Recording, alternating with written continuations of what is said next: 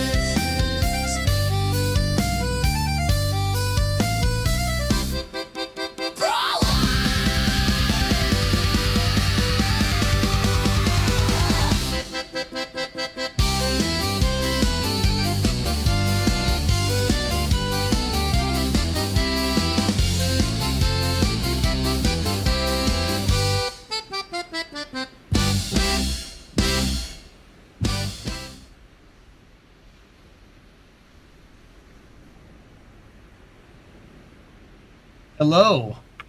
How's everybody doing? Everybody doing fine? Good, great, grand, wonderful.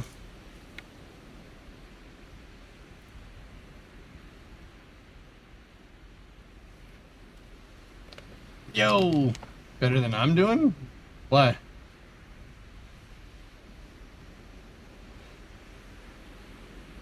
Oh, yelling on the bus. Corn. Yeah.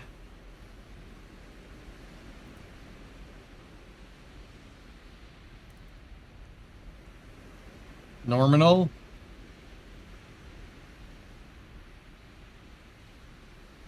The guy's running with sticks and then hitting a ball. We didn't do much of that last night.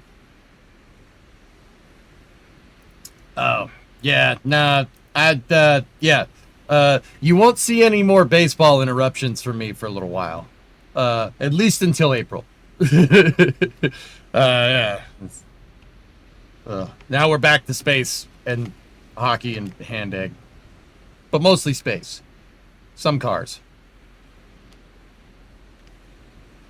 JSP, you had an amazing dream, won the lottery, went hang gliding, lobster dinner, still not as good as yesterday's min-miss mission. Jeez. I don't know, fellas. I was the baseball game. I mean, I can't even be mad. My team didn't show up, so you know. That's what happens when you don't show up in the postseason. You get well, to be candid, you get your ass beat pretty badly. Pretty bad. So, it is what it is, man.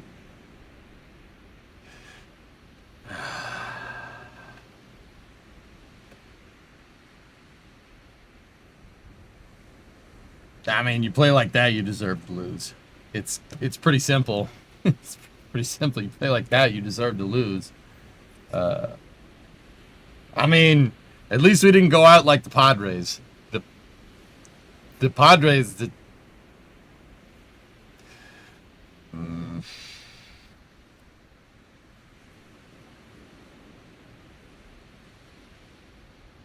How's the dog? Titan's fine. Means more time for Primo and Titan, right?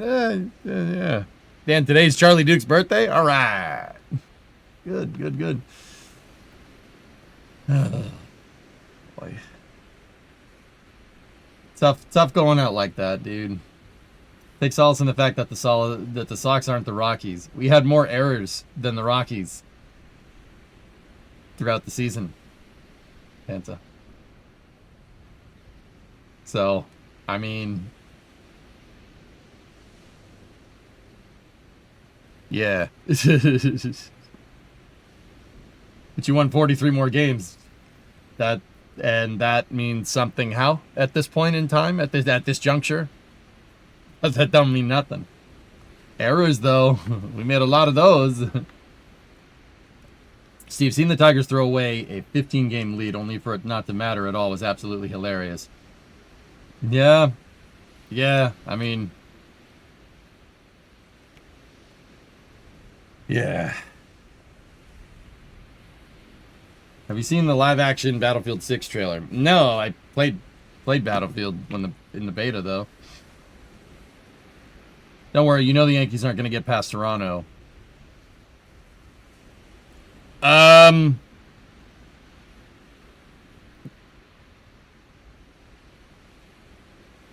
I mean, if their starting pitcher's going to pitch for 8 innings and get 12 strikeouts, they are. But I don't know, man.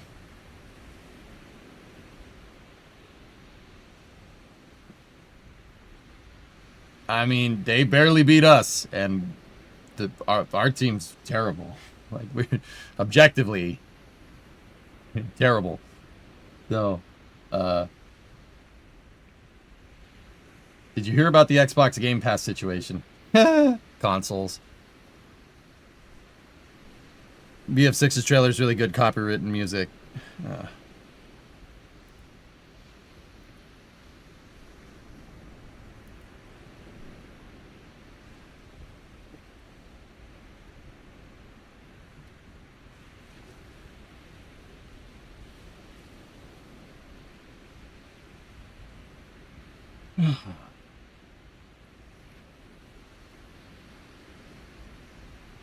Hey, all systems, what's going on? Go Cubs, go! Yeah, there you go. Yeah. I mean, I don't know, dude. I want to, dude. The Red Sox fan in me is saying the Yankees aren't gonna. They're gonna get railed by Toronto, but I don't know, man. You don't know. Winning these wild card series, especially one like with the Red Sox, which is a fierce rivalry, that tends to galvanize teams in the postseason. So I don't know. We'll wait until the weekend and we'll see how that transpires. I mean, Toronto's way better than we are, so who knows? Please check last. Just searching for understanding, not challenging your process.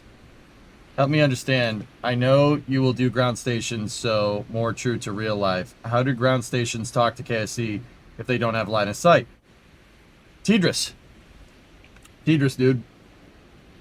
The Deep Space Network has 3 stations that are around the world. One is in California, the other one is in Australia, and one is in Spain. And Listen, Tranquility Base here. The Eagle has landed. What's the difference between Dirt and the Boston Red Sox? Nothing. They both always get swept.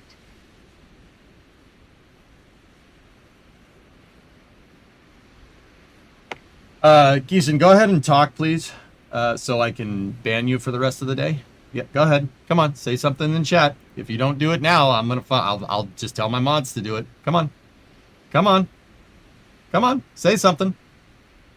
It's just gonna make it easier, so I can time you out for a little while. Come on.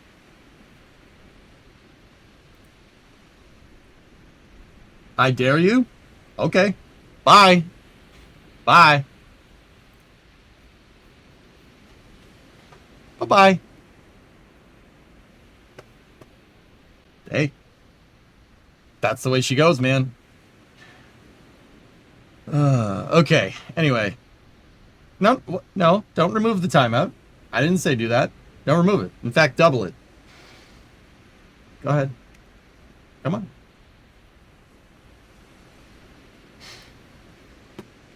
All right. Isn't the DSN connected by fiber? Yeah, I mean, you could use the lines, you can use Tidris, you can use whatever.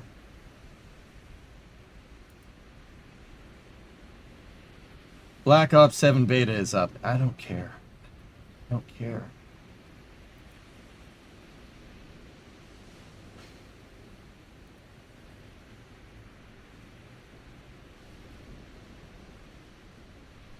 Wait a minute, we didn't even get swept. Do you even know what that means? Whatever. Enjoy your time out anyway. I'm not scared of your mods. Fine. Scared of me then. You broke through! Go and throttle up. Yeah, Rundell, what's up, man? You know what? You get the VIP of shame, too.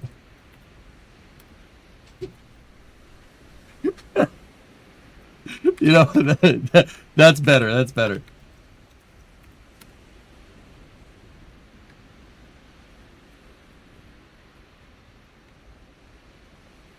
Enough of what, ARJ? I'm just messing around, dude. Relax.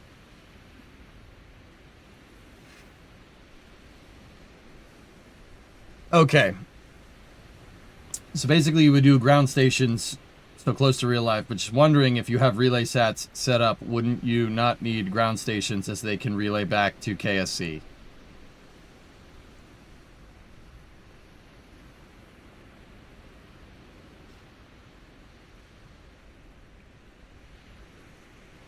My relay sats are not going to be, they're only going to be powerful enough to hand a signal over on purpose, JDG. I like setting them up that way. That's cool.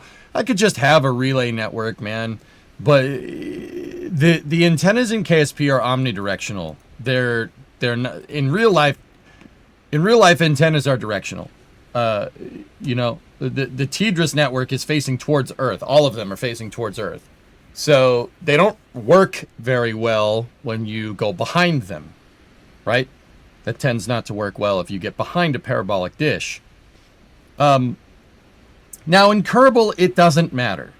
It doesn't matter at all. It really doesn't make a difference. I could put a network of 3 RA-15s up there, and we'd be good for a little while. Until we get the, what is it, the RA-100? The big antenna? You could do that way.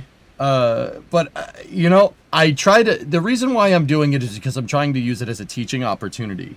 Because that's something in Kerbal that's kind of abstracted. It doesn't really matter. Your antennas don't need to be directional. They abstracted that gameplay feature. But in real life, they absolutely are. Cool beans, thanks. Like I said, not challenging what you want to do, just making sure I had understanding how the game works. Correct. Yeah, I got you, man.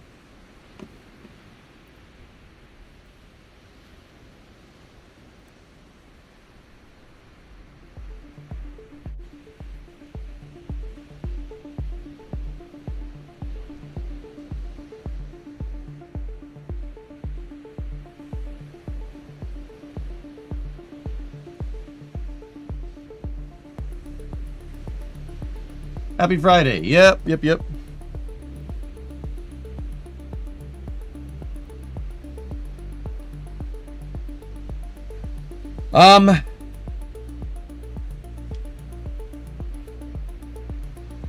All right, so fellas, there's no flame trench tonight. NSF is doing that meetup in England, and because I usually work during NSF production meetings, wasn't told, missed that one, didn't get the memo. So there's no flame trench. So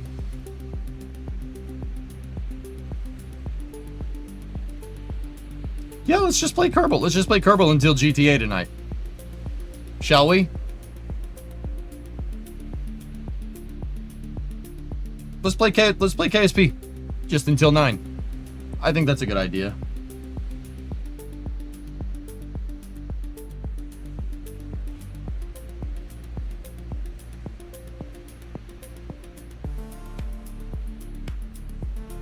Later in career mode, you're planning a moon base at the South Pole. No, Waffle. I'll plan a moon base wherever there's resources.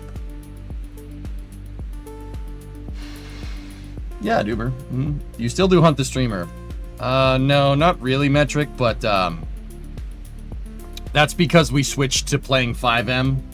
There's too many hackers in GTA Online that were just ruining it. And Rockstar bought the rights to 5M, so, you know,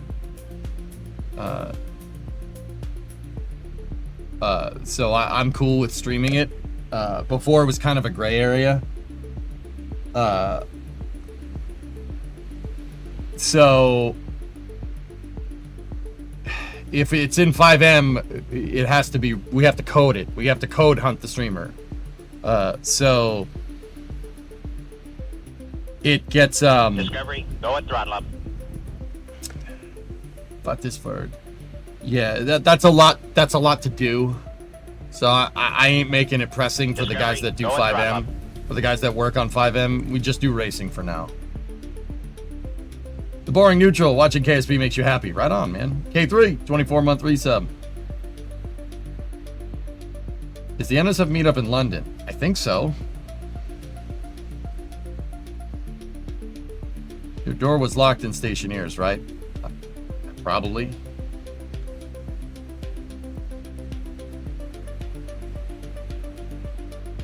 But yeah, I'm not gonna... Guys, everything that's coded, like back-end for the stream, like the Stationeers server, the Minecraft server when we did that, Nightbot, all the bots, the website, that's all done by people. That's all volunteer work. That's all done by people in their spare time. Yeah, I don't really make enough to pay folks. So, like, you know, I don't mind if people want to volunteer their time to make the stream better. I have no problem with that. It's just I'm not gonna push people to be like, oh, this 5M stuff needs to be done by October 16th. You know, like, it gets done when it gets done, dude. I already appreciate people you know, taking their time to make the stream better and stuff. Like, I really appreciate it, but I ain't gonna press it. You get it done when you feel like it. Drummer did, Phonesister.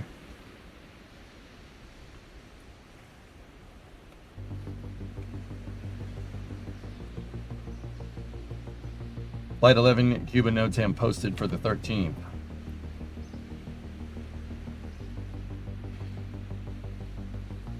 Get this notification sent. Get that crap off the screen. Okay, Monday.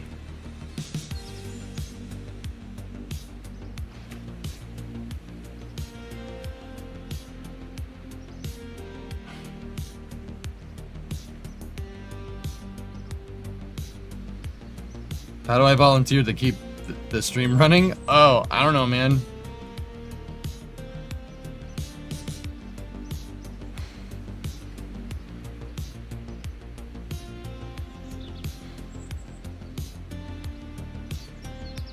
Your crew quarters is locked. Yay.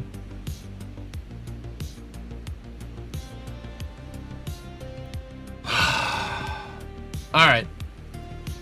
So yesterday we had, or the last part, we had an insane Minmus mission that got us, I think it was like 430 science and change. We unlocked a bunch of new science parts. We got the accelerometer, the magnetometer, a bunch of good stuff. And then we unlocked better engines. I got the Poodle engine unlocked. We can get a Bobcat. We could get the Skipper motor if we really wanted to. What mods are you running in this KSP instance? Here. In chat, dude.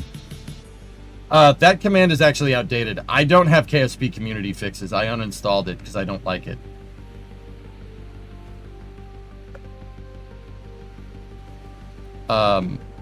So we unlocked the RA2s, the relay antennas. I got my cubic octag, which is one of my favorite parts in the game in the editor. We got the accelerometer, we got magnetometers, we got the RA15, we got the Communicatron HG55, which is a really, really powerful antenna. We got surface experiments unlocked. Yeah, we did some good stuff. And I also unlocked bigger fuel tanks. Yeah. So what I wanted to do is build relay stations today. We could build the relay network out first. I'm not really sure how I'm going to do deep space ground stations. See last. Okay. Do you think you'll stick with downrange landing on your first stage? I was never able to get a splashdown to stay in one piece. Forcing drone ship use. I think it might be fun to automate it if you're up for it. Understandable if not.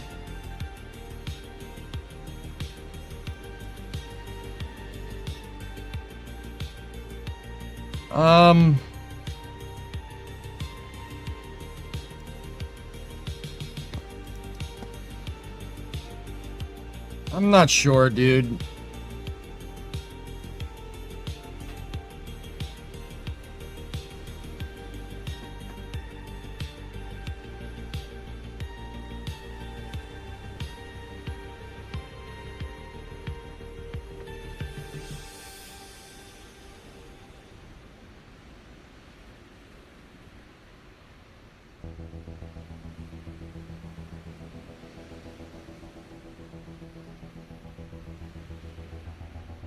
We might need to lengthen the stage, Steve, like what I had to do with Condor originally.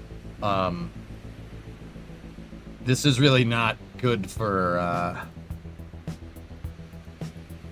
entry, to be honest with you.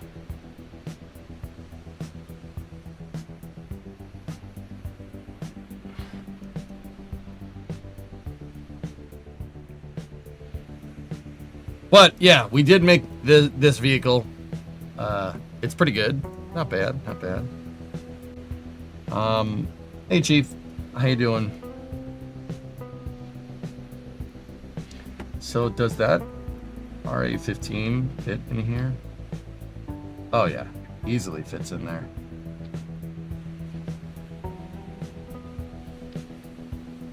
I miss some stuff if you're able to launch a rocket like this. I refactored my Octo 2 design. Still rocket vector engine as your center engine, your Falcon 9 analog. It's just the only way you can get enough performance out of that booster. Otherwise, you're running into some serious TWR issues. You can overclock the swivels, dude. You can overclock them. Probably what I'll end up doing. Get that little extra oomph of performance out of them. Now, don't get me wrong. I'm not going to have a swivel here that makes like 1,000 kilonewtons of thrust each. I mean, we could do that. You know, just give them a little bit of an extra, you know. How good, bud? How are you? I'm bumming, dude. Bumming my baseball team sucks, but it is what it is, dude. We got destroyed yesterday, objectively. Like, it was not great. But what are you gonna do, dude? What are you gonna do?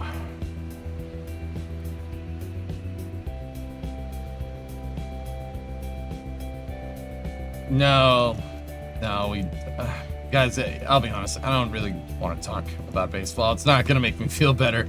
Let's talk about rockets, okay?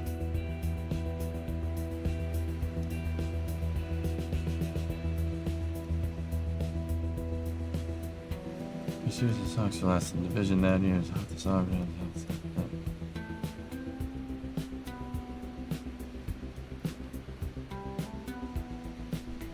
I mean, Hellfish, I don't know what game you saw. We played terribly, dude. We played like a AAA team. Like, objectively. What do you mean, sob crap? Played horrible. It's just, we made way too many mistakes. A bunch of rookie mistakes, dude. But then again, it's full of rookie teams, full of rookies, so what are you gonna do?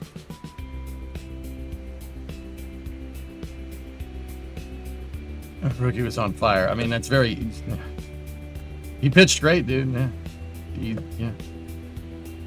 Like, I don't really know what else to say. I don't really want to talk about this no more, dudes.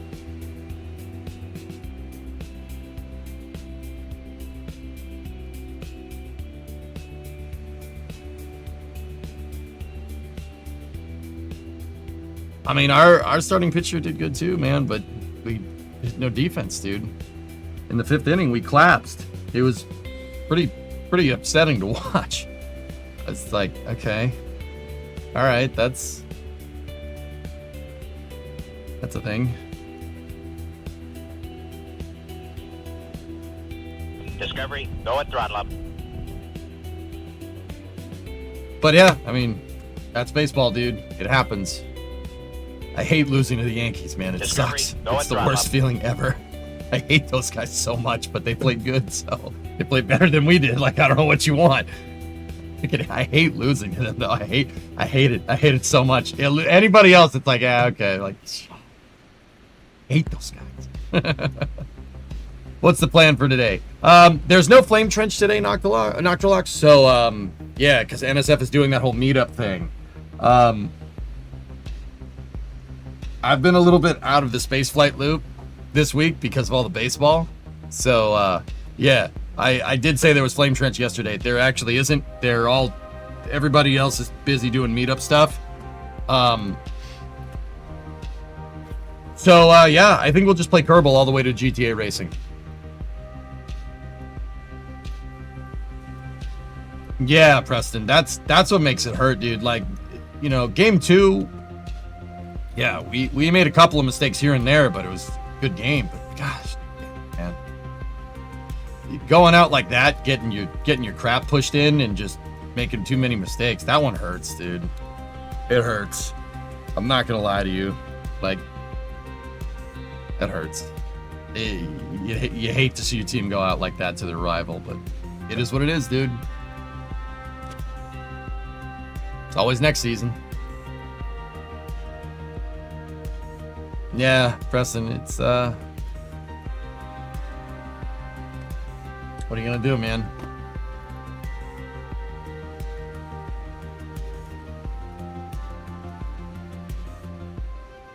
Would outside engines work like that with Terran, like what Terran R has if you stretch it?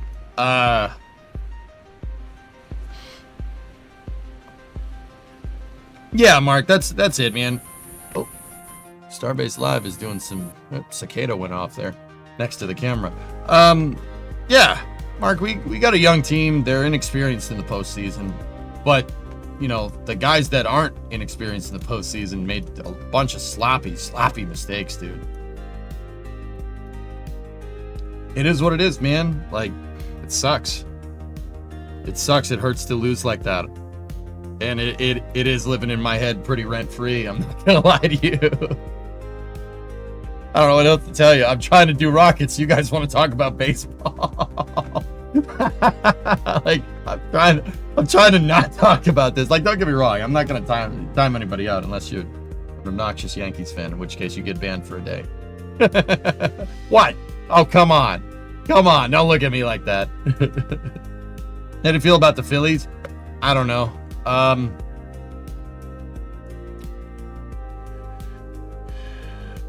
Archie, first stage seems fine. Unguided, it went engines first and was going slow enough to not even show temperature gauges. Probably downrange splashdown with parachutes now, RTLS later. Yeah, Shy, I wish you weren't playing the Dodgers.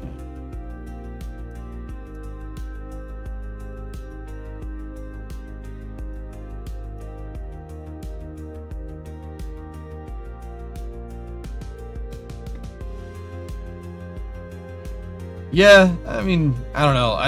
The Phillies are in the National League, so I don't really, because my team's in the AL, I don't really follow the NL teams too much, with the exception of the Dodgers, which is the National League team that I like. Not because they're like $400 million, player franchise. Their team's pretty good. The team's got a lot of good players on it. I like Dave Roberts. I like their manager because he was a Red Sox. He was on the Red Sox, the 04 World Series team. So I do like the Dodgers for that reason. But yeah, I don't know. I know the Phillies I think they're in it. Yeah, Mookie and Kike. That's a lot of the 2018 Red Sox, dude. But yeah, it is what it is. The Dodgers are really good, Shaw. Really good. They have a player from Japan named Shohei Ohtani. He is disgusting. Just disgusting. The guy is as big as me. He's like 6'4", 220, 230. The guy's a freaking moose. And he pitches and he's like a slugger. He can hit dingers and he can also pitch. He's starting game 1 against the Phillies, dude. Like, yeah, 40 Ks this year, 50 home runs. Like, the guy is disgusting. Disgusting. You considering swapping the engines to the upgraded Poodle? Nah, this system works for now, King. Let's feel this vehicle out and get some flight data with it, and then we'll go looking for upgrades. Nice, Tan. That's cool, man.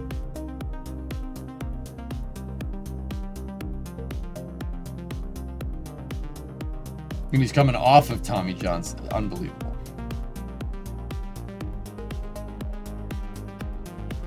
Baseball is a good sport is the end of that sentence. But yeah, no, I mean,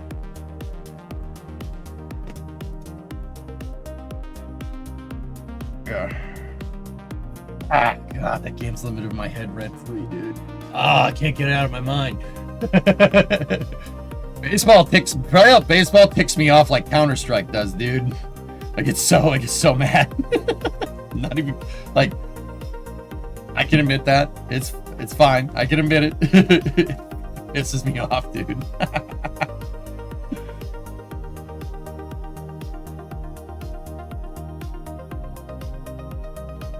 What's the Kerbal plan? Yeah, no, I know what you're doing, Octolax. I appreciate it. Let's work with this rocket for a little while. I want to work on building ComNet satellites. And I'm not 100% sure what we're going to do with the ground stations, guys.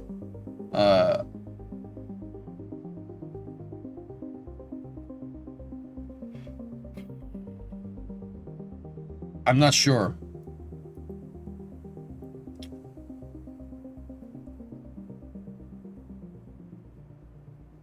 We could use the Intercontinental Ballistic Ground Tracking Station that we used in mission mode. We could modify those. Those only had RA2s on them.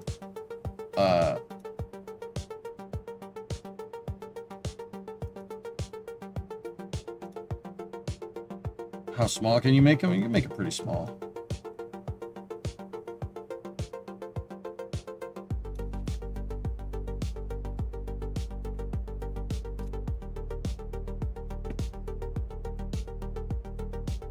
Three satellites for the relay system should be good enough, bro handy, yeah.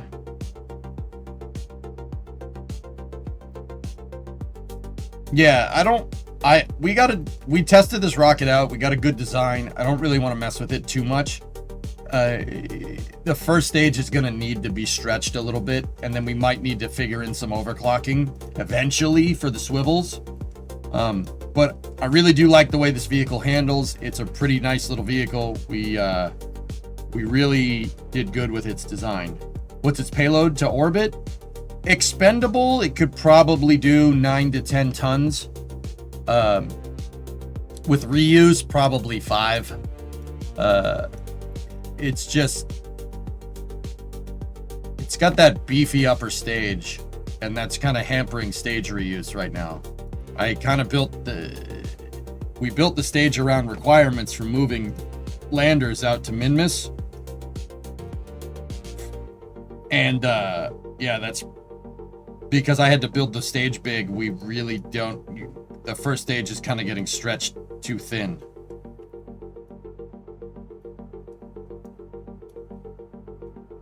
But yeah, it is a nice looking rocket. I'm actually really proud of it. I just need better flags so the flags aren't floating. I hate that so much. We need the 2.5 flag, but that's okay. And then we'll put logos on it and stuff. All right, so we had a huge day yesterday. Made some huge strides for science. I think I want to do another hopper, guys.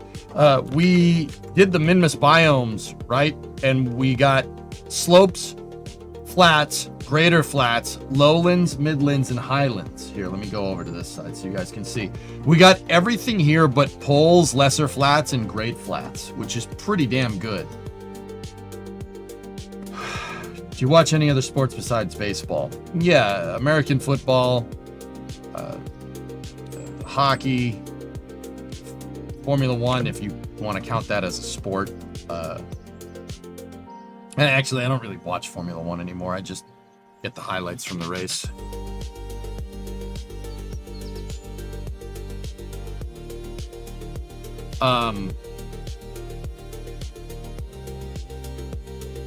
Yeah. Same mission, but to the moon with new science bits.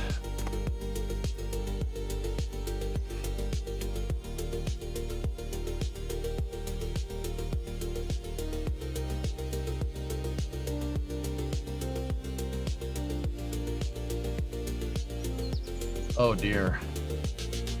Wow.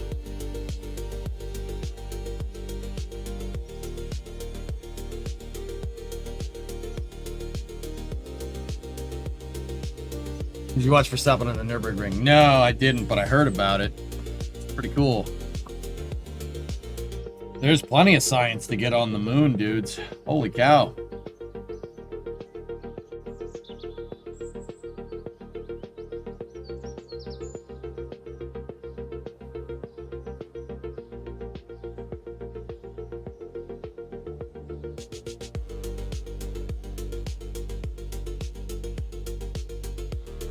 Oh, one other thing before we lock in for KSP.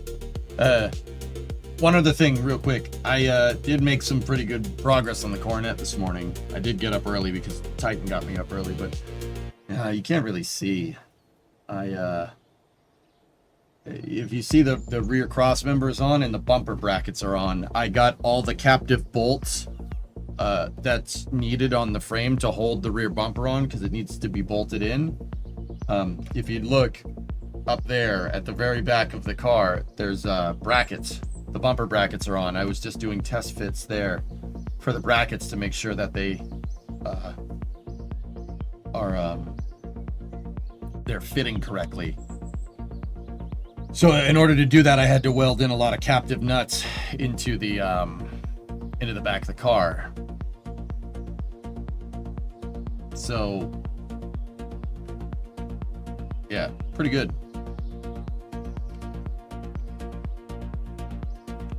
Yeah. That's a huge step in progress here. Yeah, huge step.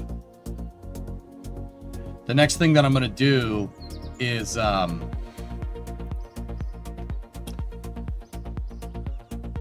going to do another fitment test with the trunk pan, but I'm going to do it with the gas tank straps working. The next thing I got to do is weld the if you look at the trunk pan up there, the very top of the trunk pan, like if you look where the pan's going up and it curves that way, there's two kind of tabs right there. I'm kind of pointing right at them. Those are where the gas tank mounts. You have to weld those in. I have them all mocked up and self-tapped in. We could probably burn them in onto the pan I just got to make sure the metal is all prepped and stuff, dudes. But, yeah, it's, this, guys, and I know what people are going to ask, like, why didn't you do any of this on stream? This is all really small, tedious stuff. I also patched up, there were some pinholes on the frame rails, spots where I missed welds and stuff. I patched those all up and ground a lot of it down. If you guys can see those rails, they're nice and smooth now. I got rid of all the pitting on the rails, and I zapped in a bunch of stuff with the welder this morning. It was just all small things. You got your new job with a rail operator finally. Nice, Ish. That's cool. Increase monoprop on the lander. Yeah, Andrew, we're gonna have to do that. That was a little bit of an issue. But I'm kind of wondering how we lost all that monopropellant in the first place. Because we did lose a lot. Discovery, go at throttle up. I think it was the bigger RCS there was really causing some problems. Yeah.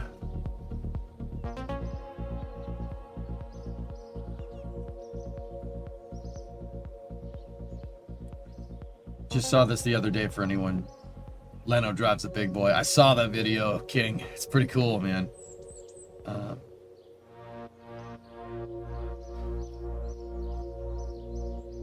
So now they're paper thin? No, they were paper thin. It was just a bunch of pinholes, dude. I zapped up most of them. But then I ran out of welding wire. I have to go get some over the weekend. Rojo, 29-month resub. Thank you. But yeah, there is progress being made. The bigger RCS drained monopropellant Archie. Yep. X-Wing Dispatch. So Hockey, you're officially invited to join us as a Seattle fan. We got one of the 2 expansion teams from the Professional Women's Hockey League.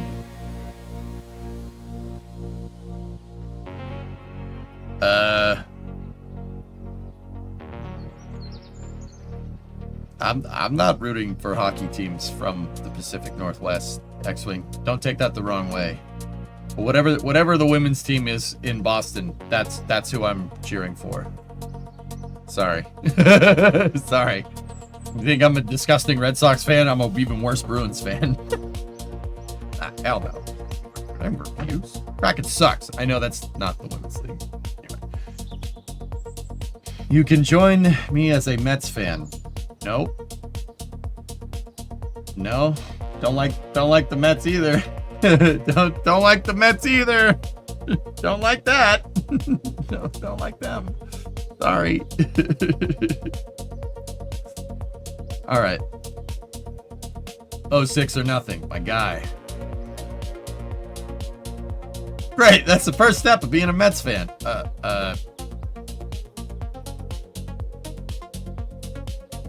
Okay. How about them Detroit teams, though? Yeah, in baseball, the Tigers, I guess, is who I'm cheering for now. Because, yeah. I guess. Scooble's good. We like him. Alright, let's see what missions we got. We have a satellite to specific orbit around the moon. 67803. I would like to probably do another Minmus mission. Do we have anything?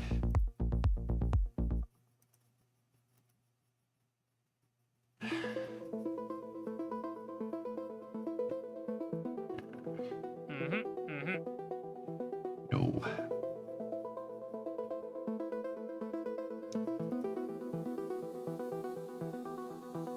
Vision satellite in an equatorial orbit. Minmus. I mean, it's a good paying mission. It doesn't really give you much science. But I might want to do the same thing again. But then again, yeah, comms networks. That's what we need to work on. All right. I have to relearn how the distance is from the antennas.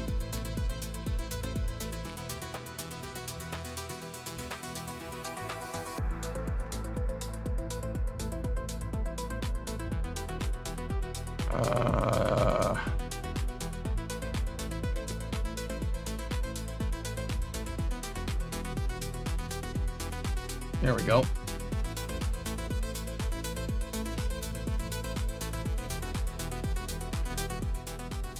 All right, let's read for a second.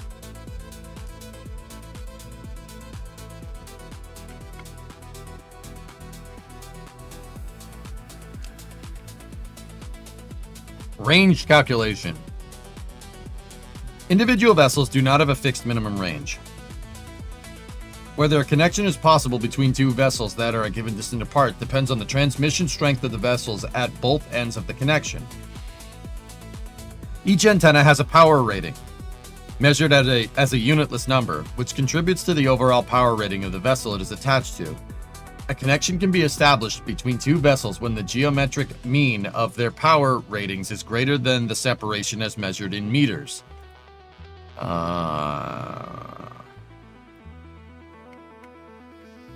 Okay. Maximum range equals the square root of vessel 1 power times vessel 2 power. Power ratings for the antenna range from 5K for the integrated antenna available in every command module to 100G for the latest dishes. Kerbin's deep space network can be treated as a vessel with a rating of 250 or 250, depending on the level of the tracking station. If, by difficulty setting, there's only one tracking station, a ship must depend on a ComNet relay manually placed around Kerbin. Here are the maximum ranges between antenna.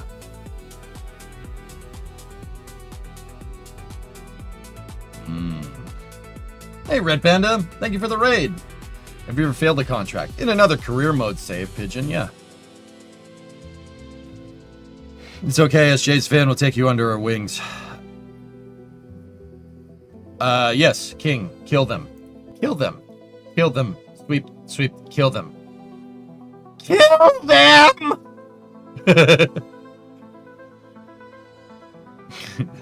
Kill them! Sorry. All right, let's go back to. Sorry. In Minecraft, you figure it. Yeah. Yes.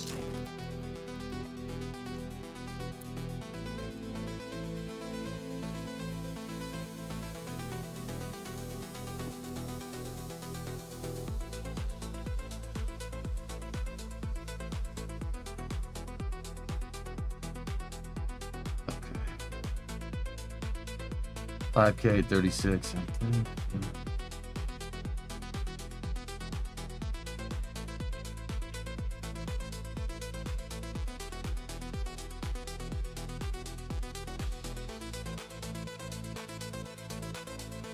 What's fellas? Okay, stupid question. My brain's still in baseball mode. What's MM and GM?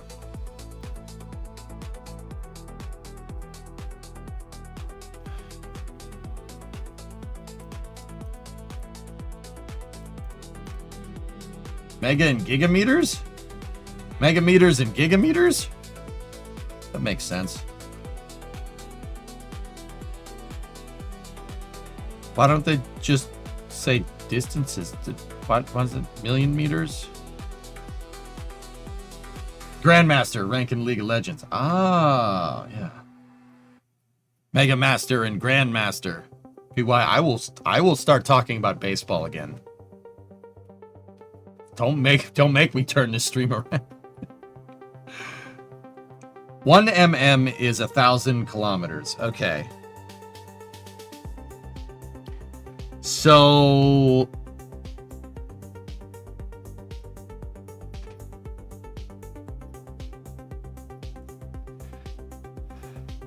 giga is 1 million. Okay.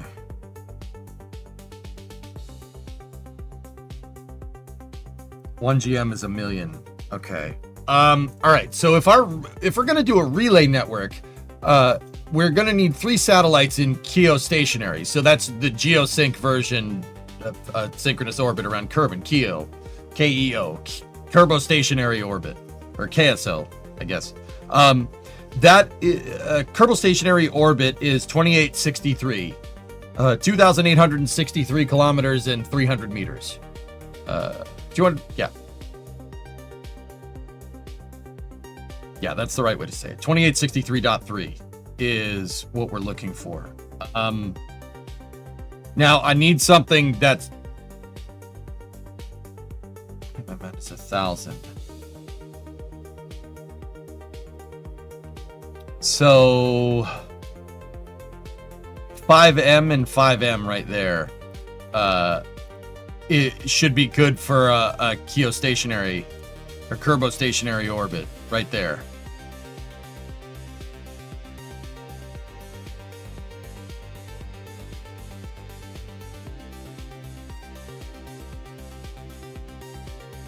I'm going back to hunting. I can't even get a moon mission done today. I'm that bad. Yeah. Do you need geostationary or is geosync? Geosync is fine. Yeah. I'm talking equatorial, 2863, 3 satellites positioned with the proper solar panels, etc., etc. That should be just fine.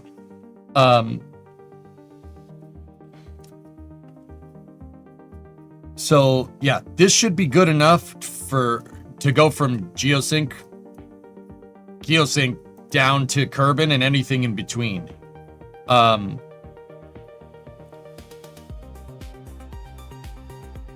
I can launch it. I can do it with a single launch, Hellfish. Yeah, we'll be able to do it with a single launch. I'm not worried about that.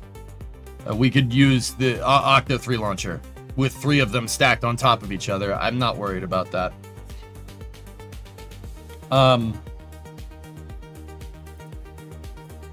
Let's go over here.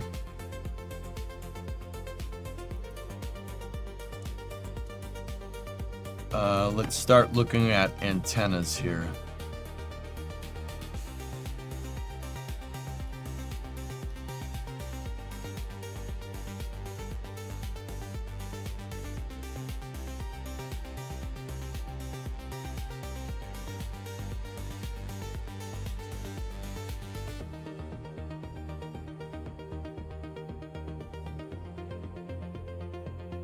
Yeah. So some HG5s.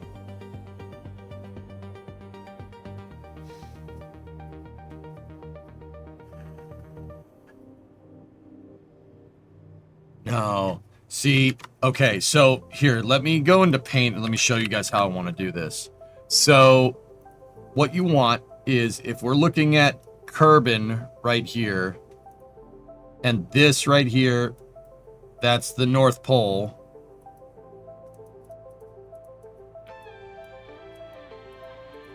So we're looking kind of down. I want my satellites to be out here. And let's say that that's geo. So this right here, 2,863.3.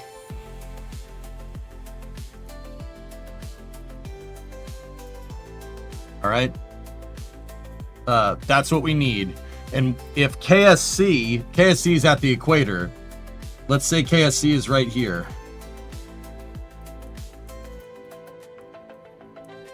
What you ideally want to do with your satellites is have one floating above KSC, right?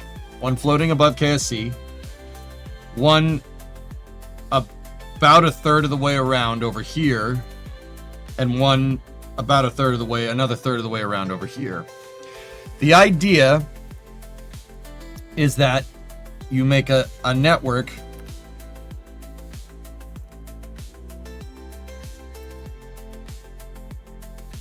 right that's triangulated around Kerbin, so KSC can communicate with anything that's inside of the blue circle, right? That's the whole point. Now 5M, now we wanted HG5 relay satellites here, right? But those are good for 5,000 kilometers. Now that's great. That's great if you're going from here to here, but this distance here is definitely more than 5,000 kilometers, right? It's definitely more. So we're gonna need to step up the antennas for our relay network. I remember I had this problem last time. I had this problem because I made my relays out of HG5s and we lost power on payloads in my last career mode save. All right, so we're going to need to go with something a step up from that. So I'm thinking a 2G. 2G antennas should be good enough for what we're trying to do. Or launch 5 instead of 3. Yeah. Any communication satellites in polar. If in Russia they don't use polar orbits, they use lightning orbits, Molina orbits for communication. Not for us though, we don't do that. Well, I don't know that for sure. But you get the idea. So making them out of RA2s are probably a good idea.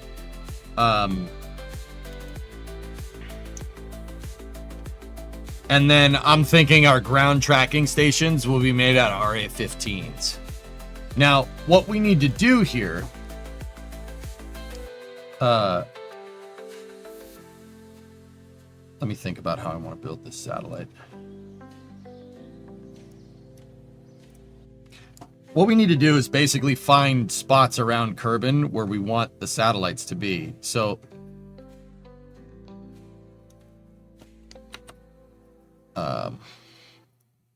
ideally you want to go about a third of the way. So over here somewhere.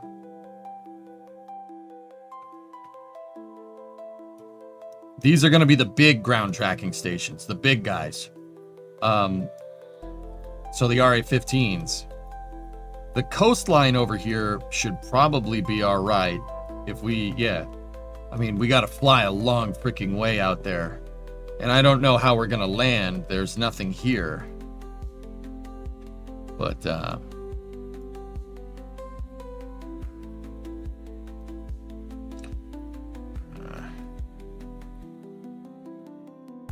I do remember I placed one like right here or something. Here, let's time warp a little bit. Now, for the backside, because for the backside of our ground tracking stations, we need something over here.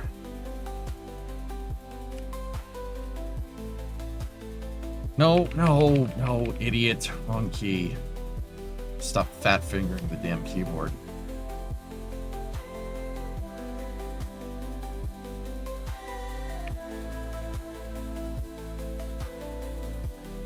What's the island that we use the K90? You should grab a flat world map of Kerbin and use paint to find. Oh, yeah.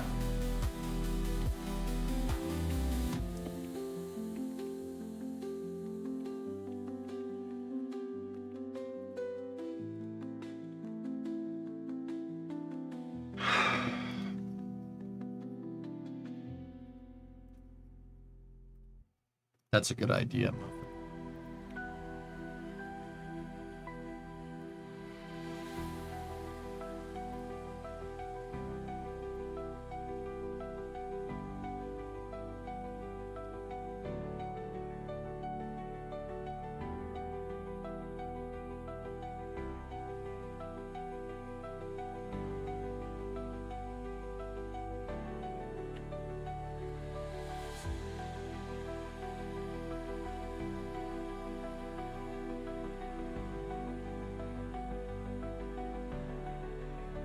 So KSC is right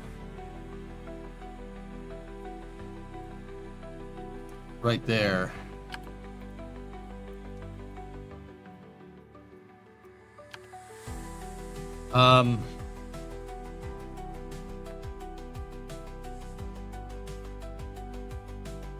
So give or take, if we cut this up into thirds,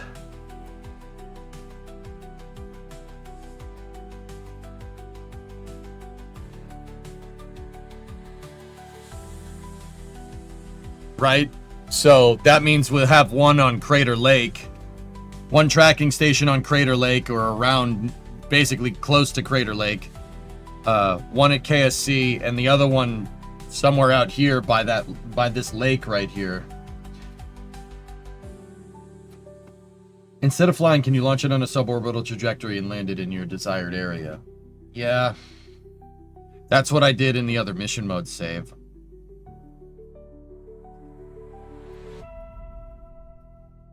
So, okay, we're looking somewhere around Crater Lake. It would be cool if it was on the island on Crater Lake, but that's probably not going to happen.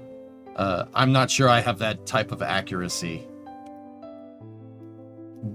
with something that's, you know.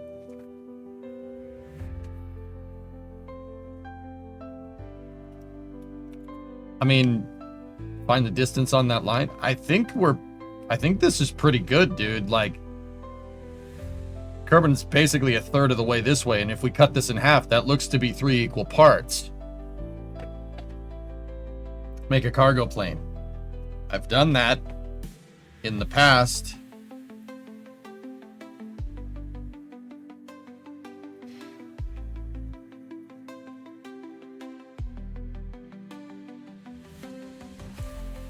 Why do you need ground stations? ComNet is not enough? Oh no, it's...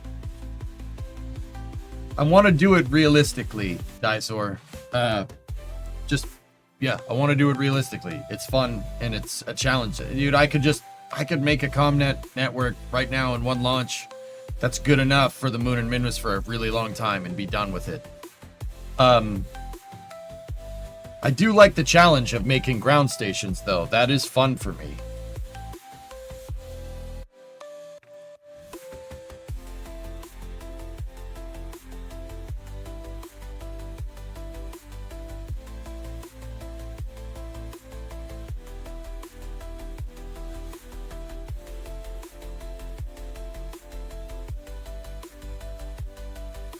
Oh, yeah, it's telling you the resolution. So 1800 divided by 3.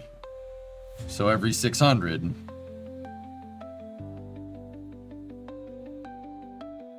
Yeah, that's actually... I actually eyeballed that pretty good, man. Yeah, the edge of the map would be the third line, dude. Yeah, it's just kind of coincidence that it split it like this.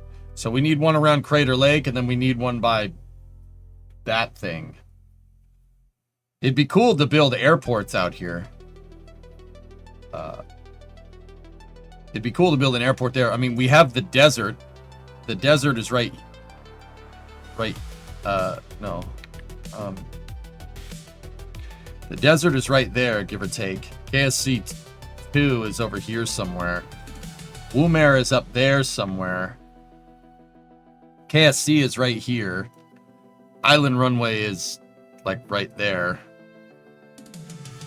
It would be cool to find a relatively flat area and build out an airport with Kerbal constructs. Can you build structures? Yes. Yes, I can, with Kerbal constructs. It's a mod that allows you to plop down buildings and stuff. And you can see I used it in a previous save. I used it to build this launch pad over here. It doesn't do anything. They're just flat. But you can also use it to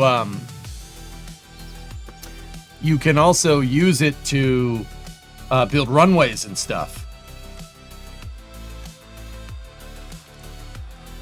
That's what I would like to do. That would make this a lot easier, because then I wouldn't have to build something ridiculous like the K90, and we could just pull our cargo planes from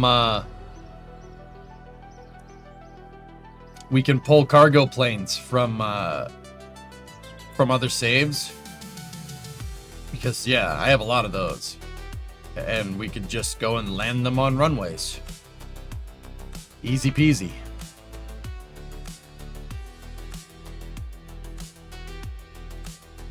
Does Kerbal Constructs communication building, is that functional? I don't know. Here, let's go to the main menu real quick.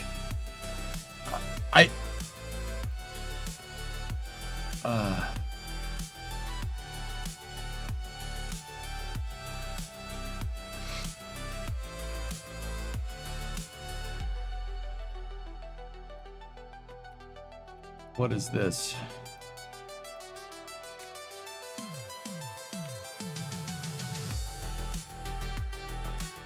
Oh, these are all the tracking stations. If we go into... Oh, no.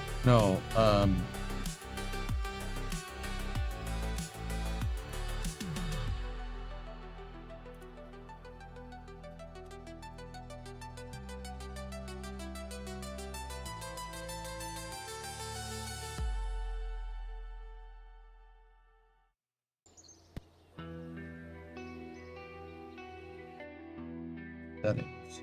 Difficulty settings. Constructs. Enable ComNet ground stations. Open bases only when landed. Yeah.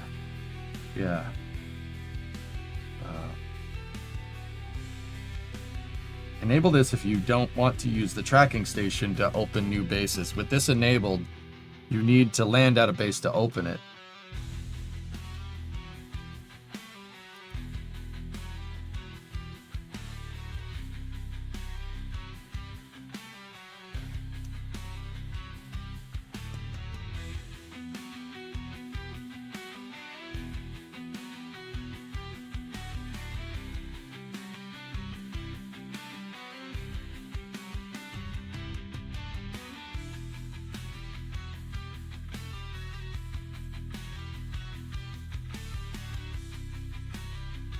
Well, that's what I'm thinking, Muffin. That would be cool.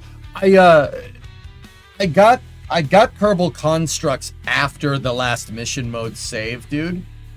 So I never really figured out how to integrate it with mission mode correctly. We might, dude, that would be a good time to do it. What we could do, because if I'm reading about Kerbal Constructs correctly, I can just go place down runways. We could place runways down where we need them, and then just fly the tracking stations there. I'm not... Dude, is there any documentation about Kerbal Constructs?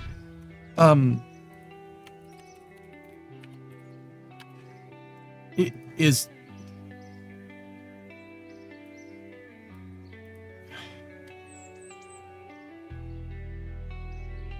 Okay, here it is.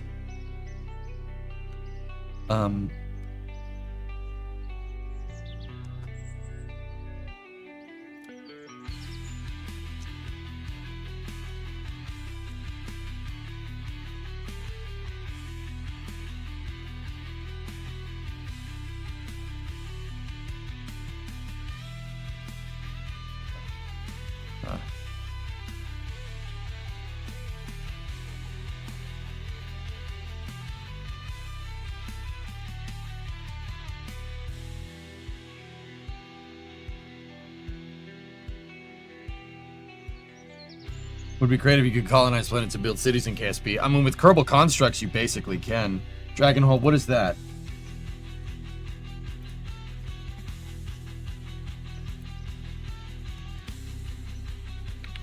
Yeah, Kerbal Constructs is... I like this mod a lot. Start showing it at 14 minutes, huh? Alright, let's listen to this. This is Kataboss Games. I'm gonna shut the music just for a moment. Base, because it has to use assets from other mods. For some reason, it can't use the in-game assets. So if you have Kerbonside installed, you can use all of the assets to build a base that Kerbonside has.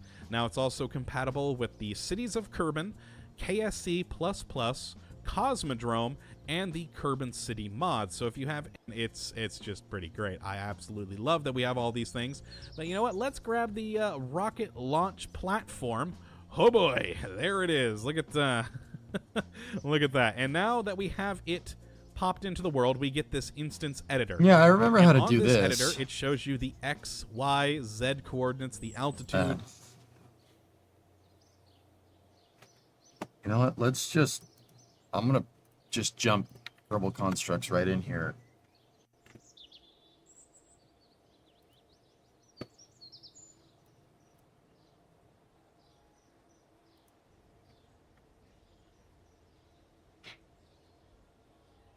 There's no sound.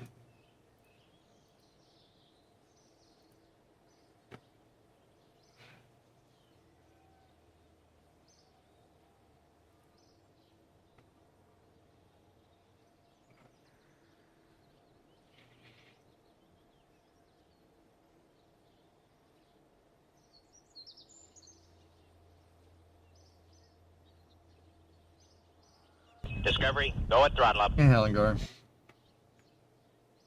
No, Hellingar, I don't need to pop into voice or anything, dude. I'm really looking, so, with constructs, can you, why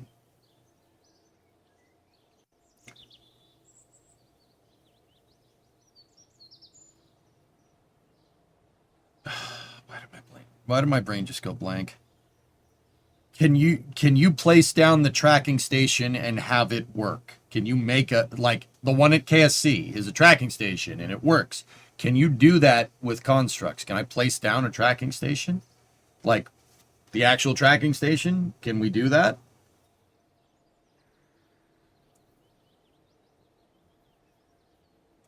Because how cool would that be if we place down a tracking station and have it cost the same amount that it costs to upgrade the one at KSC, right? Yes, anytime you place a static from the instance menu, there's a facility drop-down in placement menu. You can pick from there and configure tracking stations. Kerbal Construct's tracking stations sometimes work, but a lot of the time they don't work. Really? Riakar. Why would you say that? Oh, okay. You can place runways, but you have to have someone there first to be able to. Yeah, Alien, that'd be cool, man. Are you doing a Kerbal Constructs colony? No, not necessarily MGB. Hi, by the way.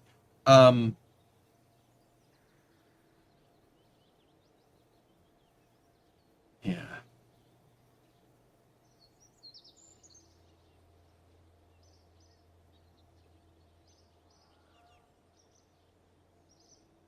I was thinking just placing the ground tracking stations. That would be kind of cool.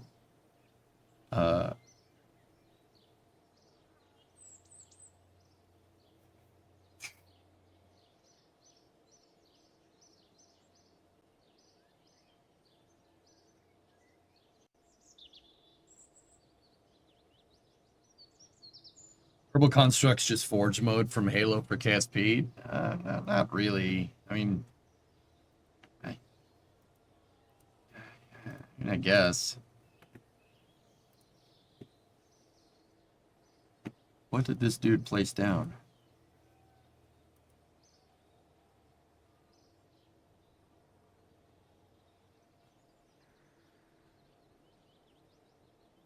Terrain block? Oh, that's actually super cool.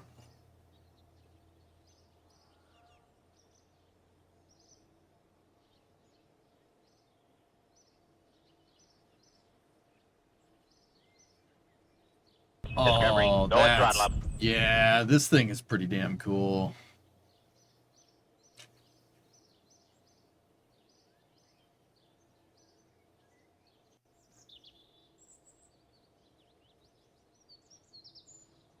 This is Kerbal Constructs. It's the thing that I use to make the extra...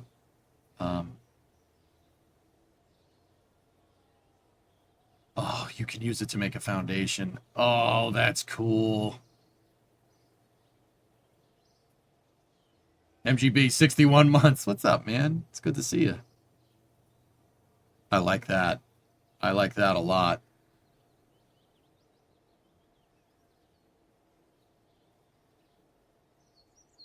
Yeah, dude. Even that right there would be so useful for a moon base or a min-miss base or what.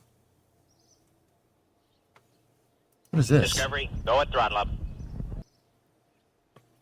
OSS has got to be a mod, right?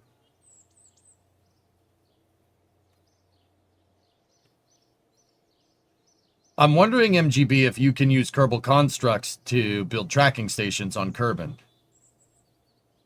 You can apply a decal that will flatten terrain, too. Okay.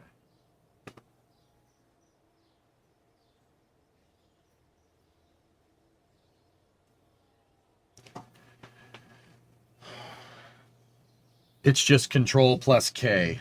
Yeah, okay. Okay. Oh, that's so legit, dude. What's OSS NTR? Lots of stock alike, really well made.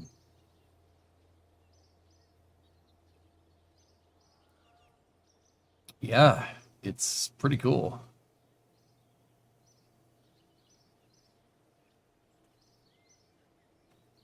So that the dish is moving. Is that thing actually tracking? Hold on.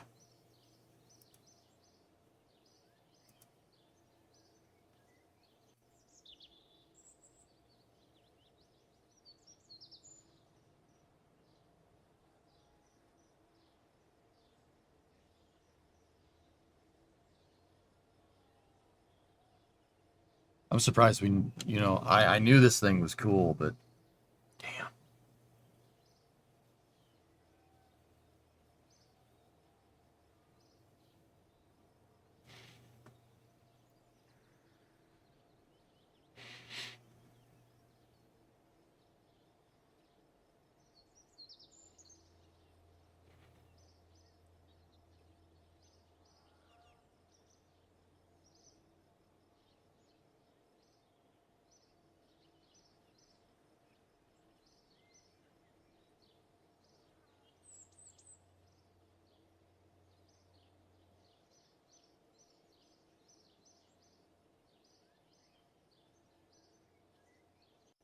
Okay.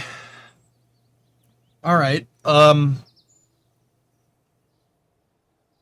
thinking you could just go there and build if you're not using the Kerbal Colonies mod. Please God, my heart's palpitating. I don't think. I mean, you could use it to build a moon base and stuff, but I just wanted to use it to build tracking stations. I mean, we ended up using it to build other launch complexes over here,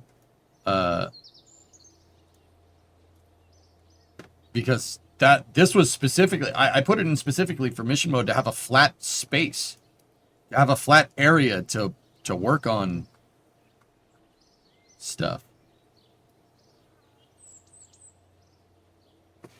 OSS NTR.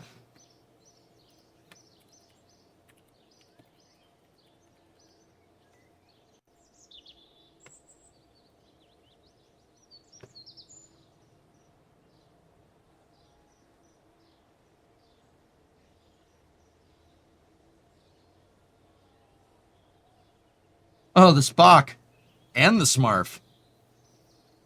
Huh. Those are ITL Causeway buildings. This is the building that ULA is using to build Vulcan in. Solid rocket motor assembly facility.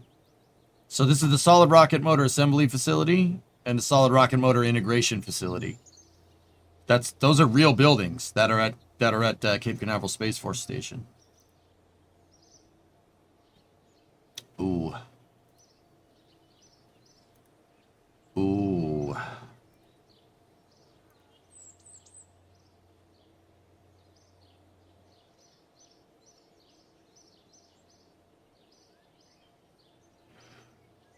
Oh. Dude, I'll build frigging cities around Kerbal with this.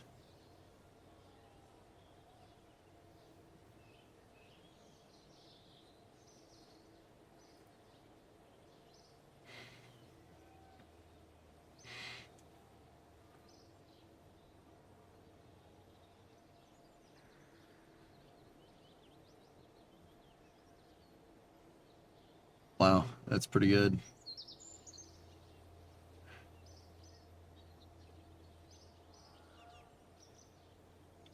I mean, once again, fellas, I don't just want to be able to place down all this crap just willy-nilly, you know? But I do like those hangars. Those hangars, that stuff's super useful. Since you have a 3D art background, you could make statics for Kerbal constructs if desired. Are there any other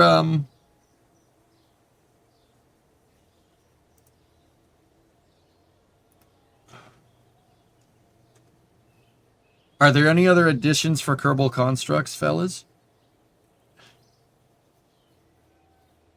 I'm dying, bro. I need it, bro. Anybody else's fingers hurt? Curb Inside Remastered is another one. Okay.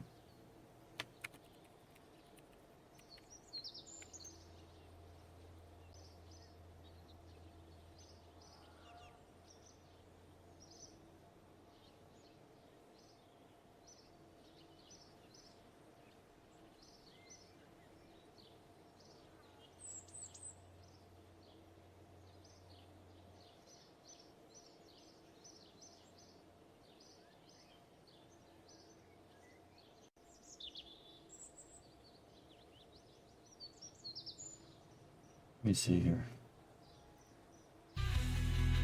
Turn the music back on.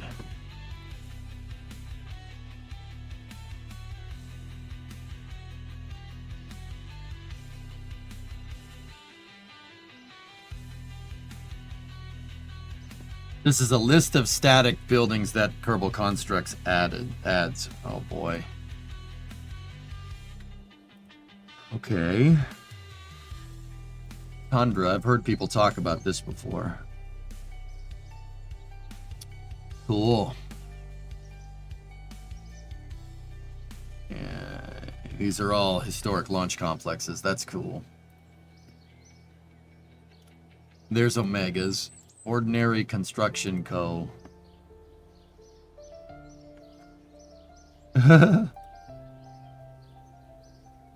Aurora Space Center. What's that about?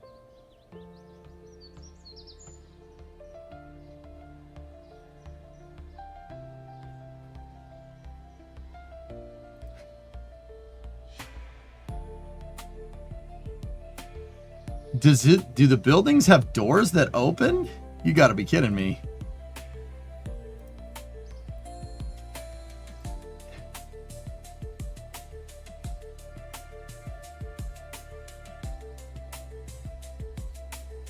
Oh, that's tempting. That's cool.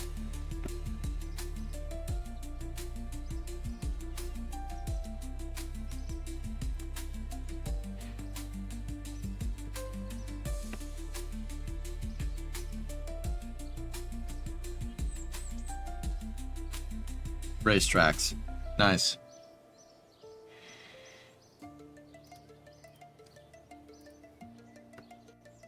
Play Trackmania in Kerbal.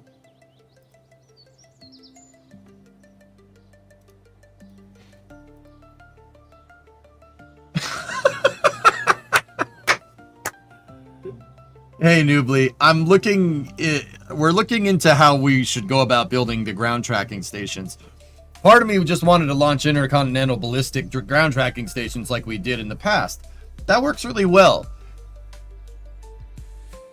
But it would be cool to fly around in Kerbal, right? It would be cool to fly around in Kerbal and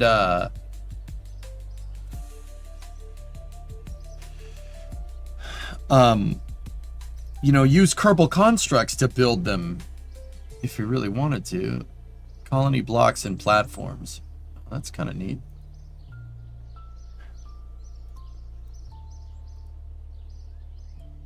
This is Space Dock. KSC Extended. What is that about? Cool. That's pretty neat. Fellas, is there... okay, this is going to sound really stupid. Is there a mod here that's just roads? Like you could place roads? Or do you have to use crawlerways? Jeez.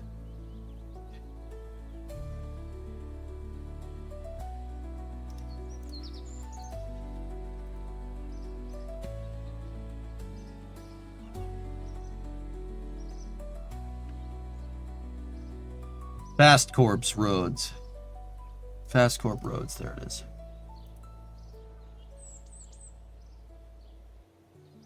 If you want flat space to build without using 1,000 statics or scaling a big flat block, you have map decals to deform the terrain. Yeah. Okay. Yeah. Curb-Inside Core, as well as Curb-Inside Remastered.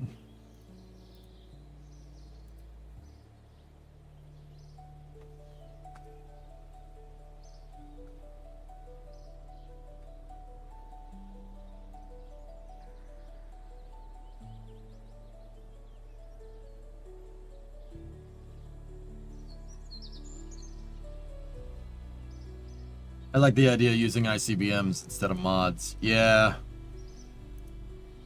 This is cool, though. What I would really like to do is use it to build airports around KS... Around KS... The Kerbin. Around Kerbin.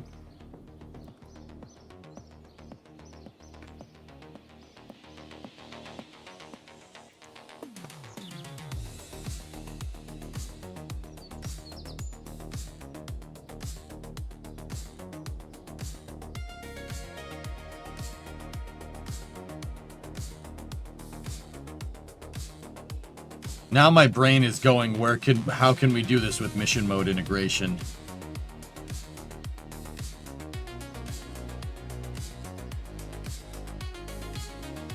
Oh, man.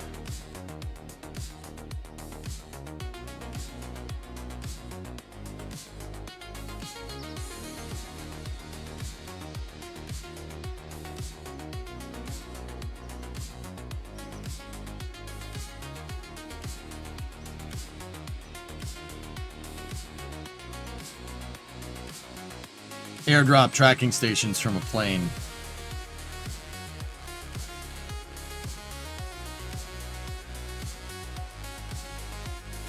Keep career mostly stock save that it is.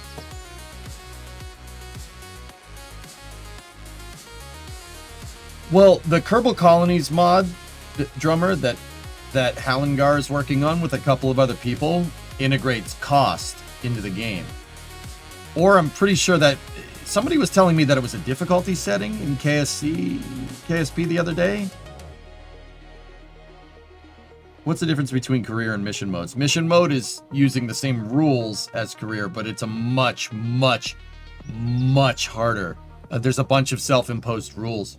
EJSA.space, Nickpaw, my website, has the mission mode rules all laid out. There's some really hardcore freaking rules that make the game insanely difficult, to the point where if I tried to go back into it cold turkey, we would have lost. I would have failed. You can fail in mission mode. It's very easy to fail miserably, and basically my mission mode rules say that if you go below a certain monetary value, like if you go into the negative too far, save ends. You can fail. You can absolutely fail. It's very easy to fail.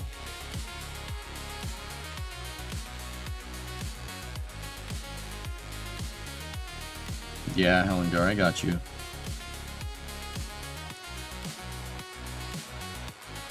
Yeah, Muffin, I'm down with that idea. It would be cool to do in a mission mode save, Kerbal Exploration, with constructs, right? Because you'd slowly have to build out. You wouldn't be able to just go to the other side of the map, because you're not going to have a plane initially, right? That gets you out there. Oh. Ow. Okay. In the meantime, guys, we can do... In the meantime, what I think we should do is the...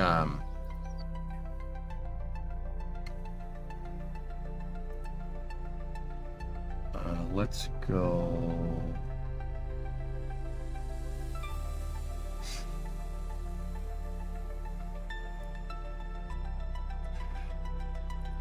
Engineering mode. The engineering mode save, if we load up from there, should have Imahara with the Intercontinental Ballistic Ground Tracking Station.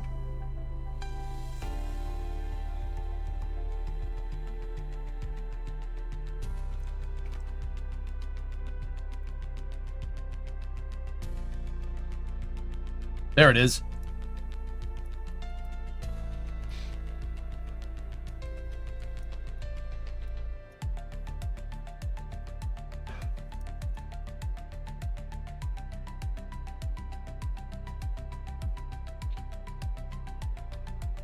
I need this.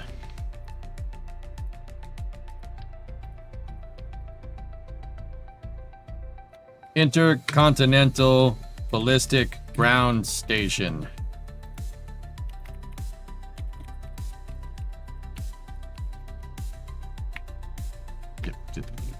For placing tracking stations. Ballistically.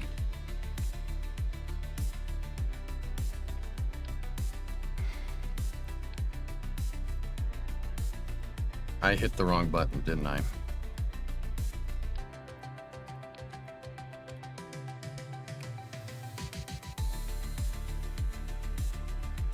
Thing that does the thing.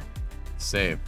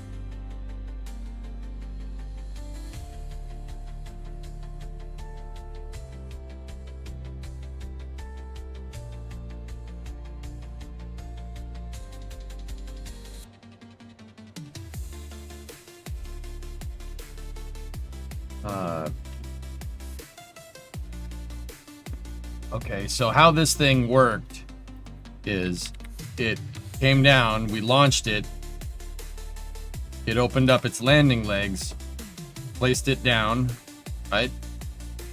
And then you had your ground tracking. But there is some parts that we don't have unlocked.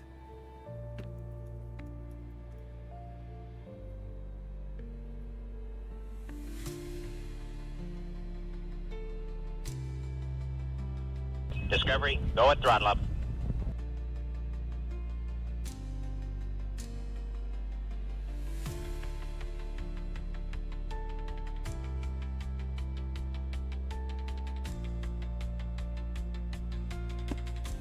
We don't have its chassis unlocked.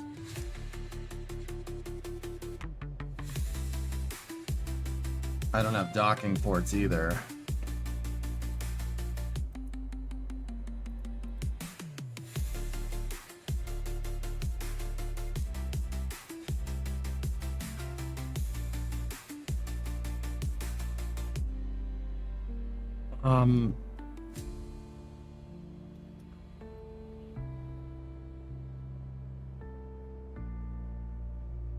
Can we do something more like Starlink, just higher up, just enough that we can just bounce off satellites enough times to circle the planet? We could. Okay.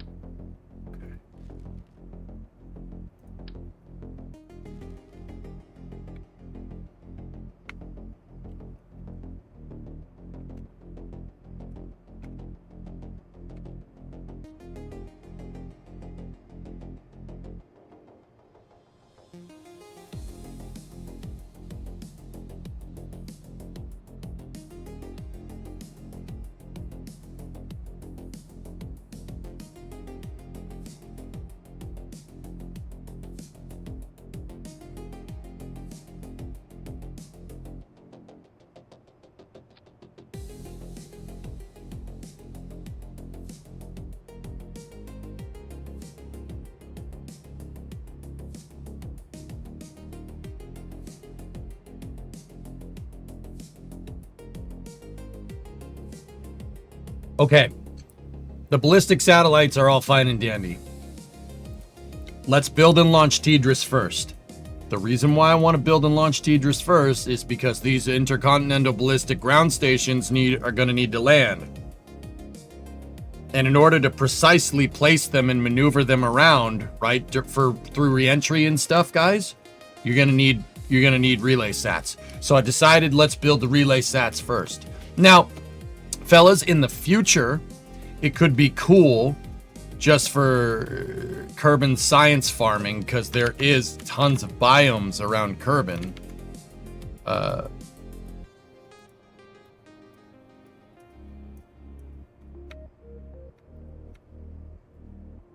You know, it would be cool to, you know, for science farming to go, like, because we need a ground tracking station, like, right here, right? It'd be cool to have an airport out there. That would be pretty sweet. And then we could, there's all different types of biomes up there.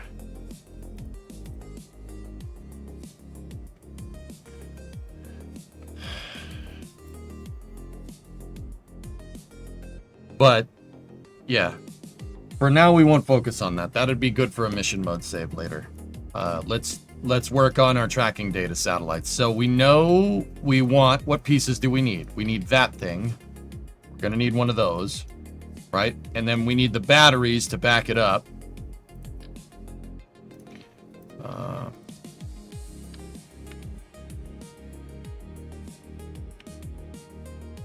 Right, we can use our avionics package from the rockets. We're also going to need solar panels to back this up, like that. And then we're going to need some propulsion. Yeah, we never really want these things to run out of batteries, dudes. We're going to need some propulsion for these things to get out there. That should be more than enough.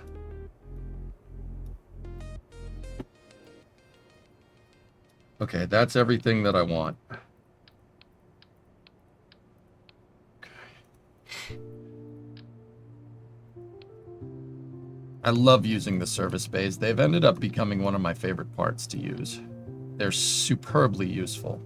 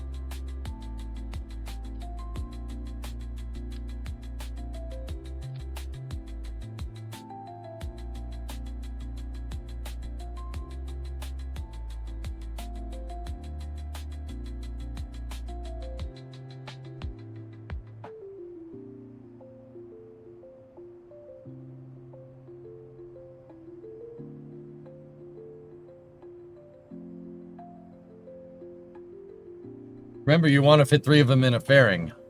Oh.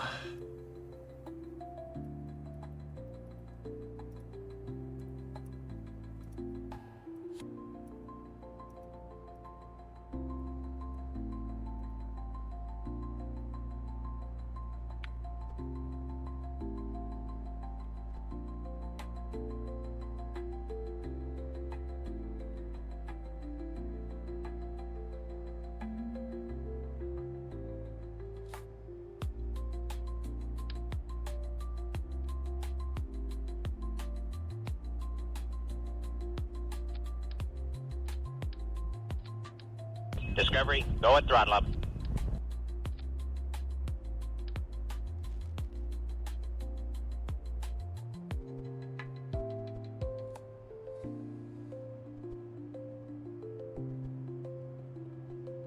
Harley Platypus. What's going on?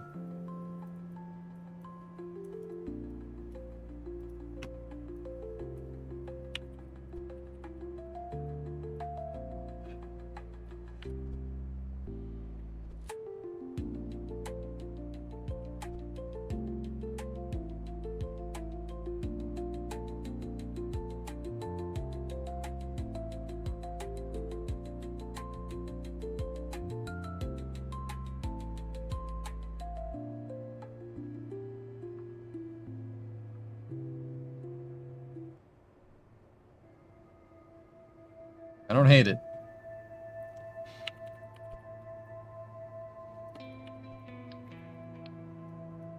Oh, this is space. I'm in space.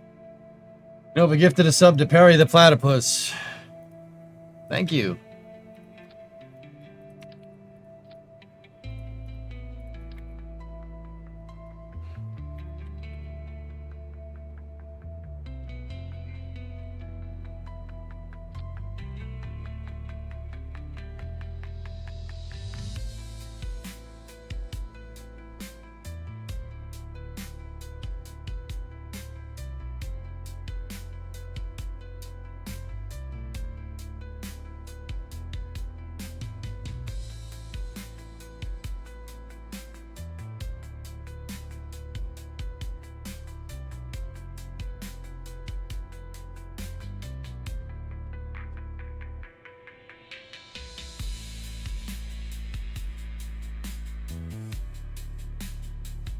Isn't bad.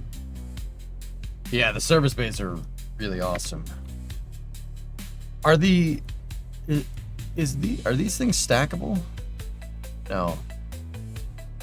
No, they're not. Okay.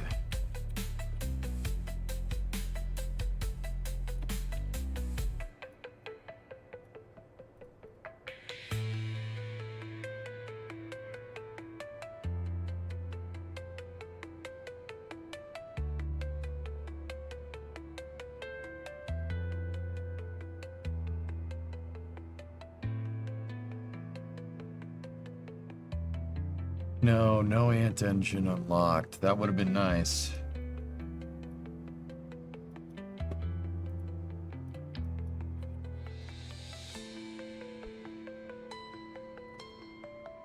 We're really getting into just using a single monoprop thruster, right? Also, wheel authority out of that. We're not doing that nonsense. You think they're stackable? Well, it's not giving me a stackable option there.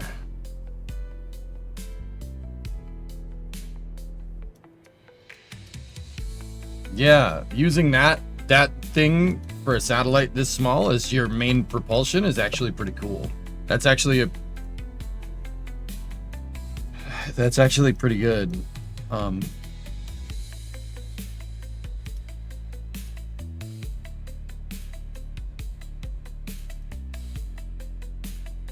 Stacking capacity is right there, dudes.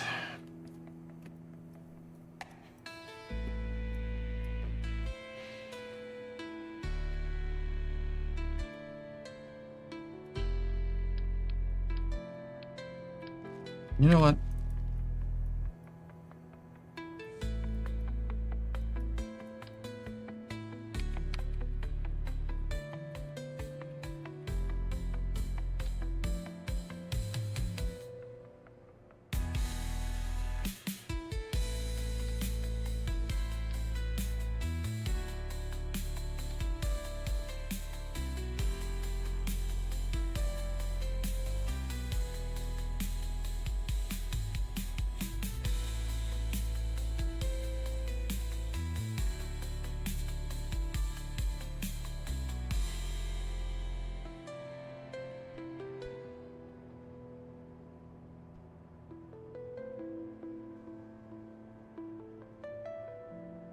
It could be simpler this way.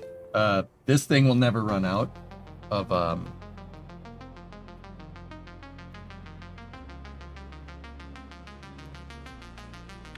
Actually, we could do this like old spy satellite style.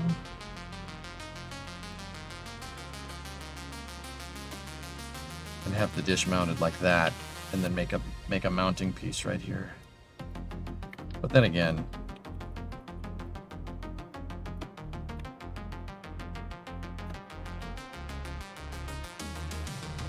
admit it, you relate to the Lego spaceship! Spaceship! Spaceship! Yeah, the spaceship guy? Yeah, of course.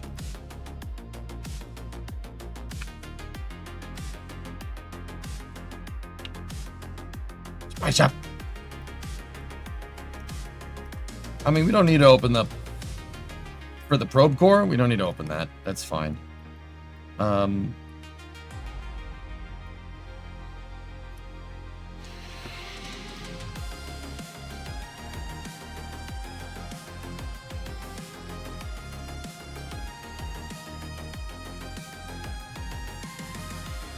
Do you have an engine that only takes electricity? The electric propulsion? No, we don't have that.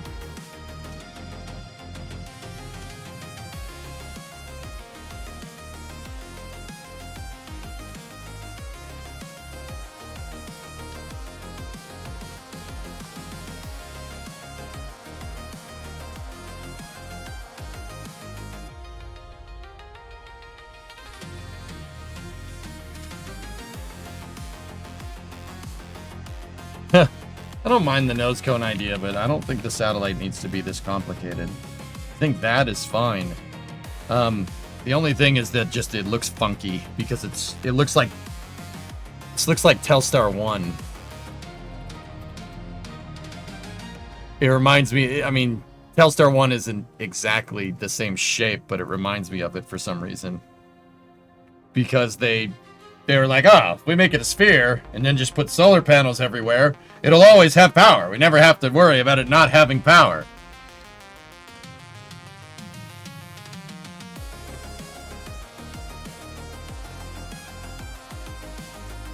Egg.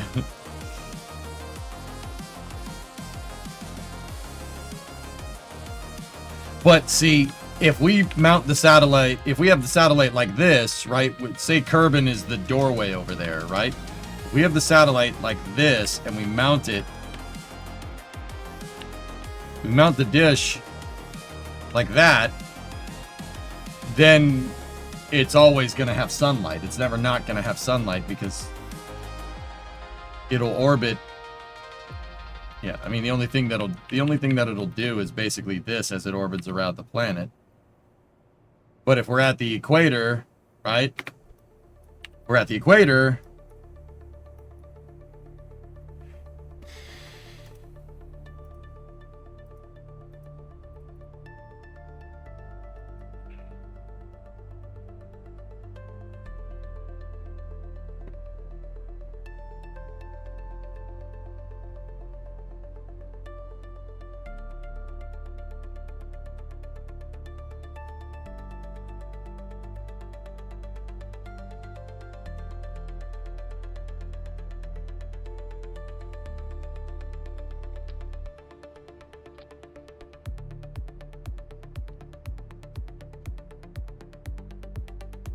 He needs RCS if you're keeping the wheel authority off.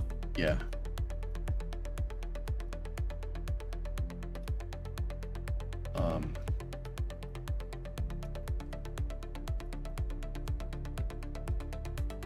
Put the dish on a hinge. There's really no point in doing that, guys.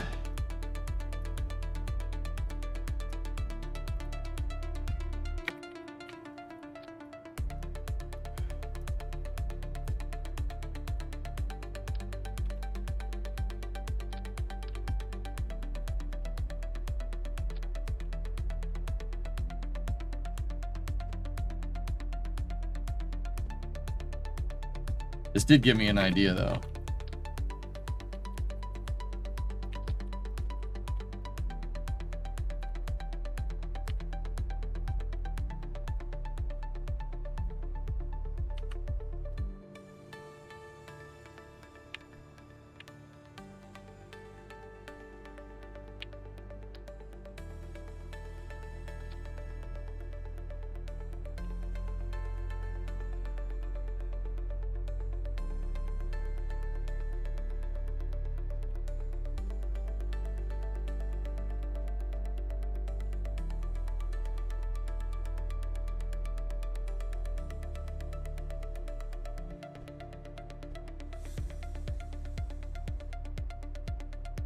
If we put the solar panels all the way around it like this, right?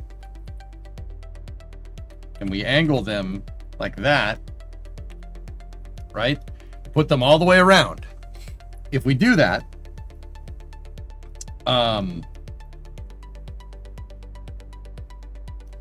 then yeah, the sat's always going to have power. And again, probably don't need, probably get away with doing it just like this.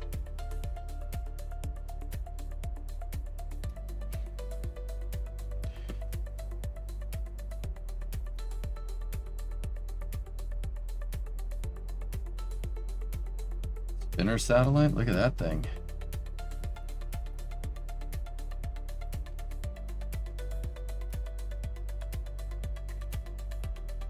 Ugh.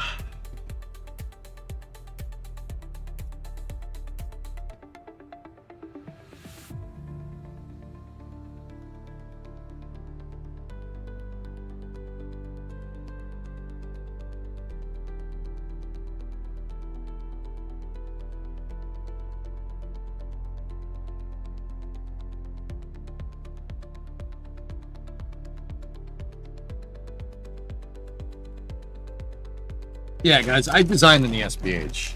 I am not worried about exceeding part count or anything.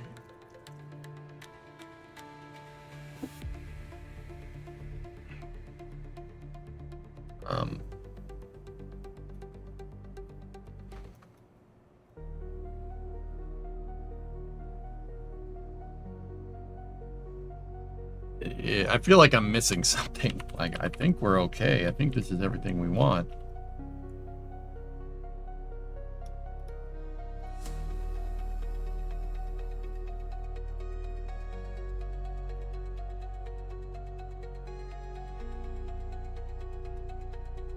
Oh, RCS. I need more reaction control, obviously. Idiot. No, it's too big of a thruster block.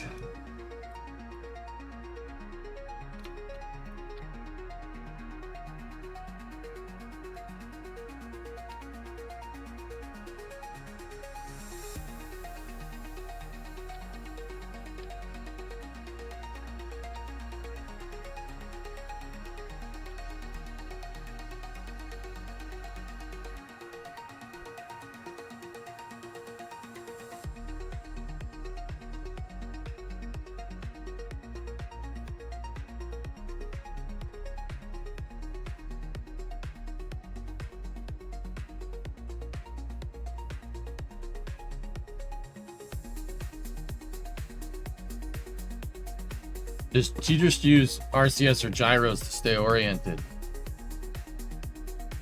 Gyros. It's got to be gyros. Because they've been up there for a really long time, dude. Discovery, go at throttle up. It's got to be. They must have them.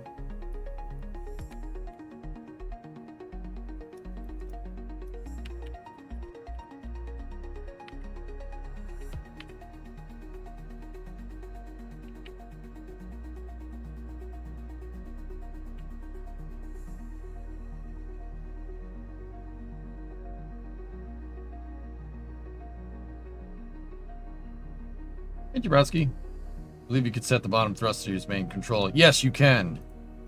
You can 4x throttle. I'm not doing that, though. I don't want to do that.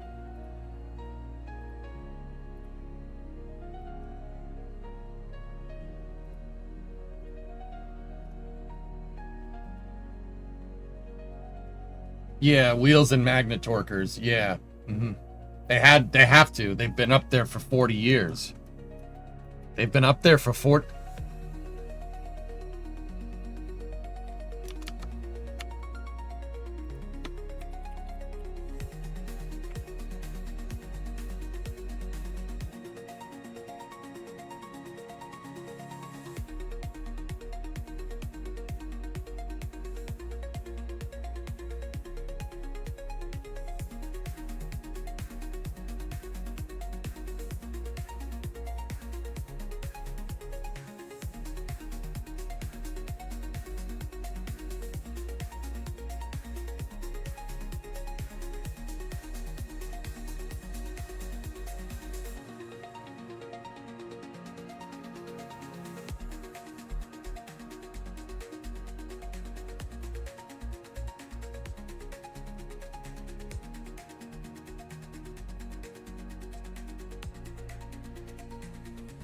So what's the oldest one that's active? The Tidris F has been, or Tidris 6 has been up there since 1993. Okay, it's only 30 years, guys. It's only 30 years. We're good. We're good. We're good. Okay. We're fine. Tidris 3 and Tidris 5 are in storage.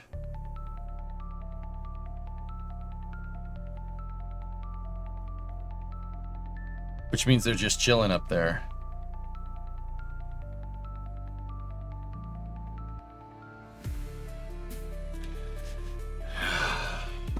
We're working on tracking satellites, astrophysics.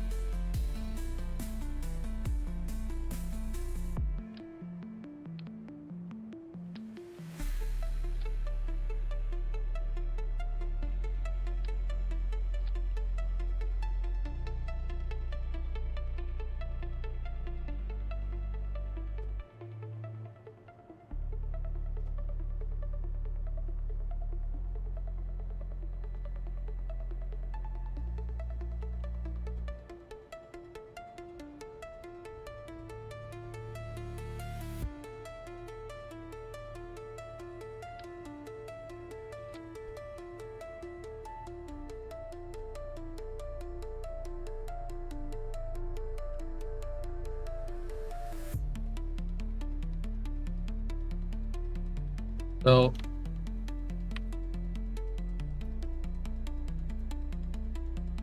all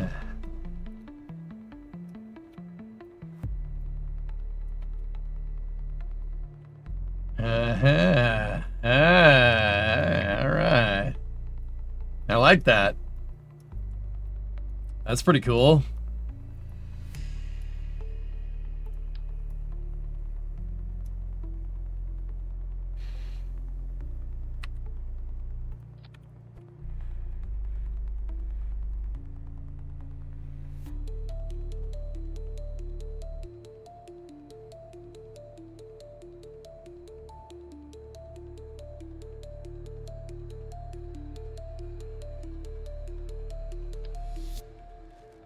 That's actually pretty good, man. Yeah, I don't hate that at all.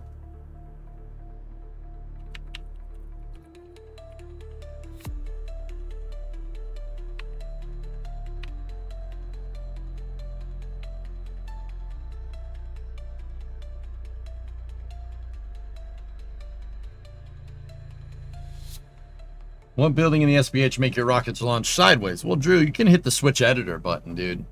That'll do it.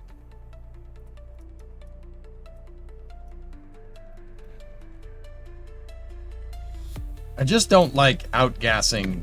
I don't like the idea of my vehicles outgassing on solar panels. That's really not good for them in real life, funnily enough.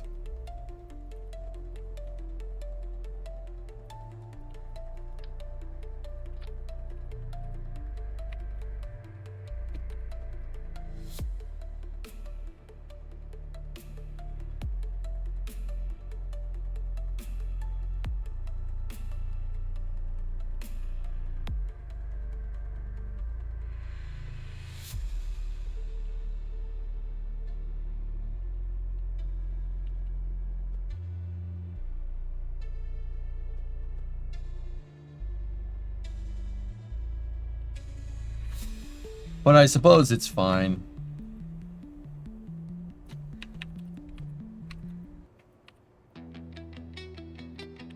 Just trying to make the solar panels look good. Nice.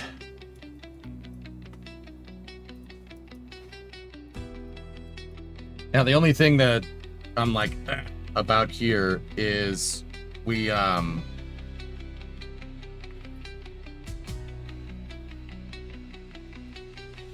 on.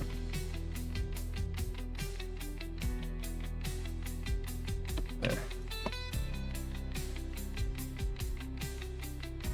The only thing I'm like me about is the fact that if our prop drains, right? Yeah, your center of mass gets really bad for attitude control.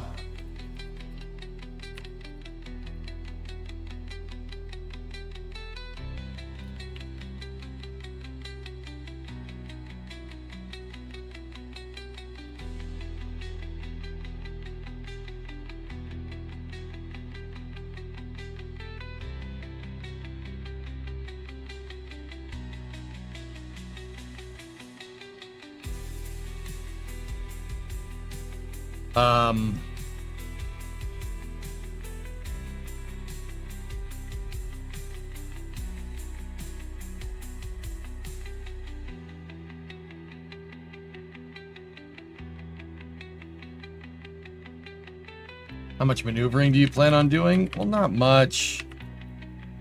I just need to be able to maneuver these into precise orbits.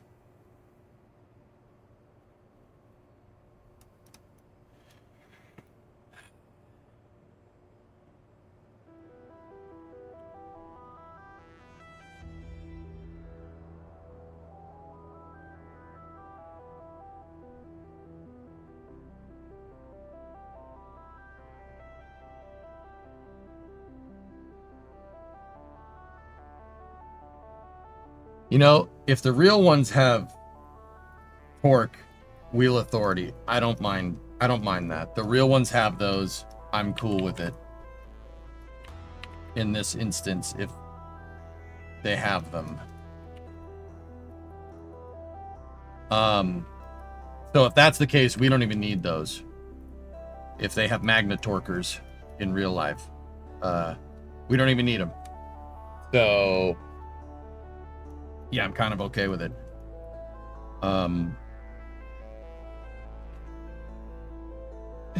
Nick, question about orbital mechanics. Okay, if an object is orbiting Earth, in order for the same face to point Discovery, go at to throttle the up. Earth, it has to have a rotational period equal to the orbital period. Is that correct? Yes, 1 revolution per day. Yes. ISS does that. The ISS does that with a magnetorquer. Well, not a magnetorquer. That's not right. It's a control moment gyro that basically allows the ISS to rotate. The ISS is rotating every 90 minutes. It's 1 RPM every 90 minutes. So the ISS appears to always be parallel to the ground. They just have it at in a 90, not 1 revolution every 90 minutes.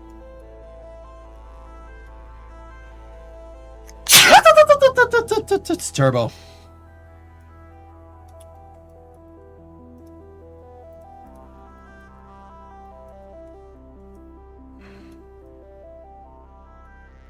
I'm wondering, can we fit 4 of them in here? And not have it look ridiculous?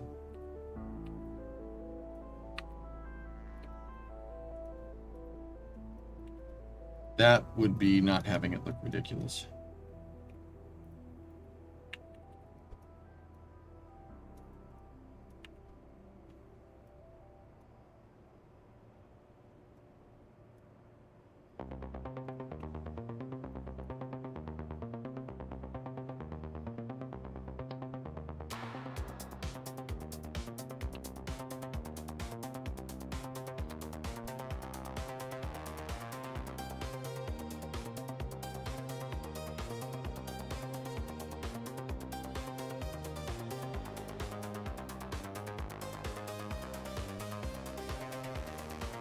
All right, well, we're going to have to figure out this thing's delta V here. And it's not going to tell you. So let's go here.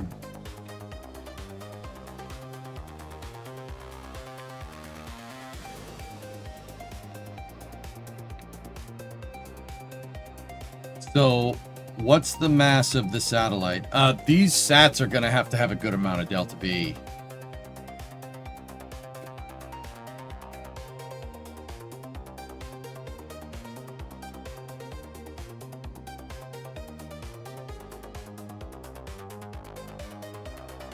Yeah, magnet torquers are really only effective when they're in line with the magnetic field of Earth. Yes. It's actually insane the gyros spin that station around every 90 minutes. They're not working all the time. The gyros were used to get the spin going, but once you get the spin going, Erudite, it's really just the small inputs into the control moment gyros from the guidance software to kind of keep it on an even keel. Other than that, it's just spinning. Like, it's just spinning.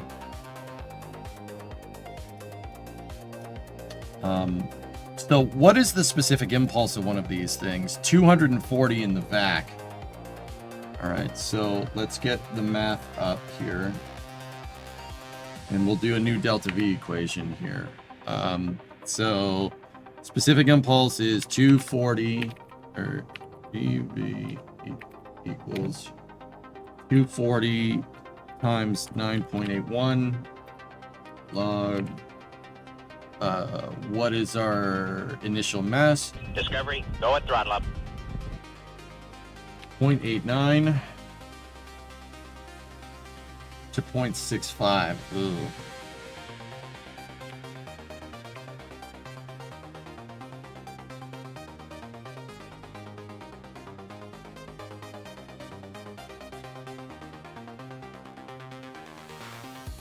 All right, that's what we need to plug in here. So 240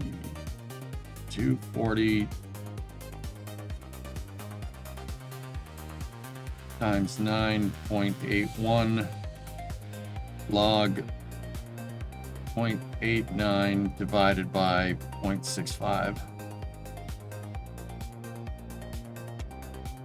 Not bad. 740 meters a second. It's actually pretty good. It's pretty good, dude.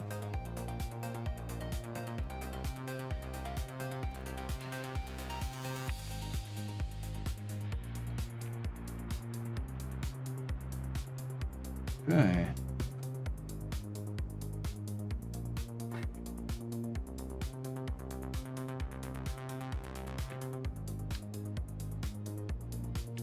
Could you use a kick stage instead? No. Too much space junk.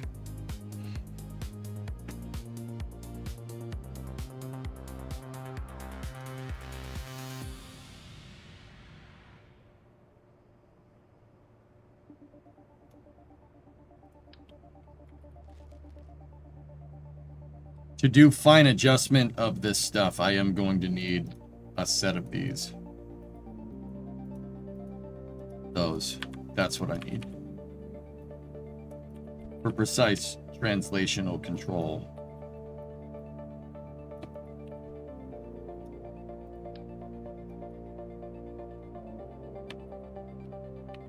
Actually, just two. That's it. We don't, just one on the top and one on the bottom. That's all. Well, actually, the bays are on the side, so...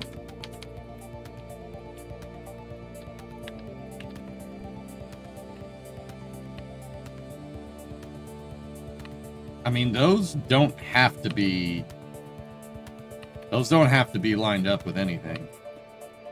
They're just for translational control. As long as they're on the line with the center of mass, we're good. Is it? Yeah, Garfield, it's safe to come in. My team choked. We choked, so I'm not... We choked. We didn't get beaten, let me put it that way. This is how I cope with this, okay? Okay. Okay. All right, man.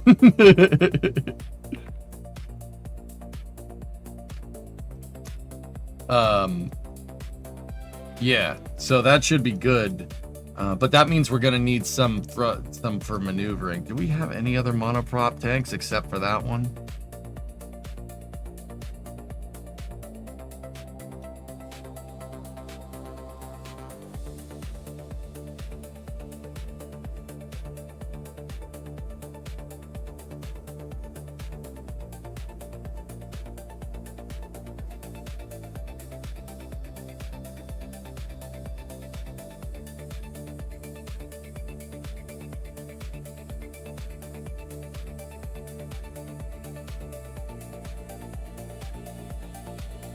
You know what? We could fit 4. I don't mind. I don't mind doing 4 of these in here.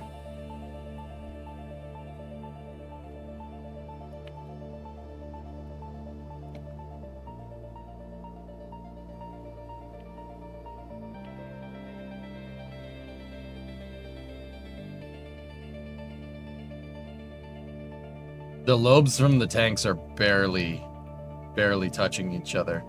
Do you know what the funny thing is? You see how the tanks look like they're all connected together? They have like an overlapped area.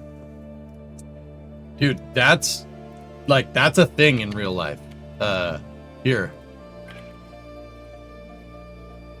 The frigate upper stage, or frigate, it's the Russian word for frigate. It is that. It is the structure. The structure of a frigate is just the tanks, all conjoined together. Serious.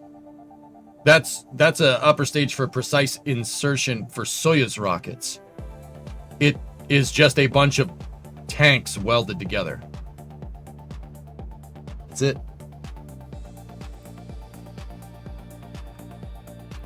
That's all the frigate is. It's just, they were just like, weld the tanks together and put an engine on it, and that's it.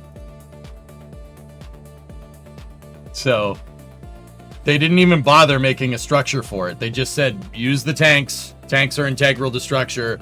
Put an attachment ring on the top. Call it a day. I hate it when my balls get welded. Yo, yeah, everybody hates that. Yeah, see, there it is. And it has a toroidal tank on it too, because why not? So having the tank structures kind of overlapping a little bit is not unorthodox. That's actually something that the real space industry does. So trust me, they're fine with it. Now, the real question is, with 4 tanks, what's our delta V? So let's go to the math again. All right, we got to modify some numbers. We got to modify our main mass, which is 0.95 now. That's not the right number, idiot. And now, what are we talking about here? 6.7 instead of 6.5. That's going to give us a lot of delta V, man.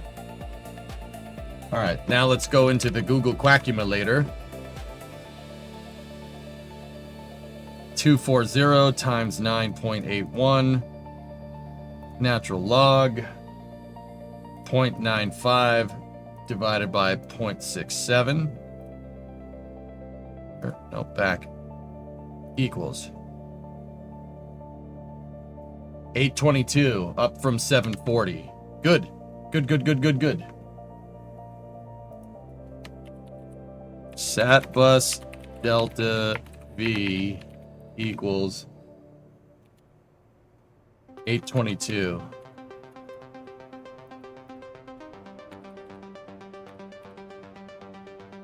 Save. Let's make sure to fill those back up.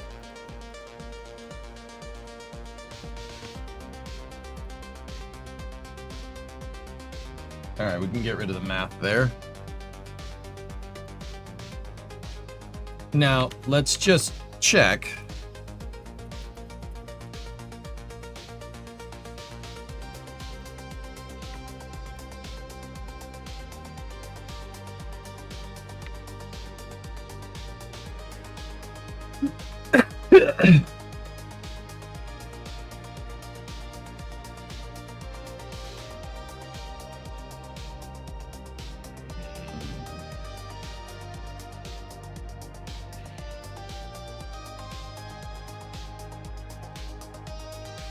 Nice subway map reel. Oh yeah, no, it's good, dude.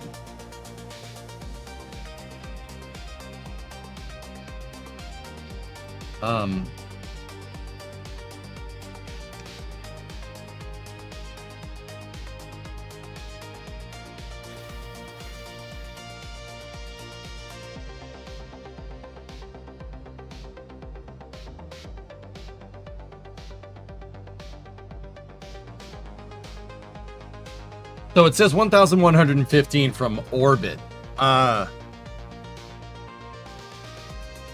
Oh yeah. We have plenty. The stage on the Octo 3 rocket will be doing most of the work. So this is the Mark 1 tracking and tracking relay sat Mark 1.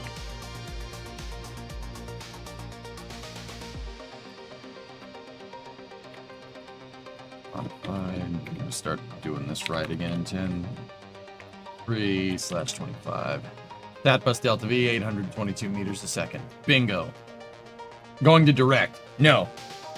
So the other thing that I did, guys.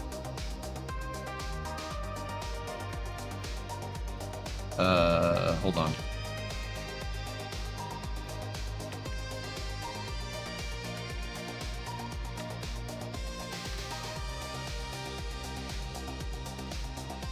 Hang on 1 second.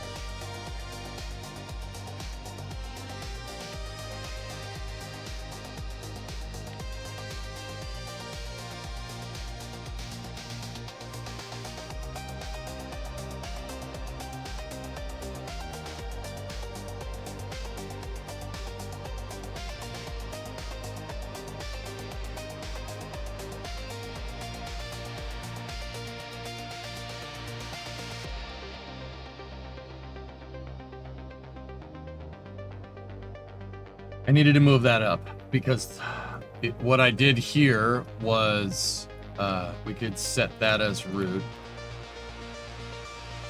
If we take the Tidris, right, and we merge Tidris with itself,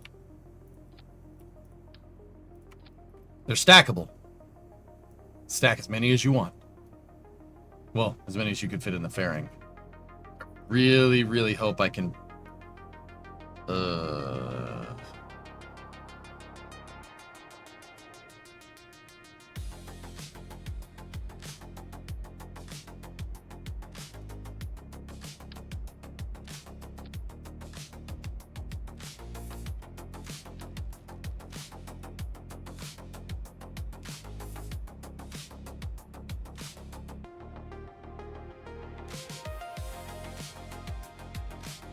I'm not sure that's gonna fit in the fairing, dudes.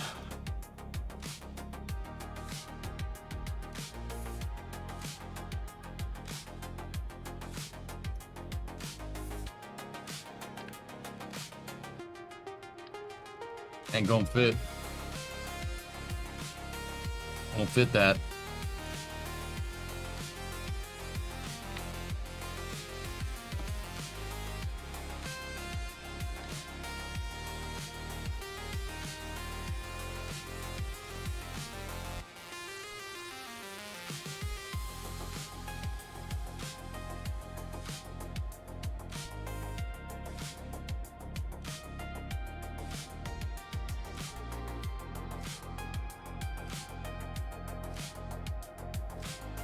Ain't gonna fit, won't fit that. Salami lid. Ain't gonna fit, won't fit. Won't fit that.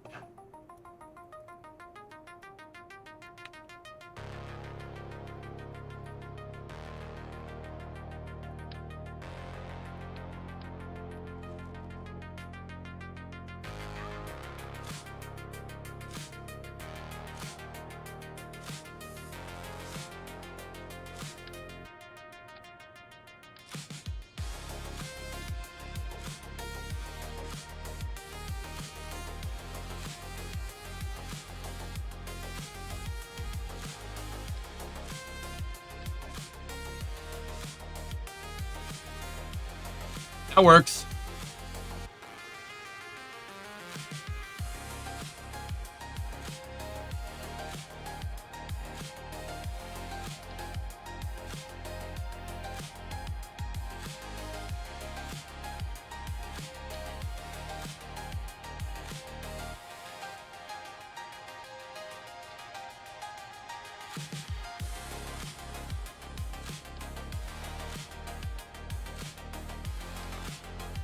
Hey, how about you click on the right thing, dickhead? Really?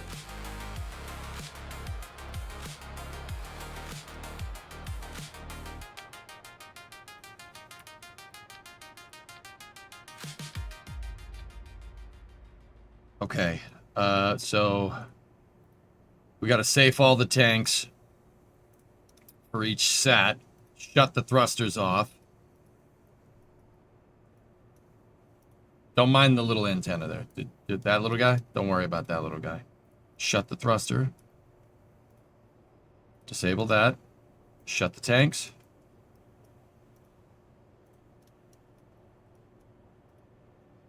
There's a trick to deploying a really, really nice communications array, guys.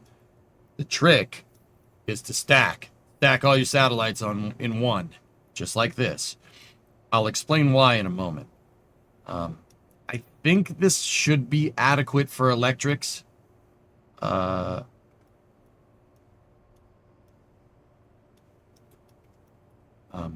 This decoupler does not need to be staged. So now let's just adjust the staging. So 1, 2, 3, 4, 5, 6, 7, 8, 9. Stage separation. 4 engines in the upper stage. Fairing separation.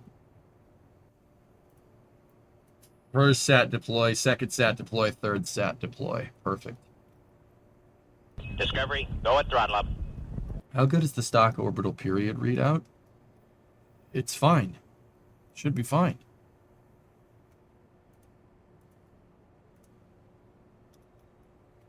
All right.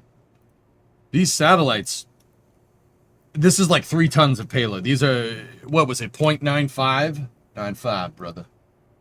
Yeah, so we have 2 point bacon.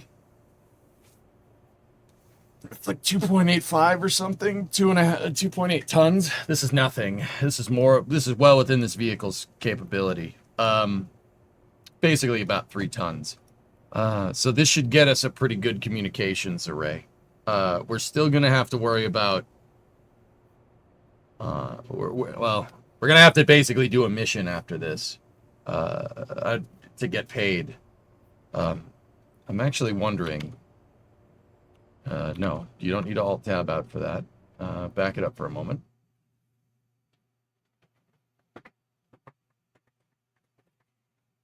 I tuned in and heard the word bacon. Yeah, I like that.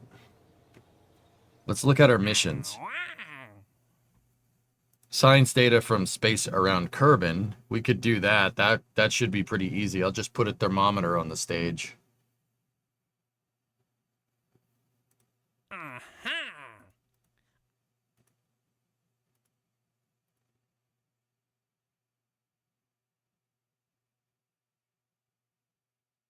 Rescue James from orbit? The hell's James?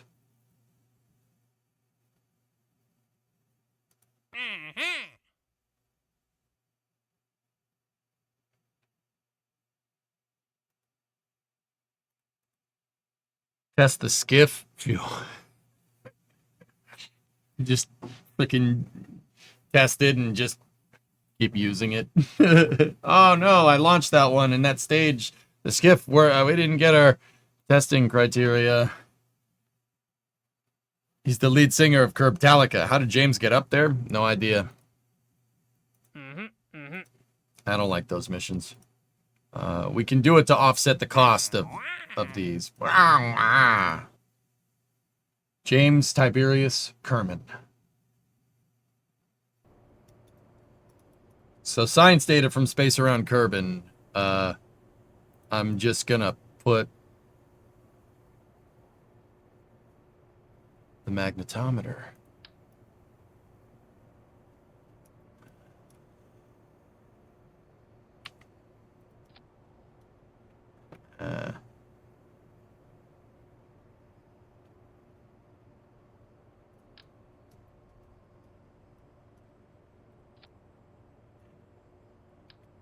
Yeah.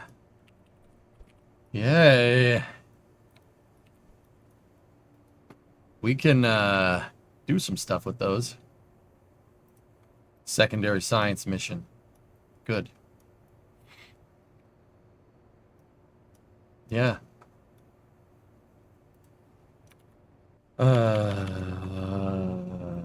Yeah. Okay. All right. Okay. Okay. Okay. Okay.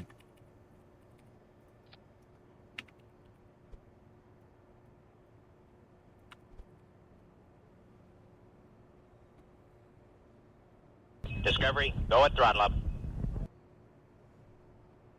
Smoke, what's up, dude? Start the tunage. This would be core number 2. And this would be stage. Actually, we had the 2 test flights. The 01 is from the operational mission. So this is the second operational mission. So technically, this booster's serial number would be 4. Yeah. Because yesterday's mission was the 3rd, so 4. Go. Killer. See you last. Have you done Mystery Goo on orbit? Yes. Yeah, I have. He's the polite young man in the giant peach. Can you do a bit more talking about what you're doing and why when you do the 3 satellite launch so I can reference it later? Yeah. Yeah. All right, we have the 3 satellites stacked on top of each other.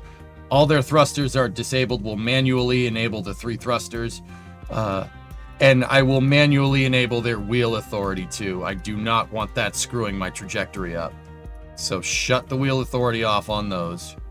Shut the wheel authority off on the stage, which is already disabled. The seismometer needs to be landed on a body to work. ...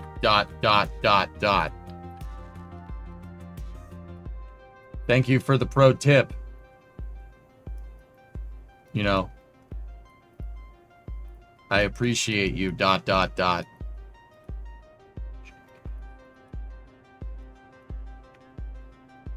Yeah, I forgot. That was me, guys. I forgot that. Yeah, the accelerometer. I mean, yeah, I forgot that it needs to be. But the magnetometer though needs to be up in space. ... Ick with your freaking ellipsis. I saw what you're doing.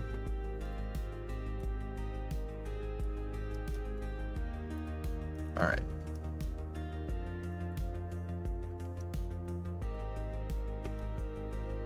Chillin's like, hey. What's up?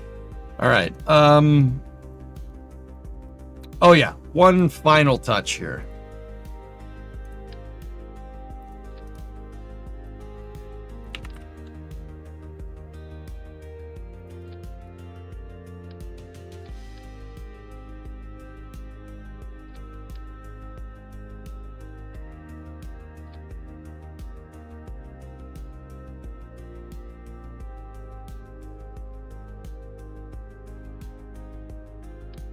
I like that better.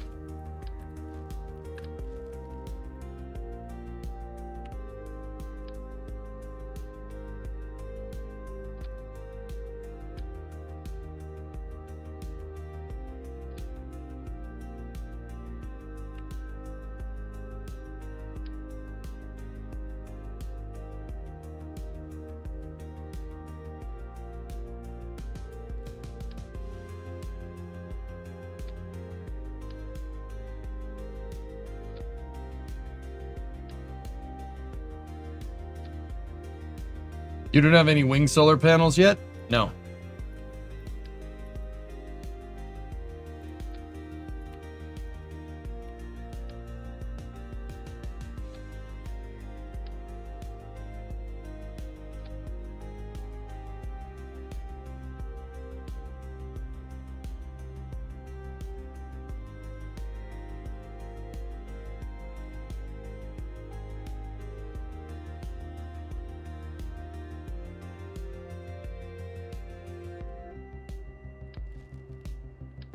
I love putting decals on my satellites. It makes it seem a lot cooler.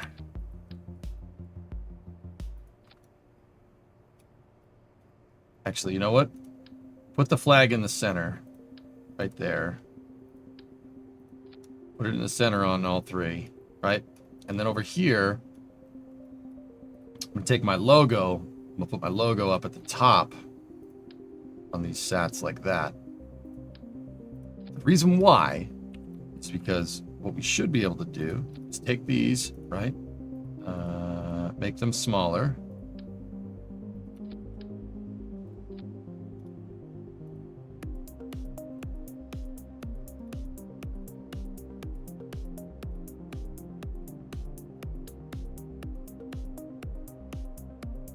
You know what? We don't need double digits.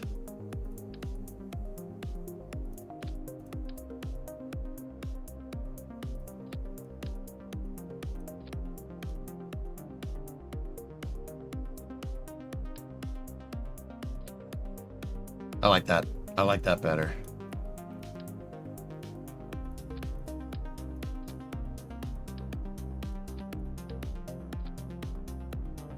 One EJSA, two EJSA, three EJSA.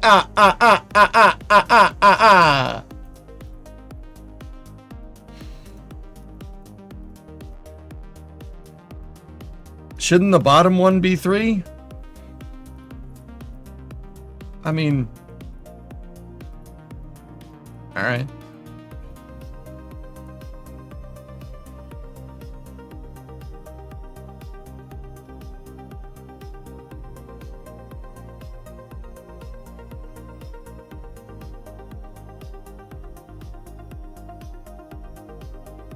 It doesn't matter at all, guys, but yeah.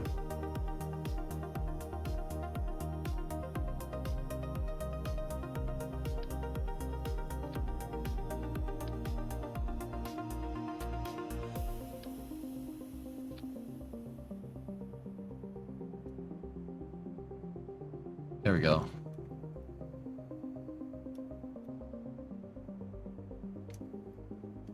Grazie, prego. Yeah. All right, killer. Oh, there is just one more thing. Go. SpaceX has payload illuminating lights inside of the fairing. Why shouldn't we?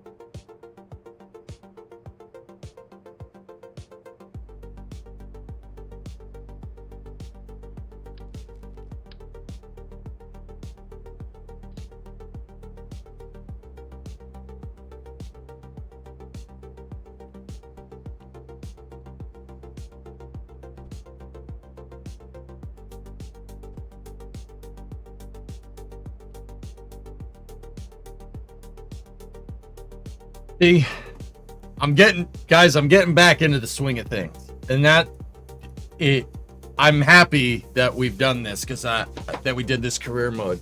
I'm getting back into like remembering like what it really like, making stuff real cool, like a fairing illuminator illuminating the payloads. What if we have to deploy the payloads at dark? Like, that's cool. I really like that a lot.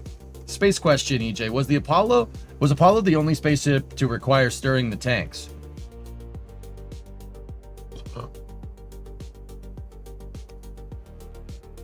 That's a really good question. I'm sure other vessels have required it for other reasons. Can we play New York, New York by Sinatra just for this one launch? No. Oh, this is space. I'm in space. What? We could play another game, Hibbit. You know what it's called? It's called Guess Why You Were Timed Out. Can you guess? Guess why you were timed out?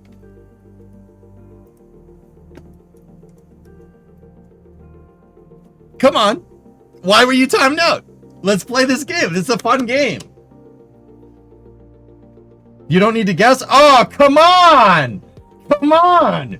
Guess what? Guess why you were timed out and imagine what you could win if you guessed correctly. No, I insist. Play the game. Let's play a game. It's called Drink the Beer. Oh, yeah, sweet. What do I win? Another beer. I'm not playing your damn game. Pick me, I know. The behind the scenes camera is blanked out. Yeah, I shut it off. It's being a little putsy right now. The only winning move is not to play. Okay, I mentioned the winning this baseball city in the US. Oh, you won! You won, dude! Guess what you win? Another timeout! This is great! Look at... You should play the lottery.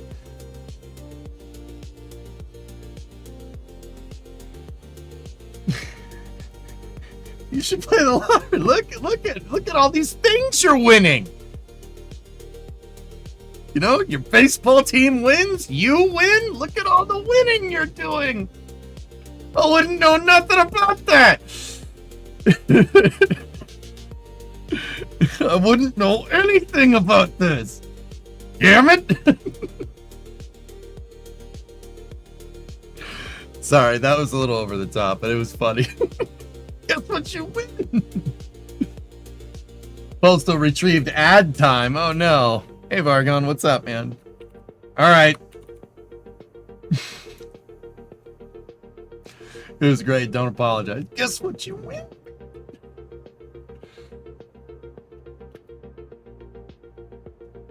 So, Postal, you rolled D20, you rolled a 2 for ads. And then me, what am I rolling? 14.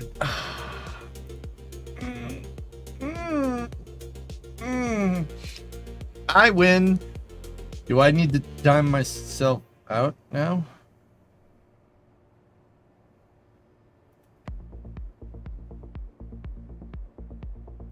Okay, I'm back.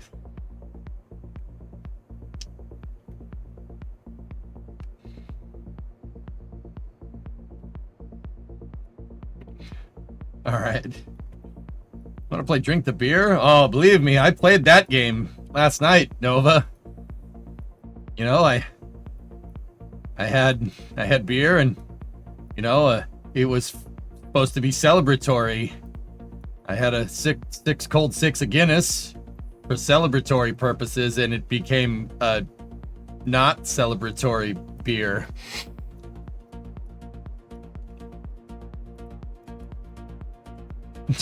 All right, guys, I think we're good.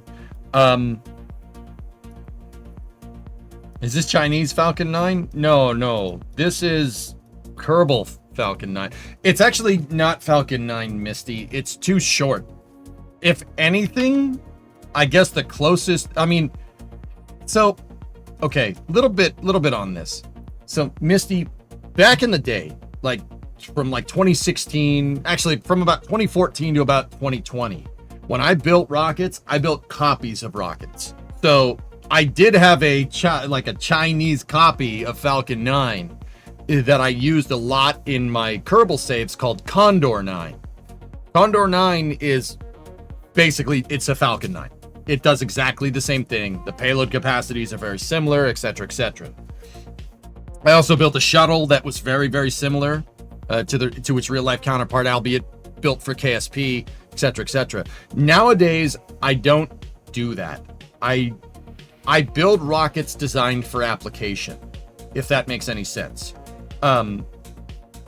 This is just the motor that I have, and you needed 9 of them to get this thing to go up. To get it to go up correctly. That's all. The requirements for this vehicle were driven entirely by around moving a 6-ton lander to Minmus, and that's about it. That was my driving requirements for the vehicle, and this is what we came up with. It does look like Falcon 9. The fairing is incorrect, but it does look like Falcon 9. The closest one would probably be like Falcon 9 1.0 would probably be its most similar. Oh, it looks so strange. The most similar like real life counterpart.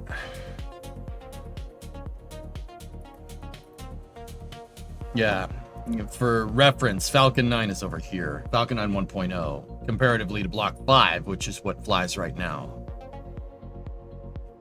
1.0 flew from 2010 to 2012. 1.1 flew from like 2013 to about 2015, give or take. 1.2 flew from, so like the FT, the first one to use densified propellants, densified locks.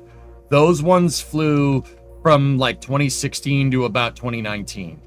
And then Block 5 first came around in 2019 with the Bangamandu 1 mission.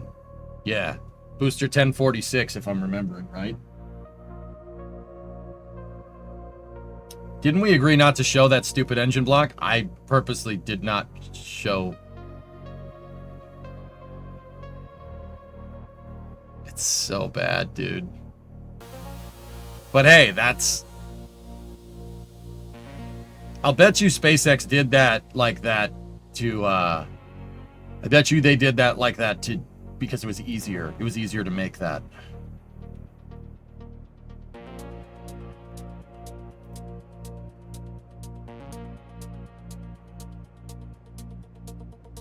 Block 5 first flew in 2018. Oh yeah, that's right. Bangamandu was 2018. Good call. Anyway. So, yeah, Misty, it's kind of Falcon 9. It does bear a passing resemblance, but it's not. But it kind of is. Because I needed 9 engines, I did copy their engine placement. That engine placement is almost exact to Falcon 9. Back then, SpaceX didn't have a lot of cash. Yeah, that's right, Fluffy. There was a time, dude, where SpaceX would just... They would use off-the-shelf stuff. They would just use stuff that worked. Like, the early Falcon 1 and Falcon 9 missions, they just duct taped a bunch of trash bags around their engines for multi-layer insulation. Trash bags. Like the contractor bags that you get. The 42-gallon contractor bags that you get for, like, Home Depot. Come in a black and yellow box. Yeah, they wrapped Merlin vacuum engines in those things to save cash. Oh yeah, that's very well documented. And see, yeah, that's once upon a time, SpaceX, yeah, that's what they did. You know, they needed to give their transporter erectors wheels, so they gave them wheels from a 747 because those are designed to hold up something heavy, right? And airline-like travel, and then use airport tugs to pull the stupid TE around. That's it. Their TEs use 747 wheels. Yeah, go look.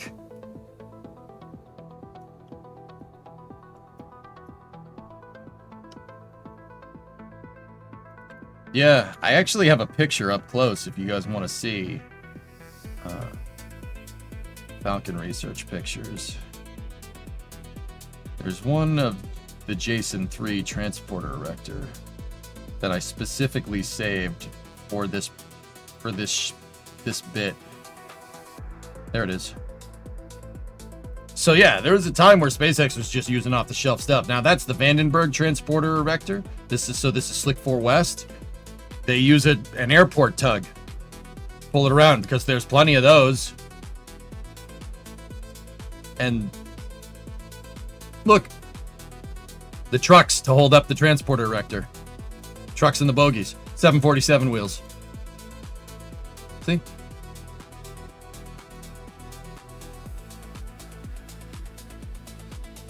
Yep. 747 wheels and tires. And then an airport tug. I guess Windows doesn't want me to show that picture to you anymore.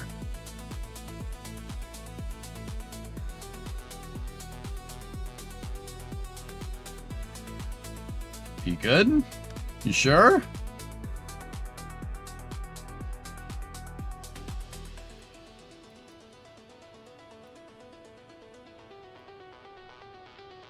Yeah, that was the Jason 3 first stage. That's a 1.1. It actually tipped over on the drone ship because one of the landing legs malfunctioned.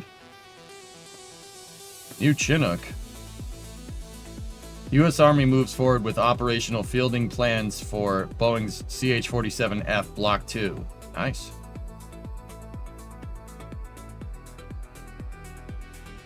Are you and Sawyer doing a combustion byproducts in place for flame trench? I haven't talked to him. I don't know. I know NSF isn't doing a regular flame trench, but yeah.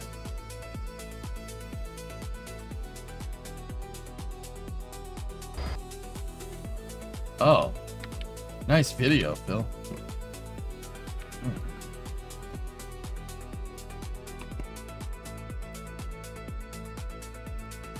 Yep, there it is.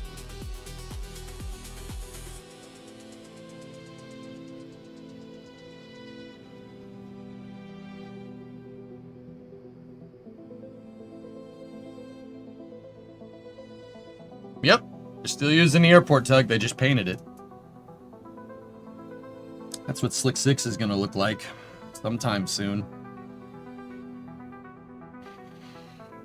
This is the Michael Freilich mission, Sentinel 6. This was 2020, I think.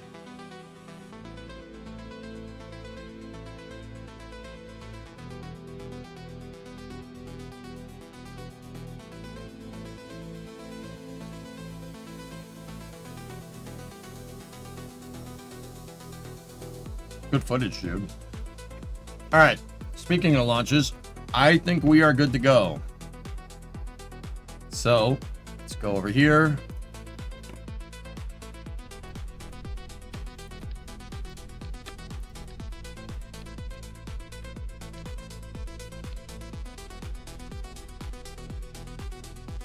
Yeah, NSF is doing the meetup. I don't think there's any trench today.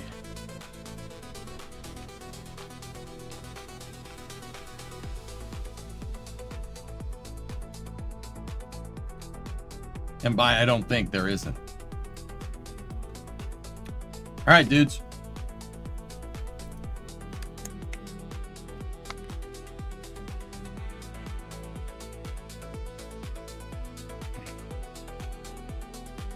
Let's roll.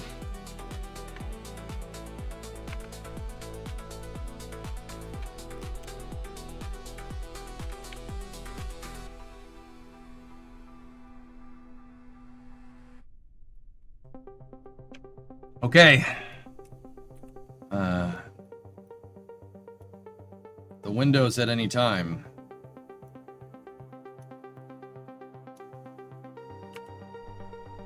So we can launch whenever. Okay, T-minus 10, 9, 8, 7, 6, 5, 4, 3, 2, 1. Ignition and liftoff. We've liftoff the Octo 3 launch vehicle, carrying the tracking data, 3 tracking data and relay satellites.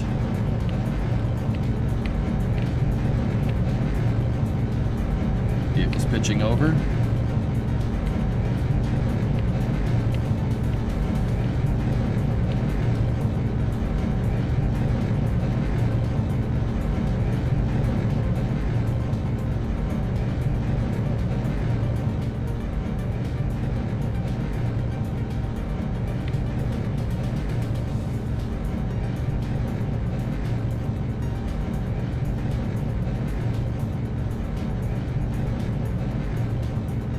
Okay, everything's looking good.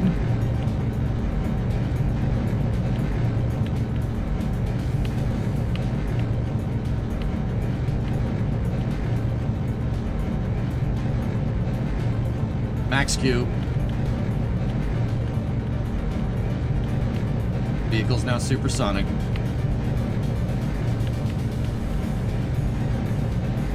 Okay, coming out of the throttle bucket here.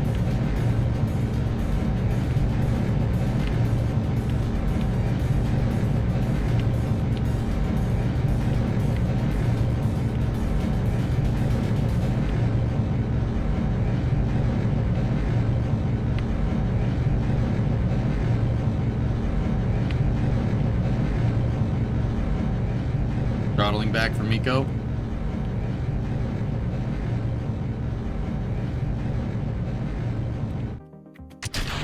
Separation. Upper stage ignition.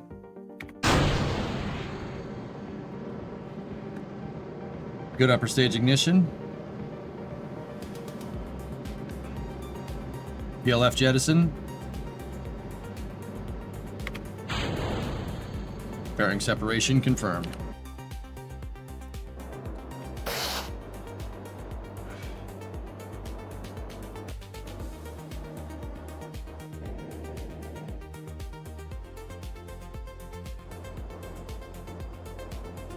Boost back.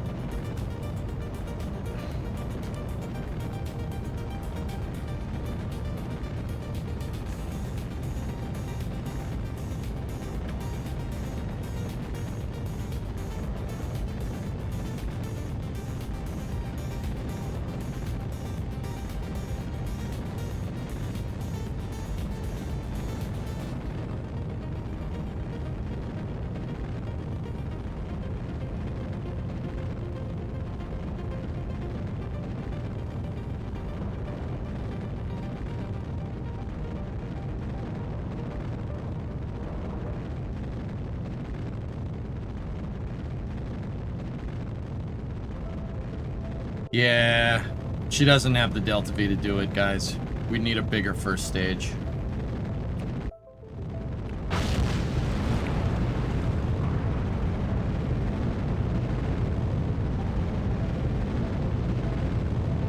Yeah, that's it. It's cool. Yeah, we knew that. Even with these smaller payloads, it's still not good enough, dudes.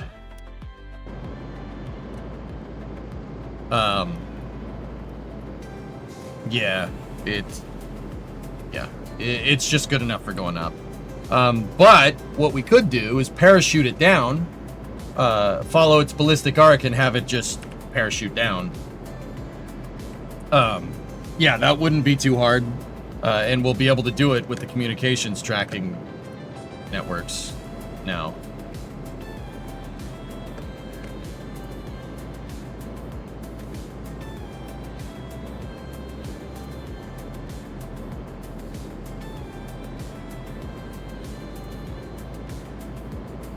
Toroidal wing and some jet engines.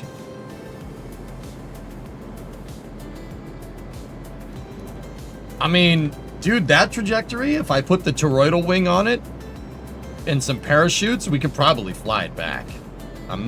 Yeah, that's definitely doable.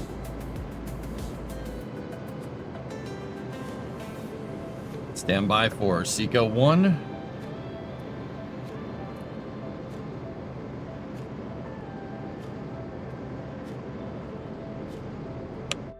(97 by 104). We have nominal orbit insertion.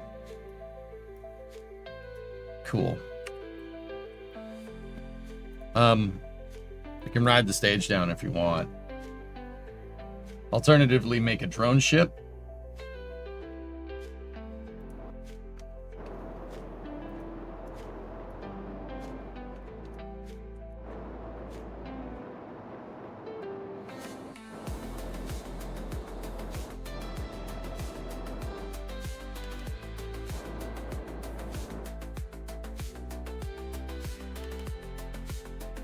Oh, we had a communication. Oh, that's why. Getting kind of hot.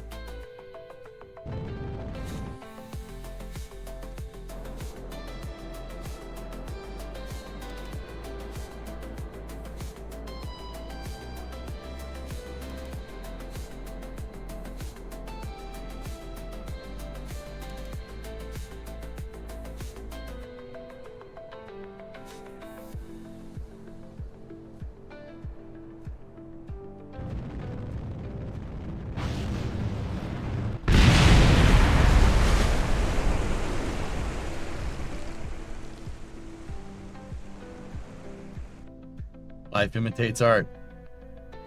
Well, we're not gonna get that one back. Oh well.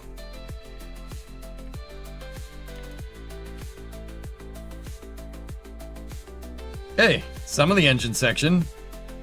Nice.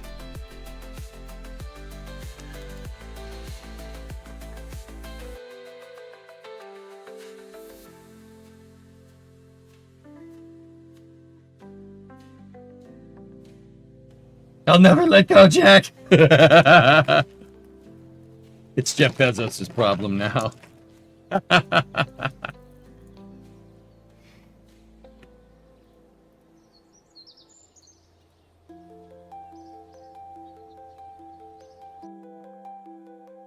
Have you ever messed with planetary bases? Yes, many times.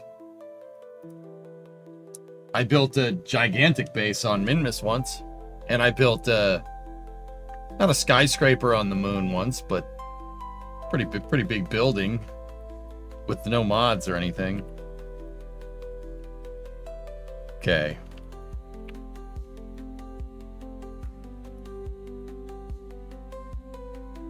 Oh. We picked up tracking from the desert. Huh. Okay.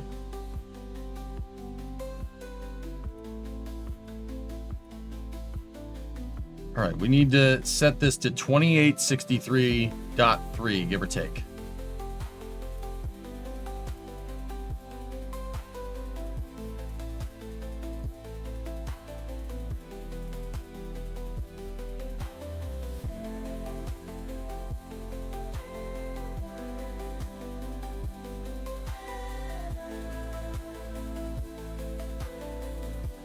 That's good.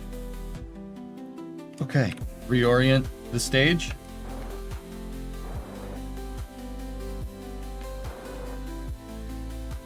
Fell into the swamp.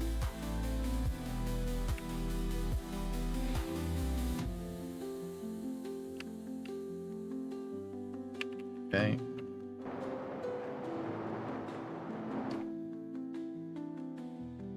Yeah, it was just a handover between the desert.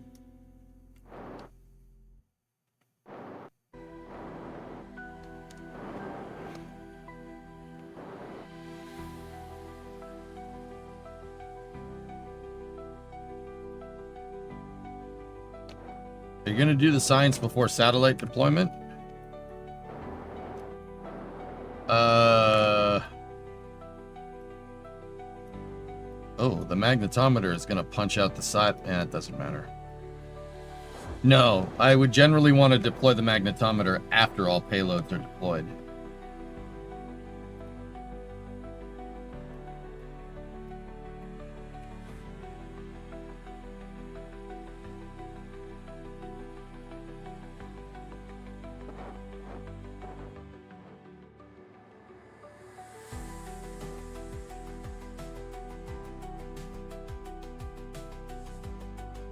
More about the timing than the apoapsis, to be fair.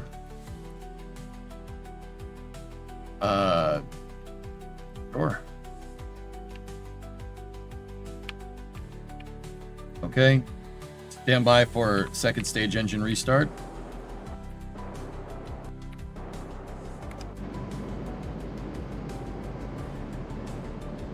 Good restart on the upper stage.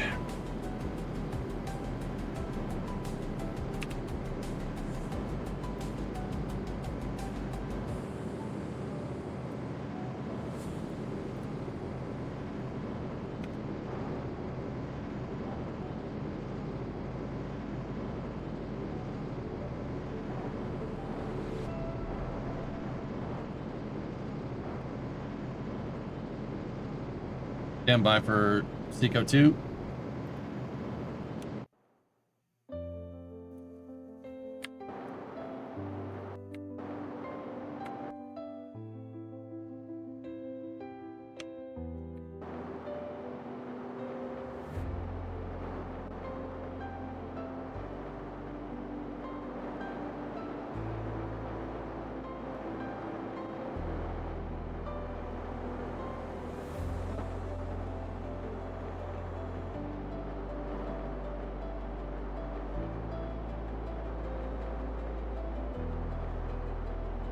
I'll just pulse the engines here real quick.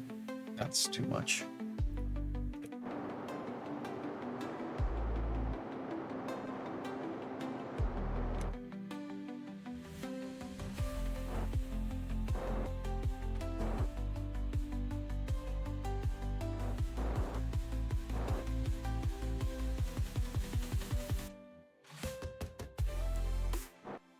All right.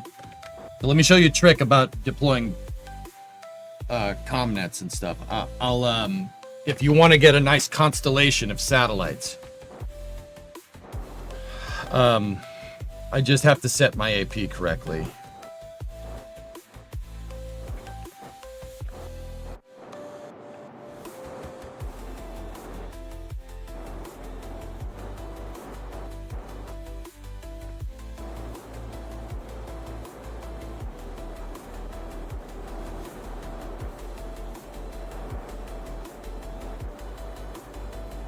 We have to set it at 2863.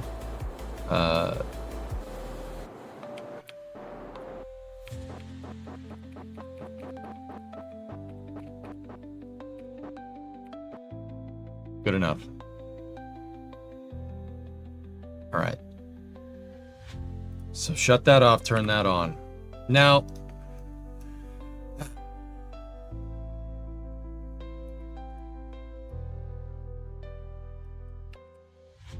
we have to kind of wait until KSC comes into range.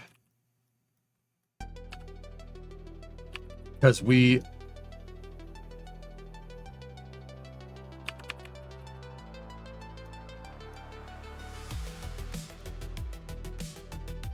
had a signal.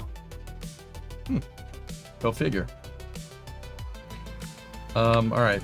Well, all right. That means II2 is giving us a signal because we have relays on board. The antennas are powerful enough.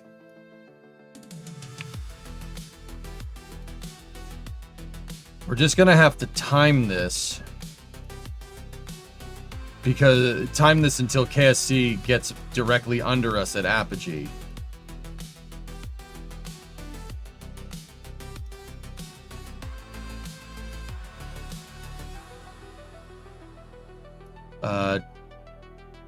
One to two more orbits should do us right.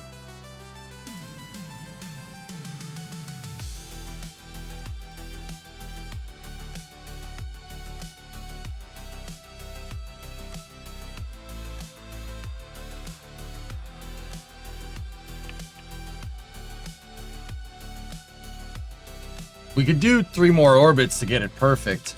I'd prefer to get it perfect.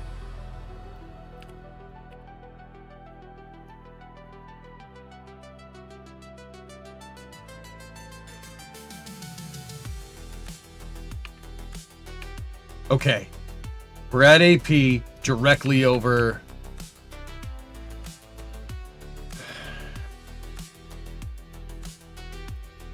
KSC. So let's circularize into Geo.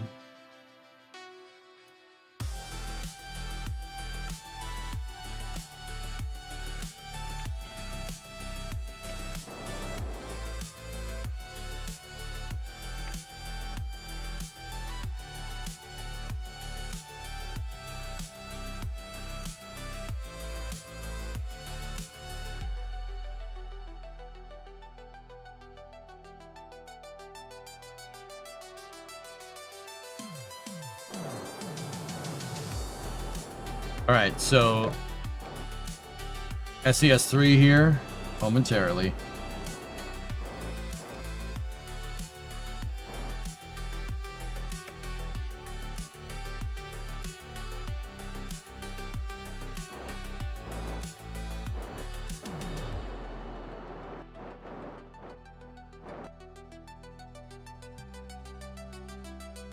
Okay, here we go.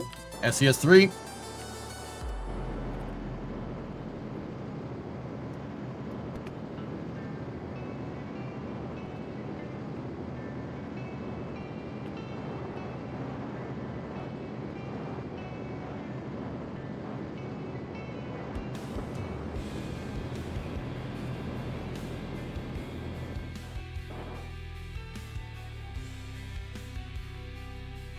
Okay, now we got to scrub around with this thing to make sure that we're in the right orbit.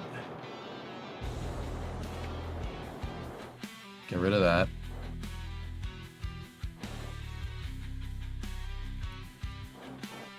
I'll show you what we want to do here, guys. I'm getting us totally up to Geo.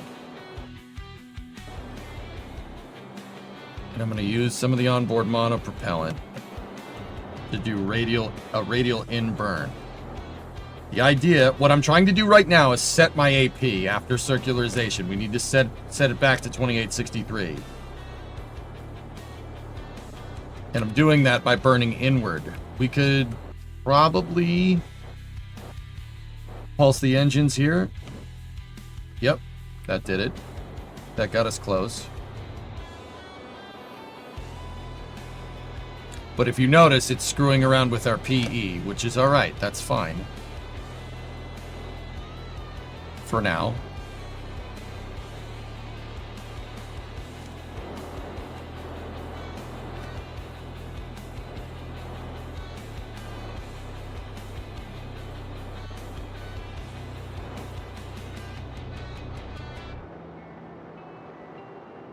Okay. Let's get, so we're 2863.7. That should be fine. We can sync the timing on the satellites. I'll tell more about that in a second.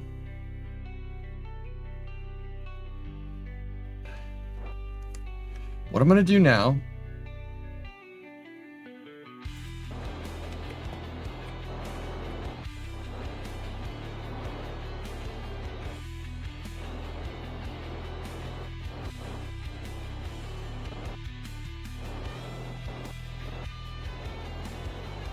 is just wait till we basically get to about here and just fine tune this a little bit.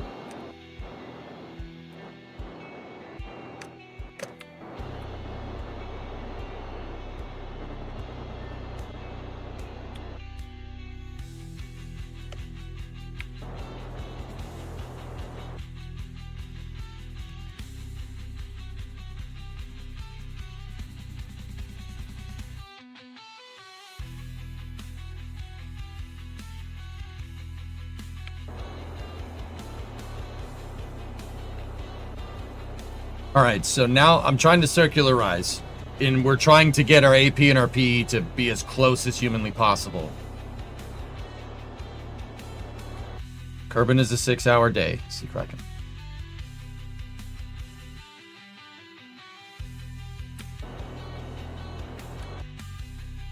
You're thinking a step ahead of what I'm doing right now.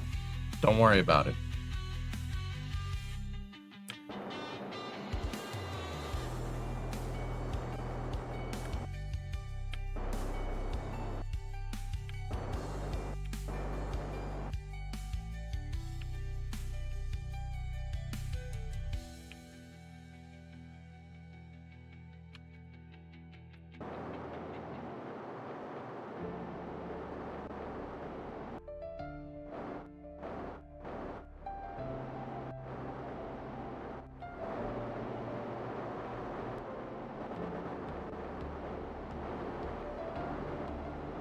I'm going to deploy one sat first.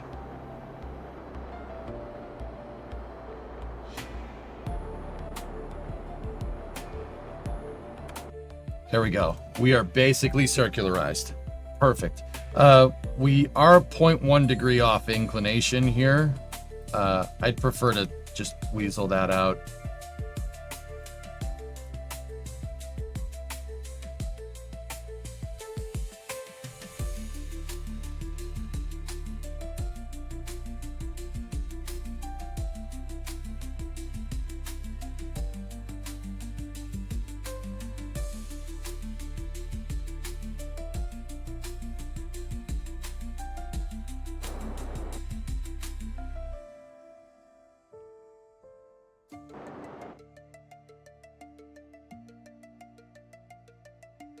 We wouldn't try to get it at exactly at 6 hours. We just need to be close. We don't need to be super precise here, guys.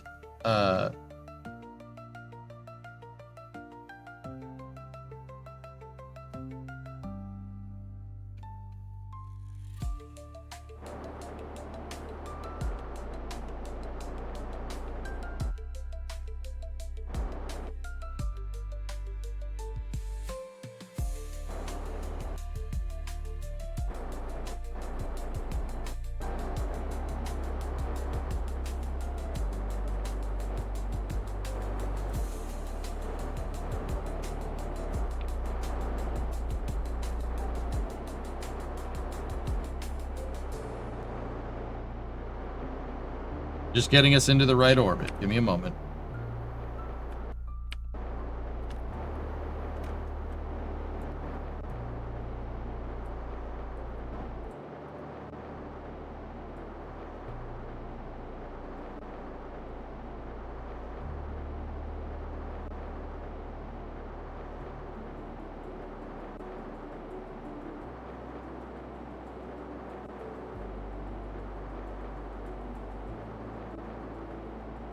note that I have the moon set as target.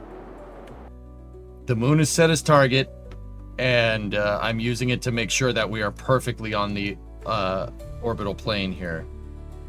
And we are. Okay. So, we're still over KSC. So what we can do, we have 2 minutes, 26 seconds, right? And now what we have to do with the stage, we got to go here. And we need it to get it so our perigee, time to perigee reads 2 hours. Or no, that's not right.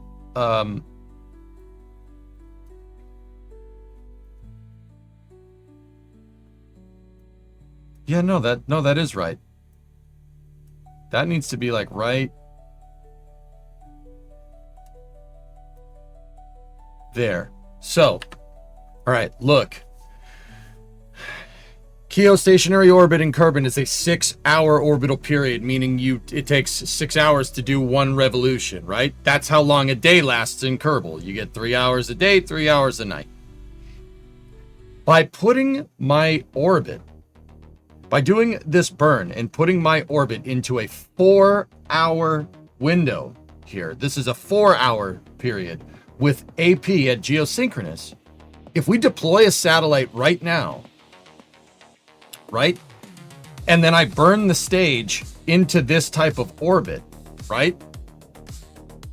This satellite will move a third of the way around its orbit because our difference here, the difference in orbital period is 2 hours, okay? So we will go around, that satellite will basically stay with KSC, it'll stay right over it.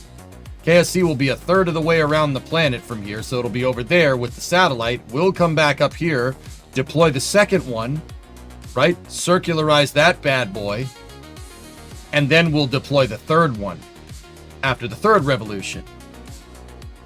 Yeah? And what should happen here is we should get a perfectly triangulated network as long as we take the time to dial in the RCS and make sure that every satellite is in the exact same orbit.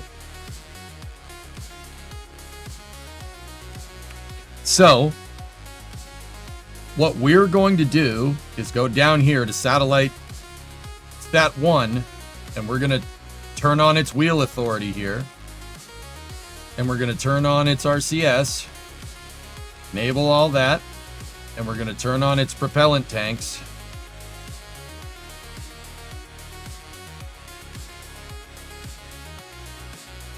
Right, and then turn on its primary propulsion thruster.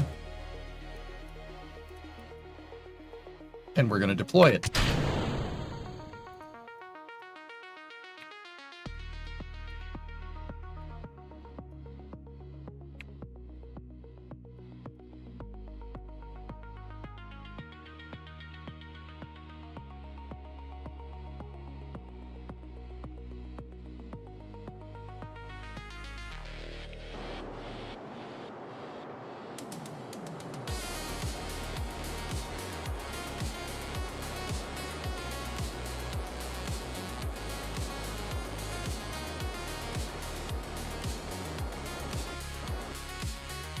Okay, we just leave that thing there. Now we flip back to the stage.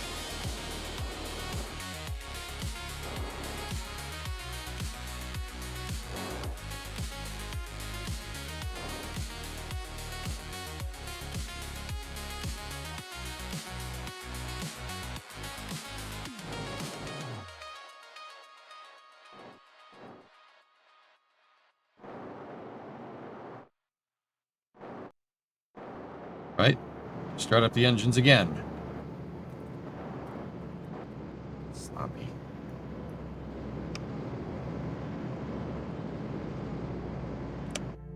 Okay.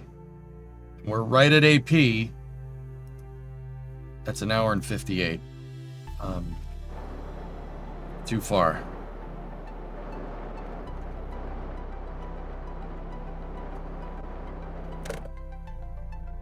Yeah, the ejector force was a little bit high. That's okay. It's fine. The important part, we can shore it up. The important part is getting this right.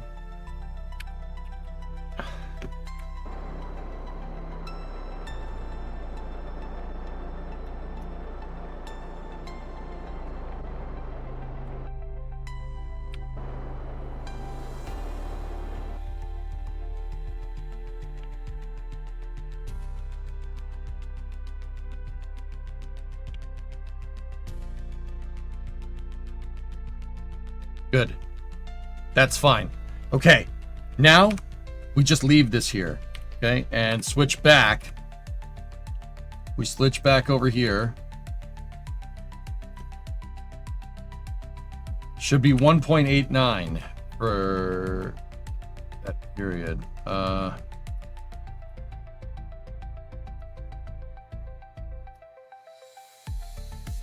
You sure?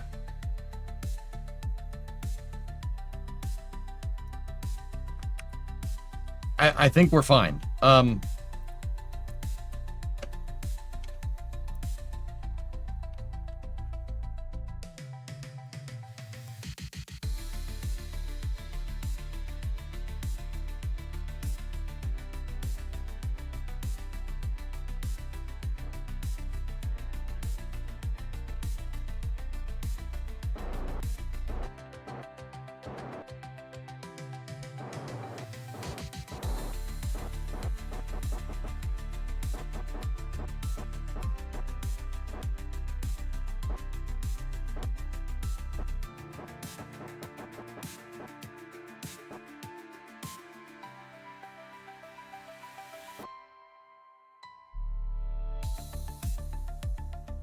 Disable main propulsion here for a second.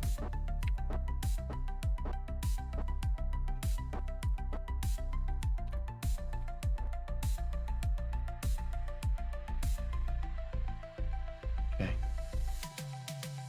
All right, now watch.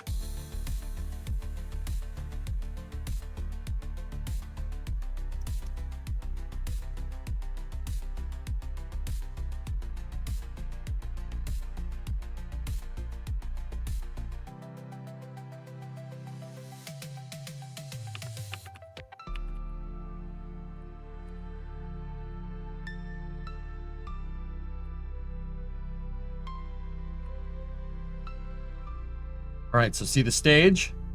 Stage is going away. Here's where we're going. We're going over here, but notice we're staying with KSC.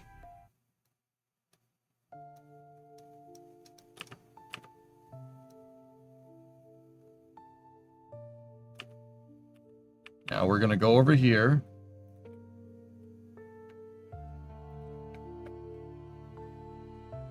And I'm just going to do some slight modifications.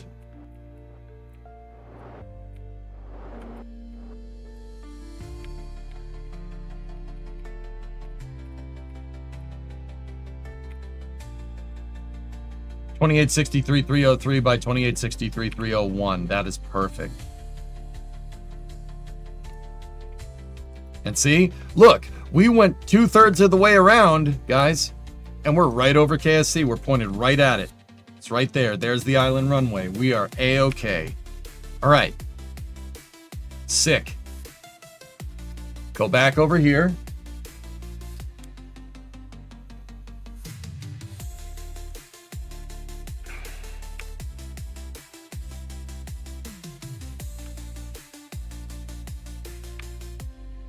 Oh, one more thing.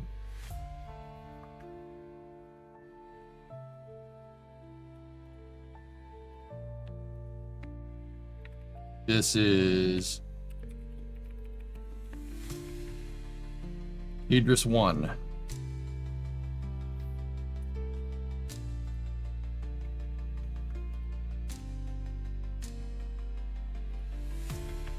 Discovery, go at throttle up. Can you dial down the decouple force in flight? Don't think so. Nah. It's alright. We're pointed in the right direction anyway.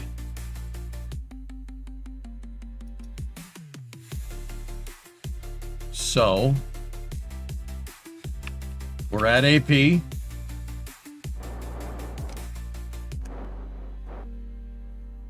Mimi Min, what's up?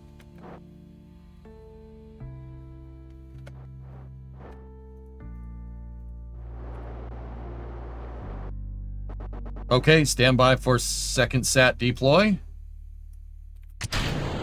Got a good deploy on 2.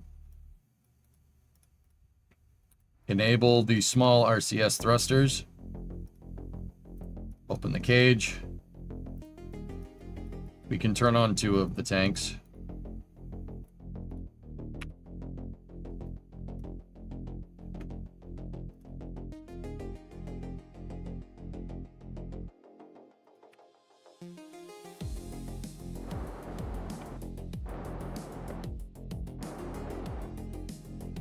Now what we got to do, enable the big boy thruster.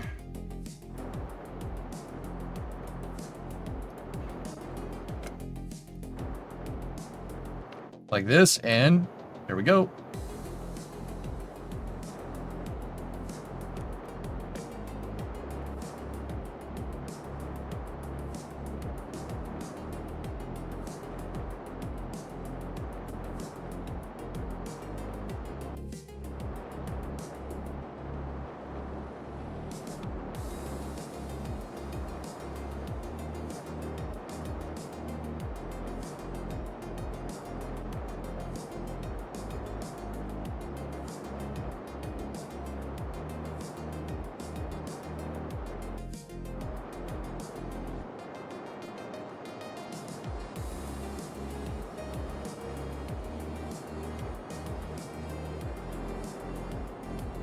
Now we're using its onboard propulsion systems.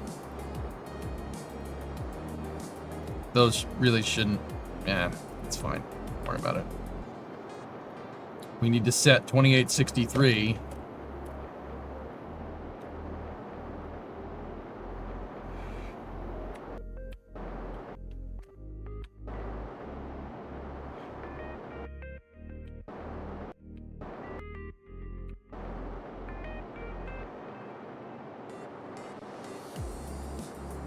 Gotta burn radial out.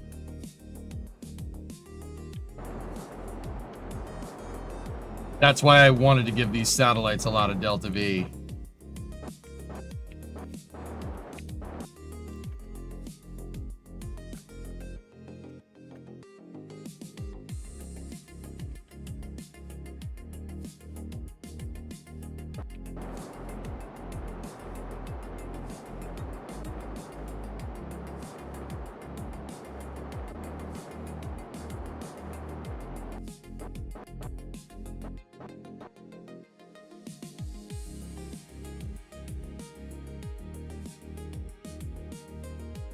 Okay, we can shut down its main thruster now.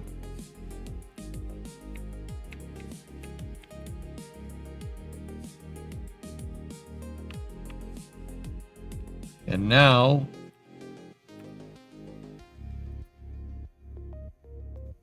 let's just coast around here.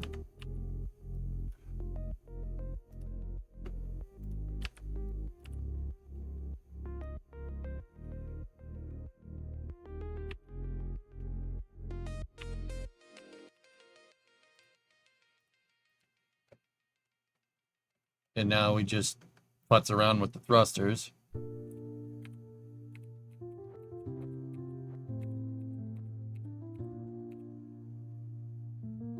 .306 by 309.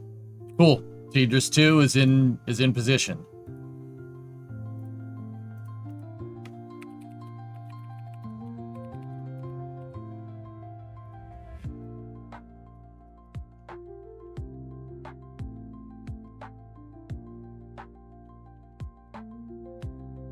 And yeah, see, it's basically right.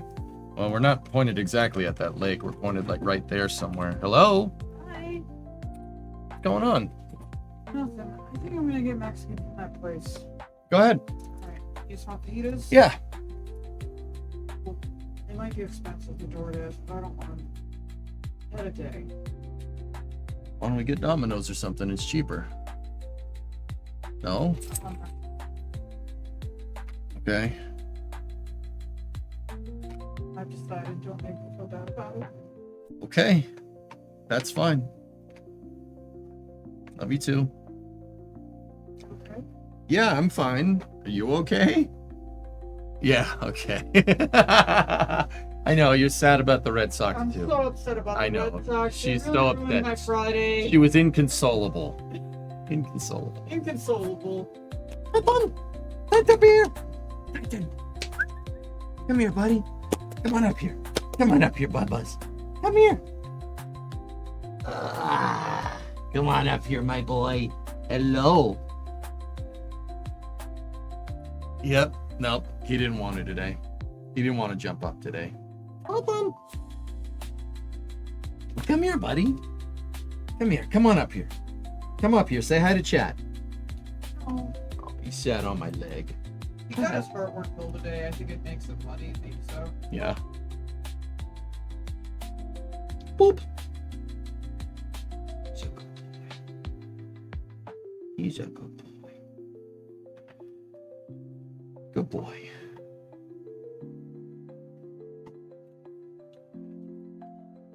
Mwah.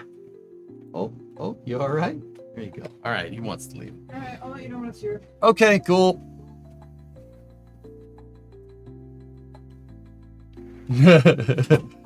I'm not saying that. That'll make her day. That'll make her feel worse.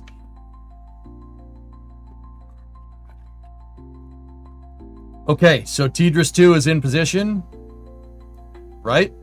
And now, see, we got two of them. We switch back over to the stage.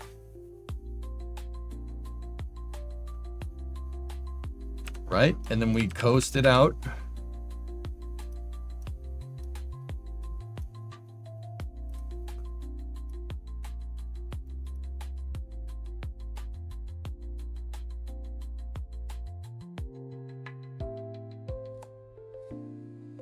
The satellites are useful in relaying all of our data, but I do like fig Newtons.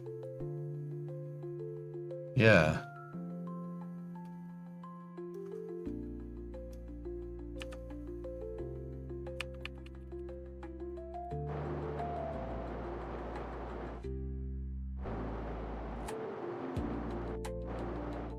Okay. Now we enable the last one.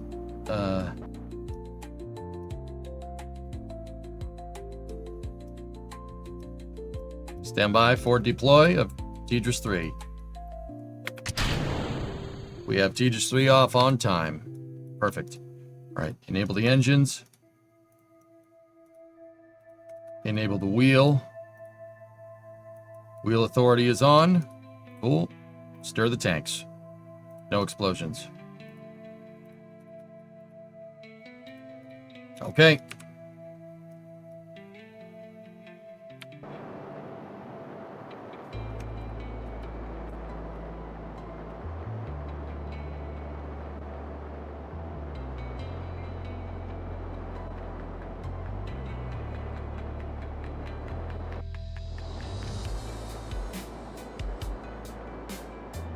All right, Dan, you out? Good luck with Flame Trench. There's no trench today, dude. So we're just gonna play KSP all day. The NSF is doing the Membies meetup or the meetup in the UK or something.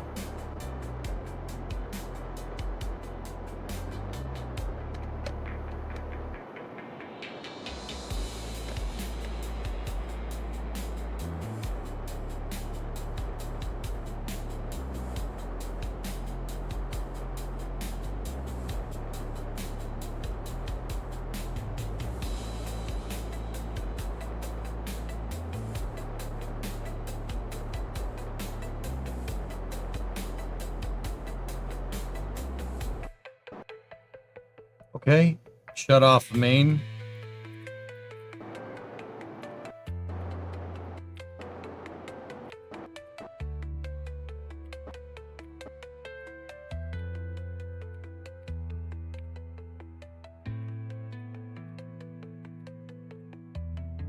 .309. Cool.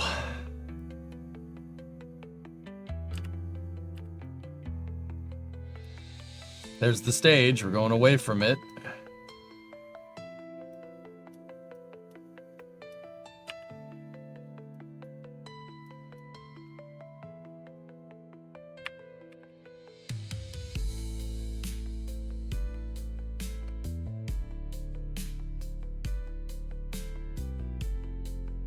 Okay.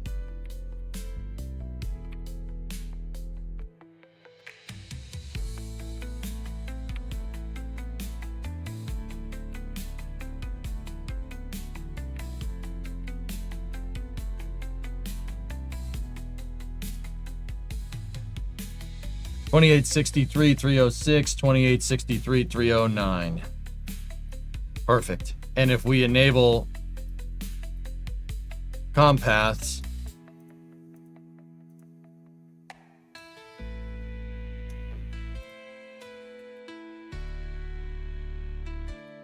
and we go in here, we shut off probes, you could see the triangle. 1, 2, and 3. There it is. With one satellite sitting over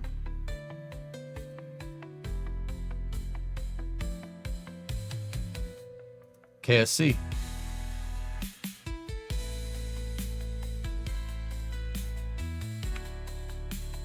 The last thing we got to do is go in here, rename Idris 3. Boom, pointed at Kerbin. Not that it's going to stay like that, but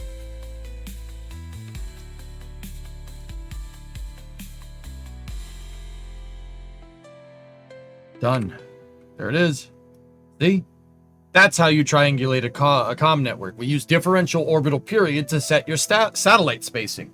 Super useful. It's a little bit hard to see right now because of all the different freaking probes, but see, Tidris 3 goes to Tidris.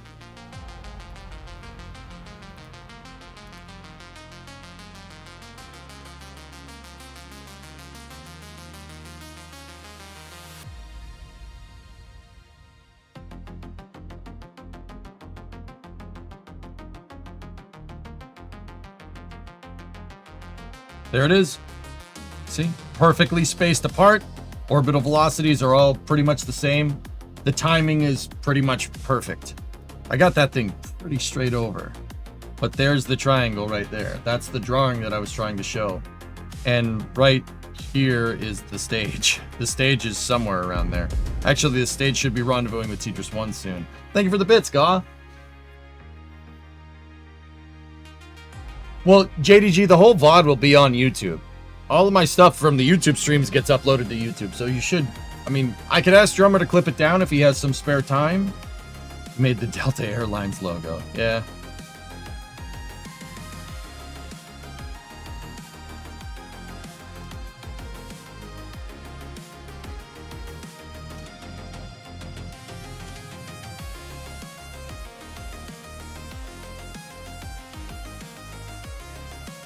There you go. There's your triangle. Now, we're not done. We're not out of the woods here. Those are all customer payloads.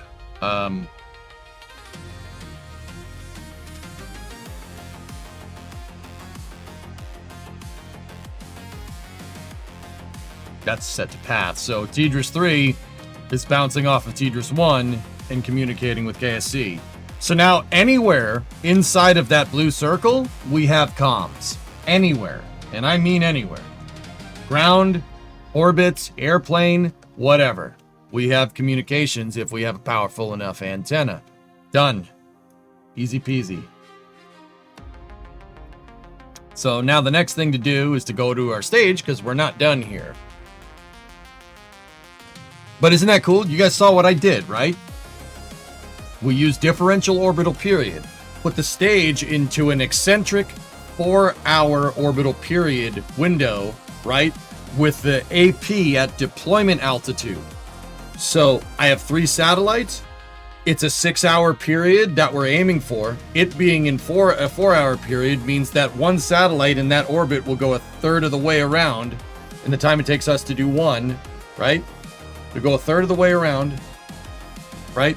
And when it's a third of the way, we deploy the next one. That satellite goes a third of the way. The first satellite is 2/3 of the way around, right? And then you deploy the next one.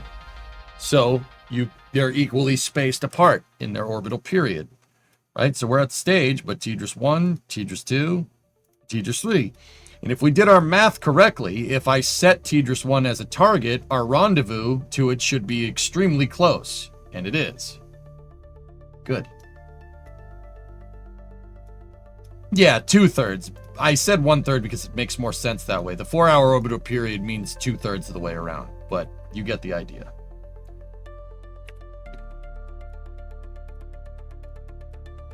There's only one thing left to do.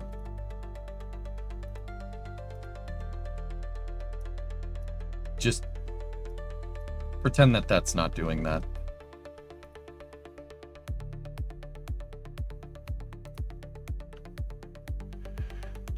Run the magnetometer report. 34 science. Not bad. Transmit data. Ooh.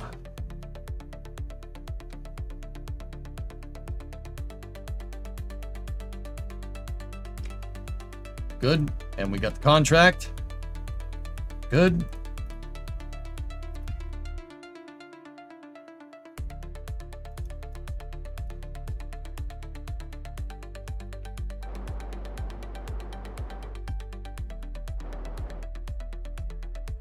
Quintuple, for people playing at home, I recommend the cheat tool. Dude, we're not. Oh crap. Hold on.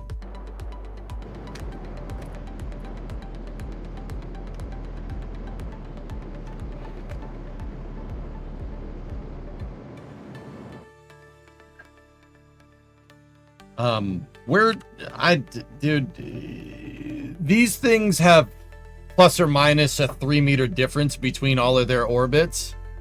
They're not falling out of phase for a very long time. They'll basically be triangulated for the vast majority of this playthrough. All right, cool. Stage deorbit. And then stage passivation.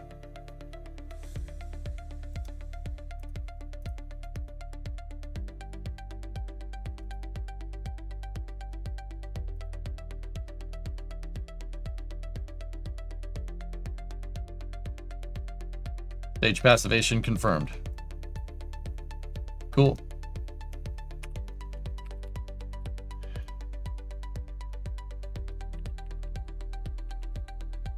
And boom, there you go. Space Center. Can you get more science near to Kerbin with the magnetometer? We don't have the electrical charge on the stage to do it, chillin'.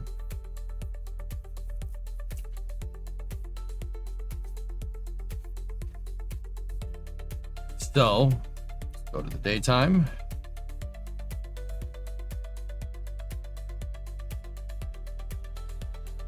Yeah. Flight 4 was great, dude.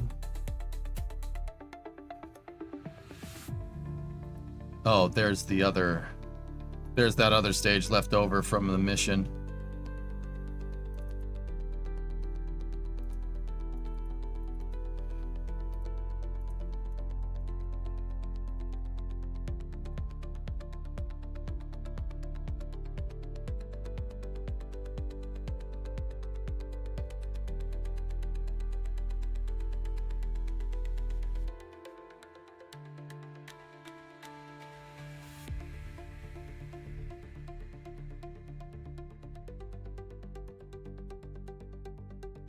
That's pretty good, man.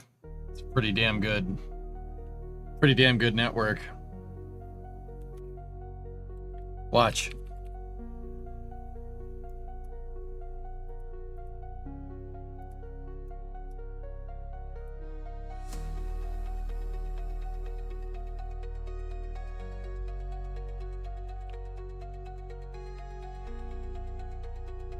Oh, that's so sick to look at. See the triangle? The triangle just moving. Oh, that's awesome.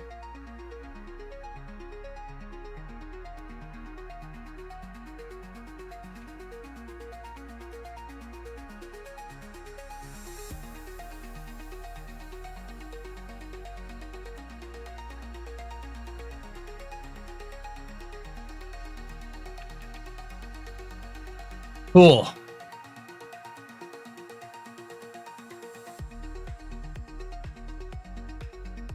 Yeah, it is. Tidris is getting a signal to the moon, which is actually pretty useful.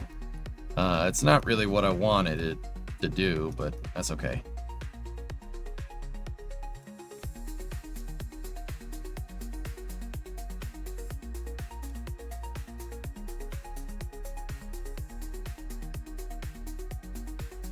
Can't wait till we get resource gathering and selling for flurbows. Flurbows.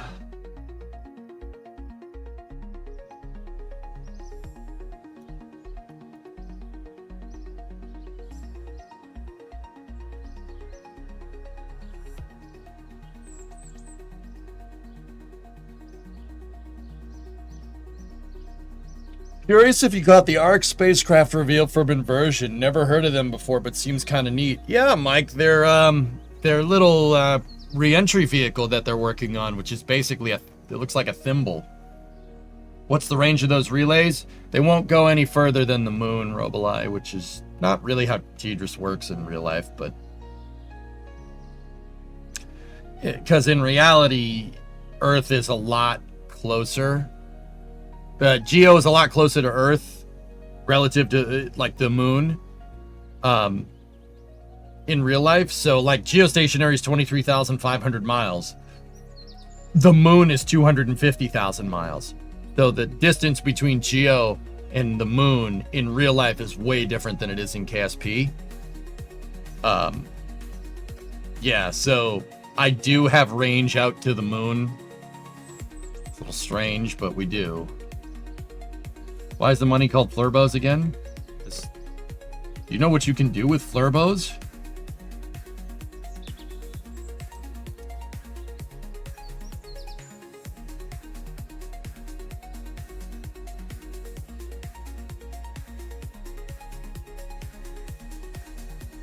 Your satellite dishes are pointing towards Kerbin. Wouldn't it be wise to build satellites that can relay behind themselves as well so the signal goes outwards? I like that idea. That's a good idea. We should do that. We should make ground stations, shouldn't we, Itsumi? We should make ground stations. That's a great idea.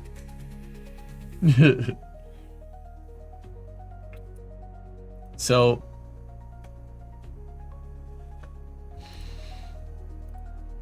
intercontinental. Wait, we got to put down a probe core. So, intercontinental ballistic ground tracking station or ground station.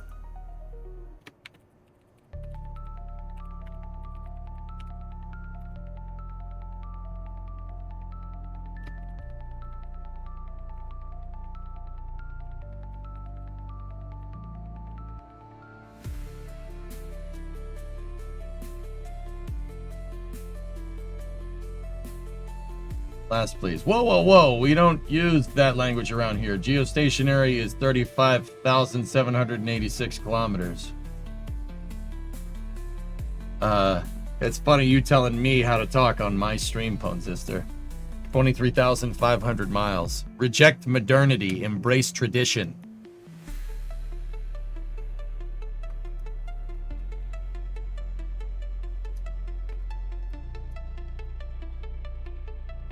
Sure? Yeah. Okay.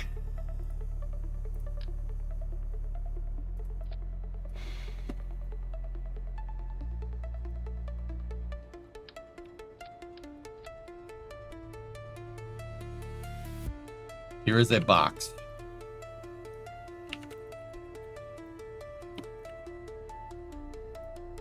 It's a nice box.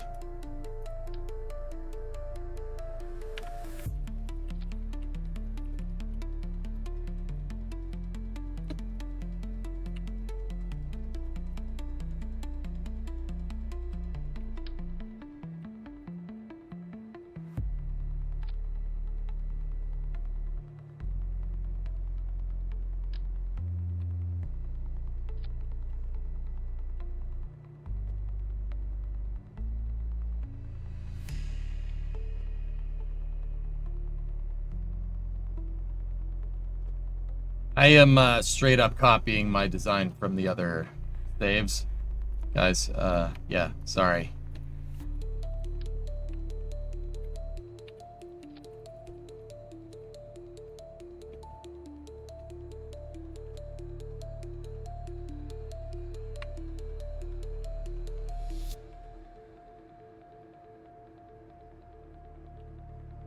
Yeah, straight up copying that design.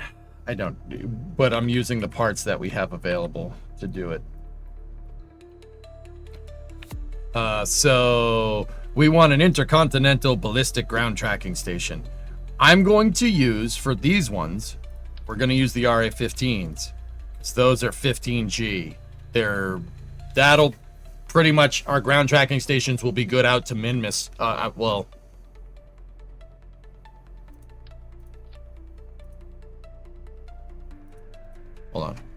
hold on.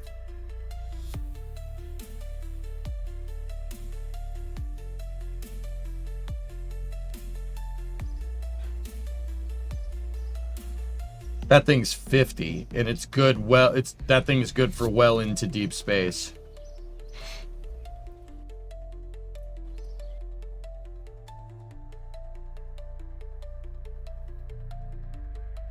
Why are you making ground stations?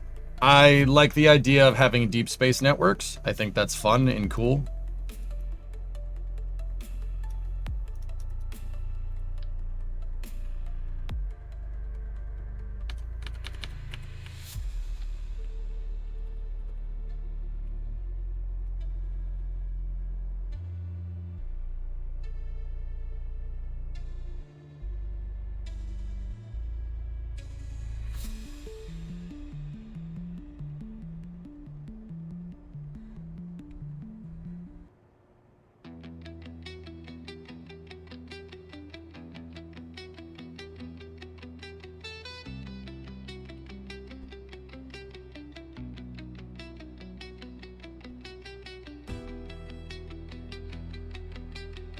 That's fine.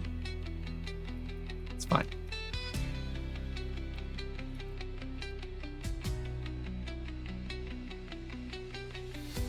That's correct, William. Yeah, that's... I mean, NASA uses ground stuff, but they can beam through TDRS, through the DSN if they really wanted to.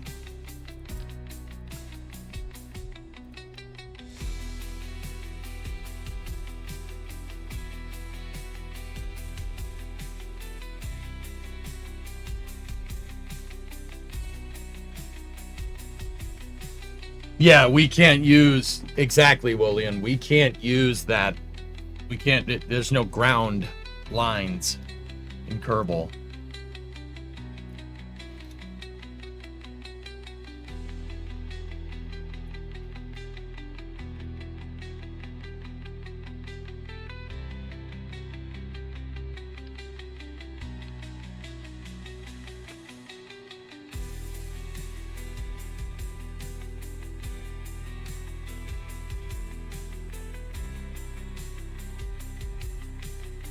Do the alternative launch sites have comms? Some of them. They're not really in the right spots, though, Aqualux. They do have short range. There's no flame trench tonight. Yeah, they're doing the meetup.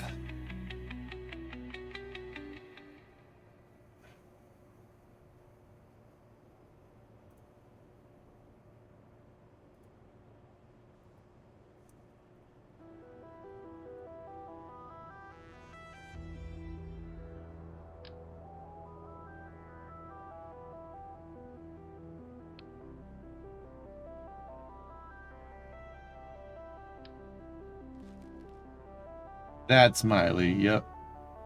You thinking 6? 3 should be fine, dudes. Yeah.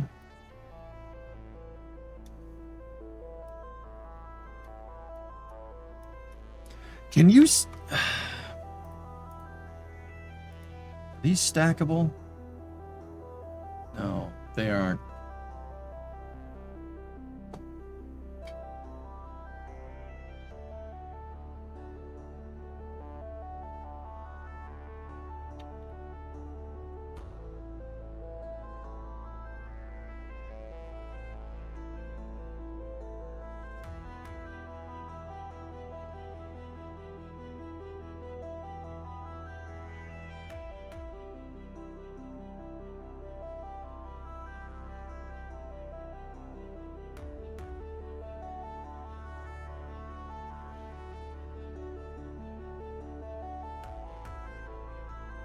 It doesn't look like they're combinable, dude.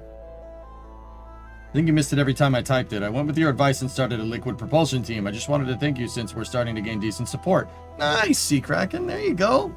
Yeah, sorry. When I'm doing the missions, I'm kind of focused on the mission. I don't like failing Kerbal missions. Oh, antenna rating 15G. Combinable.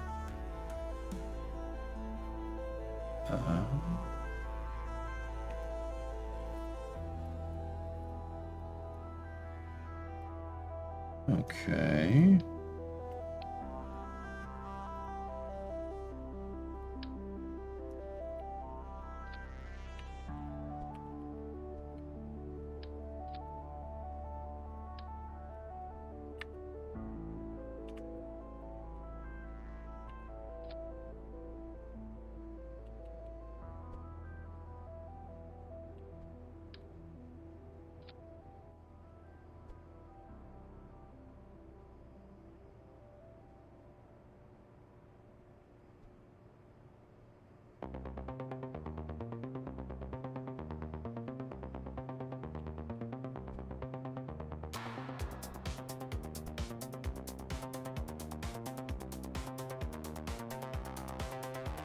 Okay.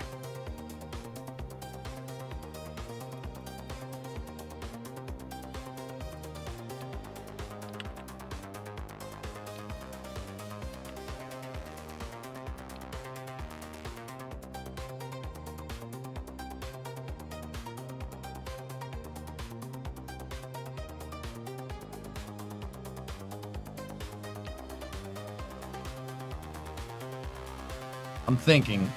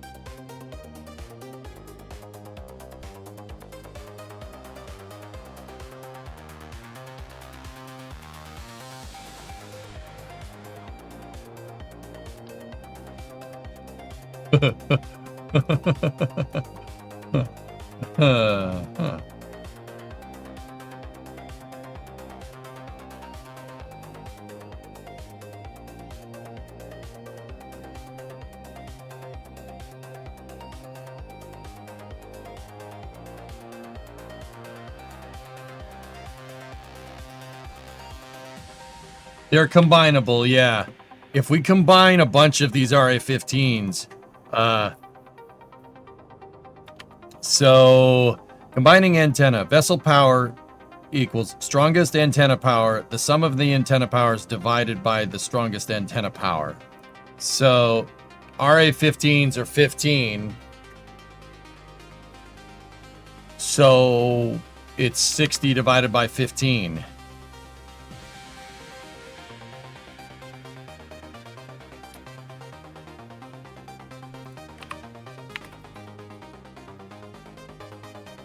Right?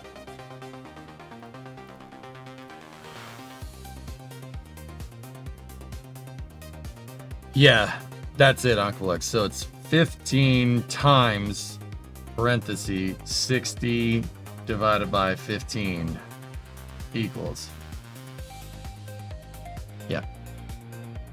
So this is good for 60G. Hey, Nazalik.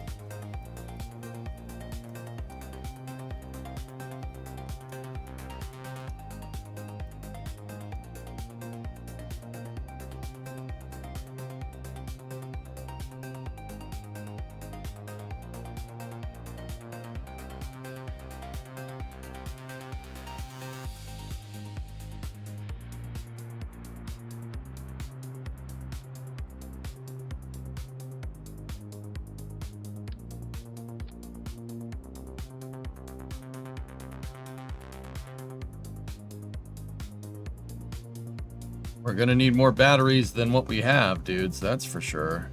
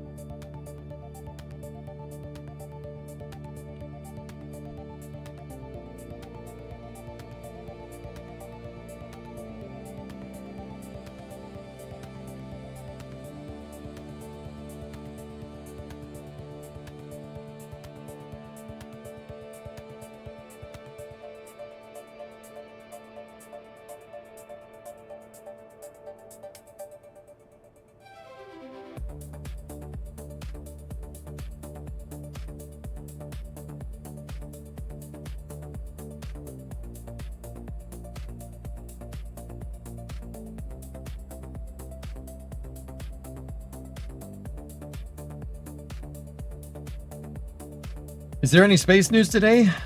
Joe, there's no flame trench tonight, dude. Yeah, NSF is doing a viewer meetup in England, and all the producers went.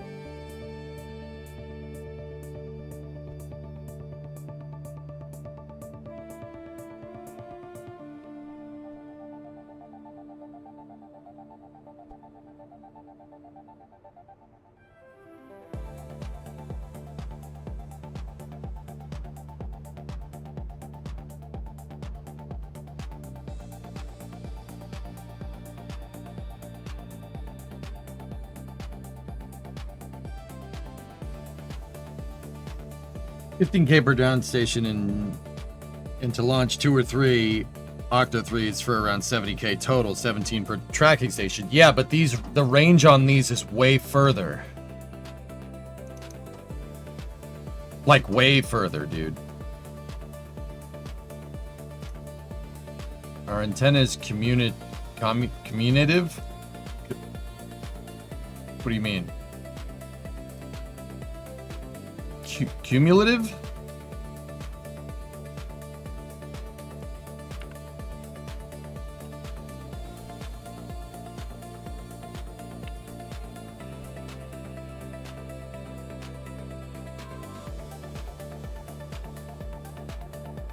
Yes, yeah.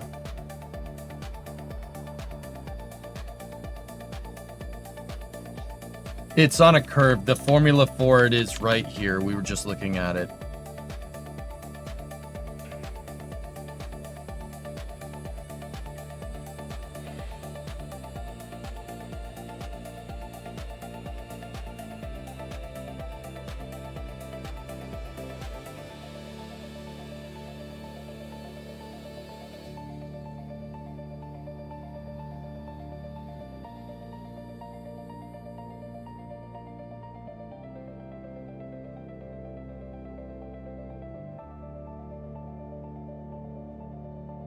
You have 100,000 funds remaining.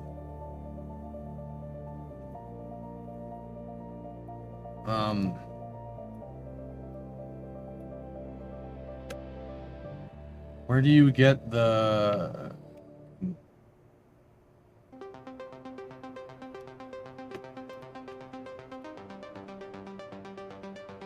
$15 combinable right there.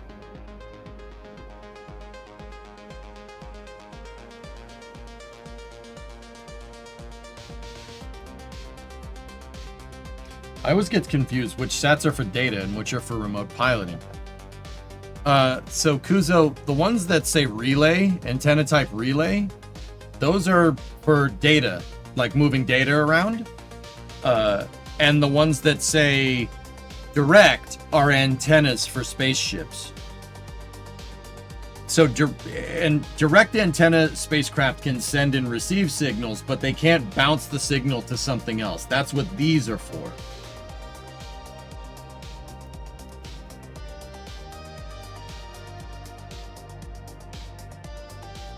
Bottom left for the station's cost. I'm worried about the cost. We don't have to launch this right now, dude.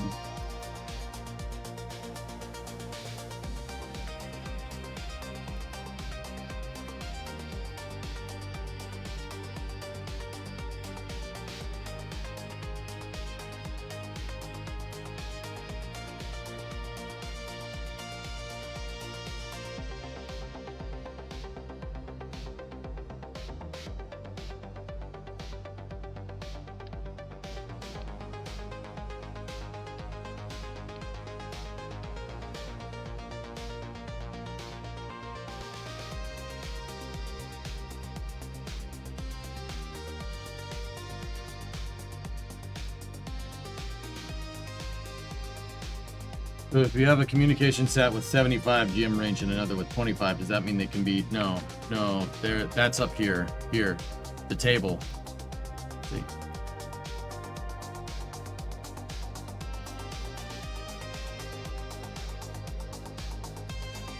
The Buxo, this is, these are ground stations. They're intercontinental ballistic ground tracking stations.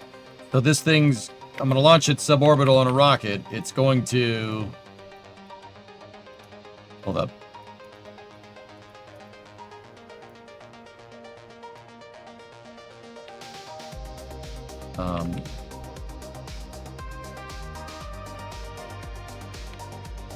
Yeah, that's fine. The dishes can have some overlap. It wouldn't be the first time. So this thing is going to fly. It has a parachute, right? It's going to re-enter. And then when it lands... It'll land down here. We deploy its landing legs-ish after it, you know, bounces, right? Gonna be on the ground. And then gotta make cool sound effects.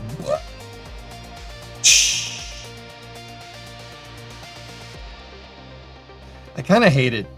I don't like the 4-dish design, to be honest with you, dudes. You know what? That's cool. I like it. But we'll upgrade them later. So, what I'll do instead is get a servo and the 00 hinge.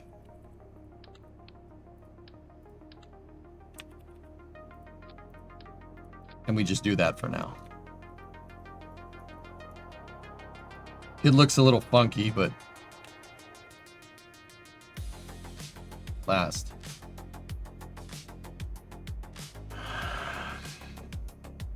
I don't see your last. Was it a tag?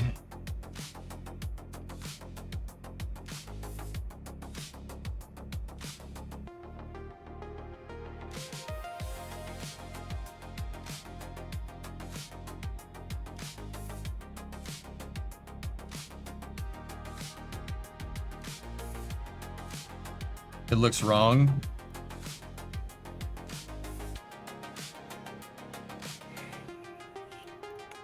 I think it looks alright. Doesn't look too bad.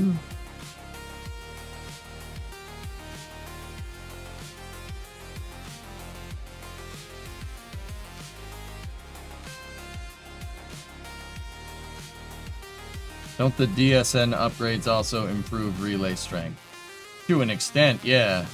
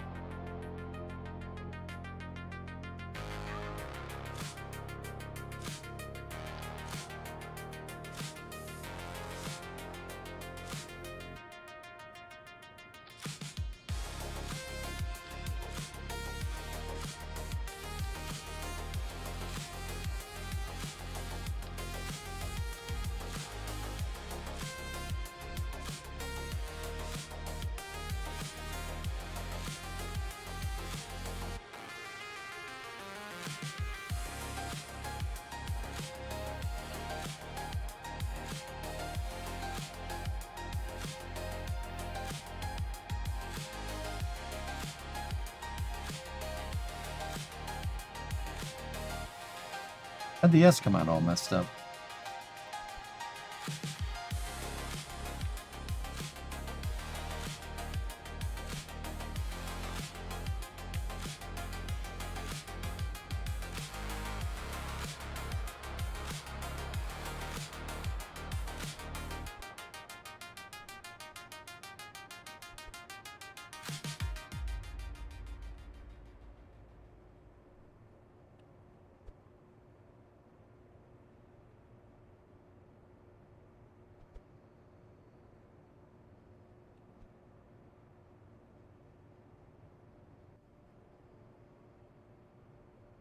Killer.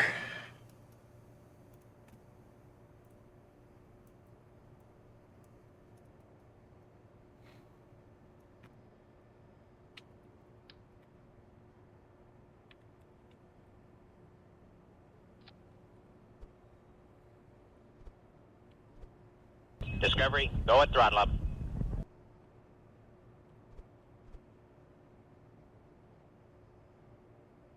Goat at throttle up.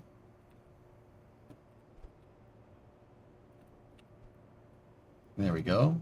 Someone's aiming for the DoD money with a resupply pod. Yeah, Ark. Heard about that.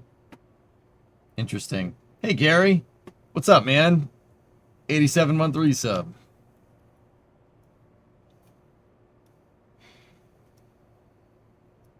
I would love to see EJ play with extra planetary launch pads. I have Kerbal Constructs. We were talking about messing around with that a little bit earlier.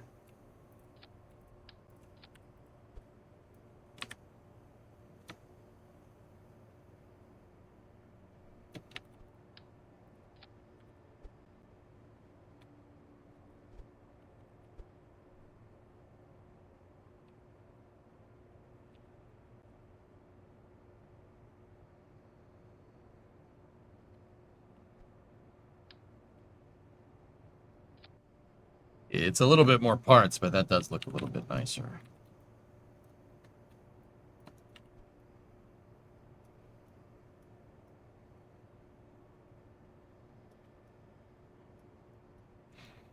All right, so now,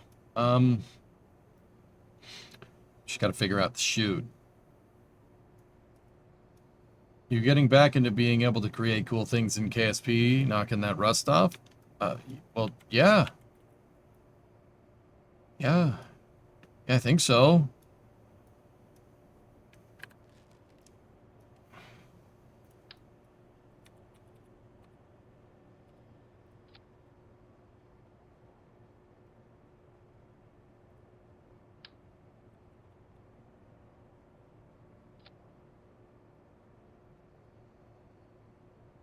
I want to keep the heavy heat shield.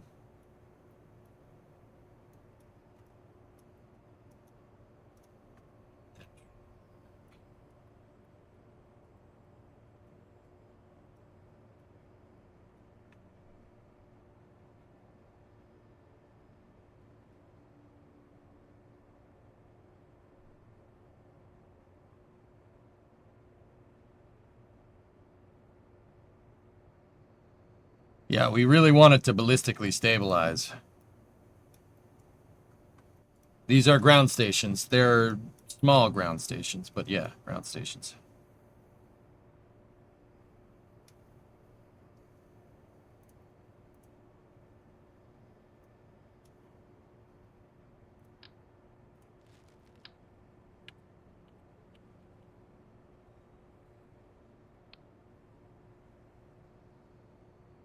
Leshev, what's going on?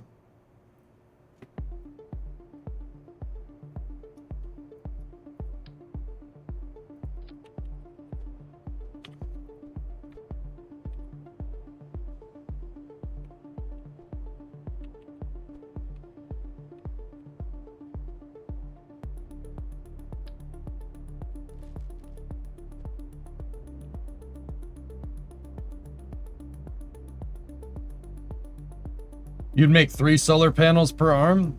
It looks better? Yeah, but what if these things are going to be touching the ground, Mock? I don't want them to hit something.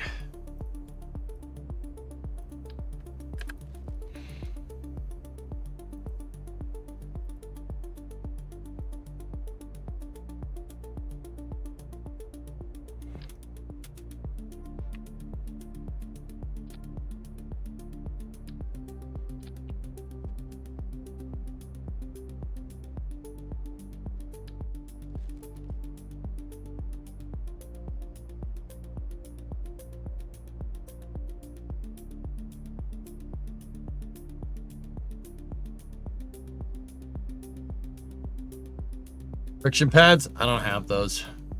We don't have those unlocked, dudes.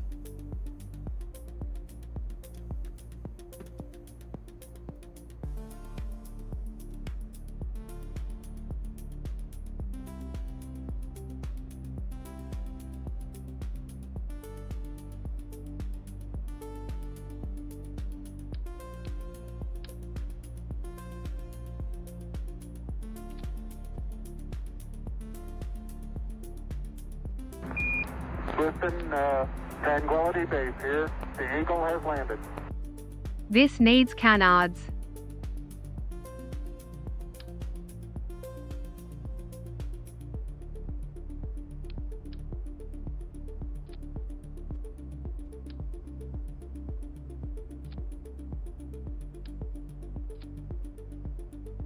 No, I don't think it does.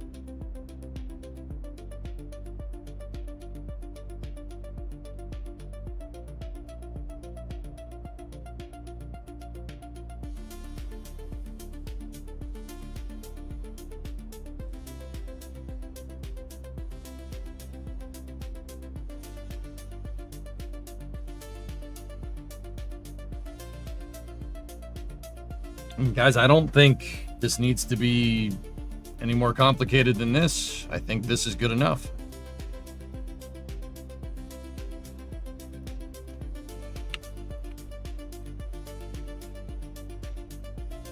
Hold on.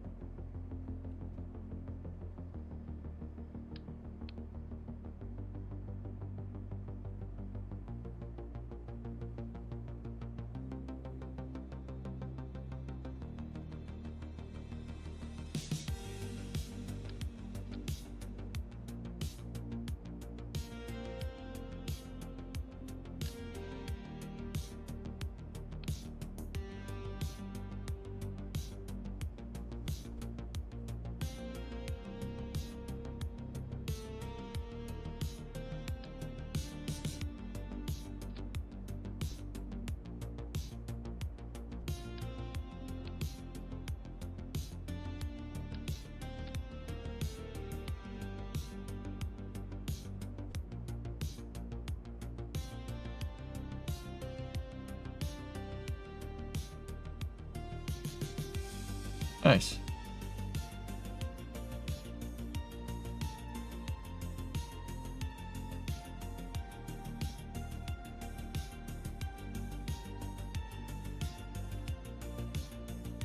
Oh, yeah.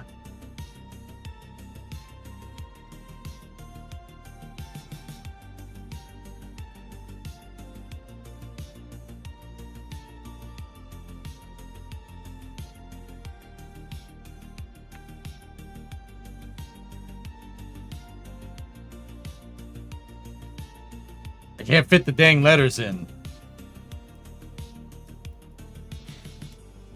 You know what? We'll put the number of the station on this side.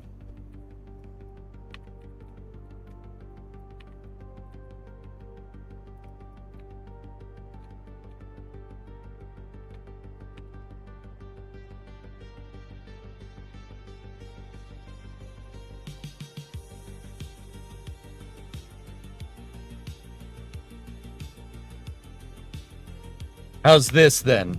Archie, are we a little lower on cost, dude?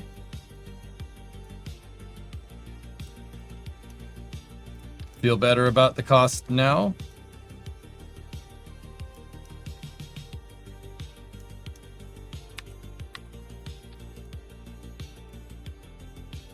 Is this one going to Crater Lake? Yep. We could drop it from an airplane, but I don't have an airplane big enough to drop this thing, dudes.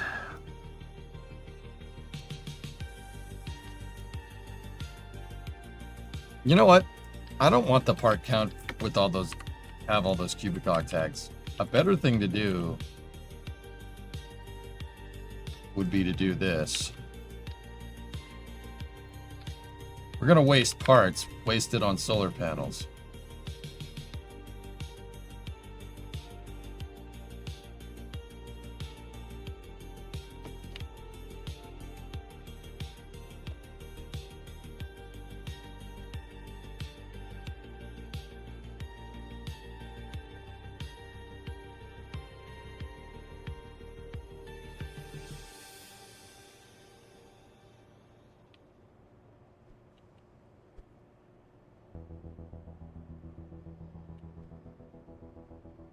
Wasted on this. Not 100% sure what I'm looking at there, but all right. That's weird.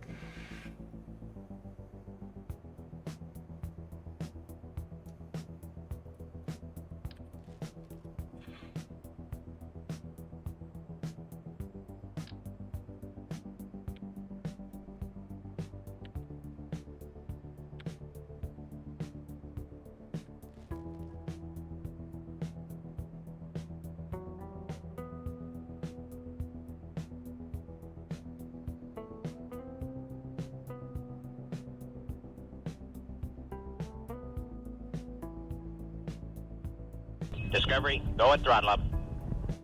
Username 64-month resub. How's your mother? What's up, public? Alright, just gotta also make sure that our center of mass is nice and low.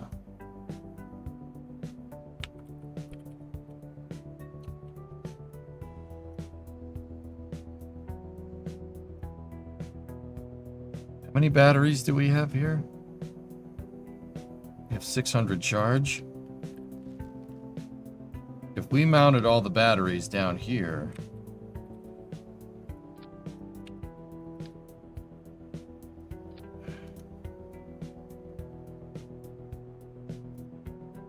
it's cheaper.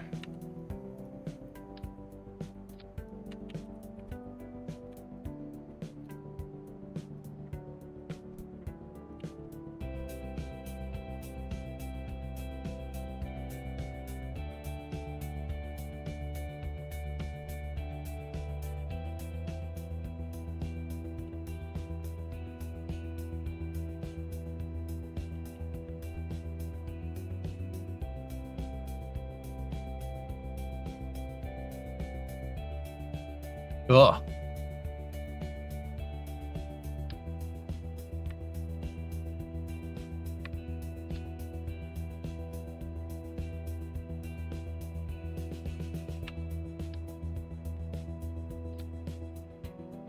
Ah.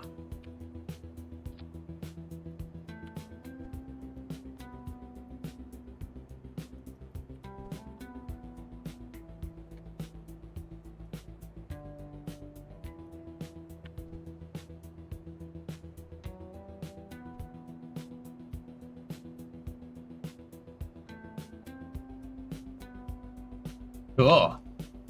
Hey, Captain Serby, what's up?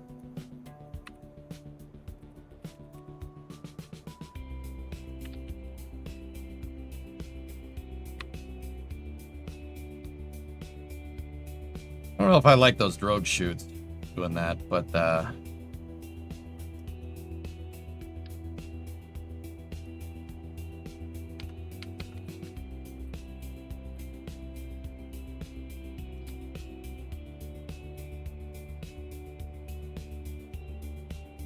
guess no flame trench today. NSF is doing the meetup, guys. I forgot they were doing the meetup today.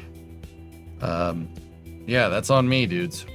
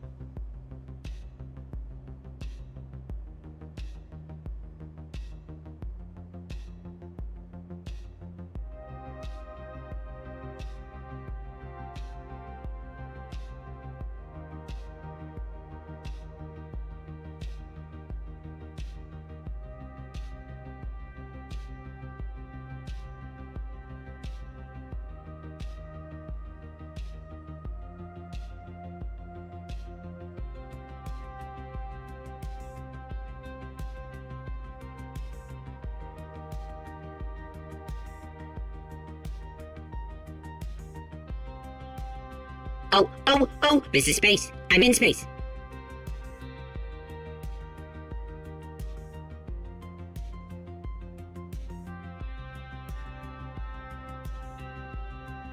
Would this ground station float? EJ Buoy Cam. Yeah, I guess it would.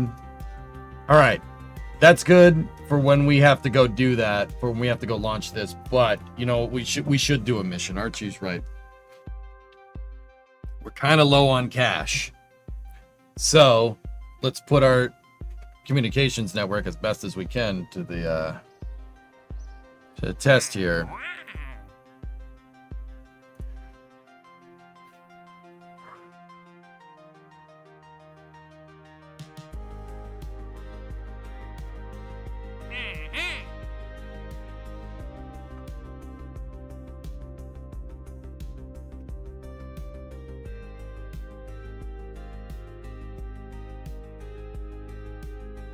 Position a satellite in a specific orbit around Minmus.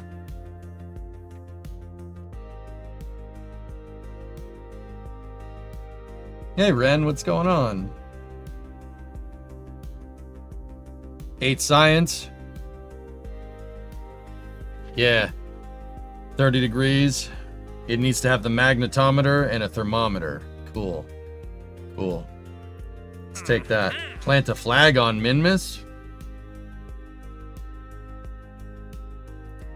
Ooh. Position another satellite in a specific orbit around Minmus. Reach a designated orbit around Minmus within reasonable deviation. Have an accelerometer on it.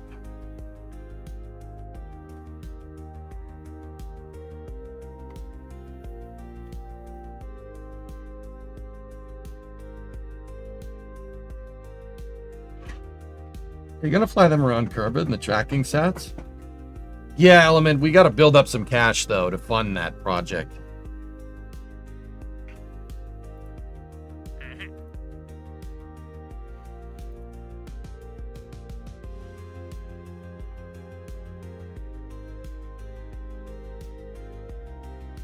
Are you gonna trench today? NSF is doing a meetup in England today, Bree. So yeah, no flame trench.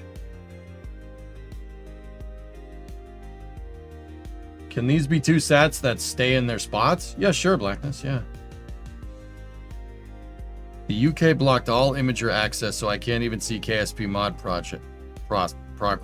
The UK blocked Imager access? Imager? Imager.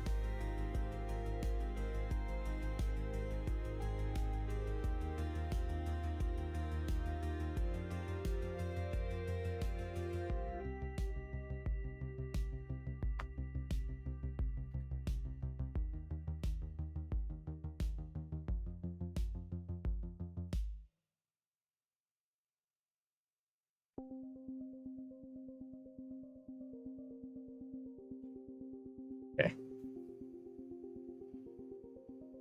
That sucks, Ryan. I'm sorry, I don't know what to tell you. You gave us trench hope earlier, then took it away. Dude, I have fajitas waiting for me down in the house. I'm about to go get some fajitas and take a quick break. I need 6,000 chicken fajitas, please.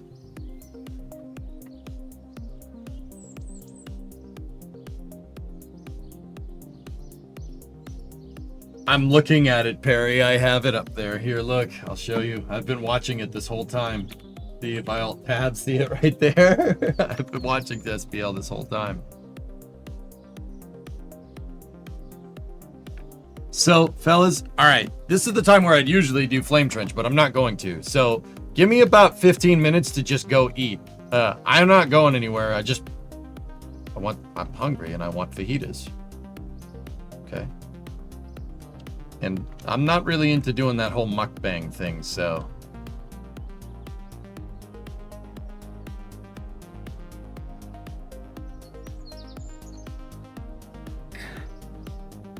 Oh, shoot. Come on, I'll be back in a sec.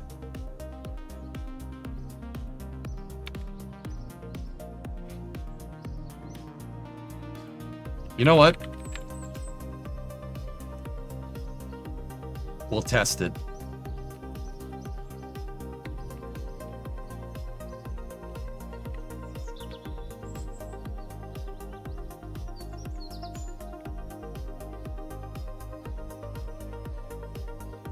Okay, shut this music off. I'll give you guys a video that's pertinent to subject matter. We'll see. We'll see if it flags it. I don't think it'll flag it.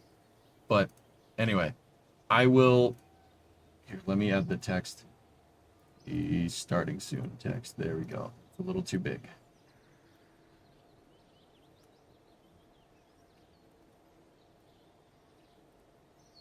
Go. All right. I'll be back. I'm just going to go eat real quick. Be back in 15 minutes. Here we go.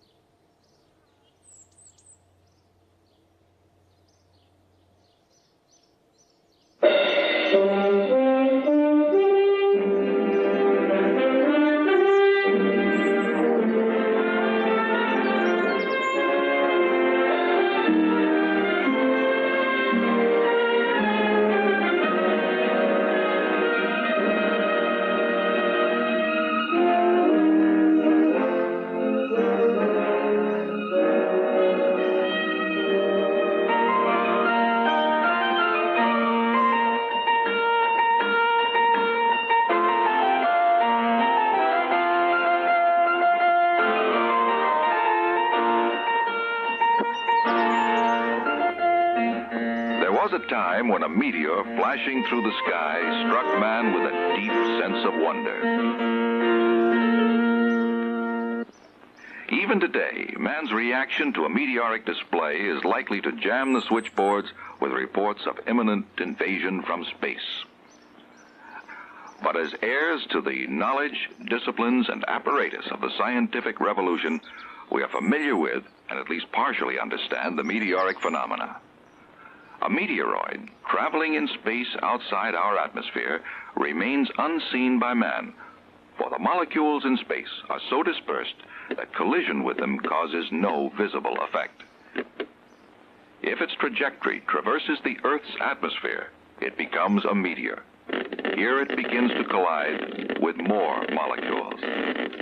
These collisions become more and more frequent as the meteor descends into the denser air of lower altitudes, causing it to decelerate. Each collision converts some of the energy of motion into heat energy, and the heat continues to increase until the meteor itself becomes incandescent, scribing its visible path through the night sky. Destroyed in the atmosphere by this heating, most meteors present no danger to man. Now and then, one is large enough to survive its passage through the atmosphere to Earth. It is then called a meteorite, and some are very large indeed. Dr. Peter Parameter became interested in meteors early in his career, and once wrote a paper titled, A thermokinetic description of bodies in passage through a plastic medium of nonlinear density at random velocities and angles, which could be just about summed up with this equation. With this equation, his fellow scientists and designers are able to explain the effects of atmospheric penetration on differing bodies, those with different ballistic coefficients, at various velocities and angles.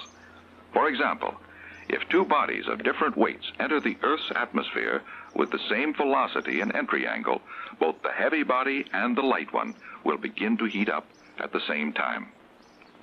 But impacts of air molecules slow the light body sooner. This deceleration of the light body occurs at higher altitudes, while the heavier, more energetic body penetrates deeper before it reaches peak deceleration. The total amount of heat generated by the lighter one is less than that generated by the heavy one, whose larger mass gives it greater kinetic energy. Two identical bodies with the same velocity entering the atmosphere at different angles also will decelerate at different rates. The steeper angle causes a more rapid encounter with the dense air, resulting in more abrupt deceleration. The total heat generated will be the same for both bodies, but peak heating will be less for the shallow entry. With identical meteors entering at the same angle but with different velocities, the faster meteor, under heavier bombardment by air molecules, will have greater deceleration, generating more heat and at a higher rate. But Dr. Parameter is no longer merely an observer interested in understanding the phenomena of meteors. A meteor is just an aimless traveler in space. Doc finds himself now involved in designs with a purpose and an aim. A missile has a target, and a spacecraft has a destination, a journey's end. To these, Doc applies his knowledge. He knows natural phenomena, both of aimless meteor and aimed missile. He knows that as they traverse the atmosphere, they heat up. If the heating or deceleration of a vehicle is excessive, the mission is threatened. Man cannot change the laws of nature, so he must use his knowledge to work within those laws. Doc Parameter knows that the two natural enemies to successful atmospheric penetration are deceleration and heat. He can fight these enemies on two possible fronts. First, on the design front, by modifying the vehicle's shape and size relative to its weight. In other words, its ballistic coefficient. And second, on the program front, by altering the vehicle's trajectory, its velocity, its attitude, and its angle of entry into the Earth's atmosphere. Dr. Parameter is now ready to use his technology to plan a successful re-entry for an ICBM warhead. He knows that of the two natural enemies, deceleration and heat, high deceleration is not a problem with a warhead, but too much heat could destroy it. He first surveys the project on the program front. He knows that the re-entry velocities and angles are essentially set by the mission. But to reduce heat load, the velocity of the re-entry vehicle could theoretically be reduced by firing a retro rocket. On investigation, he finds that in order to decrease re-entry velocities sufficiently by this method, a retro thrust system would be required weighing many times the weight of the warhead. This method is out. He next considers the possibility of changing the re-entry angle. He knows that a shallow angle will lessen the peak heat load by stretching the heating over a longer period of time. But the total heat generated will be the same either way, and the vehicle could absorb even more heat during this longer re-entry. Furthermore, a shallow re-entry angle has other serious drawbacks. First, a shallow angle impairs accuracy by deflection in the atmosphere. Second, it affords more time for enemy interception. A steep re-entry improves the missile's chances of avoiding interception and of reaching its target with minimum atmospheric deflection. In this case, altering the program is not the answer to the heat problem. Dr. Parameter must attack the problem of heat on the design front. Logic would seem to indicate that fast travel requires a streamlined shape to slice its way through the air. At subsonic velocities, this is true, but at supersonic speeds, the moving vehicle displaces air molecules which bounce off, forming a shock wave. As speed increases, the shock wave becomes more severe, and heating increases. An ICBM will have a free-fall re-entry speed in excess of 23,000 feet per second. At this speed, the heat of molecular collision and friction, shearing of air molecules, is concentrated in a narrow zone along the surface of a streamlined vehicle. The heat generated may cause the temperature to exceed 15,000 degrees Fahrenheit. To combat this terrific heat, Dr. Parameter designs instead a re-entry vehicle with a blunt frontal area.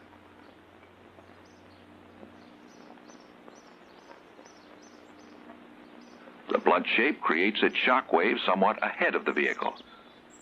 This occurs because the atmospheric molecules colliding with its frontal surface bounce back and intercept others coming in, setting up a kind of picket line in advance of the warhead. The peak heat is generated in this area away from the surface of the vehicle. Although the blunt shape decreases the peak heating of the warhead to half that of the streamlined shape, it will still heat up to 7,000 degrees Fahrenheit, much too hot for unprotected warhead structures. To further reduce heating, Dr. Parameter must find other techniques in addition to the blunt shape. His first solution is the heat sink. Use the blunt design and add a mass of heat-conducting metal large enough to absorb most of the heat generated during re-entry without melting before impact. It works, but he is not yet satisfied. The weight of the heat sink displaces more than 1/4 of the payload. Furthermore, the blunt design slows the missile, keeping it in the atmosphere a longer time, making it less accurate and easier to intercept. For the greatest accuracy and shortest time in the atmosphere, Doc knows that the streamlined shape is the best, but the heat sink cannot absorb and distribute the sudden extreme heat generated during the re-entry of a streamlined vehicle. Doc reasons, If the heat cannot be absorbed, why not eject it as fast as it's generated? the answer is ablation. Ablation. Coat the frontal surface of the streamlined missile with layers of ablative material composed of fibers, resins, and ceramics. This ablative coating protects the missile from the extreme heat in several ways. It is a poor heat conductor. Its surface gradually melts away, taking heat with it, and its vapor forms a thin insulating layer, deflecting some of the heat from the surface. The ablative principle combats the heat problem effectively and permits steeper re-entry angles while adding a minimum of weight. The streamlined missile, with its increased speed, affords the least possibility of interception and the greatest accuracy. It does produce a huge deceleration factor approaching 150 Gs. Fortunately, this poses no threat to a warhead. But for manned or other recovery missions, the G load is a most important factor. For manned re-entry, this force should be held below 10 Gs. A shallow re-entry angle of about 1 to 5 degrees is the simple answer. The shallower the angle, the less the G load. But this will be sustained over a longer period of time. This means a longer time at high speed through the friction of the atmosphere. Let's take a moment to see why this is not desirable. Dr. Parameter? Thank you. Gentlemen, we have here a kettle of water. Heathcliff, we can use you in this experiment. Oh boy, an experiment. Thank you, sir. Now, if we may have another kettle of water and your stand-in. Thank you. Now we'll proceed with the experiment. Experiment? We'll add the same amount of fuel under each kettle, but alter the form of the fuel under one kettle to make it burn faster. We ignite both at the same time and compare the results. Splendid. I'd like to point out that the fast-burning fuel, although reaching its intensity quickly, exhausted itself quickly. The heat absorbed was negligible. The slow-burning fuel, on the other hand, gradually increases in intensity. It will generate the same total heat load, but over a longer period of time, and you'll notice more heat is absorbed. Thank you, Heathcliff. Thank you, Dr. Parameter. So although the peak heat generated in the shallow re-entry is less, the capsule is in the heating regime for a longer time, and without the utmost protection would absorb an intolerable amount of heat. For manned re-entry, Dr. Parameter overcomes the deceleration enemy through program with the shallow angle, but he must combat heat on the design front.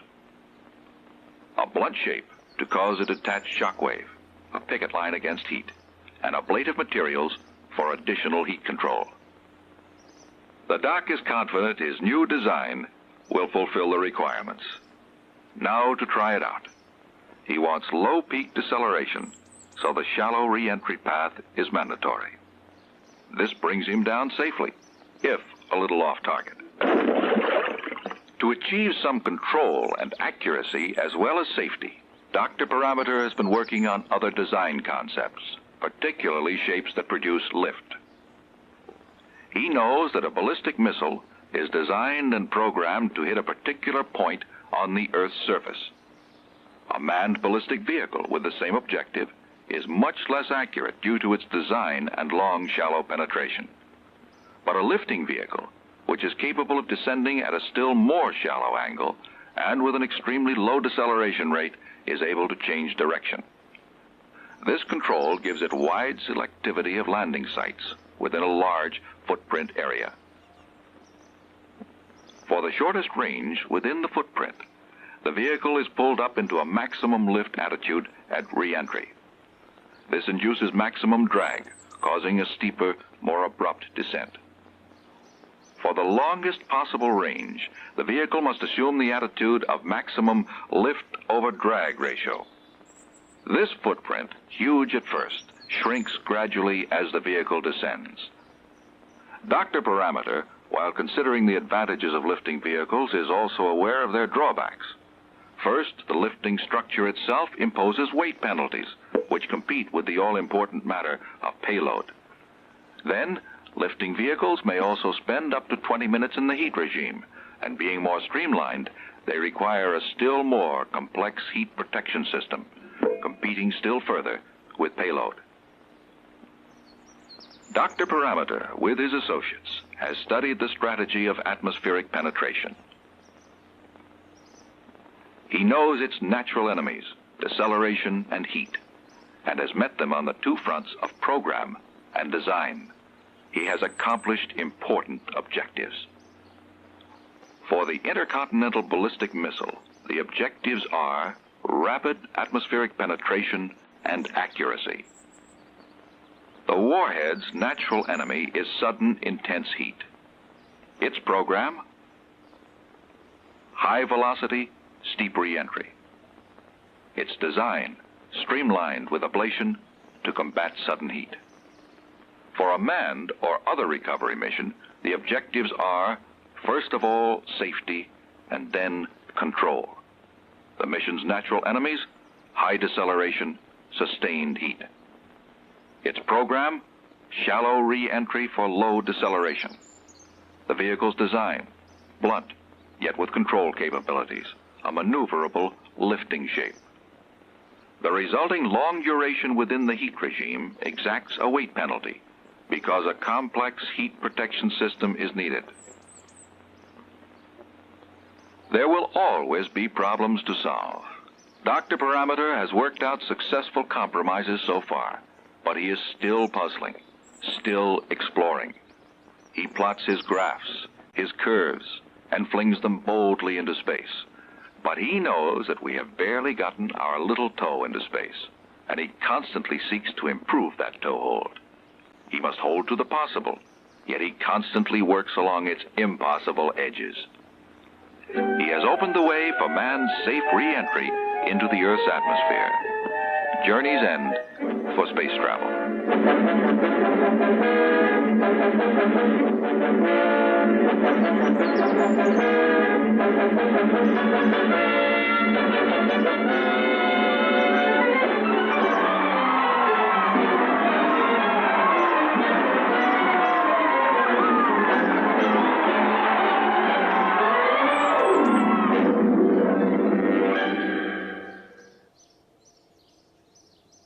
Hey, all right. Well, we'll see if that causes problems. Good video? Pretty good, right? All right. Let's get the tunage back up and running, and we will get right back into it. Once again, there's no flame trench today.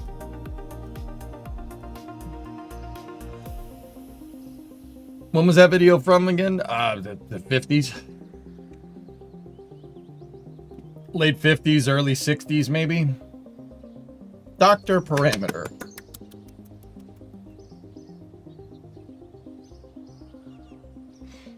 There's no way that training video is copyrighted anymore. Oh, that doesn't matter. That doesn't matter. People will still claim it, even though it's public domain and not copyrightable.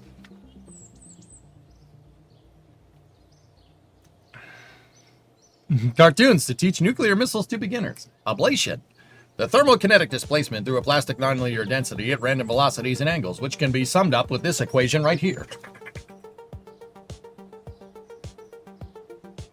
All right.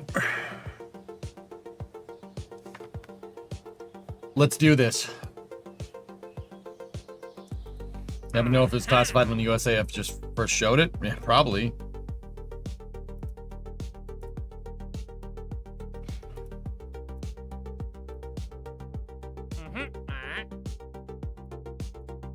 There's one from VATCO 22 by 310 by 309. What's this one?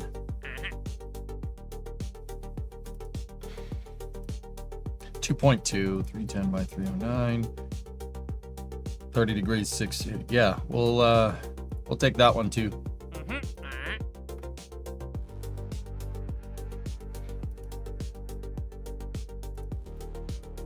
We still have that Moonsat mission for Maxo. You need to look at Rocket Lab's stock.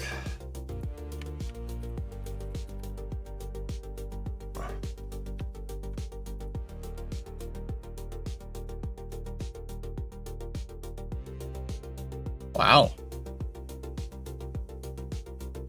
AST is up. Intuitive is up. Palantir is down big. That sucks for them, I think.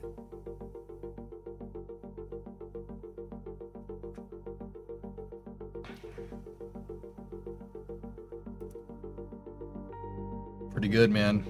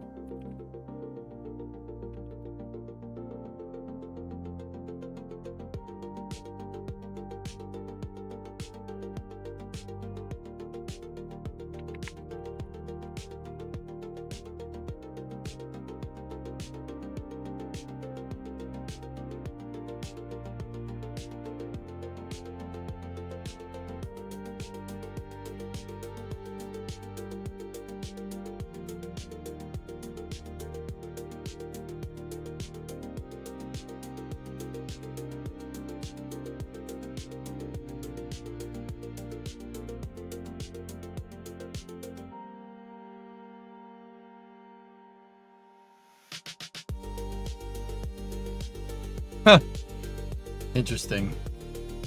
All right.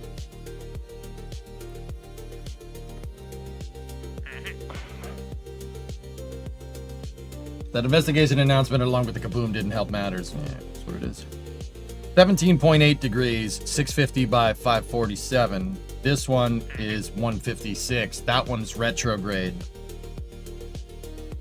Okay.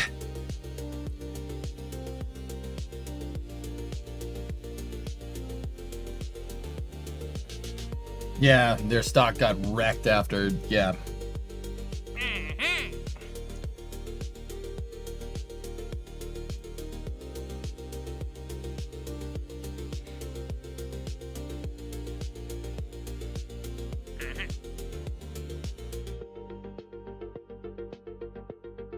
Magnetometer to the moon. Yeah. We need a thermometer, okay, for this mission, thermometer mystery goo.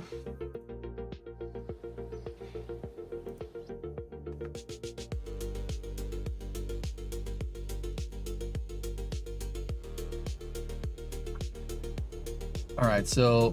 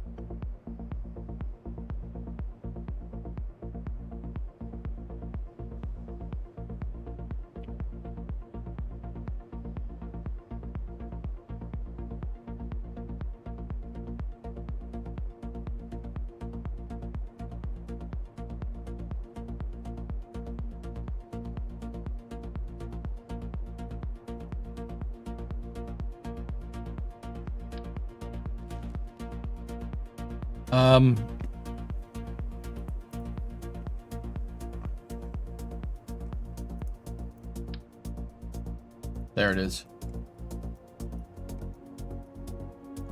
So, Octo's the name of the probe core, dude. I just named it after the probe core.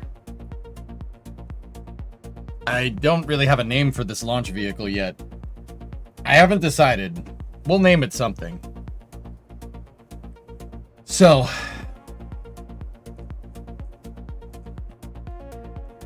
let's do that lunar mission, because we don't need to worry about comms anymore, because my Tidris network can reach the moon, which is pretty cool. Nice, Panta.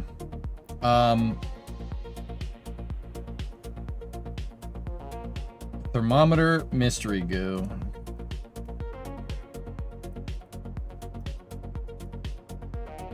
So going with Soviet style naming, yeah, pretty much.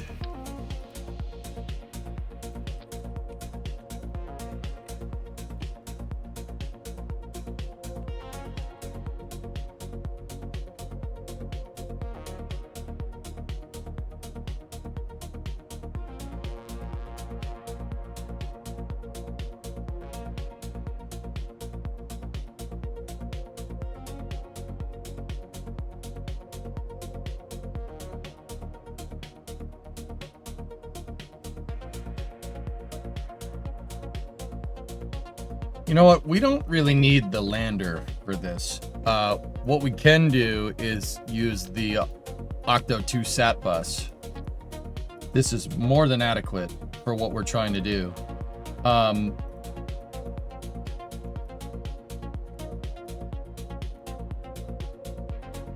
What do we need? A thermometer and mystery goo. We have that. We have the barometer.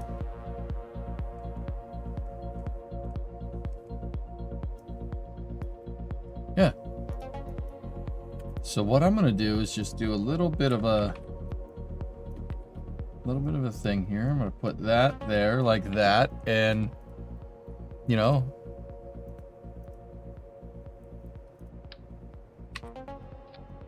no scientific mission going to waste. Oh, I don't know if it. Oh, Really? That fits? All right.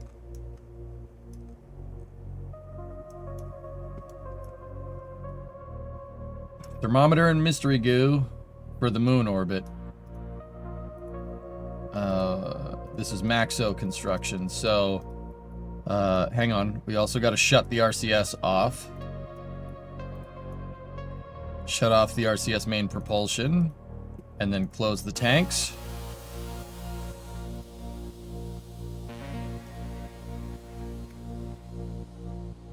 We don't necessarily need a science junior, huh?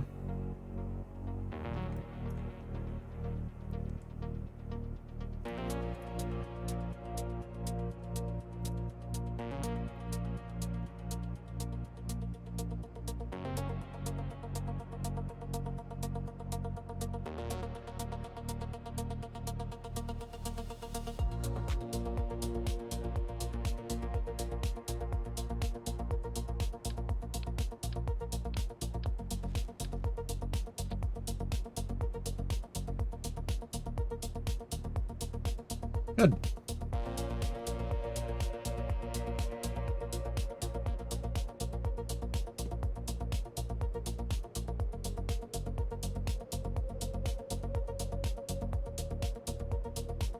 Staging is fine.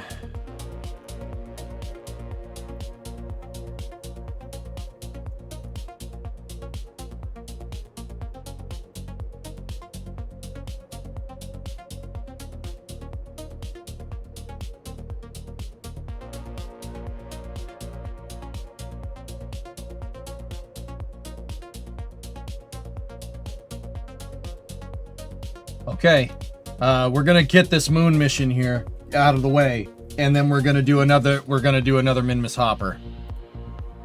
I was thinking about sending the lander out to the moon, but I mean we can if we really wanted to. But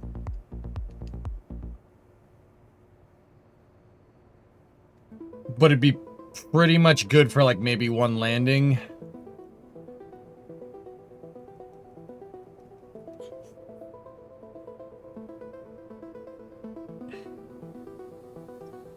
I like the Valken name.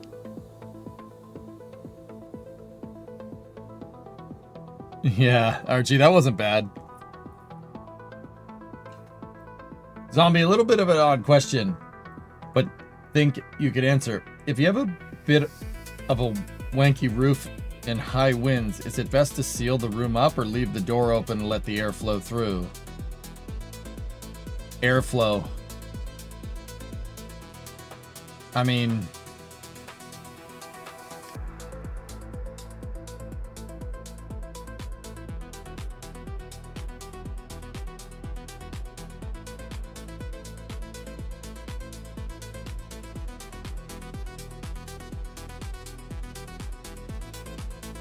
it really depends, dude. Now that I'm really thinking about it, I know like in tornadoes, I know you leave the door open because it's going to make a vacuum. Not on the leading side, then you pressurize the roof and lift it. Yeah. Yeah. Anyway. Yeah, I'd say what Uncle X said is pretty much spot on.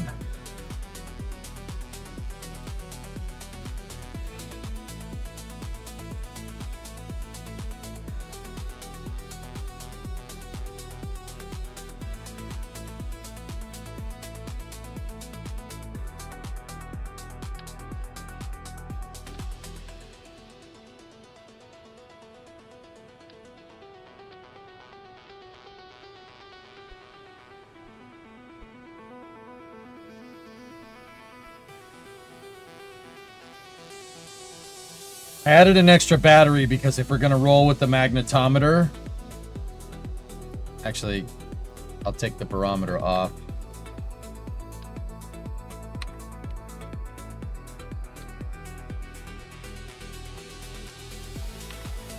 If we're going to roll with the magnetometer, it's going to need a lot to transmit back. Okay, let's roll. Let's do this moon mission. Get some cash in the bank.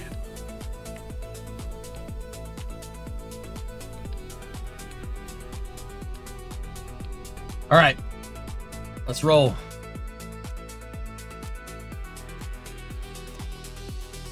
Well, I know Flame Trench, though. NSF is doing their meetup, dudes. They're doing a meetup, and all of the producers went to the meetup, which is...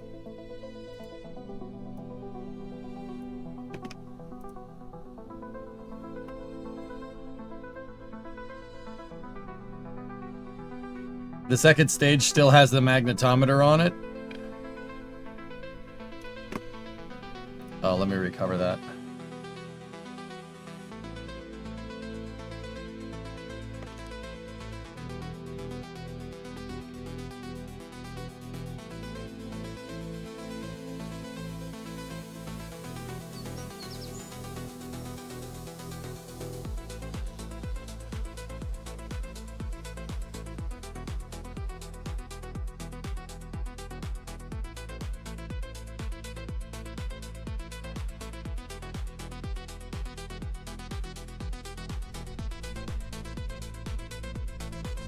You don't need that. There are plans for a US meetup? I don't know, maybe.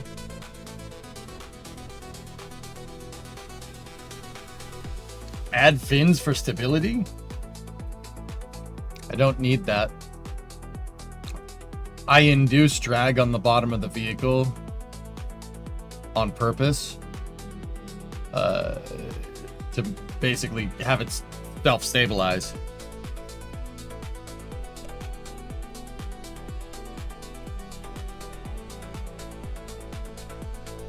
All right, here we go. Fifth operational mission, 7th flight of the Octo 3 launch vehicle.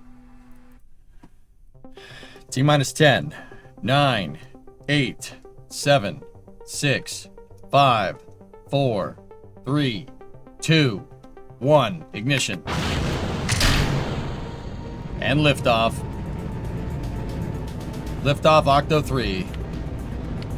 Carrying the Maxo Toys Maxo-Sat 1 for Maxo Construction Toys heading to the moon. Roll program, vehicles pitching downrange.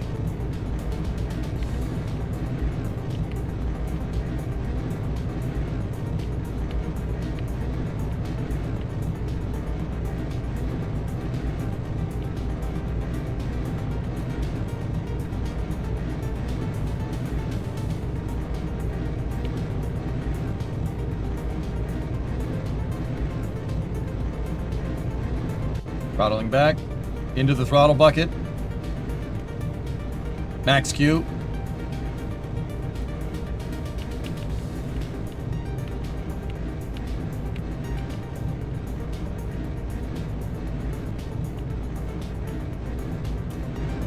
Uh-oh. Oh, crap. I lost it. This is fine. We have the performance. That was totally my fault. I pitched over too much.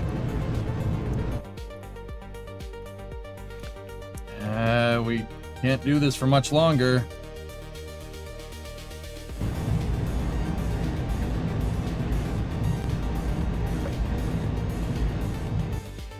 What the frick happened there? Why did I lose it aerodynamically?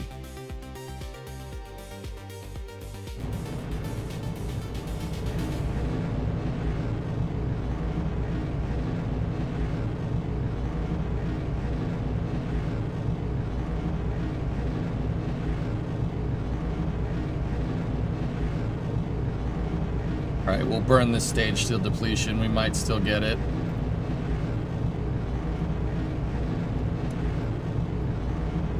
Stand by for Miko.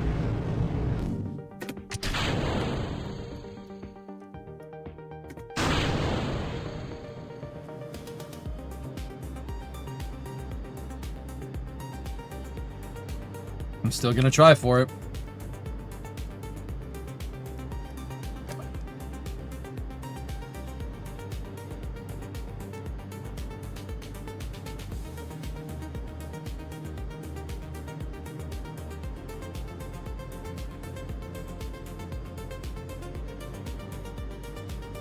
Bearing separation confirmed.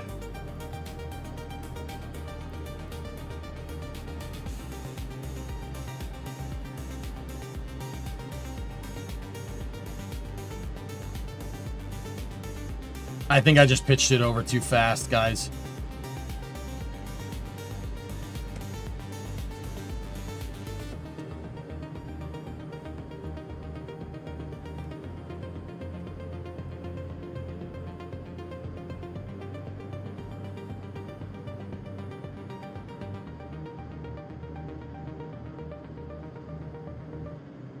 Very rare that I lose a vehicle like that, ever.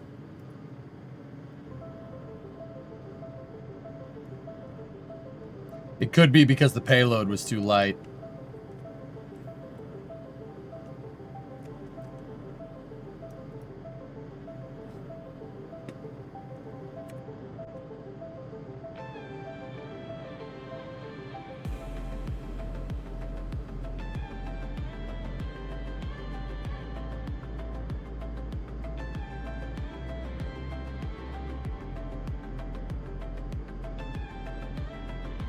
Yeah, I think I just accelerated too fast because the payload was too light. It's okay. We're still going to make it. And if the payload was higher mass, we would not be flying right now. The EJ guidance system.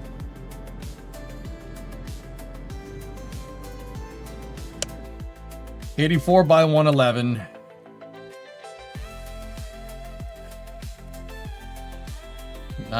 Not the most nominal insertion, but how far are we off?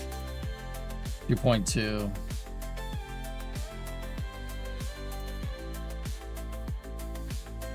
Not a bad salvage job, but because of Tidris, we can just fix it. I'm really happy we put that in.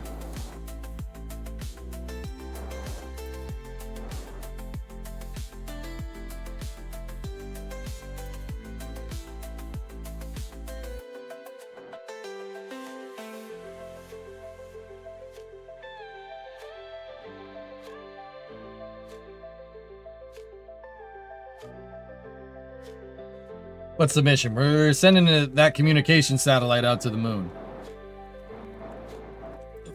For a customer. Oh, gotta whip those fajitas too quick.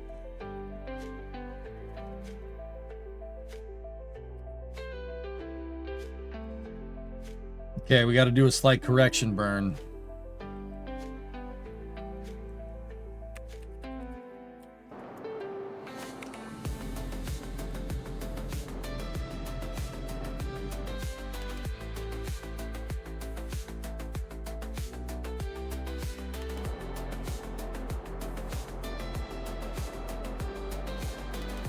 Okay, good. Moon's coming up over the horizon here.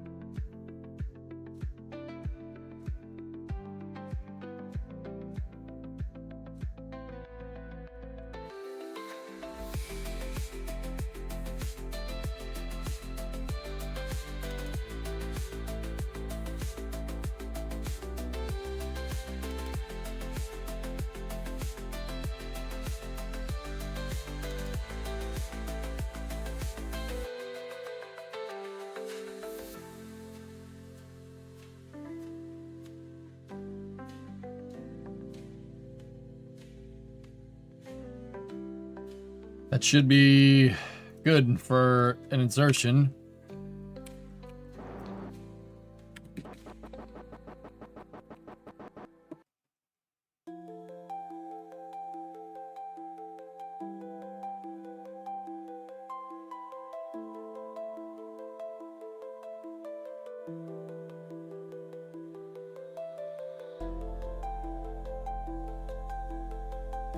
Should have called it Detris? Detris, Pixing? So the data tracking relay satellite? Flame Trench this week? No, not happening. We have no producers to do it.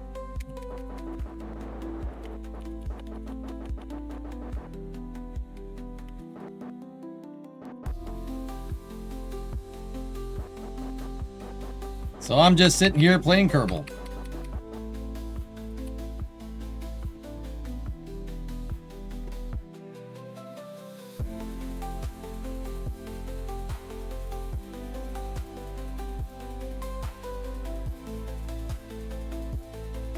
And we appreciate it. There you go.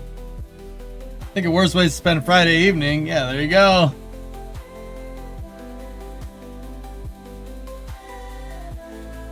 Okay.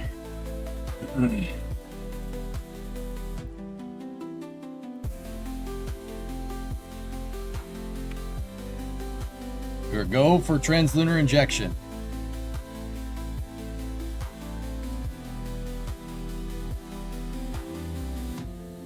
In 25 seconds.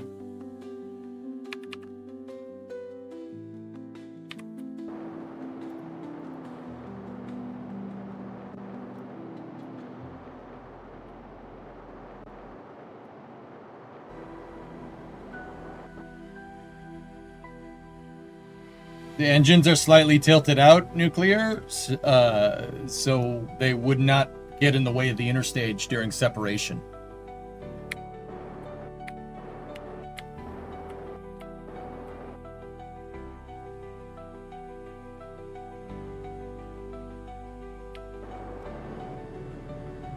Good reignition on the upper stage.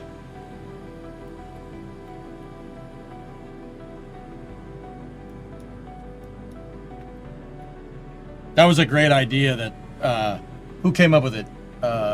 Pigzig, I think, yesterday. That was a good call. Tilting the engine slightly out. And it actually kind of looks cool. It looks pretty neat. Pigzig and Hip Hop. Hip Hop Anonymous? Hippopotamus?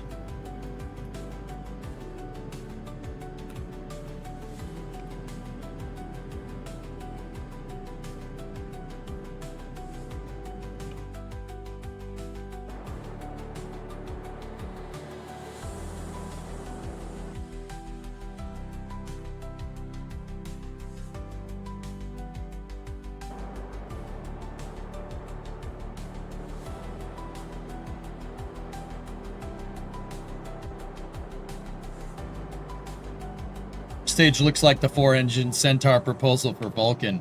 It kind of does, and this is kind of a Vulcan upper stage. It's pretty close.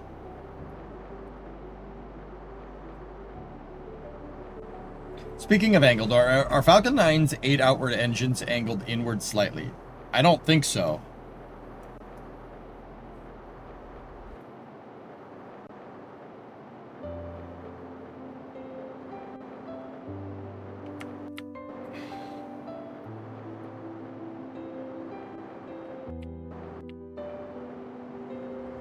Okay.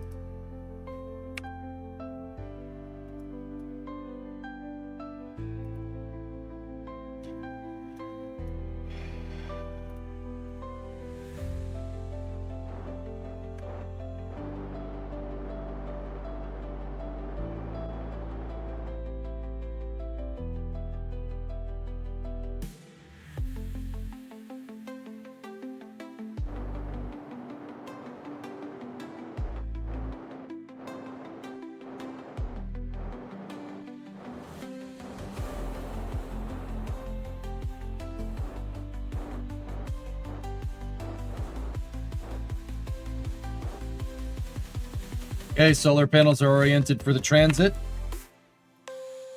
And we should never have to worry about losing signal.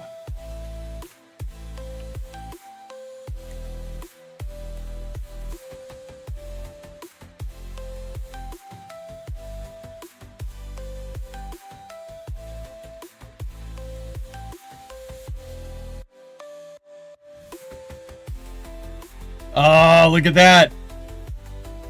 We moved to Tidris 3, bounced off Tidris 1, back to KSC. Oh, that is cool, dude.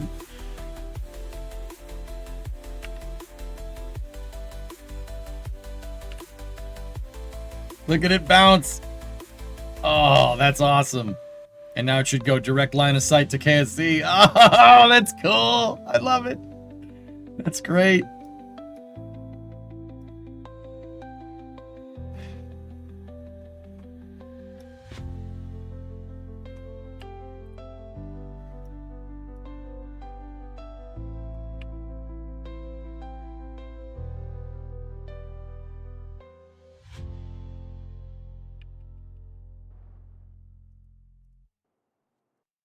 Discovery, go at throttle up.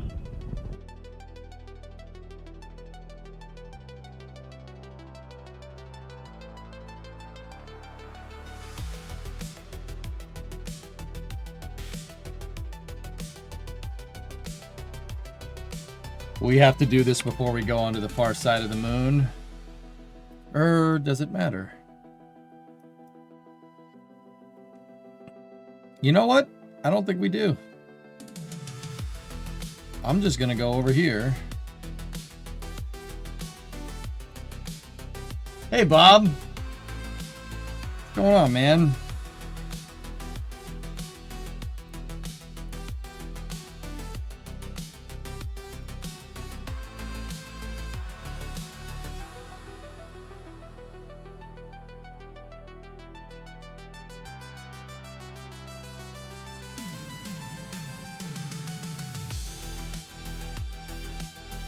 That's almost perfect, dude.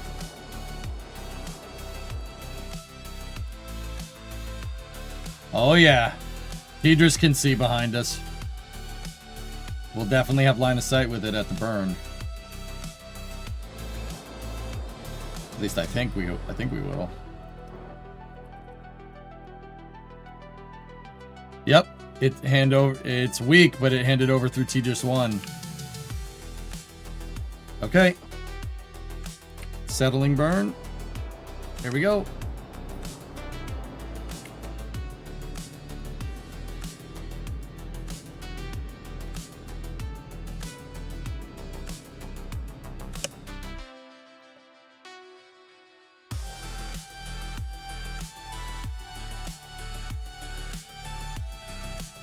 Pink. Ooh. Well, while we're here,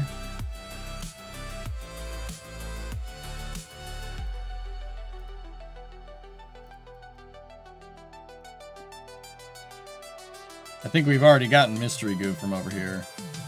Yeah.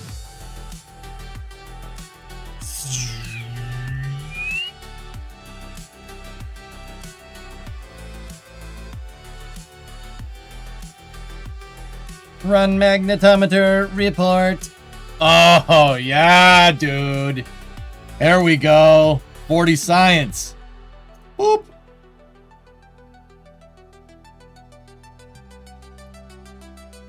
We have enough. When trying to land on the moon, is it more efficient to get into orbit in front of the moon or behind it relative to its orbital path? Doesn't matter. You could just directly land on it if you really wanted to. Rockets, what I like doing is circularizing. I like circularizing first. I will circularize to whatever inclination that my landing site is on. So for instance, if you're landing at the North Pole, you're going to want to circularize into a polar orbit. The reason why is that you put yourself into a parking orbit. You put yourself into a parking orbit, you can kind of get ready to land. And you could do kind of a more metered approach to landing. With that being said, direct descent, direct to lunar surface, has been done in real life, and you can do it in Kerbal. The surveyors, they strapped a gigantic solid rocket booster to the bottom of the surveyor probes and had them do a direct descent. And then probably like a mile off the ground, it pooped out the solid rocket booster, right? And then it landed basically on downward facing RCS. Yeah, surveyor was you're a grandma's boy enjoyer? Yes. Yeah. The surveyor program, dude. Surveyor program was crazy. It was straight up playing Kerbal. Like, those are the surveyor probes, right? Look, they got crush cores and stuff, right? They have small pressure vessels on board because they have a couple of downward facing RCS, right? See? There's just RCS facing down. That's it. And then notice how it's kind of hemispherical right here? It's because the thing saddles a freaking SRB. And when I say it saddles an SRB, I mean a Centaur shoots Surveyor direct to the moon, right? And then there's an SRB like actually like implanted inside of a Surveyor.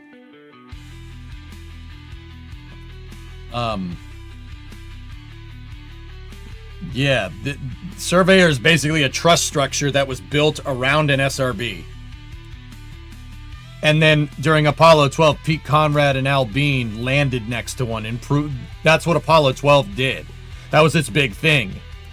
Apollo 12 proved that you could do a precise landing and land near a specific target. And they landed, I don't know, about 300-400 feet away from Surveyor 3. And they went and took stuff off of it and brought it back. How cool is that? Dude, that is badass, man. Yo, Duke, what's up, man?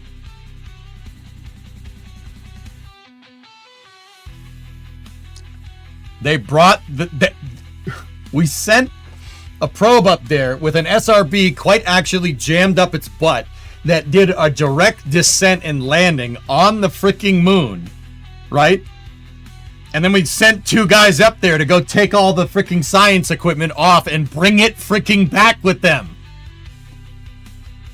Oh, that's badass, man. Dude, that's so freaking sick. That's some absolute Chad stuff going on right there. Just cleared out the last of the beer cans of dip from last night's raid. Oh, sorry. Did we make a mess?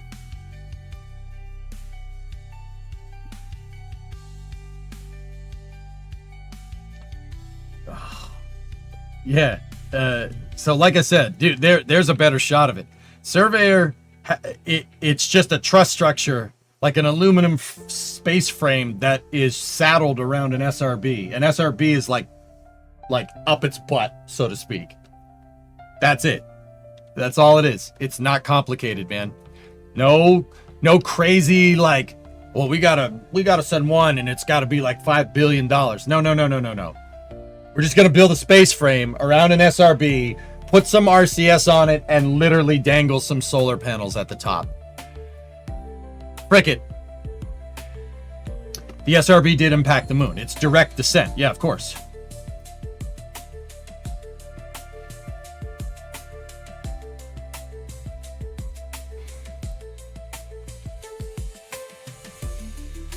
Oh, this is space. I'm in space. Hey, Goltec, gifted 10 subs. I'm trying to see if there's an animation on it because yeah, it's actually insane. So yeah, I mean, rockets, I like putting into parking orbit, but dude, yeah, you can kind of just land. That works.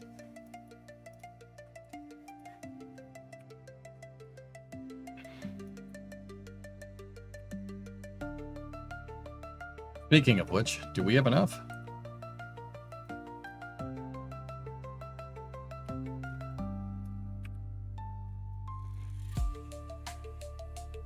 Hang on.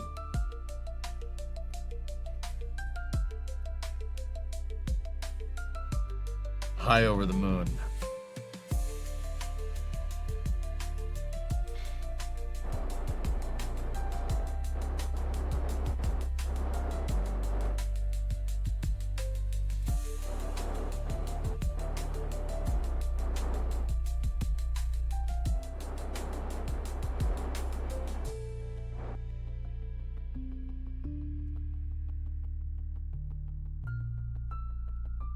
Getting married tomorrow. I thought you'd share some beer money.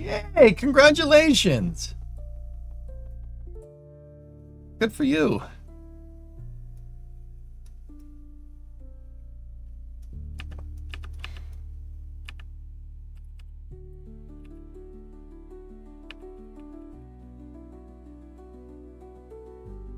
YouTube chat says congratulations, Coltec.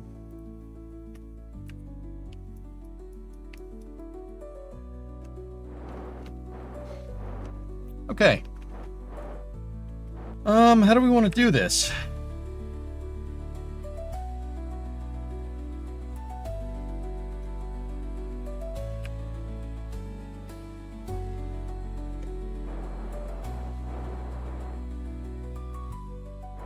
Yeah, no, nothing, Void.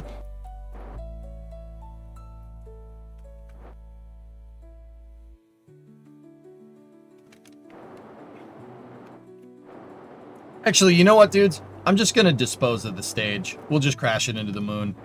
I don't want to land space junk down there. Blow it up. Deploy the SAT. This is MaxoSat 1.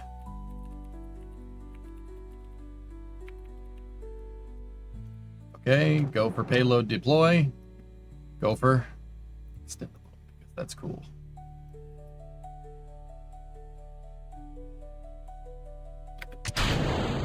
Goodbye.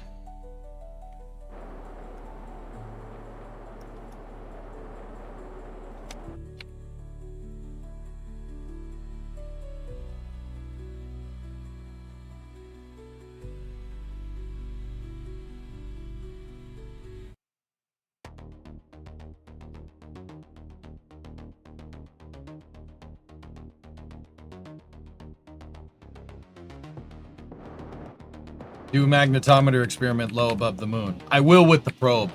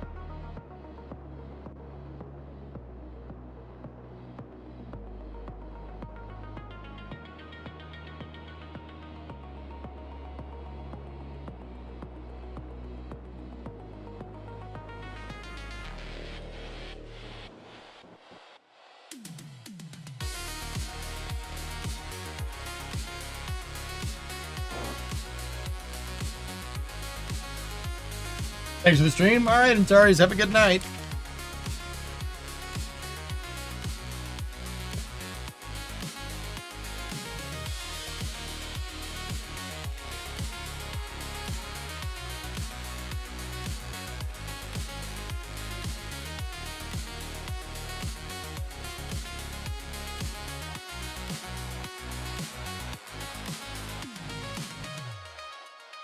Yeah, we might have a little bit of a signal blackout on the far side.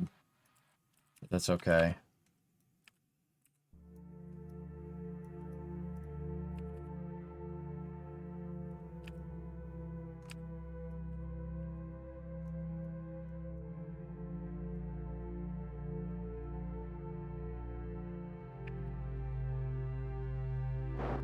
Nice.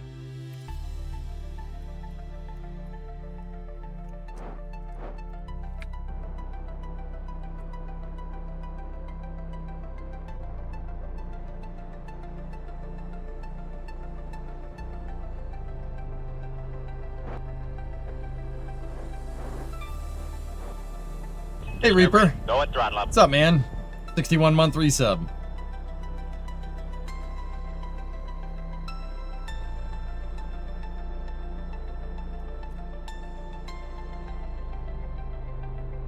That's good enough.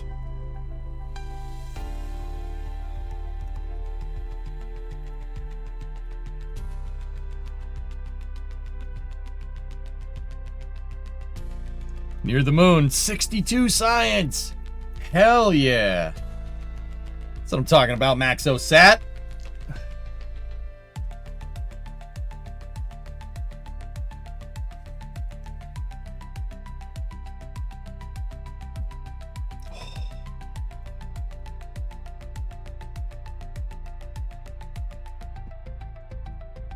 Safe the reaction control systems. RCS is safe. And we'll use the wheels.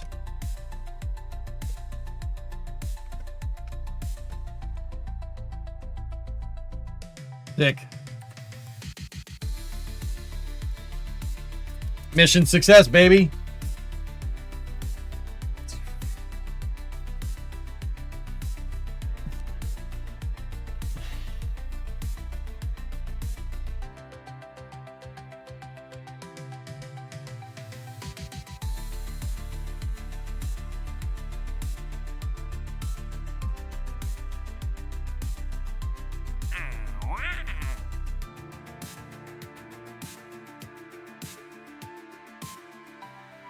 Position a satellite in a specific orbit of Kerbin. Reaction systems limited. Science Junior. Such Kerbal, so space. Wow. Now I want to play KSP and it's your fault. Sorry. I'm not.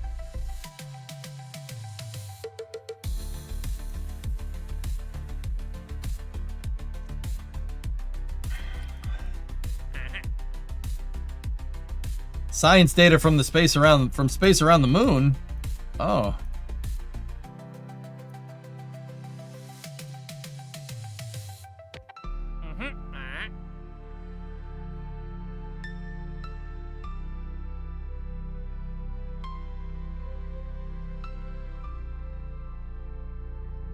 Do it. Well, the satellite we just launched, MaxoSat.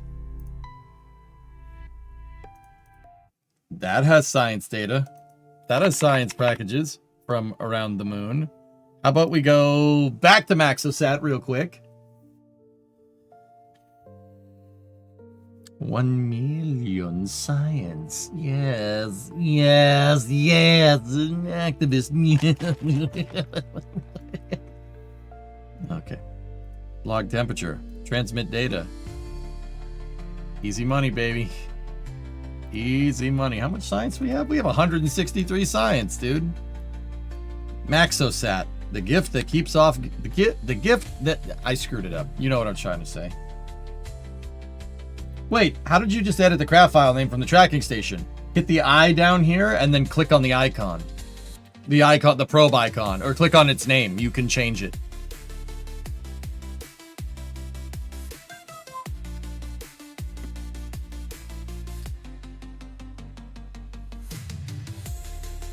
We have 163 science, dudes.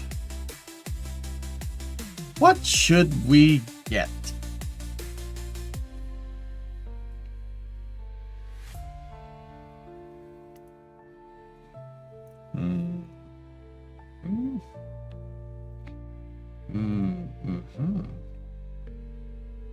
Deployable solar power is down there. Decals! Decals!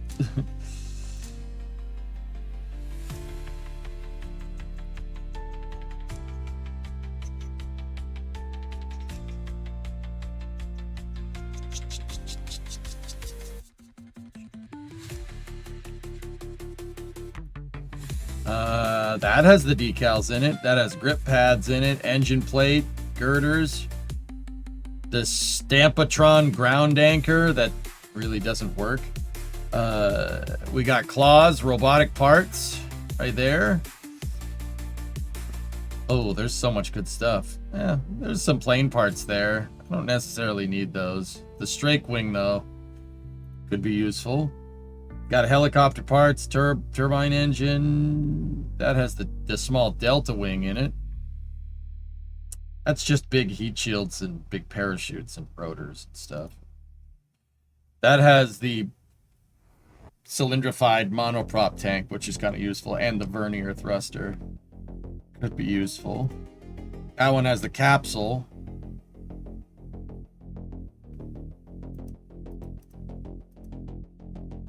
I kind of want this one for the Elevon control surfaces, guys.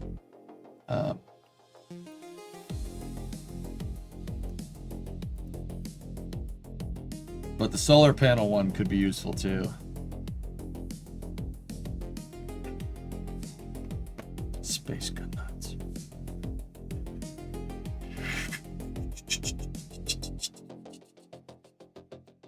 Wish I could change a probe's name in the map screen when I set up 15 in the Joule system a few months ago. Could unlock engines. The Skiff engine. That's the engine that I'm pining for the next upgrade. For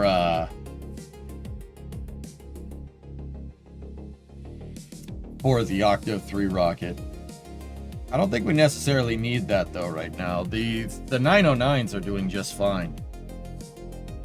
I mean, the 909s are 500 kilograms a pop. We have 4 of them, so that's 2 tons. They make 240 kilonewtons of thrust. 6 times 4. It's because of 60, so 60 times 4. So 240 kilonewtons of thrust at 345. This thing makes 300 kilonewtons at 330, and it's 1.6 tons. So despite being a little bit less efficient, it has more thrust, and it's absurdly light. The Skiff engine has really good power to weight. Or thrust to weight ratio. The Cheetah's okay. It's not bad.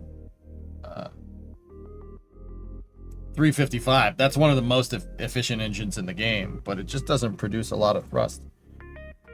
Although, something could be said, switching to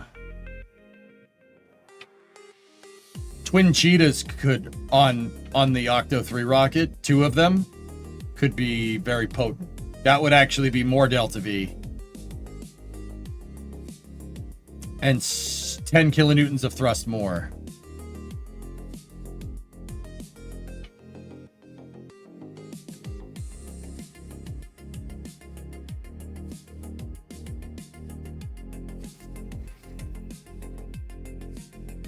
Interesting. 355 specific impulse. We could go for a dual engine Cheetah on our second stage and basically make Centaur.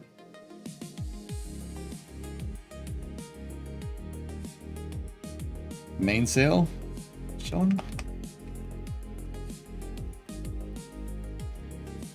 The Cheetah makes 355 vacuum, Archie. The Terrier engines only make 345.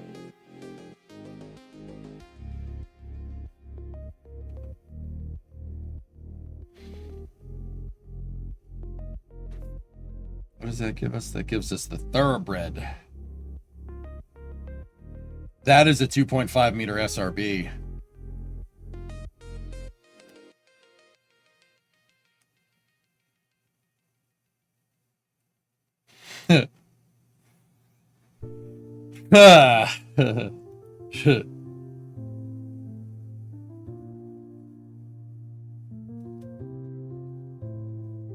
I hate the twin bore. I don't care about that thing.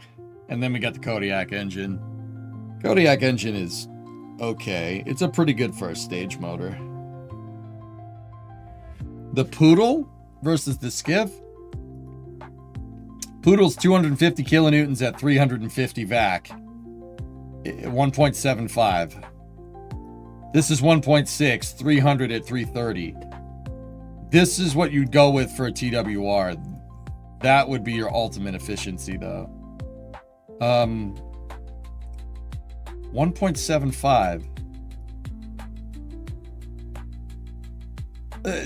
Twin Cheetahs actually is pretty good. What is that?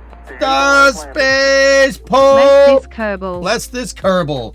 Because we can't bless the trench today. What's going on, Space Pope? Yeah. Everybody went to London. They left me here. No, I couldn't go. What's up, buddy? How are you?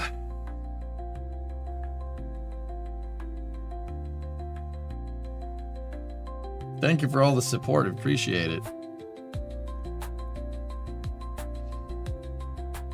No, yeah, Duke, someone from London called to see you. Tell him I'll call him back. Somewhat good, welcome. Oh, that's good, man. We have a ton of science from a mission that we just got, Space Pope, so I'm trying to figure out what we could do. I really want engines, but we don't really need to upgrade. We don't really need to upgrade. I mean, how much are those engines? How much do those cost? $390. So it's about 1,600. Because we have 4 of them on our upper stage. How much is 2 cheetahs? Oh. 2 cheetahs is $1,700. A skiff is $2,300. How much is a poodle? Oh.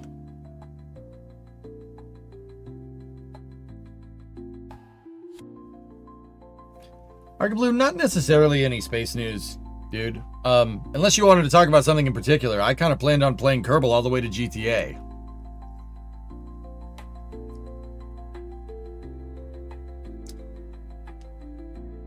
Yeah, the poodle really would be our go-to here, man.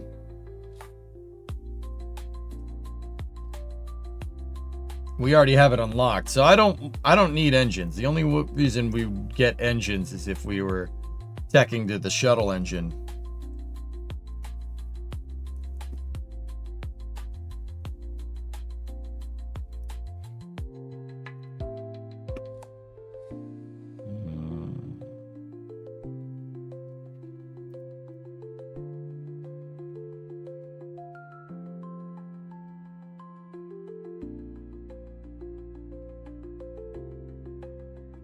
Might be nice to get the Cal controller. But I'm kind of thinking plane parts too. Plane parts would be really, really useful.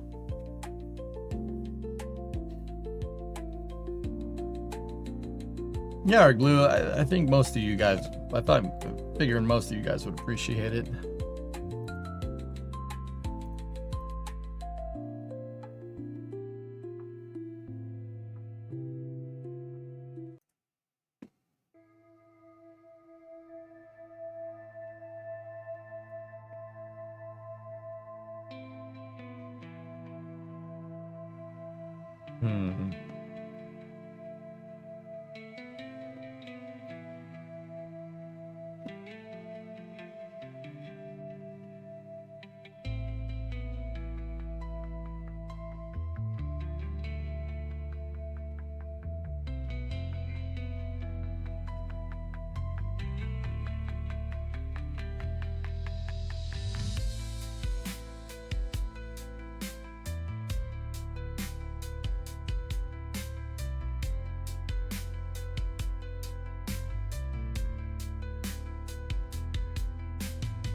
Are you enjoying the old school KSP playthrough? I'm enjoying it a lot.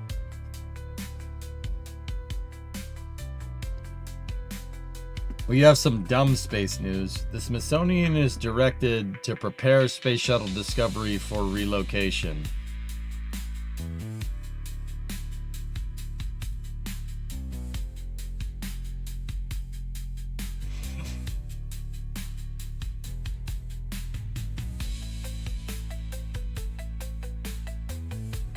Yeah, that's a waste of time. They're doing a study on how much it would cost to take Discovery apart and put it back together in Texas.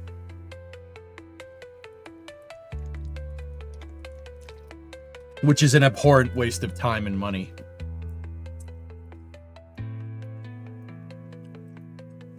Why, RJ?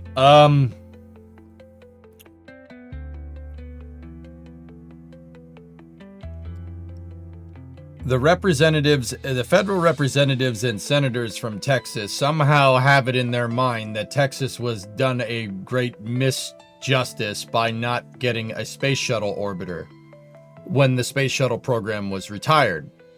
They gave one to the Smithsonian, because it's the Smithsonian. They gave one to Kennedy Space Center, where the shuttle launches from, and they gave one to California, which is, you know, where the shuttles were made.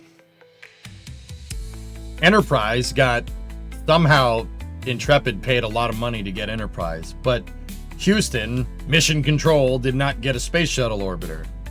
And that was considered a great injustice. And in Texas, the representatives and senators from Texas think that this is an injustice that needs to be righted, which is the dumbest thing I've ever heard in my life.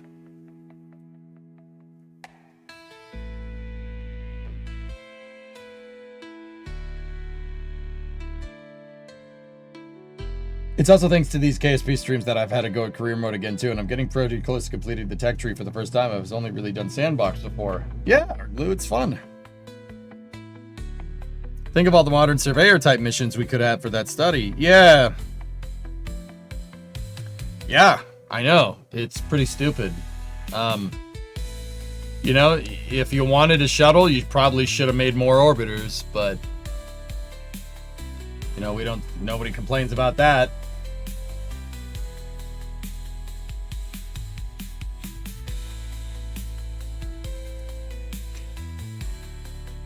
Yeah, Goose, no one wants this. No one wants this except, I don't know who wants this except for politicians who somehow thinks that this is representing their constituents on the national stage, which is, I don't get it. I think it's stupid.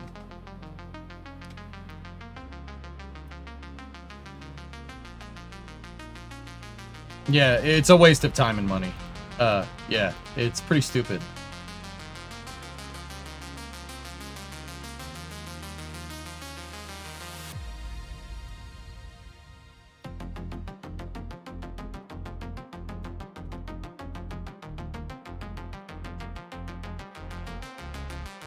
You know, maybe if we'd made more shuttles, we wouldn't have lost more shuttles, you know what I mean?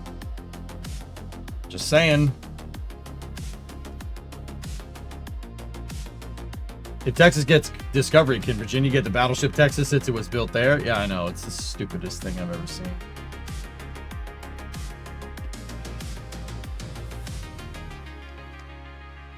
Anyway, yeah.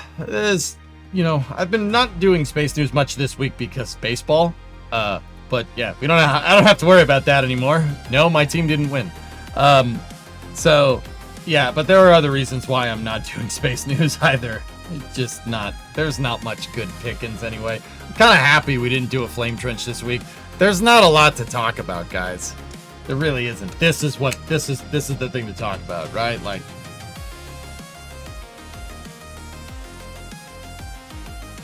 it's only waste of time and money when you don't get to put your name on the monument. Dude, they could put a big EJSA logo on Discovery.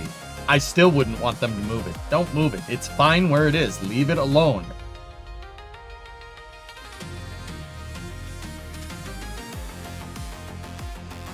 The Padres lost that. Dude.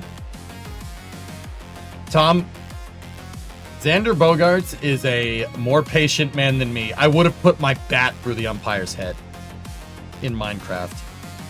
I would have gotten thrown out of that damn game, dude. I would have gotten thrown out of that game, man. I saw the Bogart's last at bat, and I was like, okay, how he showed great restraint, my dude. I would have lost it. I would have lost it. Anyway, I think maybe we should do the advanced electronics, get better solar panels. Yeah, we got good space news, exactly. On the 13th, we got Starship. That's basically the space news this week. There was a Starlink launch this morning. It went off pretty good. Let me see.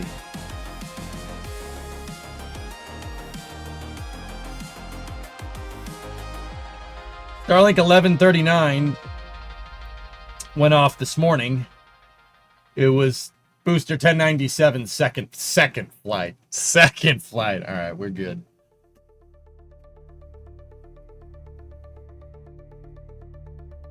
I've seen that video, Magellan. Yeah, I've seen that one.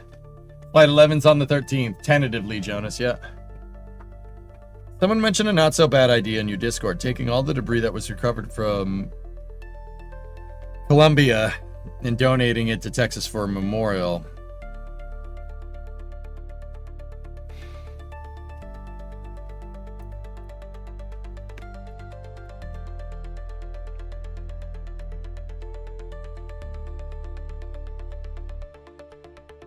Yeah.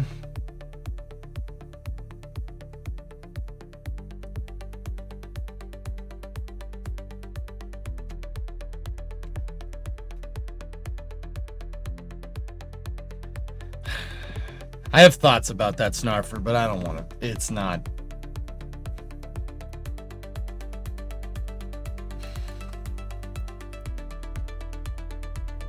Yeah, let's get back to KSP.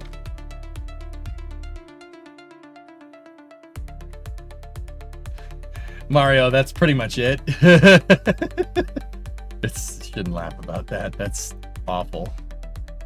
Yeah, that's what I mean. Let bygones be bygones, man. The shuttle was 15 years ago. Let it freaking go, dude. Let it go. I'm saying that as a shuttle aficionado. Let it go. Just leave the shuttles where they are. It's in the past. Okay? Want an Orion capsule or something? Take that. Advanced Electrics get you the CAL. Yeah, but what are we gonna do with the CAL controller? I mean, we could tick in more thrust into those engines.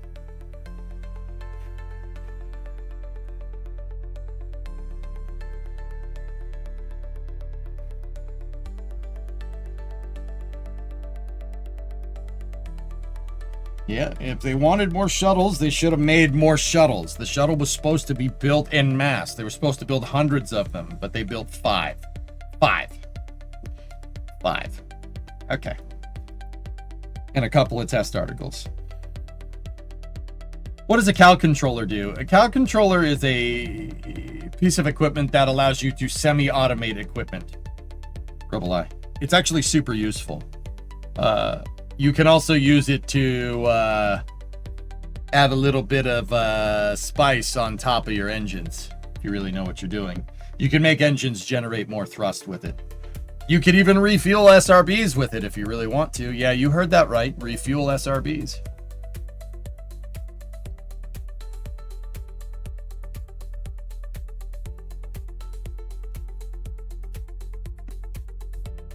Yeah.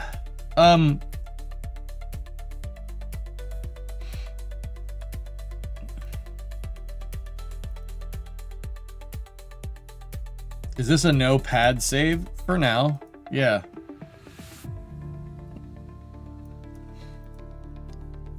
Thrust curves, Rubble Eye. But I digress.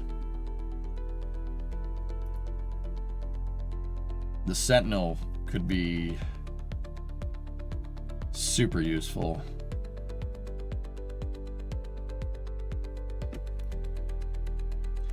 I kind of don't mind the actuators, but the other thing I'm thinking is the miniaturization here.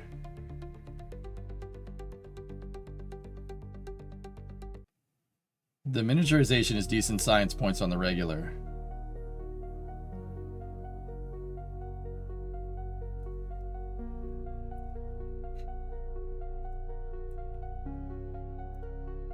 We could put out surface experiments.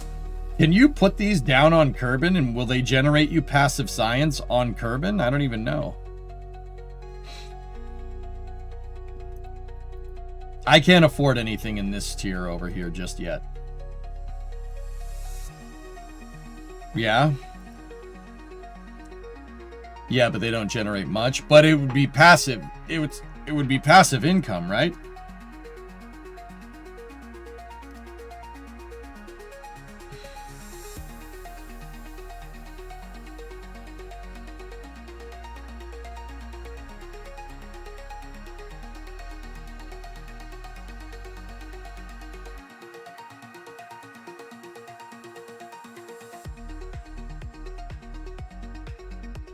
What about research on the Kerbal things that give permanent knowledge, passive or not? What do you mean?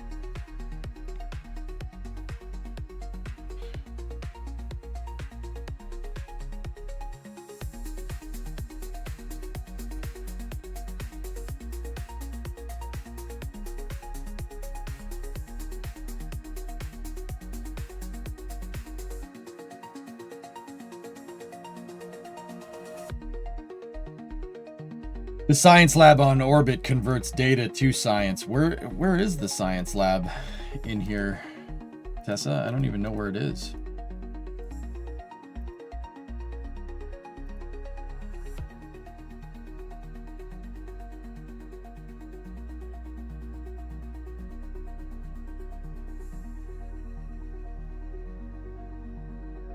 Oh, there it is. That's not a bad idea.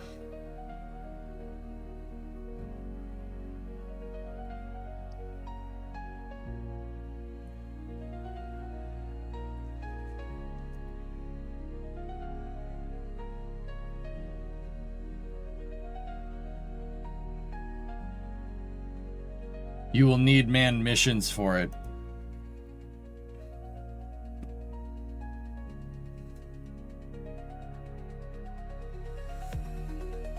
Yeah.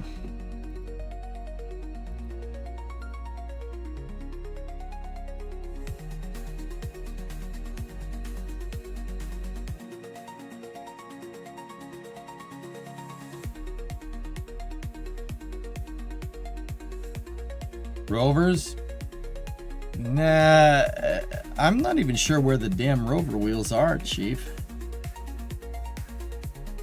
Well, there's some of them.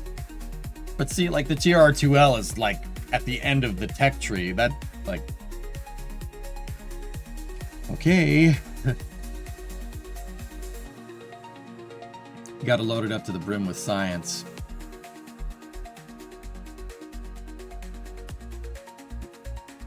You know what? I don't think I'm gonna buy anything right now. We're not gonna science anything.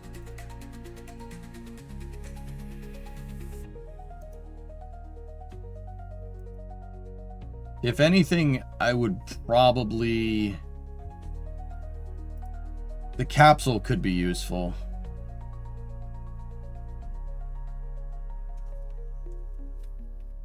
Yeah, let's... So, 90 and 160 is 250 science. We can get 250 science. Let's not do anything right now. In my opinion, let's not do anything. Let's do our missions. Science data from space around Minmus, that's easy money.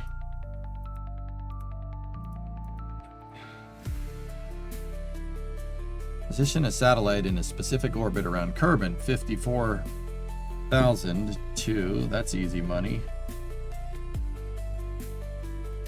I think Minmus is the guy, dude.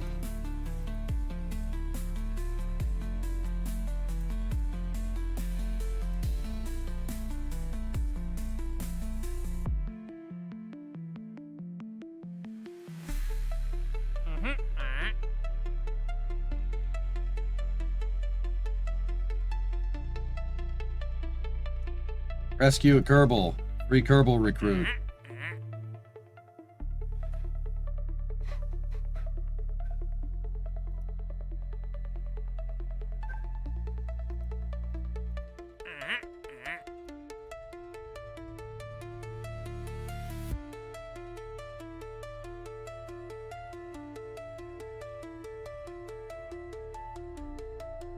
It's Enterprise was bought by Intrepid. Shouldn't, if any shuttle be in talks of moving, it should be that one. I think Enterprise was supposed to go there, and then somebody from Intrepid flashed some cash and then they moved it there.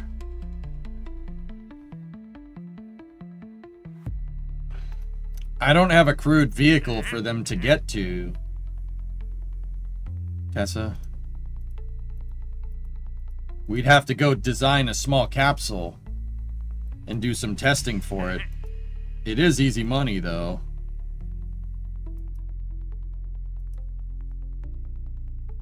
What are the stars for? The stars tell you this, the difficulty of the mission. ARJ retrieved ad time. Roll D20.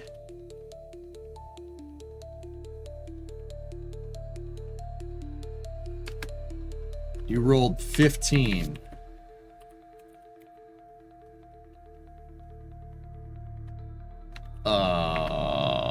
Mods rolled 17. Enjoy your ads.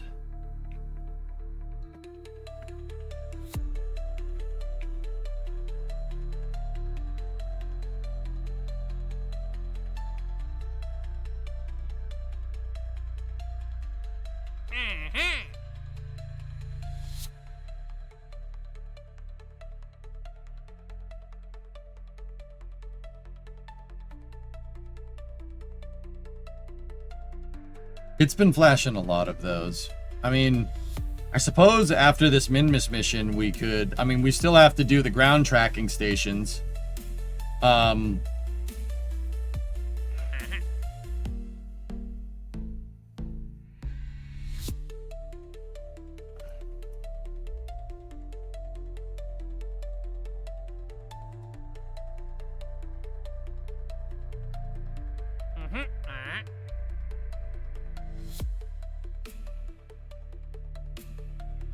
Alright, I'll take the rescue missions. We'll tee those up.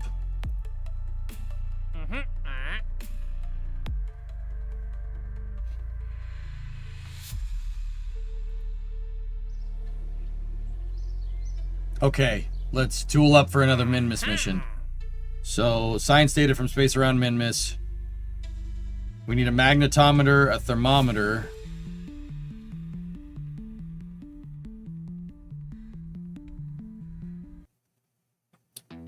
And an accelerometer. Okay.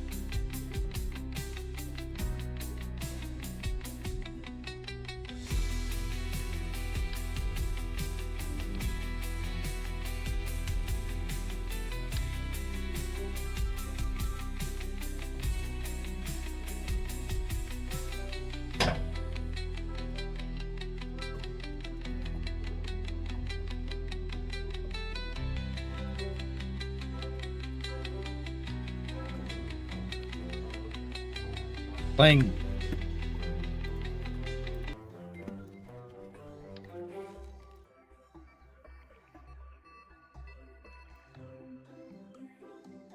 It's playing the original music.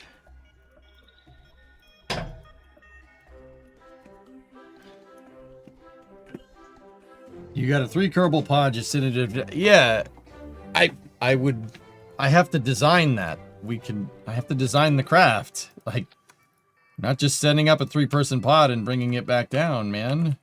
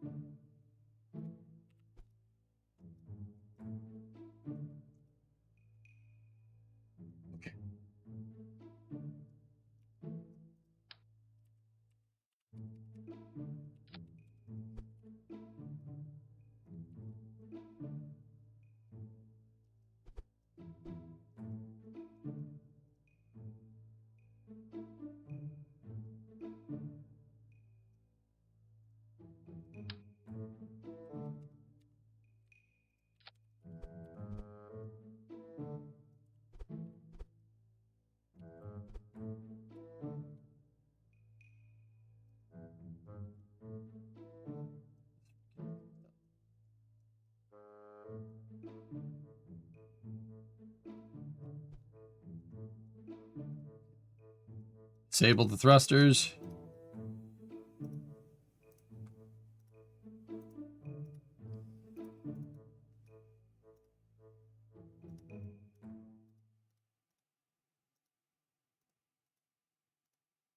Lock all the monoprop tanks out.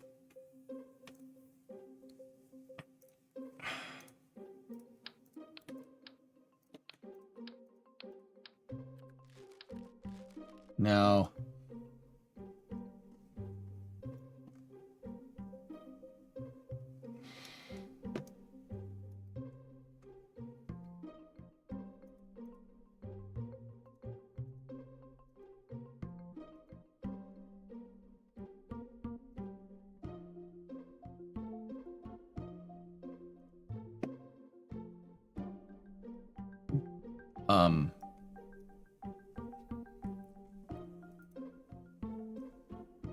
accelerometer, magnetometer, thermometer. Okay.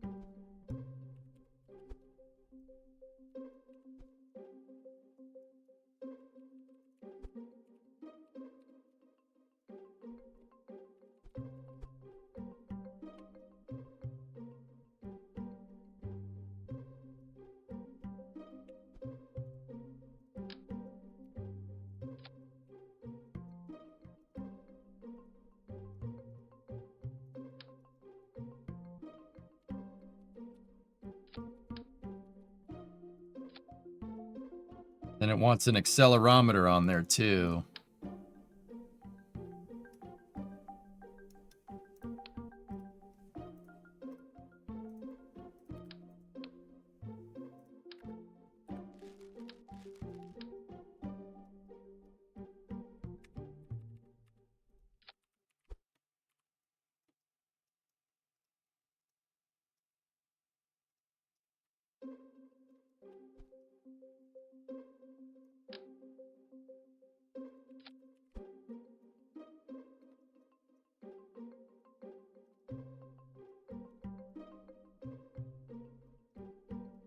We're gonna bring the science back with us this time.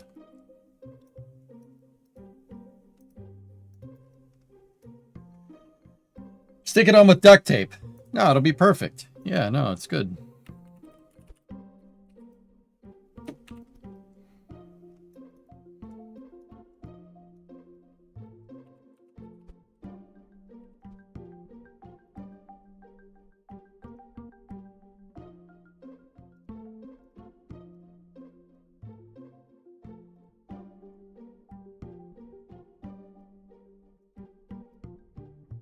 Okay, what are the two companies we got? C7 Discovery, go at throttle up. and VACCO. So let's go over here. I like doing stuff like this. This is cool.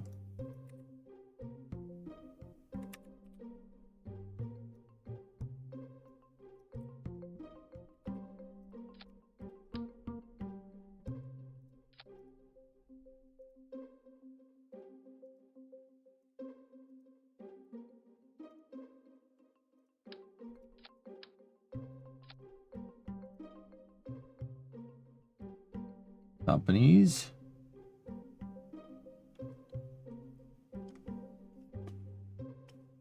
Did you just say Fatco? No. Elbor, 115 month resub. Thanks, man. C7 Aerospace Division. Then we want VACCO.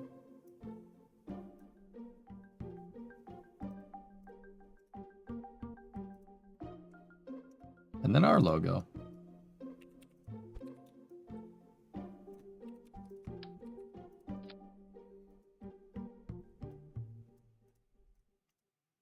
And of course, we don't go anywhere without Old Glory. There we go.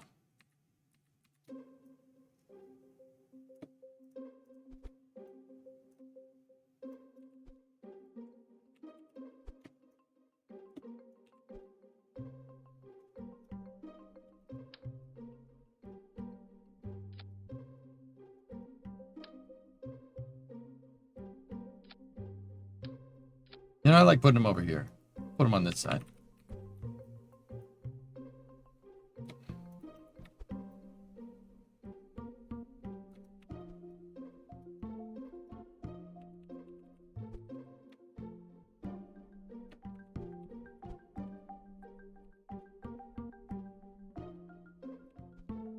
Cool.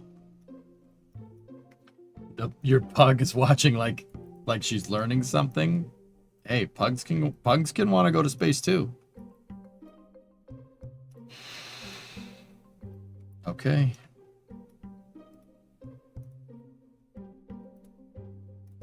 So, the biomes that we don't have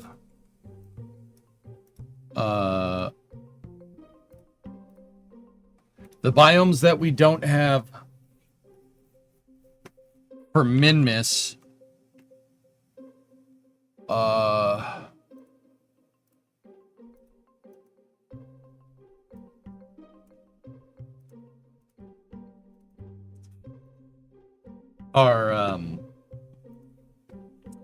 poles, lesser flats, greater flats.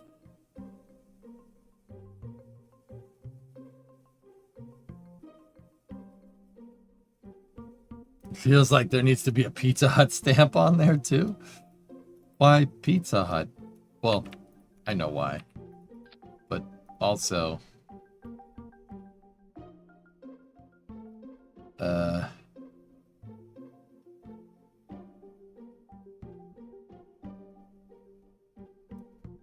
best I can do is Biapa!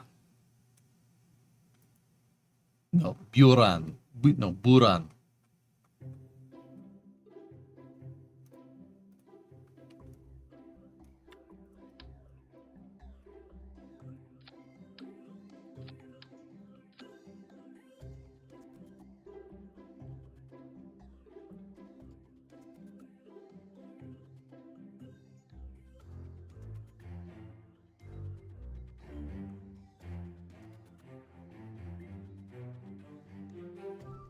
Нет.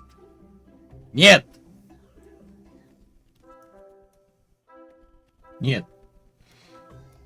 No.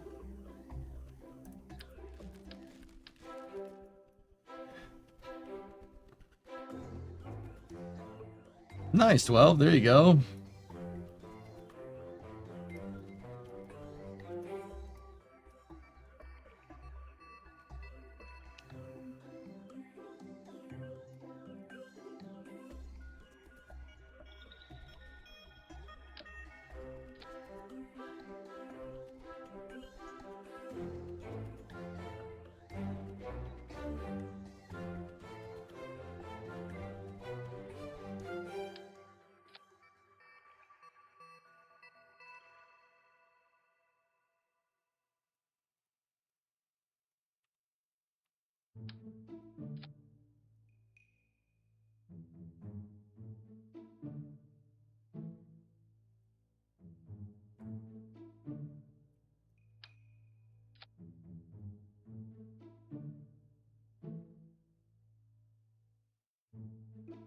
Nah, I'm just kidding. I'm just kidding. I'm just kidding. All right, anyway. Plum, plum, plum. What are you spelling there, bud?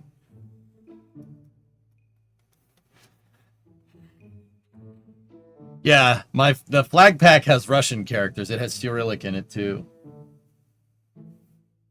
I don't know if you knew. Pretty sure a lot of you put that together at this point. All right. We good with another Minmus Hopper?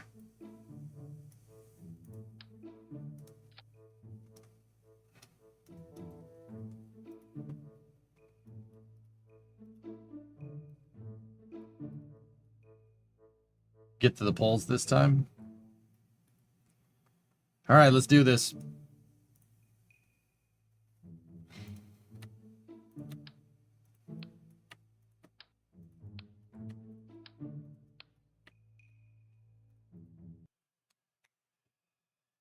If you want to bring the science back, how about a parachute?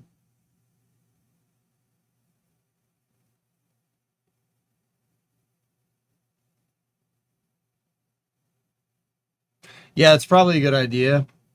I've decided, Matthias, that's probably a good thing to do. Yeah. Yeah. I've decided after careful consideration. We discussed it as a committee here at the EJSA, and we've decided that you drive a hard bargain. Oh, Bree is FaceTiming me. Hey, what's up? You're on stream. Can I mute for a second? Yeah, sure. Give me one moment.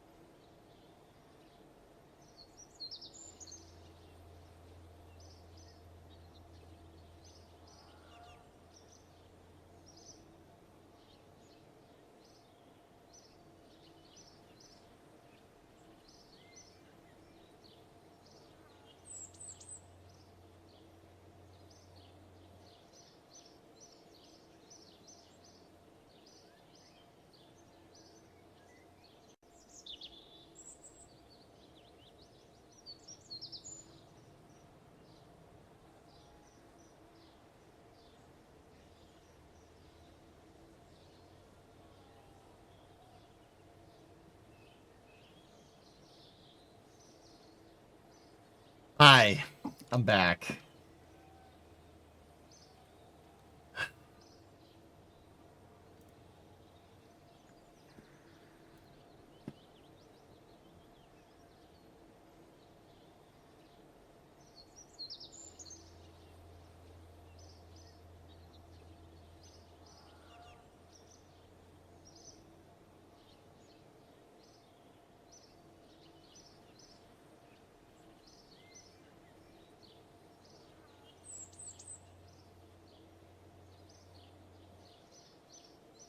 So you remember the whole accountant fiasco? You remember that? You remember that? That was fun. That was a fun time. Remember that? Yeah. Yeah. They pulled from the wrong bank account. Yeah.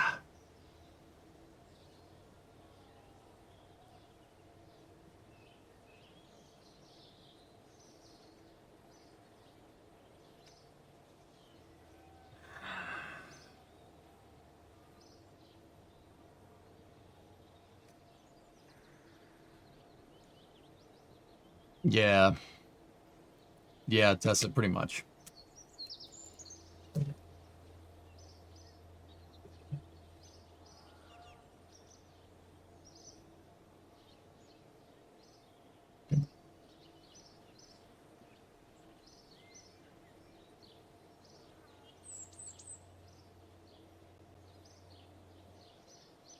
I mean, I had overdraft protection on that account, so it bounced. The check bounced. So, lovely.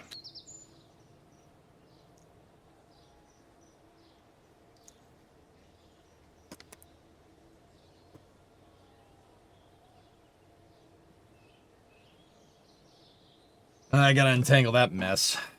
It's after banker's hours on Friday, so it's not getting done now. So, yeah, just... How you guys doing? You guys having fun? I'm having fun. Let's just bury ourselves in our work and, hopefully this problem goes away. Yeah. Yeah, let's just...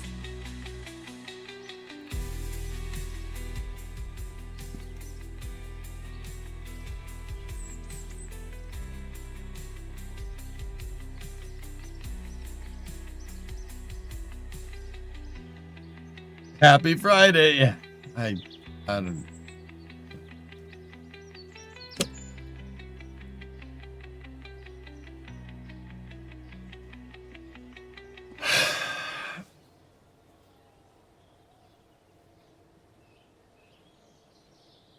Okay. Parachutes. We need those. Yeah. Yeah.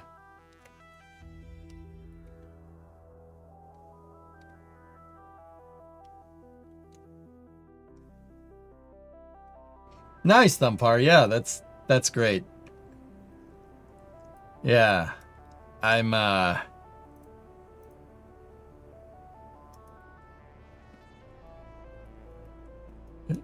I'm happy. I am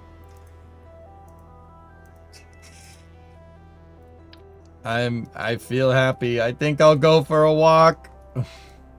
I feel happy.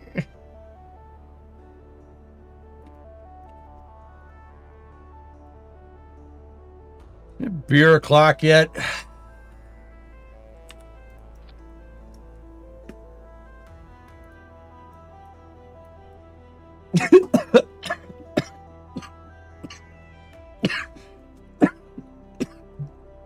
Anything else?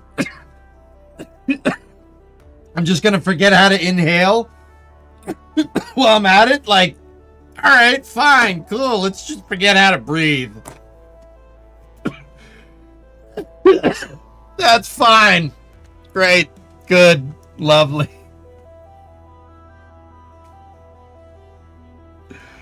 How's your day going? It's Friday, dudes. Damn it. Oh my goodness.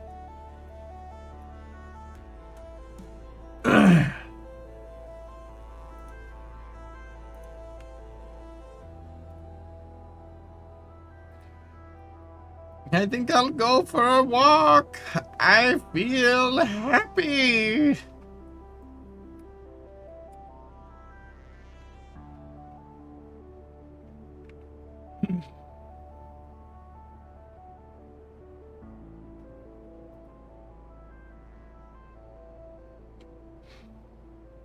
You still know how to make a dang good rocket in KSP. Thanks, man.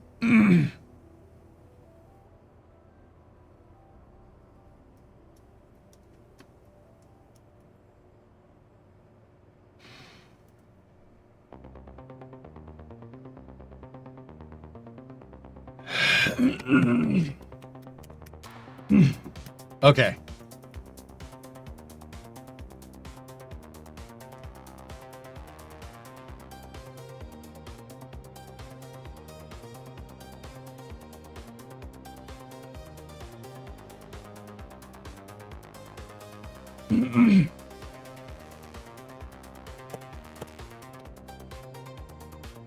Hi.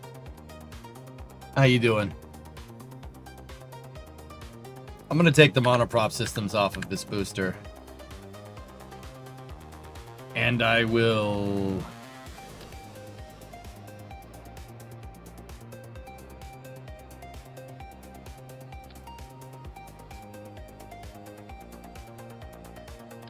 replace them with with drogues, question mark?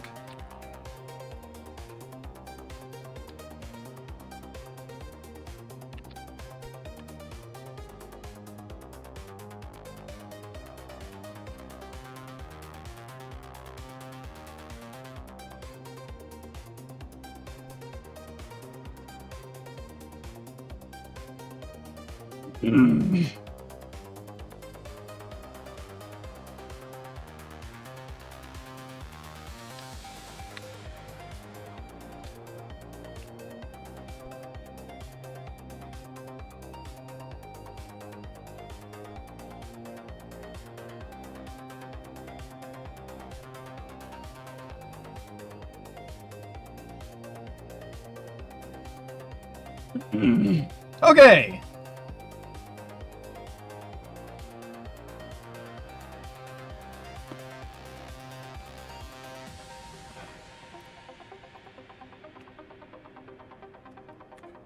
I'm all right. Also pushing midnight. I have things to do. Hope your launch goes well. All right, dude.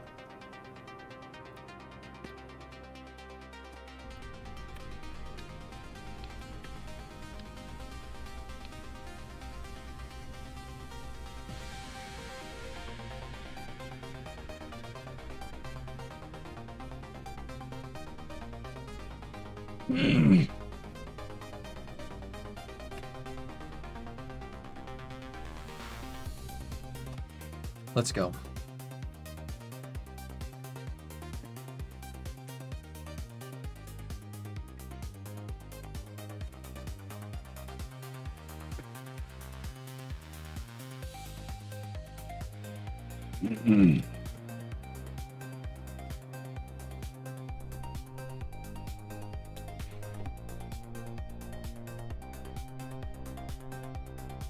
What science funds multipliers are you running, if you don't mind me asking? I don't remember off the top of my head. There you go. I think it's just the hard difficulty settings, dude. Yeah, Lava, I refactored the Octo 2 vehicle, and when I say refactored, I mean I designed the Octo 3 vehicle. Octo 3 is quite good. It's a very, very capable vehicle. T-minus 10, 9, 8, 7, 6. Final staging tech. Hold. Chat. Yep.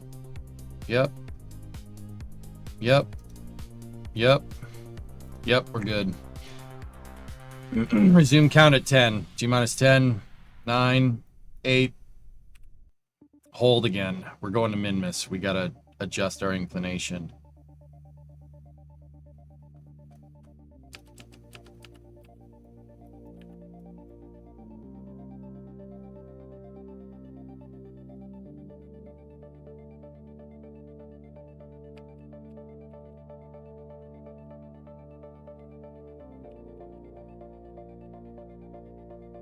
That azimuth through 96.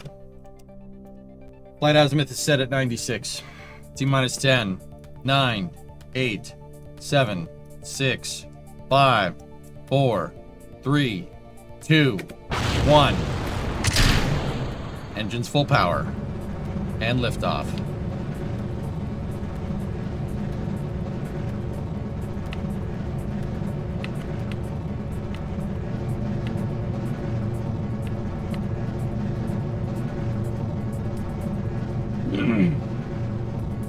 Looking good.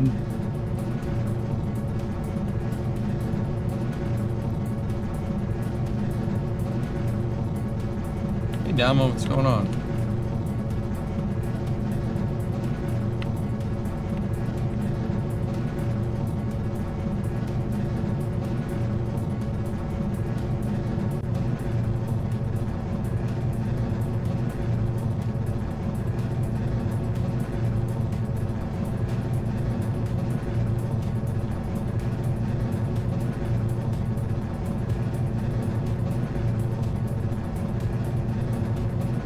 Max Q.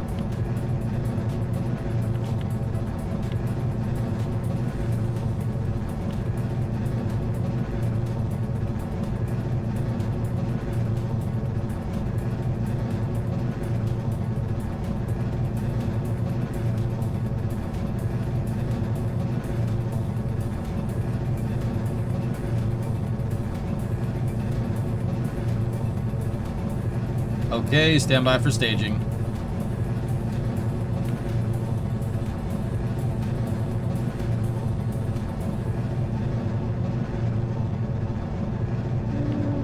Going a little quick. Miko. Stage separation confirmed. Oh, that's good.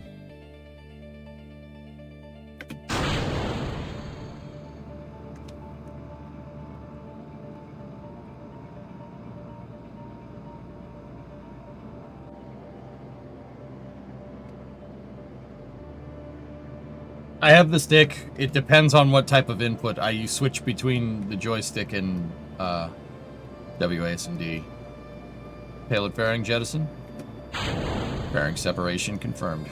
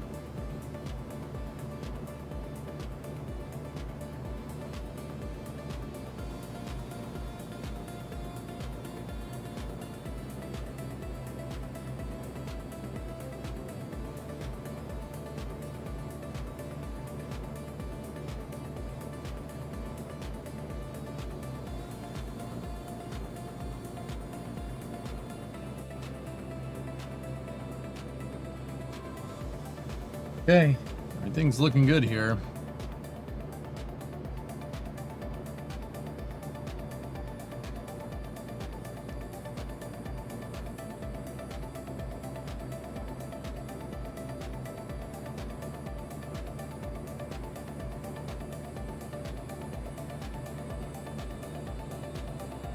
Stand by for second stage engine cutoff.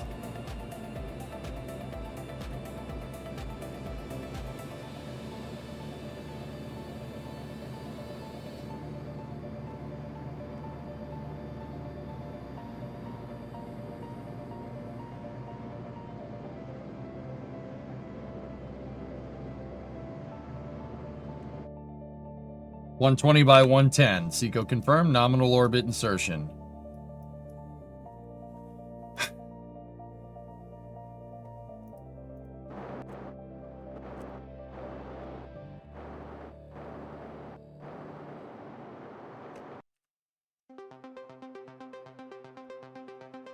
Okay, we were pretty dang close. 0.2 off, not a big deal.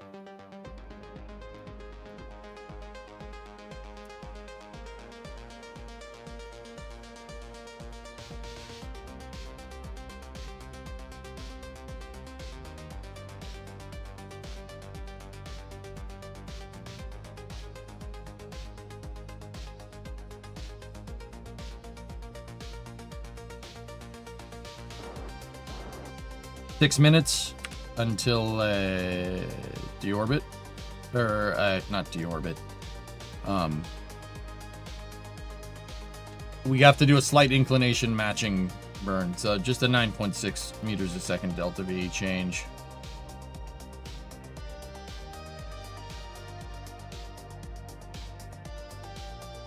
Do you use stick for translation controls for docking? I use the keyboard for docking. Yeah, Henry, no flame trench.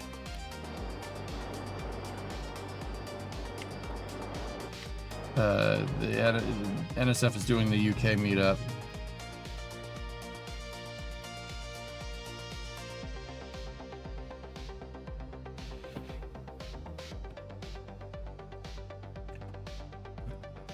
I did not put...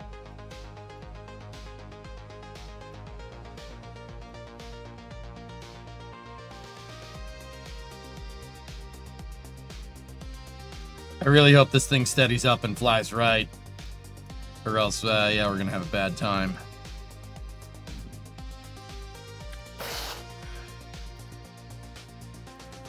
There it goes.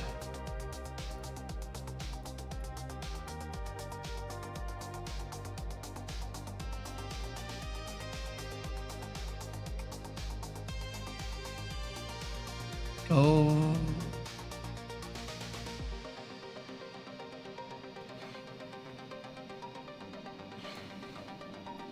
Didn't Falcon 9 1.0 try parachute recovery? Yeah.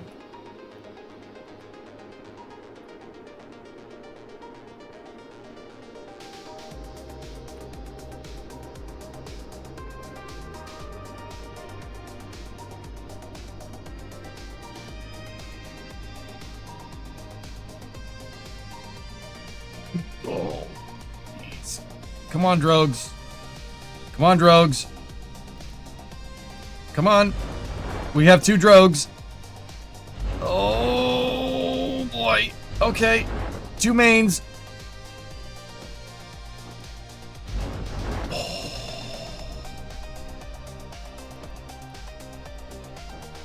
And we still got a signal through Tidris. 3%. All right. Yo. Okay. Oh, we're going down a little bit fast.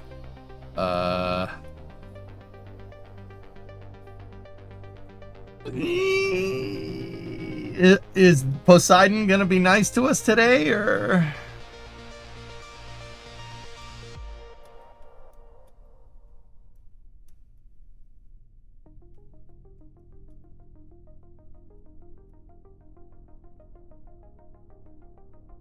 Oh no.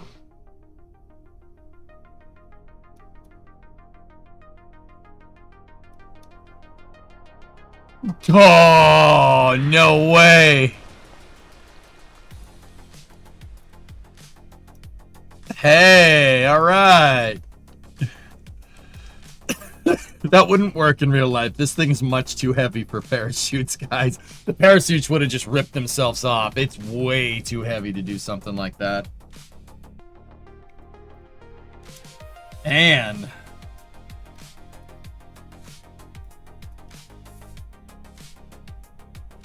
oh, something's funky with those damn water physics, dude. I don't know what the hell those are about, but you know, I ain't complaining.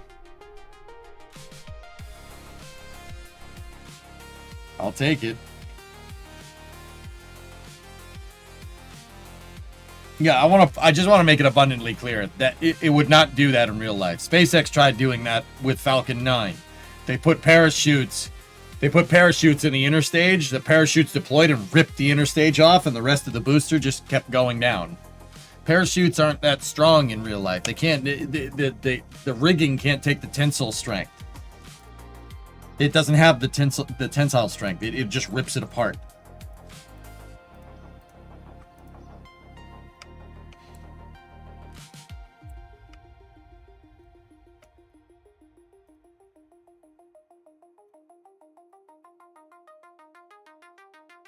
Do you fish it out? I just hit the recover button for now, dude.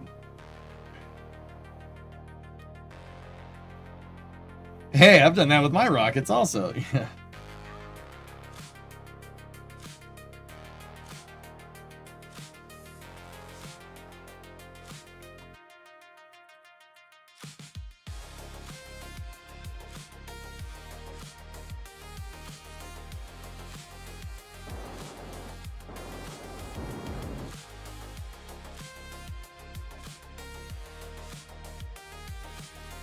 All right.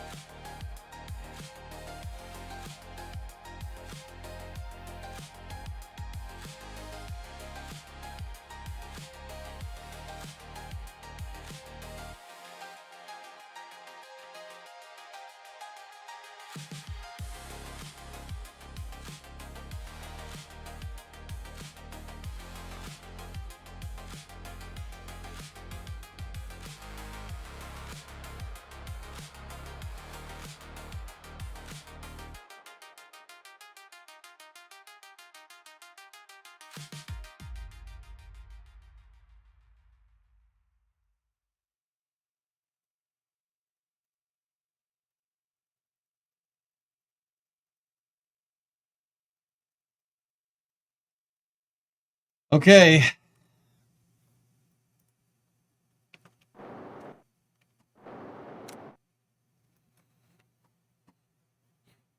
How long will it take from Earth to Neptune? 20 years? Depends on how big a rocket you're using.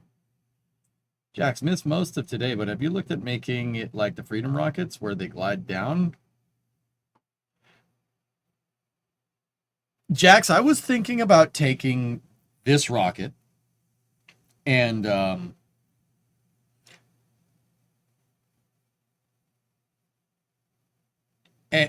making it a flyback booster. Yeah, that's what I was thinking about doing. Maybe not like glide down into the water, but like actually fly back and land. I think that would be cool. If I can do the boost back burn sufficiently, right? Which the rocket pretty much can yeet that lander into space and do a boost back burn, but not enough for a landing. I should be able to, yeah, I mean, there's always the extra mass of the wings, but we could resurrect the Freedom flyback. I think that was such a cool concept, dude.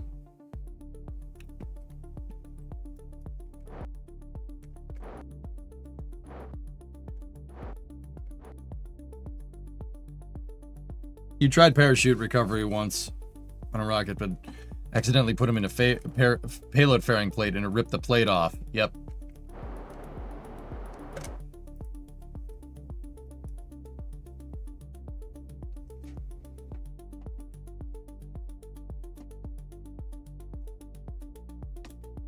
I wonder if you can manage it with helicopter rotor blade parts.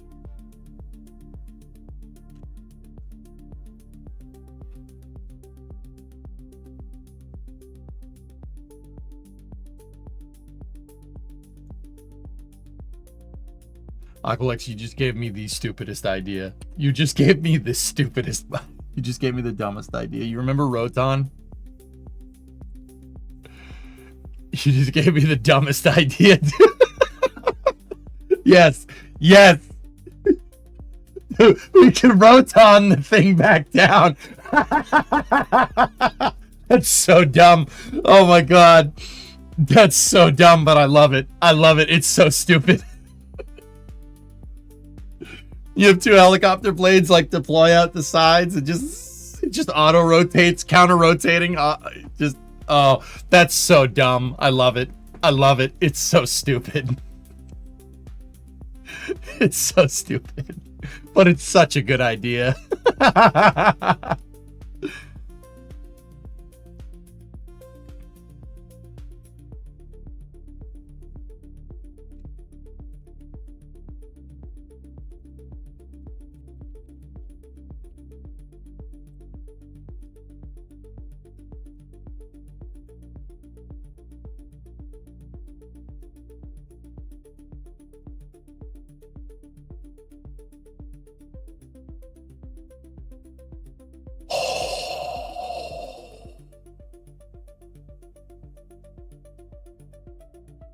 I got a better idea.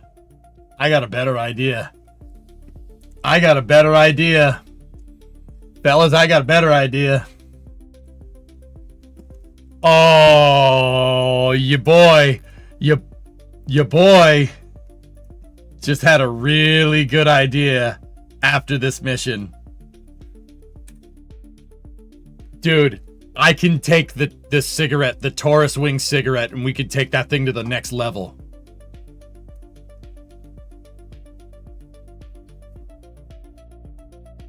No. No. No.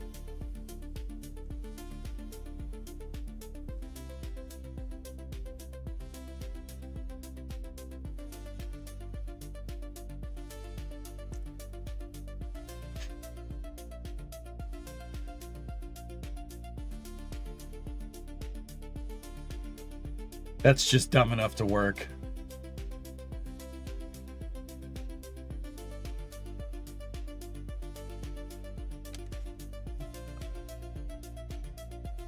You say no, but I hear yes. Good. Okay. We got to do this min-miss mission. That's a good idea. That's a good idea. That's a good idea. It's a good one. I like this idea a lot. This is a really smart one.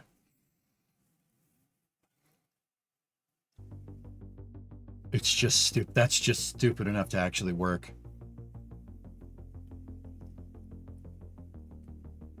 Yeah, Cal, no flame trench today. I'm here.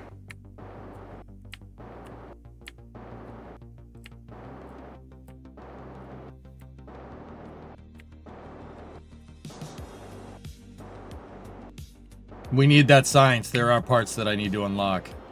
Okay, go for transmit misinjection.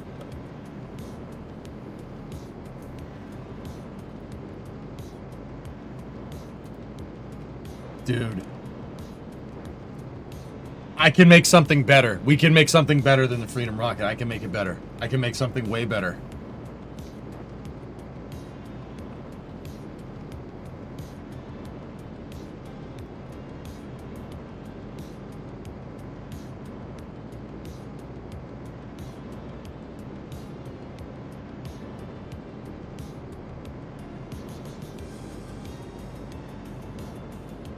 Oh, that's so legit, dude.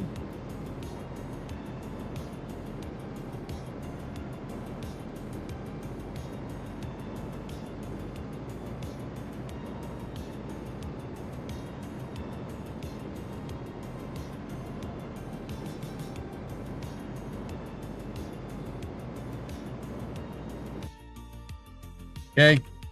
Seco 2.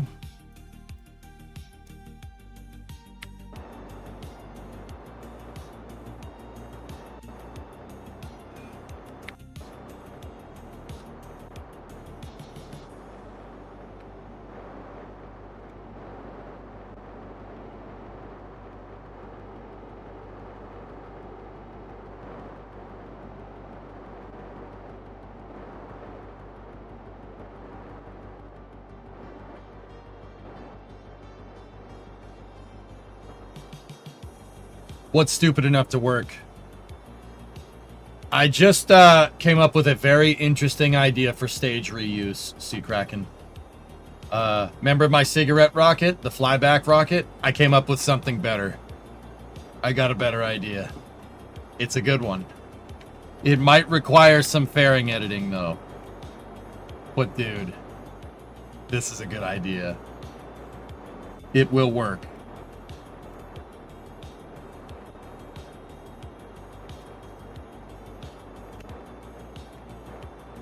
Does it use the fairing as the rig? That has something to do with it, yes. Okay, I'll just tell you.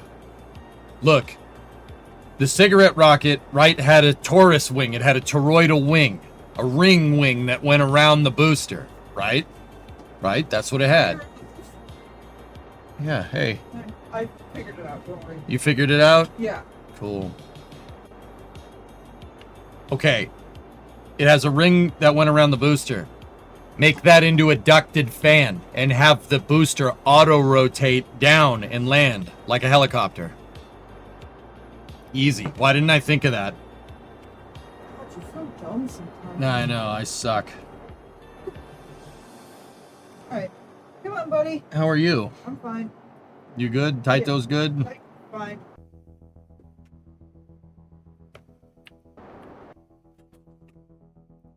So instead of doing the tricycle gear flyback, even though you could, as long as you have blade RPM, right? You can... Yeah, as long as you have blade RPM, you can come down, right? Use the... When you're decelerating, you basically use that to spin up a ducted fan. Like that's swinging around the outside of the rocket. And then you could use that to auto-rotate your way down, right? You could use it to auto-rotate your way down, or I could power them and use residual liquid fuel or something to basically make the thing helicopter itself down. And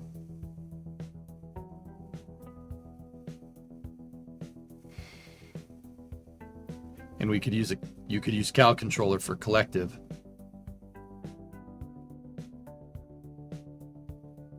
That's what Roton was supposed to do, but this is way cooler.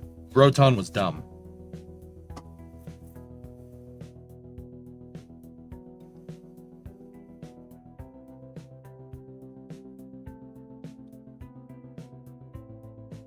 Yeah, Pig, I don't think you can scavenge energy like that. I don't think you can scavenge energy like that. But in real life, right? In real life, you could have this ducted fan charge up some batteries on the vehicle when it comes back down, and then you could use an electric ducted, a gigantic EDF to freaking land. Just have the booster just helicopter itself down. Might work.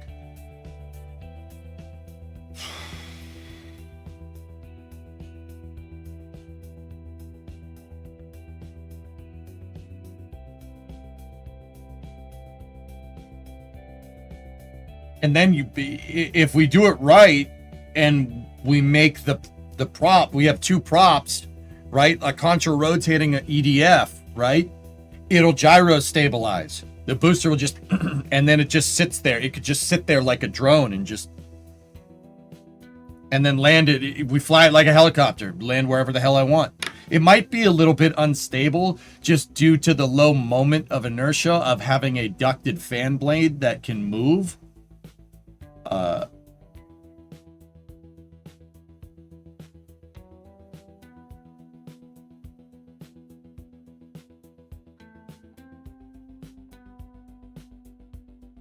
Have it act as a generator on the way down to produce some power required to land. Yeah, exactly, Cyborg. Scavenge some kinetic energy, convert it to electrical, and have the sucker land like a damn drone. That's good, man. That's good. That's real good. That's what my mind went ding, and I'm like, oh, that's, dude, light bulb moment. That's really good. That'll work, man. That'll really work.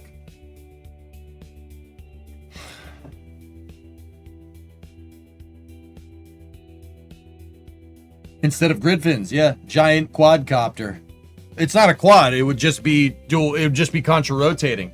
But contra-rotating, if done correctly, can give you all axis of movement. So you could bring the booster down and vertically land it, but fly it like a helicopter.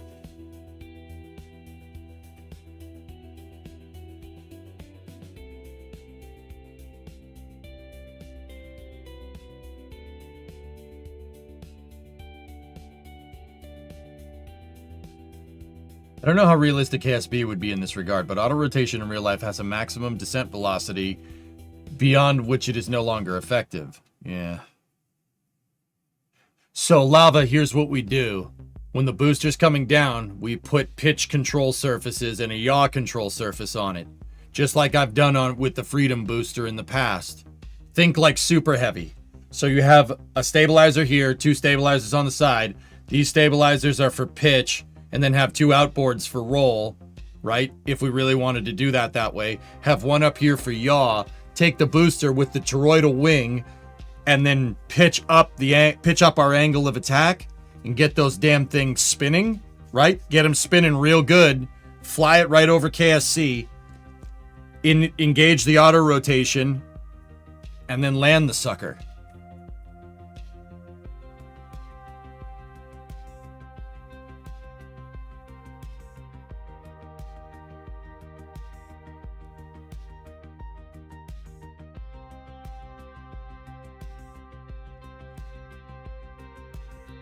Dude, that'd work.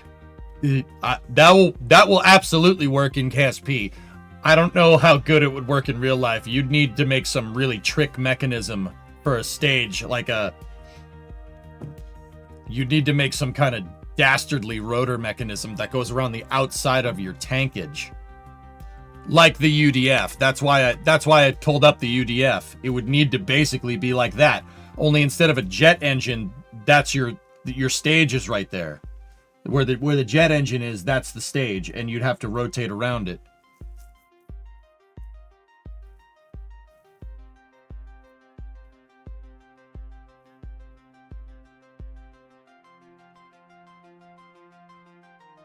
Have you ever thought about getting into amateur rocketry? Yeah, I really should, dude. This is the kind of stuff I would want to do if we were doing amateur rocketry. Can you imagine? You know, your first stage goes up, you're doing a shot like 10,000 feet, right? You know, like an L3 shot to 10,000 feet. And you have fins on the outside of your rocket, right? And the fins are facing straight on the way up, so it works like a stator, right? And then at apogee, right, instead of like deploying a chute, the fins turn and they turn to pitch. And then the things start whizzing around and then it just, comes down nice and slow. Roton style.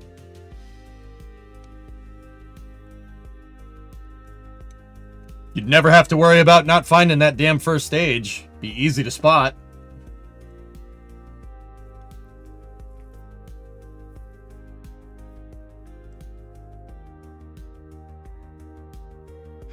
So Archie, these things would be on the booster's center of mass.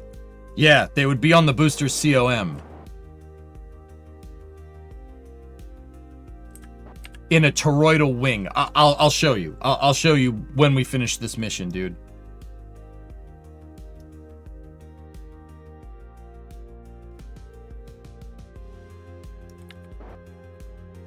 Good.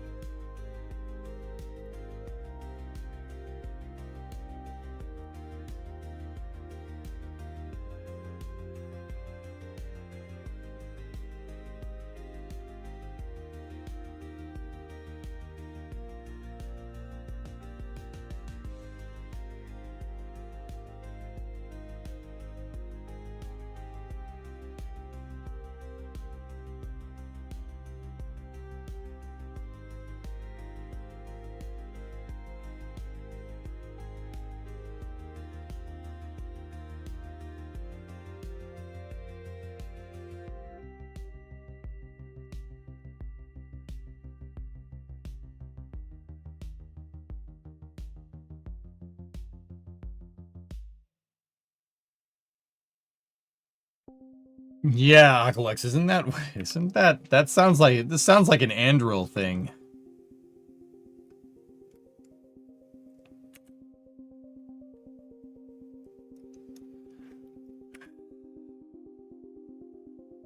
Yeah, that would work, dudes. I know it'll work in KSP.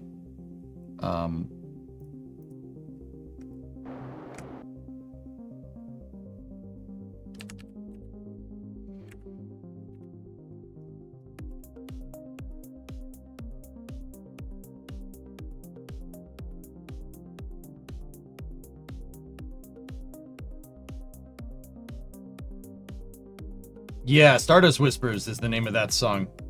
Big, I like that song too. We can listen to it again.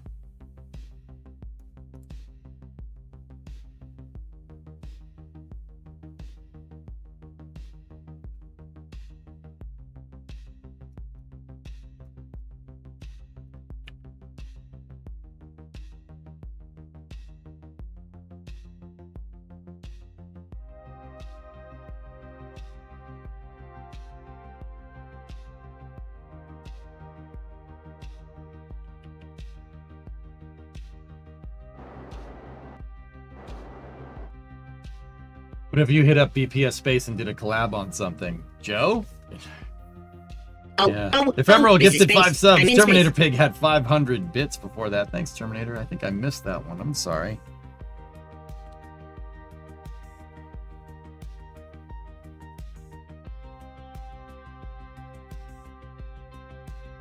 Dude, even if you were doing a 10,000 foot shot, guys, you could use an RC car battery.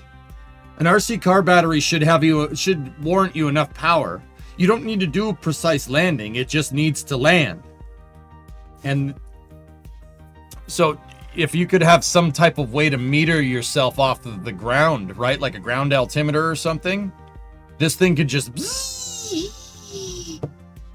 and just land.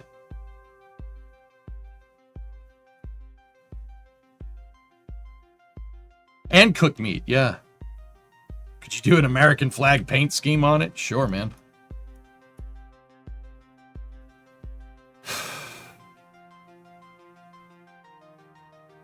Man, I'm happy there was no trench today. We would have never thought of this idea.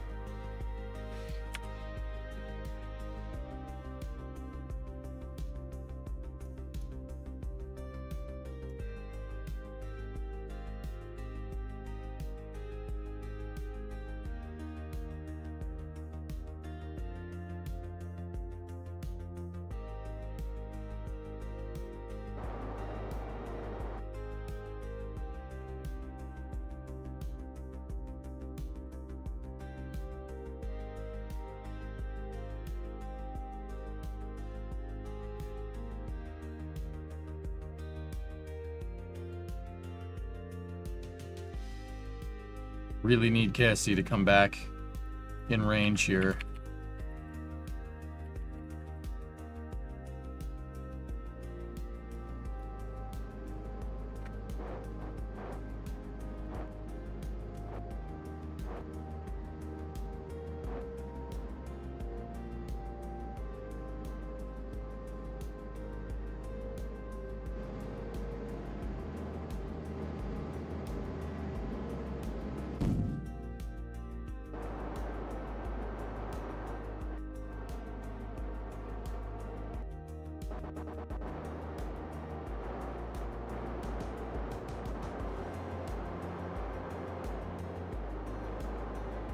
Well, that stage is toast. It's okay. Deploy the lander. Okay, lander deployed.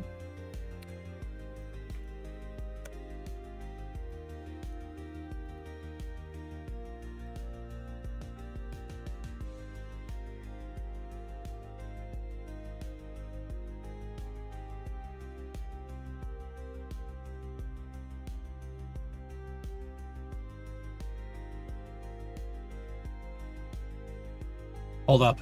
Hold up. Look. Look, look, look, look, look. We have a negative pitch rate. We have a negative pitch rate.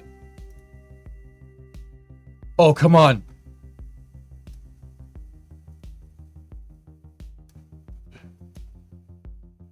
Come on.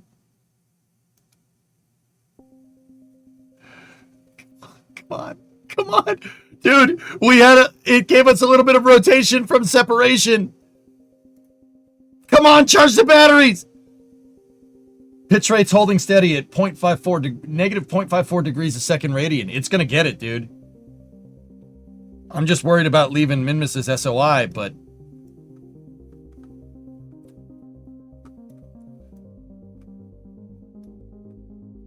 we're not out yet.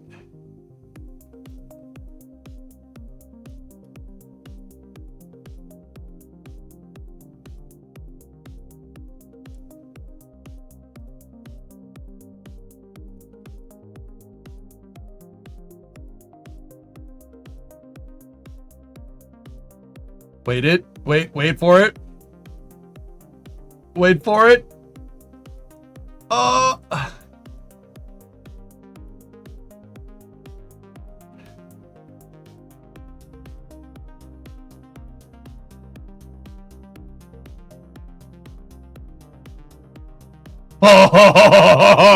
Oh, yeah, that's what I'm talking about.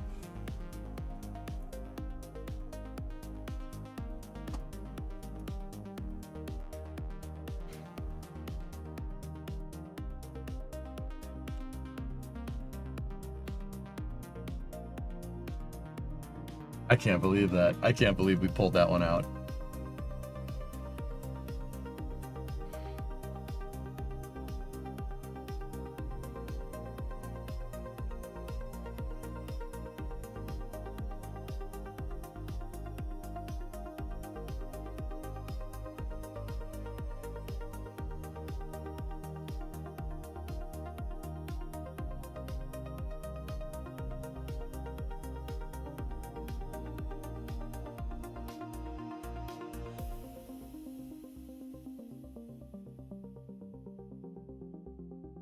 Okay, we got enough power.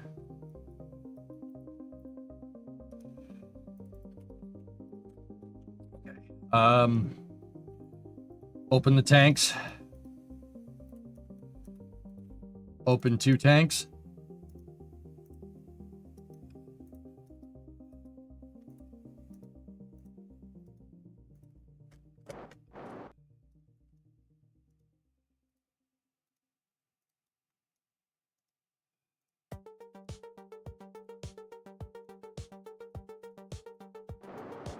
Okay, prime the engine.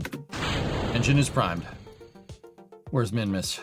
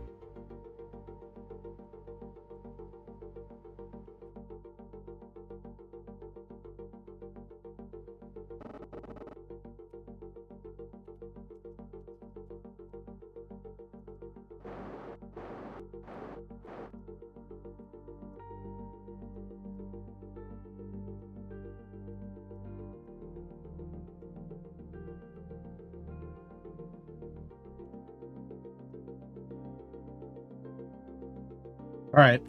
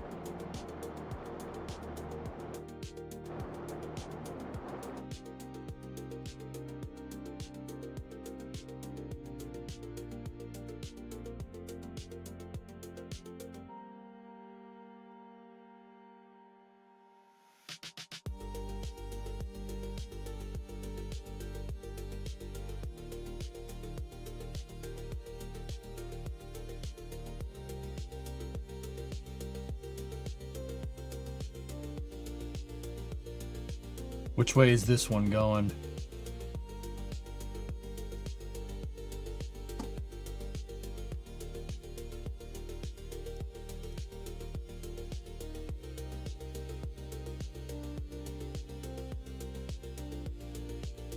I can't see. I can't see that thing. The 4K monitors.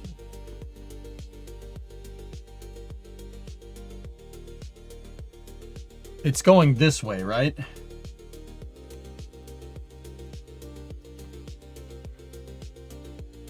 They're target orbits for a mission.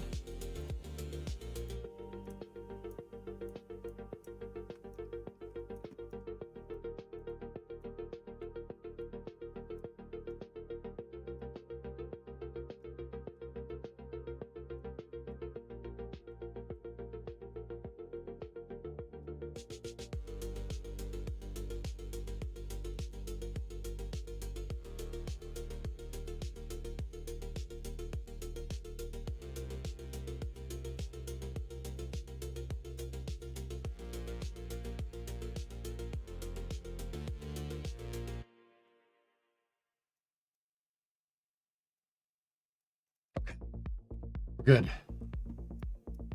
This game looks pretty cool. Yeah, Heitmer, it's a little old. It's an old game, but it's an older game set, but it checks out. What's up, man?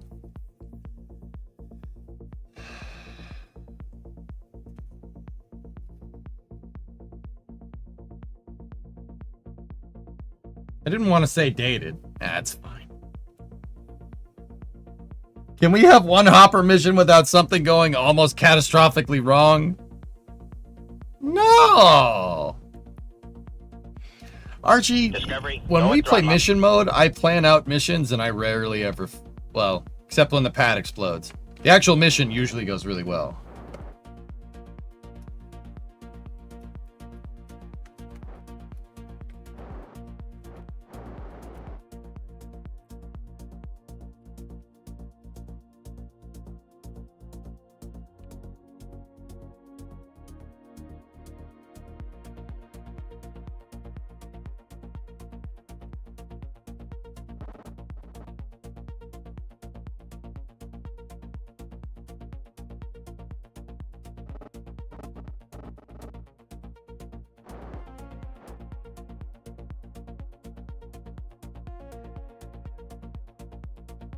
Okay. Changing our orbit to the first burn. Or to the first orbit.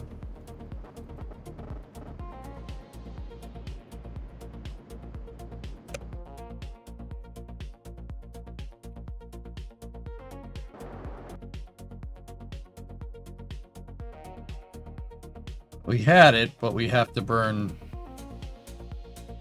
Discovery, go at throttle up. No.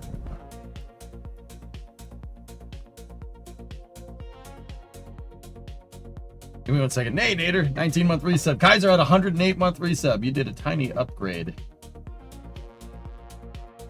Oh. Intake action. All right. There we go. Got it.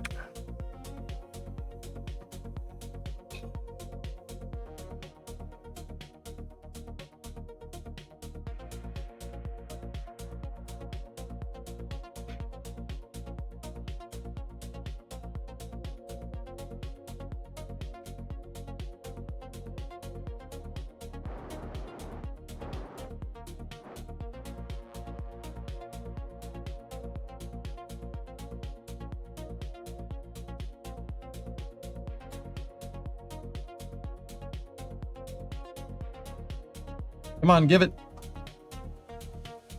Pink.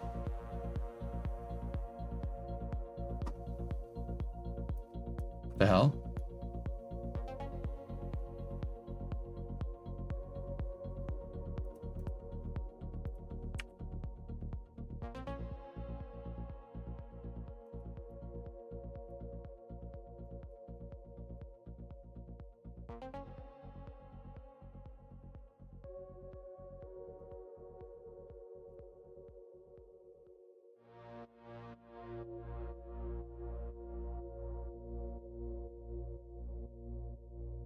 What?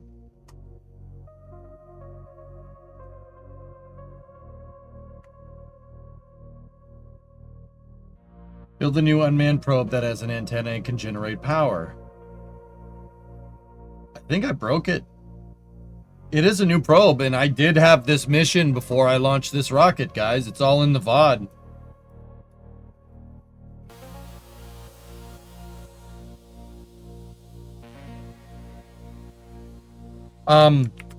You can active.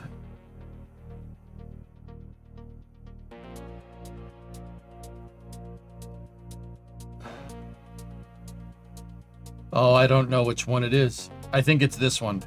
You can force complete it. Discovery, Ready? go and throttle up. That was it.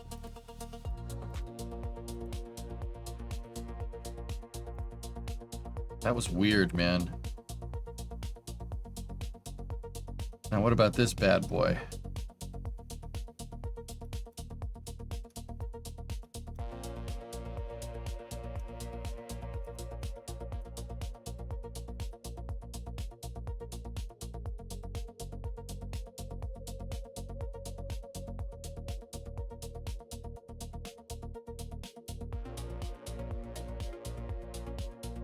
Crafty, tier 3, 21 months. Thank you. All right, let's I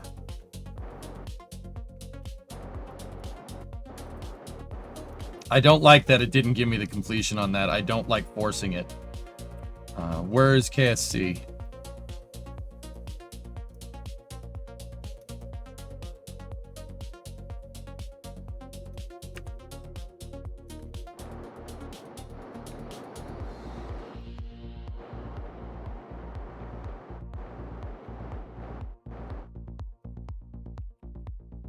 Oh, we just kind of have to hope that KSC is in range. We're gonna lose signal here for a second. Come on, lose.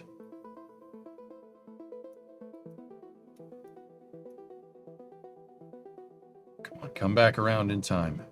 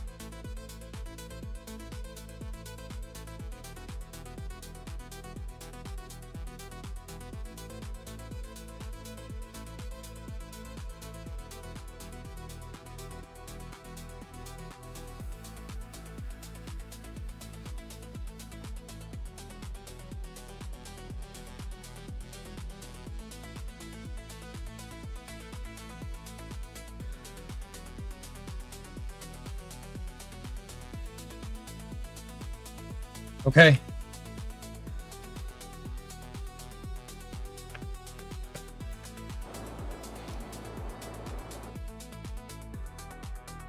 Reorient the vehicle to the sun. NSF is doing a viewer meetup in London, and all the producers that produce Flame Trench went there. So we have no producers. So, yeah, there's no trench.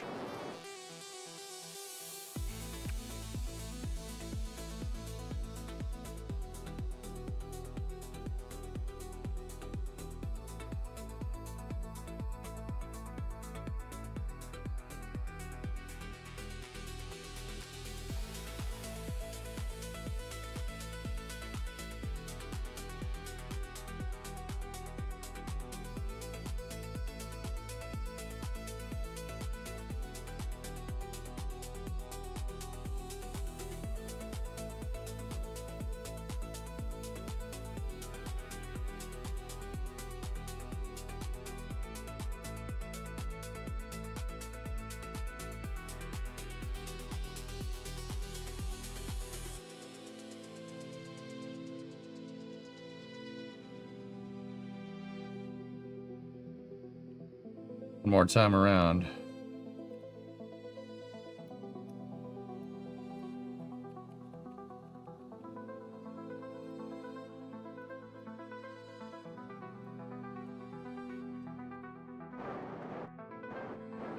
Okay. Ready? That was too much. Because it's min-miss.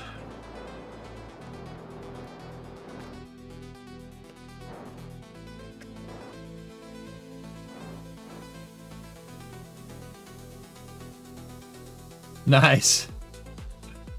That's good, Sneaky.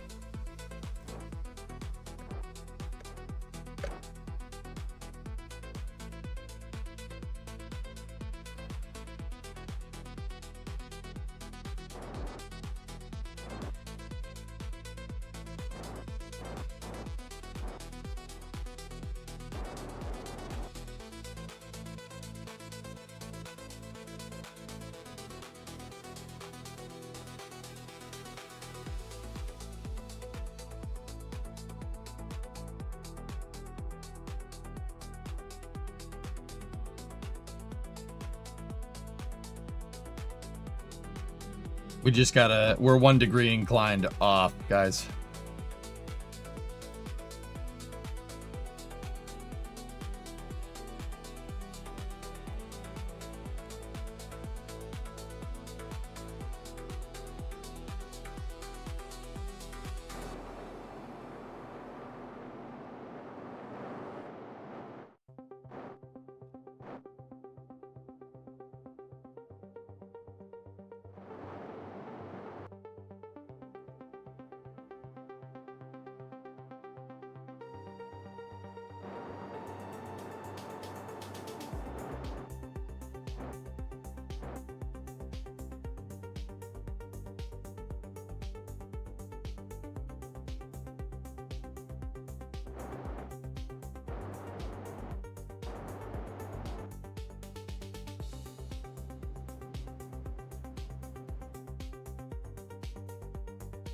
Oh, I'm burning radial in. Oh, what am I doing?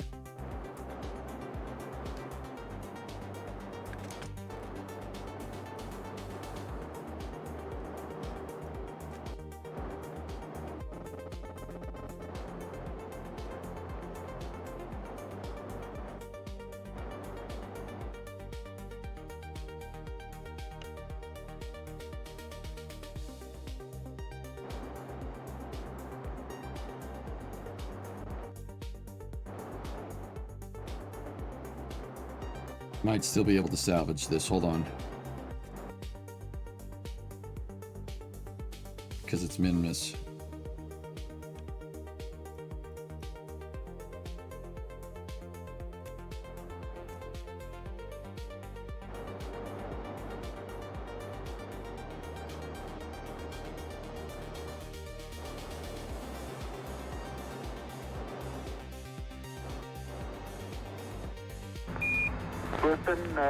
Tranquility Base here. The Eagle has landed. Ha ha.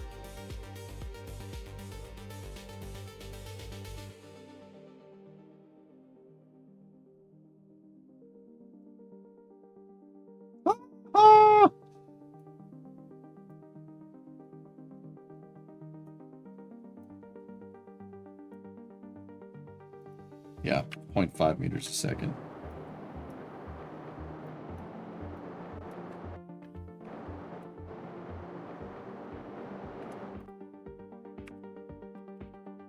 Probably going to be out of signal, though. We're still in signal. All right.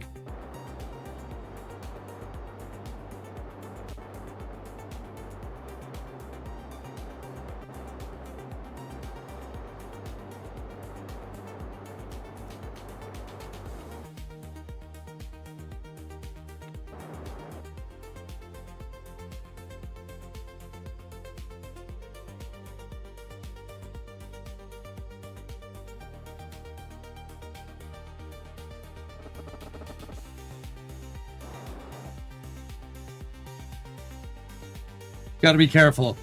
If KSC falls out of phase, we're going to have a really bad day, especially if we were mid-engine firing. I'm sorry, I keep the I'm distracted because I'm thinking about that damn UDF design.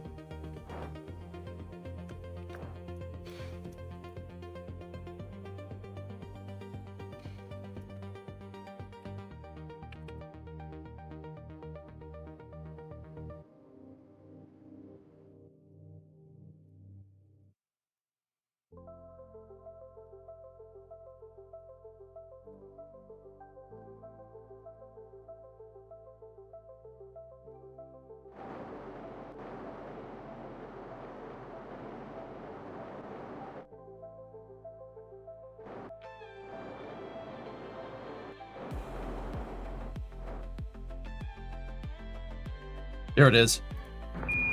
Listen, Tranquility Base here. The Eagle has landed.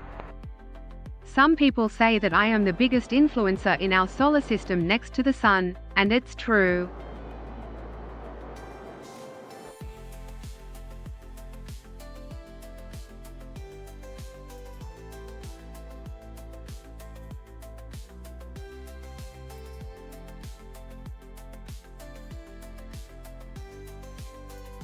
Didn't give me the other one either.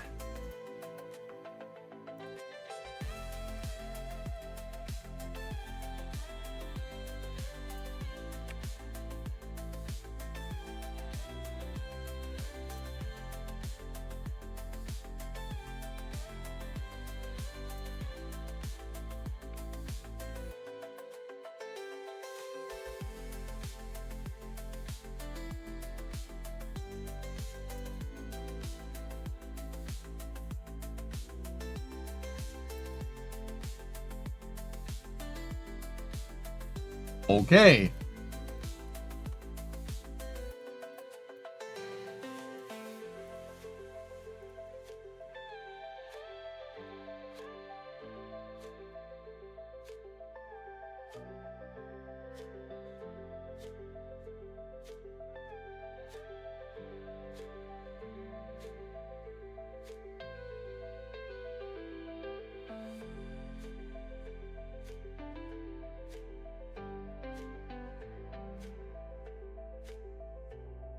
I didn't bring a storage case. It's a bug because you ran out of electrical charge, if I'm remembering right. Oh.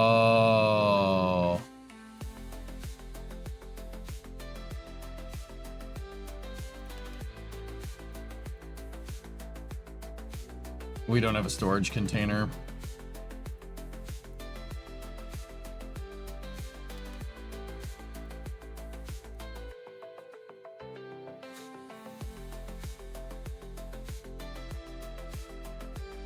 No, we're gonna have to send it home, dude.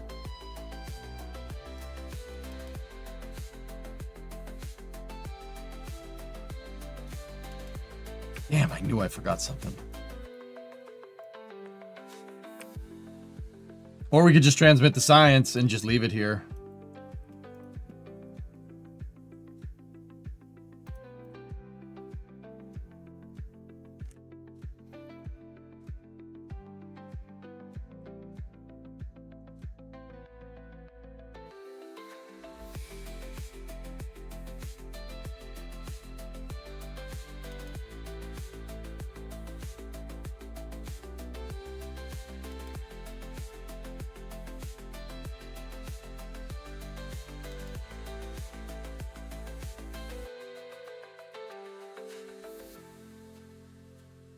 Yeah, 50 science, man.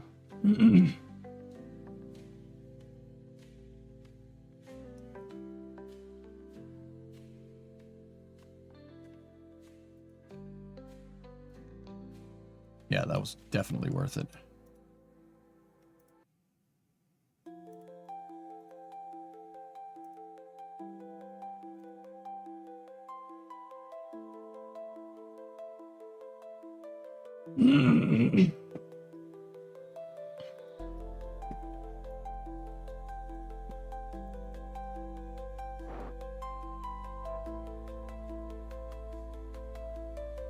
Yeah, that was the other contract, science data from the surface of Minmus. So we completed all objectives. I just didn't really get the extra science that I was looking for.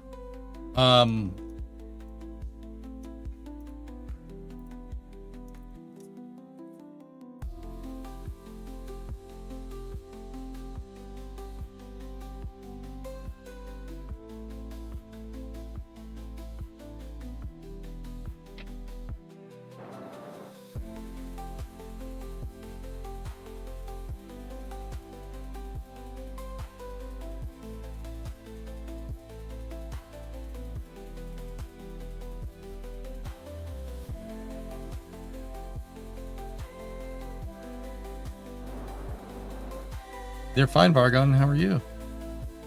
Yeah, we could transmit it and get the rest from the next trip. That's right.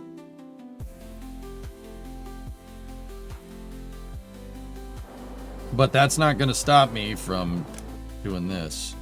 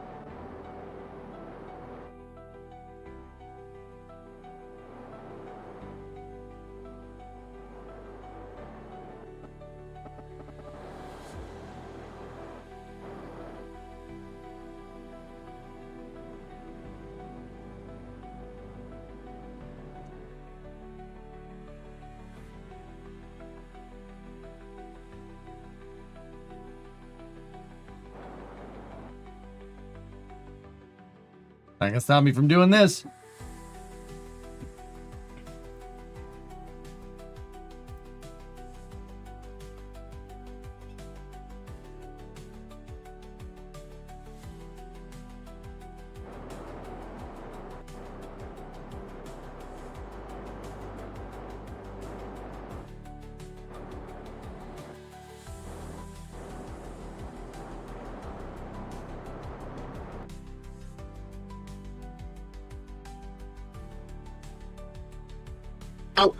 Oh, this is space. I'm in space. Vargon.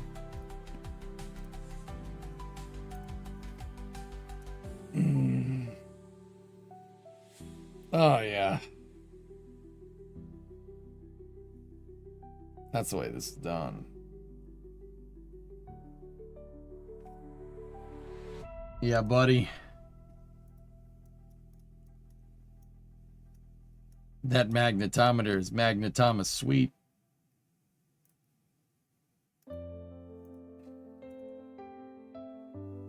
Oh, look! Space near Minmus with the mystery goo. Yeah, I will be transmitting that as well.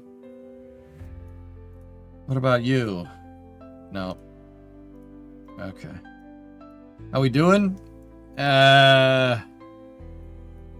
Okay.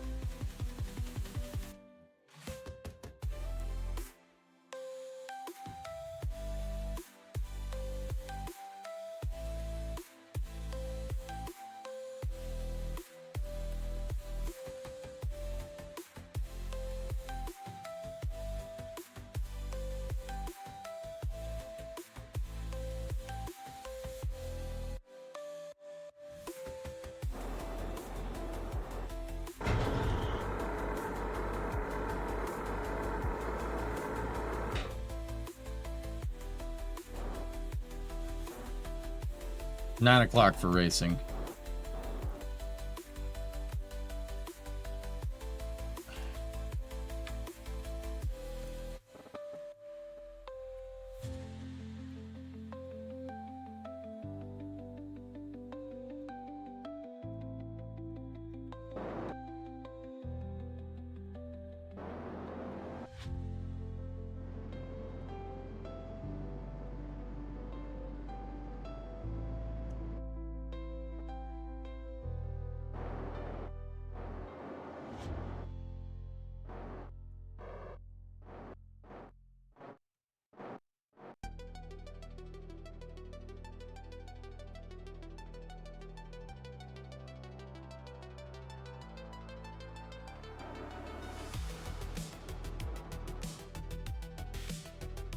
Yeah, we got GTA racing tonight, guys. Should be fun. GTA racing on 5M.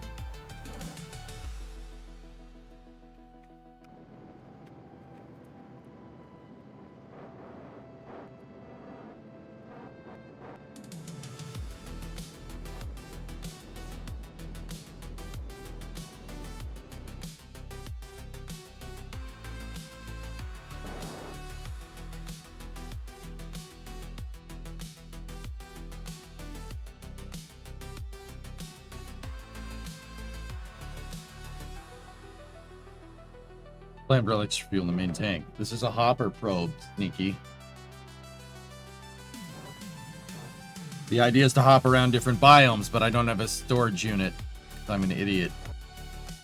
Unless this thing can collect data.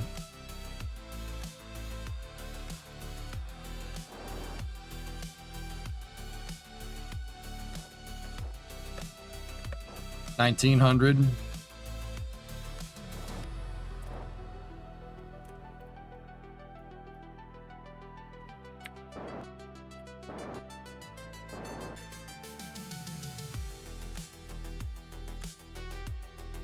$1,000 at 56.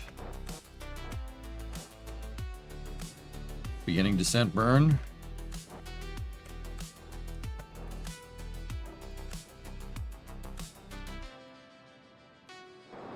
$300 at 25.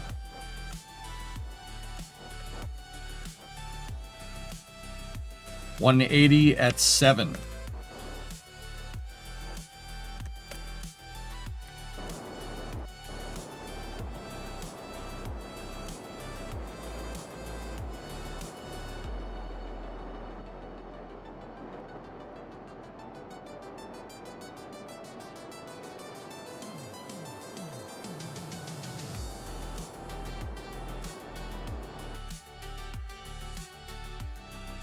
A good touch.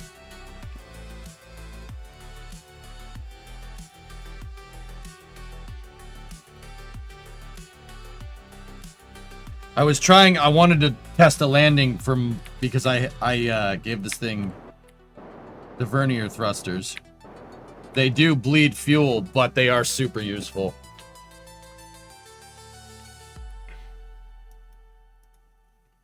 Yeah, we can't run that down here, but what we can do is log seismic data from the lesser flats. Keep that experiment. Log temperature here from the lesser flats. Keep that experiment. Log pressure here from the lesser flats. Keep that experiment.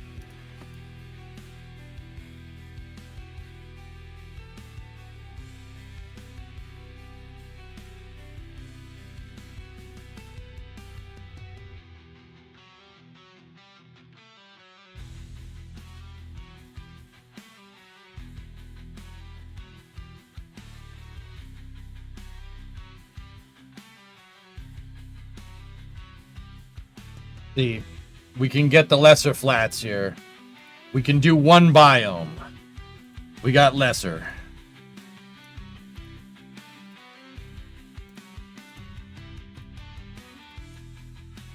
All right.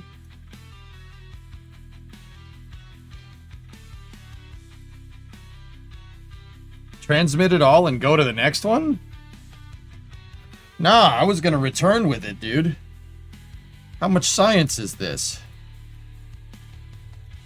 The seismometer itself, review science, that's 60 a pop, dude.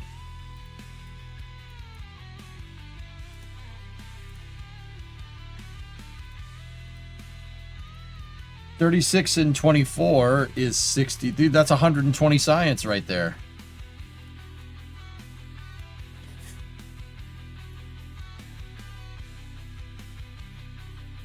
You can run them more than once if you transmit.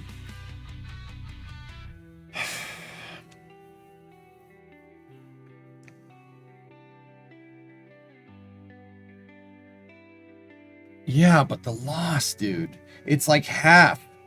It's almost half just for a transmit, dude. I have a re-entry vehicle. We can only just get one biome. We got lesser flats.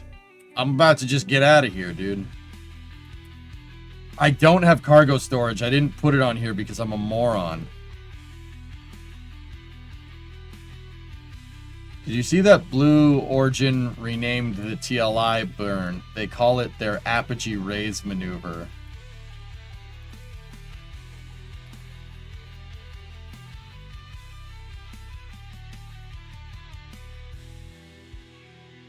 Yeah, let's get out of here. I mean, we wasted a little bit of fuel, but we've gotten tons of science, dude.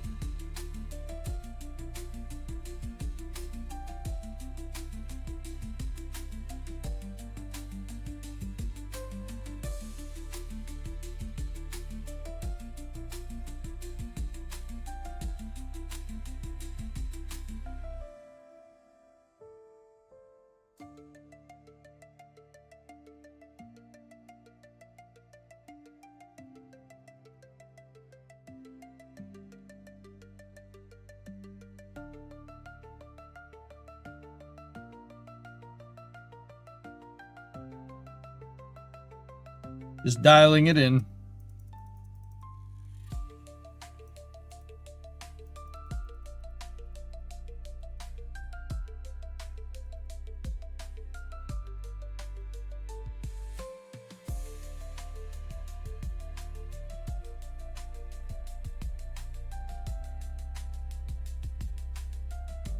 That's good.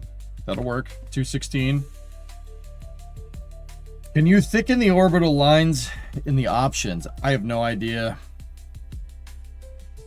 I can't. It's hard for me to see them as well. Brightness factor. ComNet line brightness factor. Conic patch limit.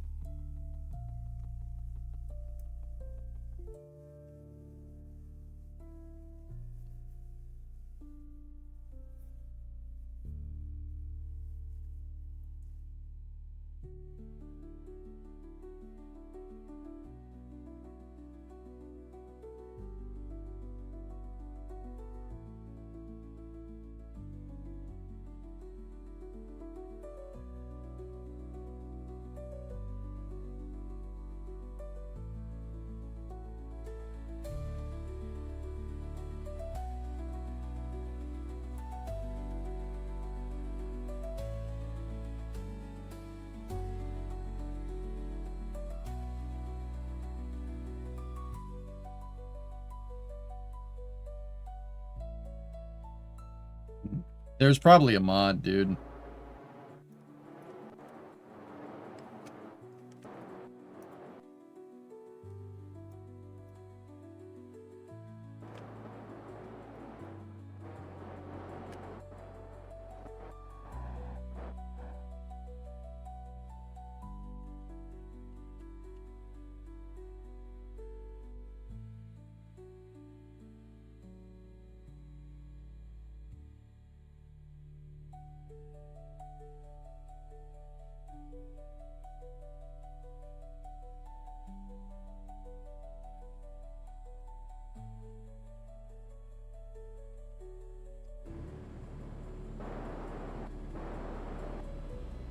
Might have to edit them in the game files. Yeah, maybe.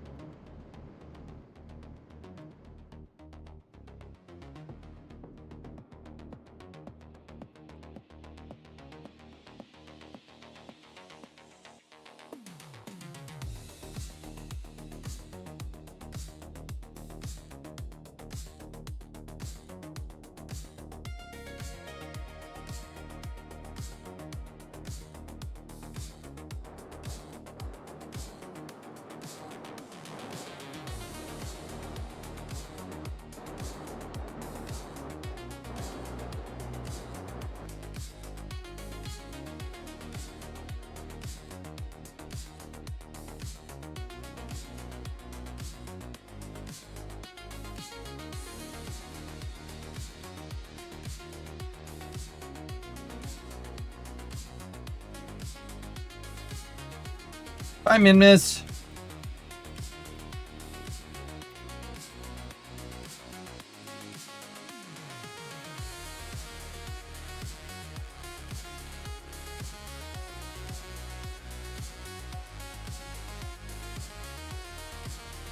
I dig the music a lot better than the AI slopper you're playing.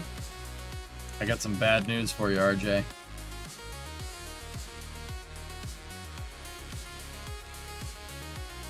We're in range of Tidris.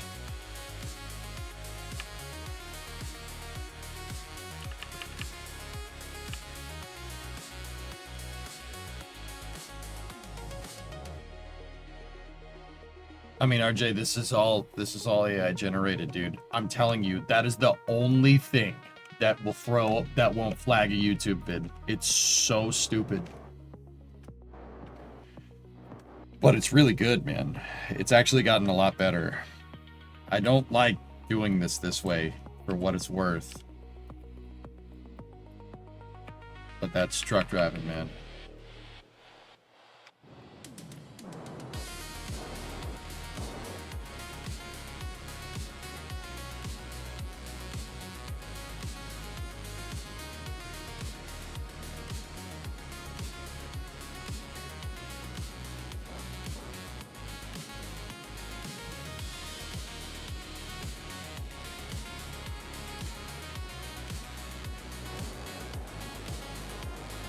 Before we had Tidris, how did you manage to time it so that KSC was facing the right way during a Mooner capture burn? Send it.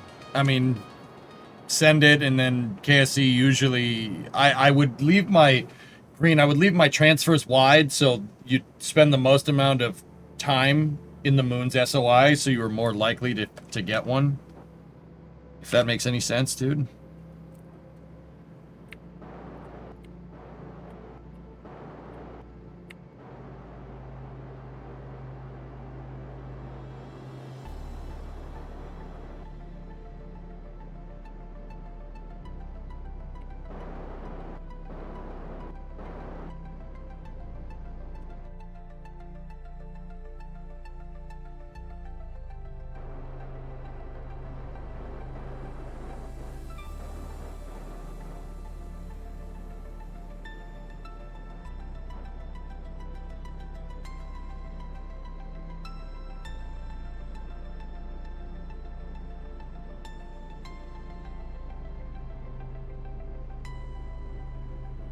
Yeah, exactly, Green.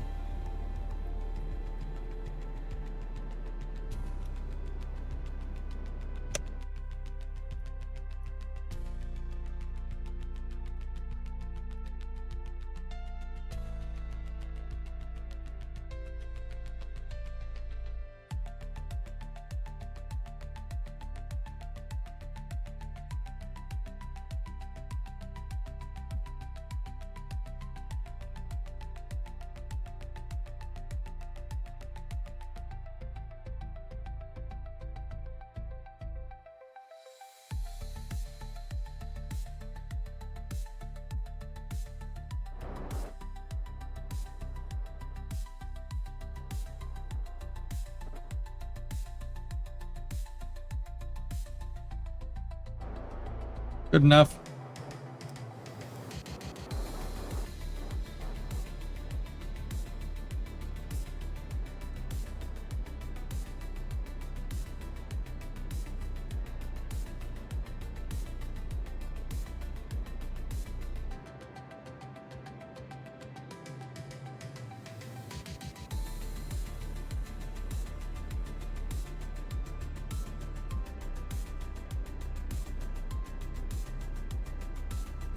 What? I want my lander back.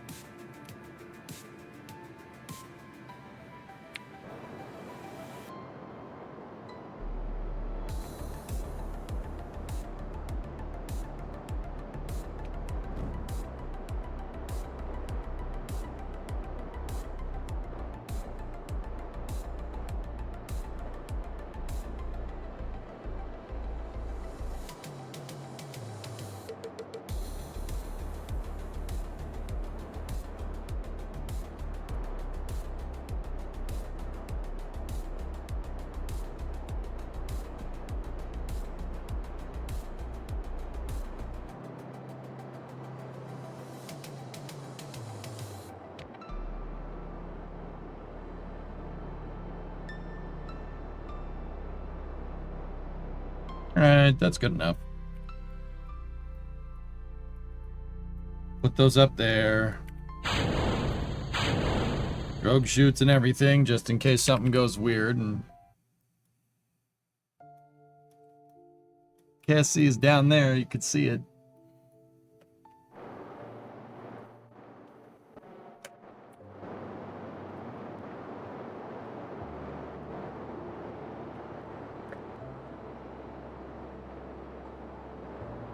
Still gonna get a little fiery, chat. If this goes haywire, I'm jettisoning the jettisoning the science, and we'll lose the lander. Hey, Liliana, tier 2, 76-month resub. Oh, Nelly.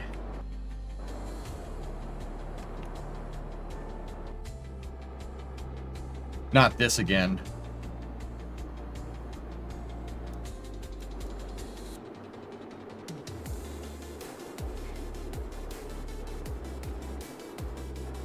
It'll be alright. It'll be alright. Or it won't. Not this again! Slow down. Slow down. Okay, I decelerated enough, thank God. It'll pull the drogues.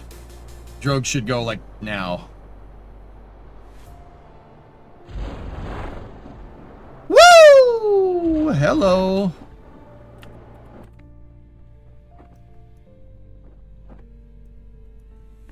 Oh.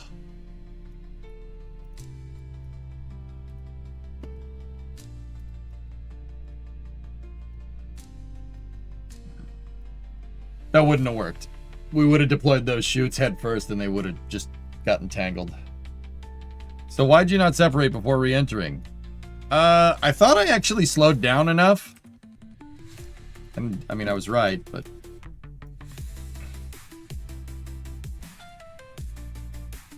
Hey, I decelerated enough to where re-entry wasn't that big of a deal.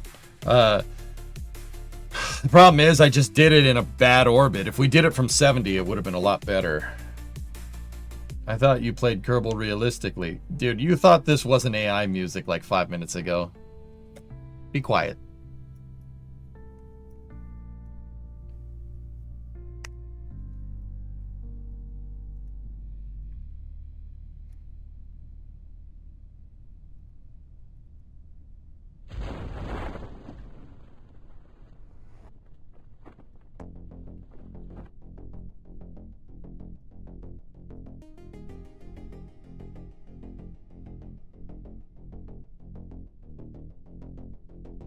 About that flyback booster concept, let's get this thing down.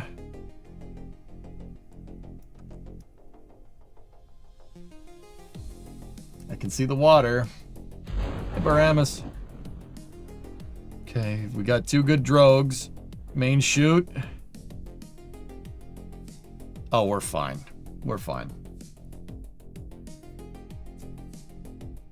You just got into 6 DOF simulation and I'm really in over your head.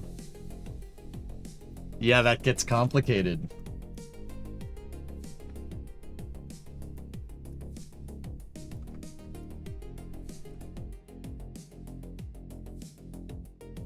We're not that far from KSC, dude.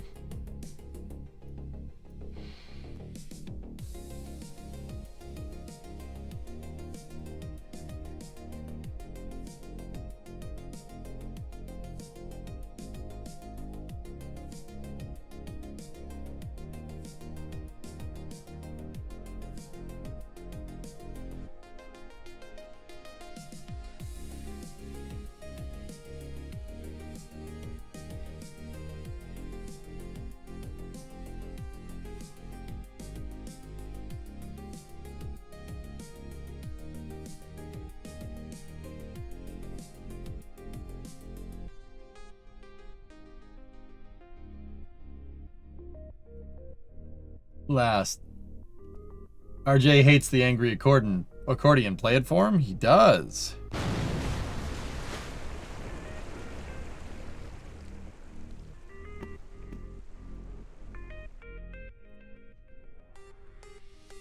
Here. I would call that mission a pretty good partial success. And in the meantime, you get ejidea.gif.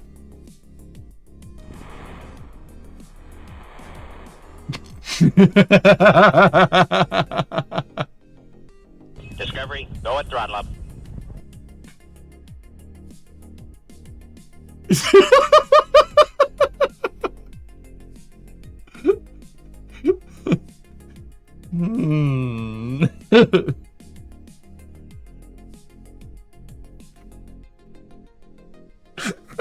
Sneaky, this is pretty good. Discovery, go at throttle up.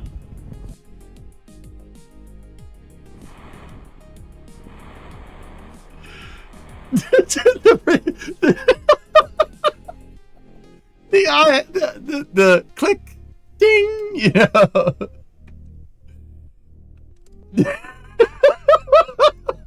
That's pretty good, man. That's pretty funny. Yeah.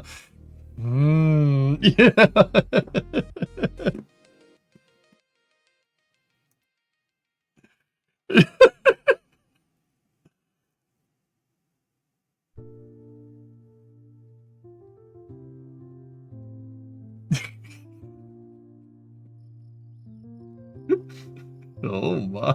It reminds you of the Grinch. The 120 science, man. We got 450 on tap, baby.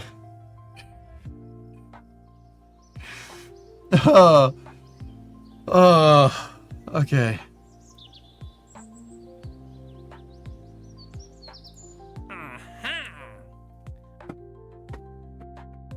Rescue.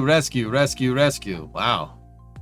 Oh, science data from the surface of Minmus. I'll take that one. All right.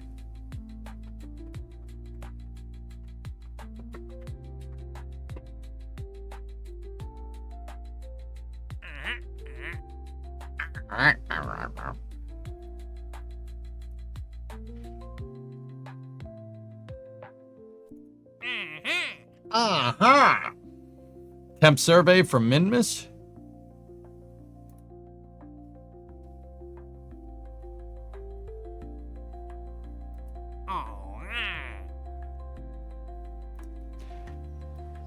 Go to Duna already. Shut up. Don't tell me what to do. You're not my chat. Oh, wait. Yes, you are. All right. Before we go...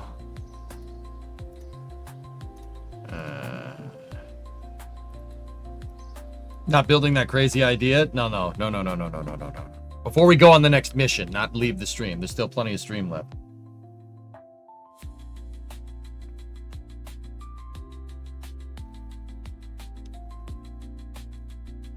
Oh, wait. Science.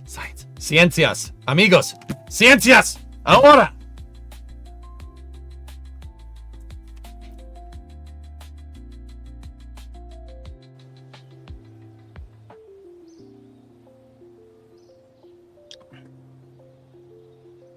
Don't forget the storage thing. That would probably be a smart thing to do. So... we can get...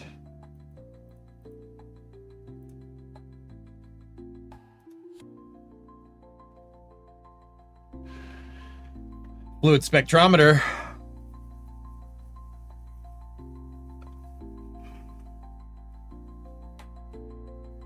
I've never... yeah, I haven't put a Kerbal into orbit yet.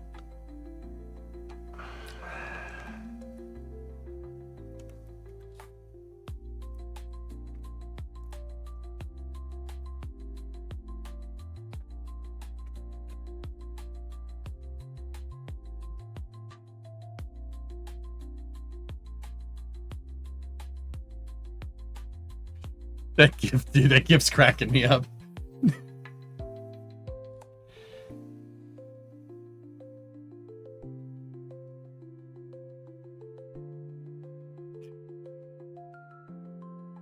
That gift's cracking me up. Yeah, I'm sorry.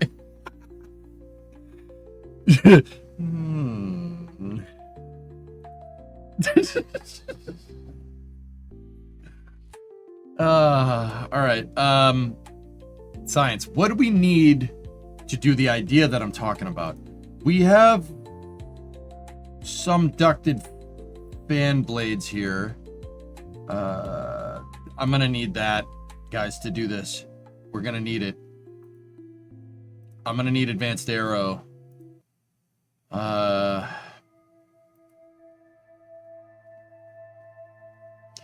Can you unlock stuff to put Kerbals in orbit that you want? Yeah. See, the other thing that I'm thinking, Stubborn, is that if we get the atmospheric fluid spectrovariometer and we put one of those on the next Minmus mission,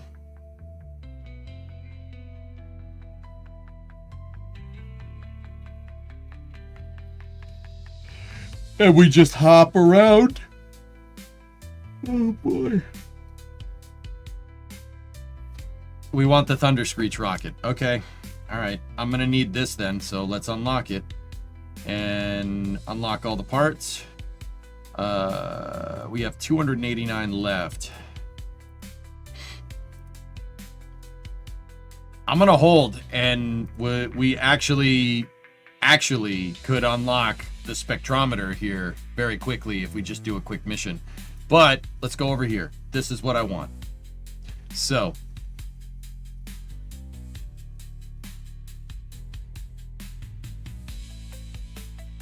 the atmospheric spectrovariometer doesn't work in the vacuum. Hey, well, we wouldn't know until we sent it up there and actually looked.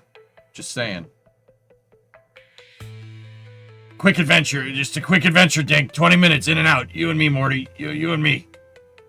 That's the difference between you and me, Dinkelberg. I don't go back to the carpet store.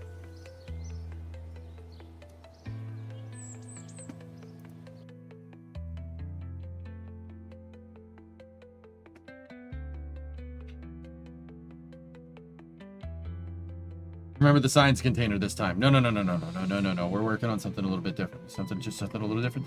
Just something a little different. Just relax. Chat, go relax. Let's go back into the concept craft file.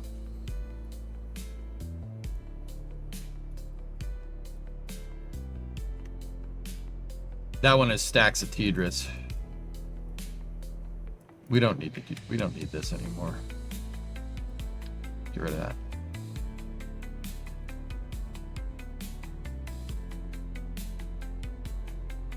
All right. So let's save this. And what I want to do is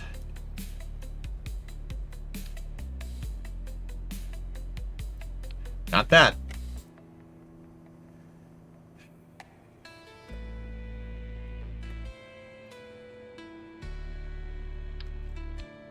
That's what I want.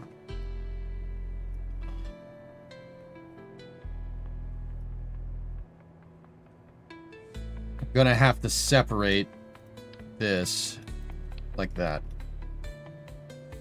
It deleted the freaking fairing. Crap.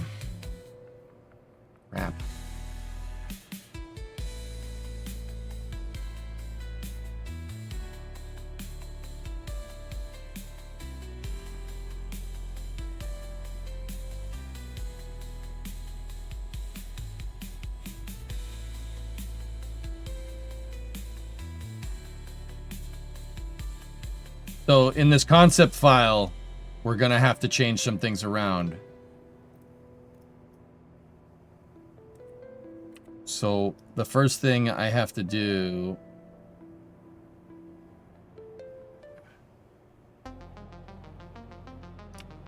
is that I need to make the fairing an open fairing, so it's not closed on the upper fairing there. And then I need to take the decoupler. We need to move it back here like that, right? Get rid of those. We don't need those. Save. And now,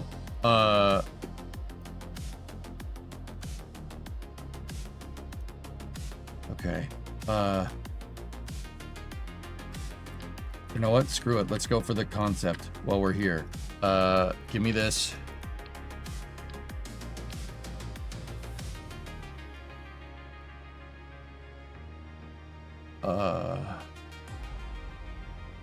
Interstage nodes.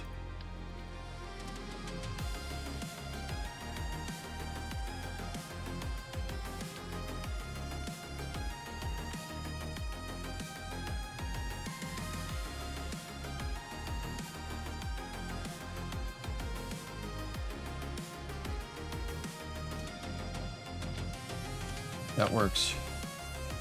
Flip this bad boy around. Find the decoupler, second stage decoupler, flip that bad boy around, switch this to the other variant.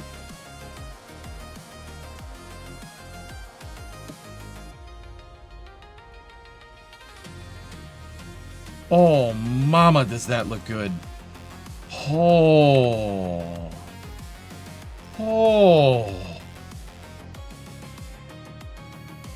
Oh, that's like it was built for it, dude. Mamacita. ¿Dónde está Santa Claus?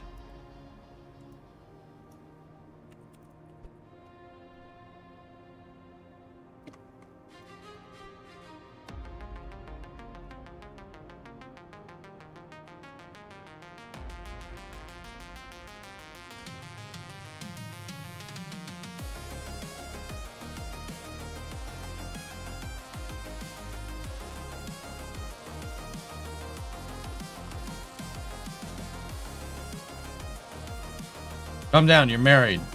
What? It's a rocket engine, you doofus. Whatever.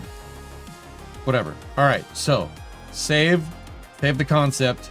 And now what we need to do, I need to reroute. Alright, save, go here, or no, here. Pull the stage off again. Oh, that's gonna look so sick when it separates. Oh. Alright, save here.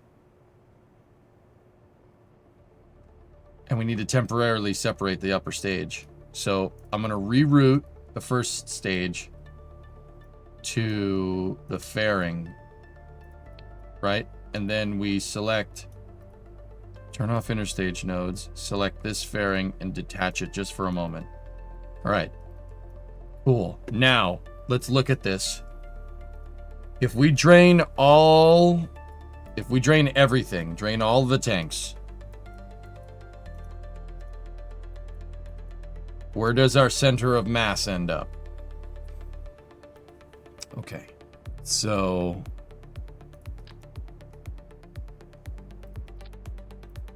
I'm just gonna take my checkerboard flag like that, and we're gonna put that on the COM.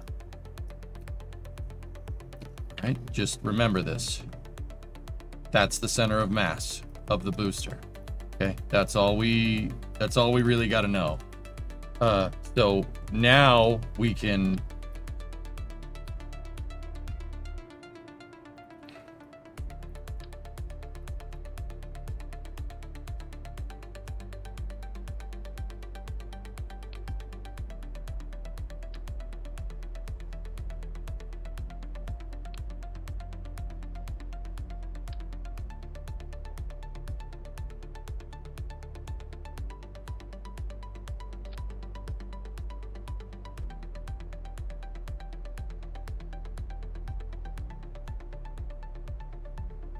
there.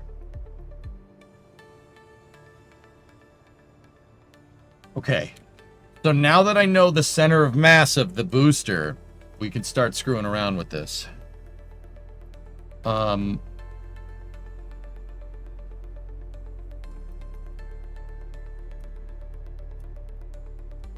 would we do this? Okay. Go in here. Do I have any interstage nodes left over?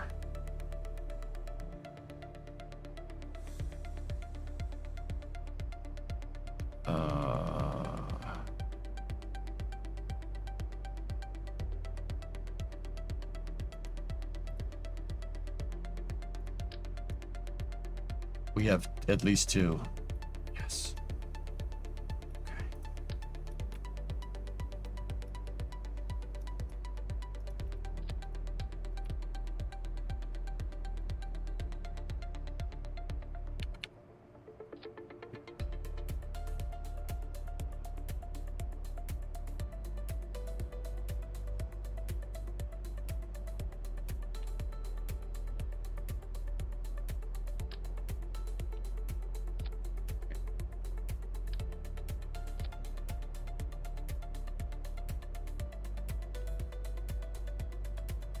Okay, now, fellas, I don't have rotors unlocked, per se, but we do have these.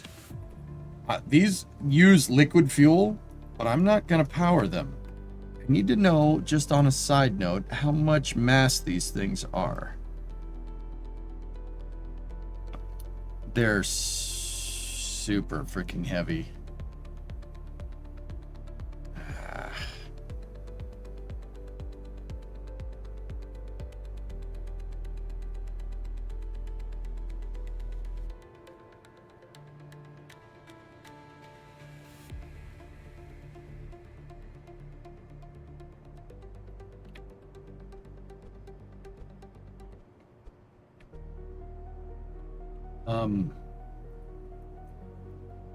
I might need the electric ones. It depends on the mass. If the electric rotors are light, we got to make this light.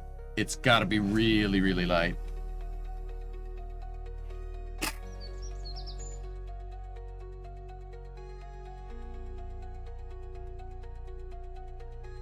Hell of the rotors.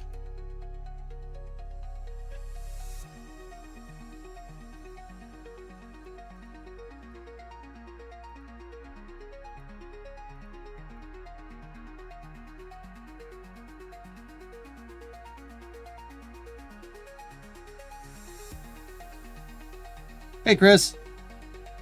Live from your stupidly long bus journey to London.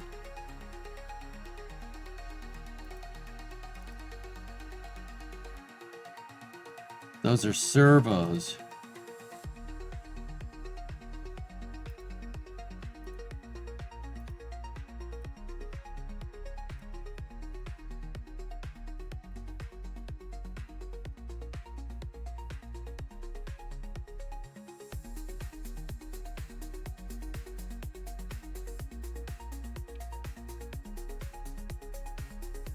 The light duty rotor is 6.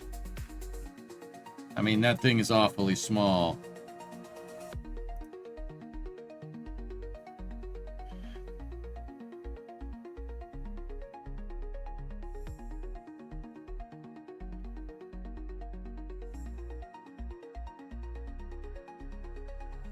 Hey, Joe. What's going on?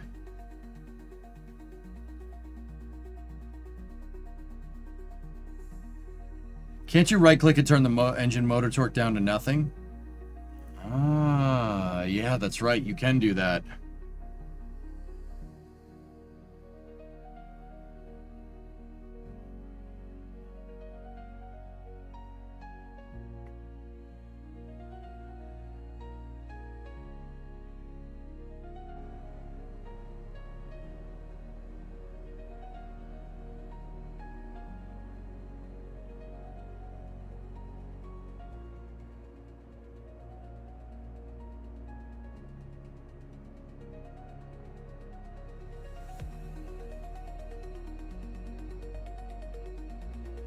Okay. All right, so now go into here.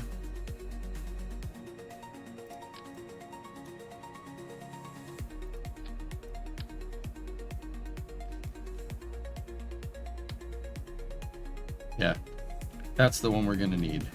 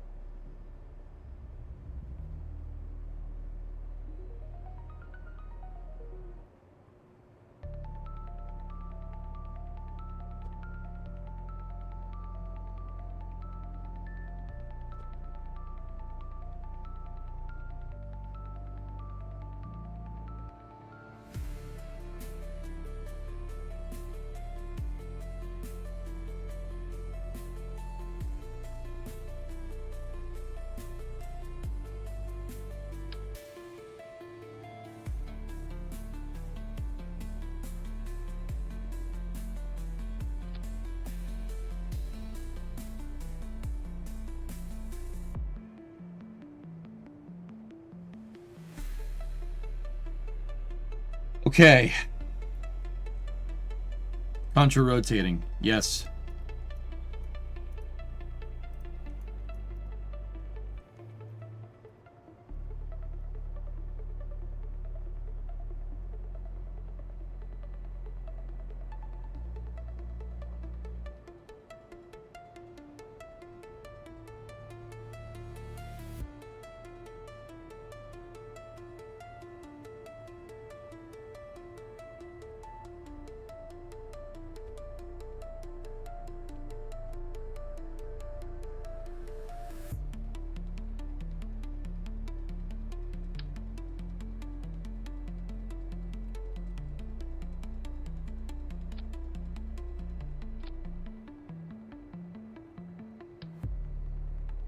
Alright, so one set of struts is going to be attached to the bottom of this tank bulkhead here. And then another set will be attached there. The same tank bulkhead right there. Now, to make this look nice,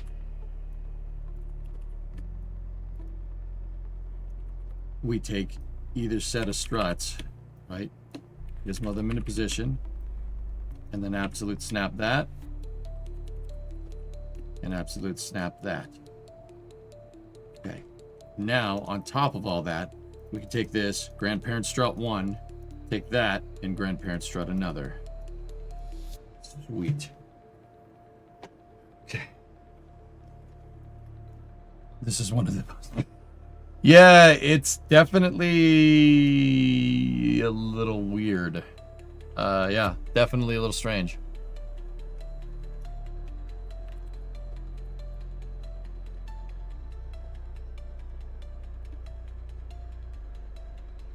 All right, so save this, and then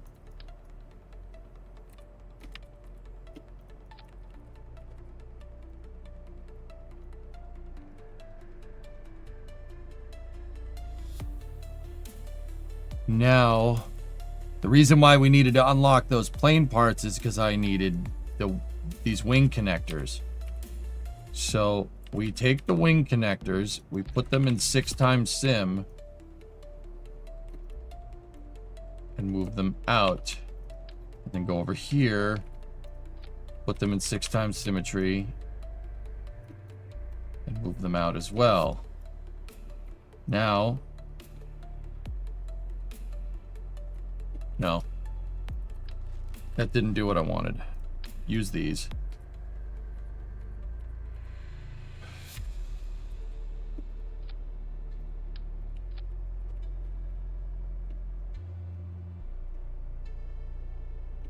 Now, this fan isn't going to do exactly what... It's not going to work exactly like a ducted fan because there's no fluid dynamic air in KSP.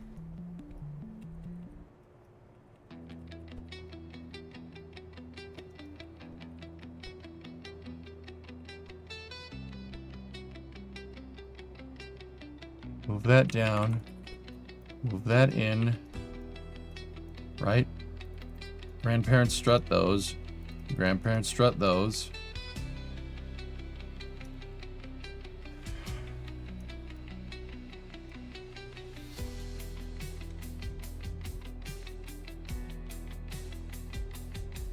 And now we need stators.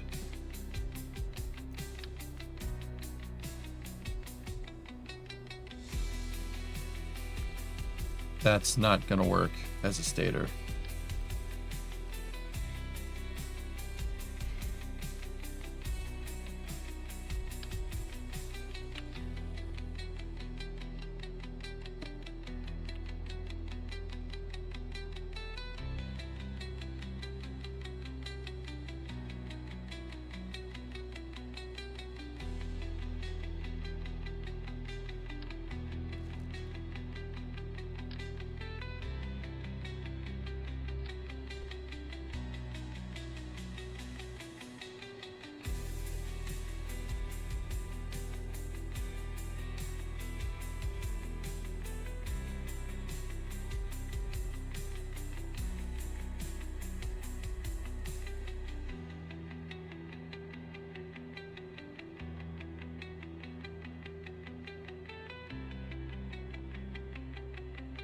Hey, Airborne, what's up? I'm in Stationeers. I'm reading the news on the Steve page. You'd see you're on the news. Yep.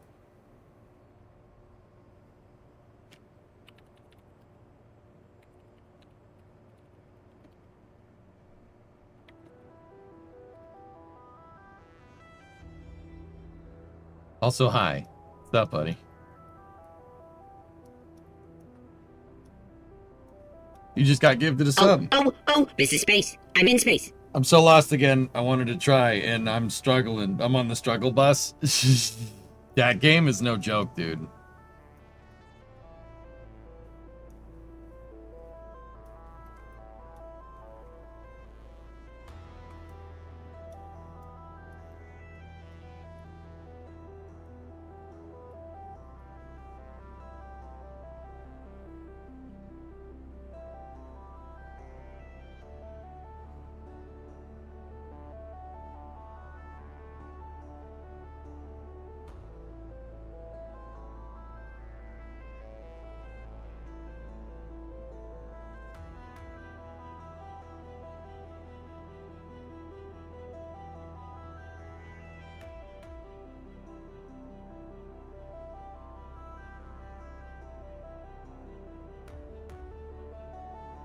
I need a cow controller. We need a cow controller to control the cyclic rate on the fans, guys. Yeah, I gotta be able to control the cyclic. Balls.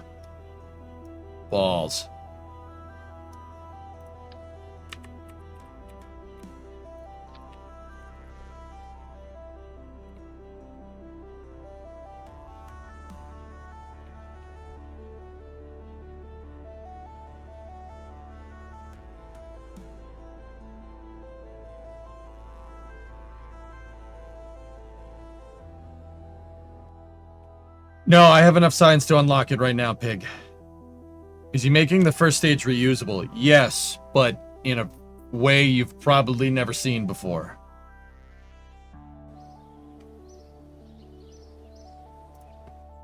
Where's the cow controller? Right there. It's 160. Let's do it.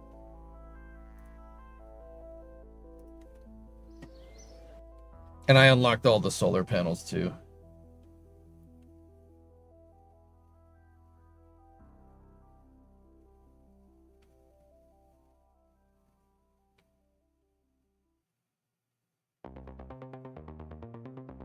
We're calling this rocket Freedom 2, by the way.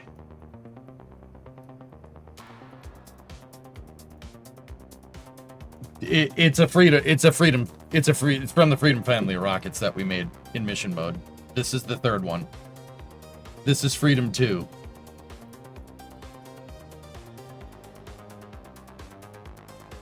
All right, so let me go in here, and guys, you're gonna. I'm short on time because I told everybody I'd be here for GTA. I'm going to do this very, very quickly. Okay. We just need to test this thing. So this is cyclic control.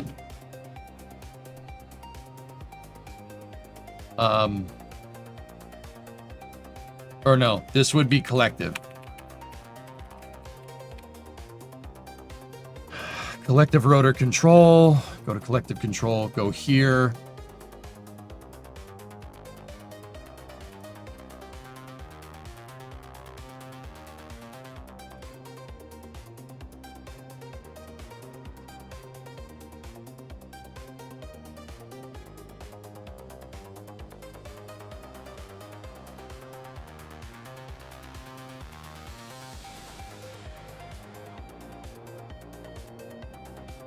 Okay, at 2.4, I need 0.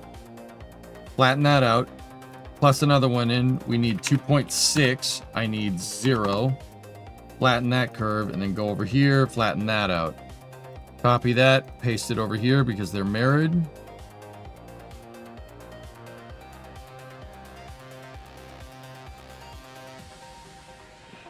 That's it, man. Okay, now we need to go back to the cal controller. Go back to the cal controller when we're in the AG groups here. Go here. Throttle, throttle, throttle, throttle. Bind it to main throttle. Play position. Play position's bound to main throttle, and then just disable the cow controller for now. We're going to go into action groups. We're going to hit AG9. 6 actually will do us right. 6, go in here, action group 6 will toggle controller enabled, save. And then 9, I need to shut the center engine off. Toggle center engine.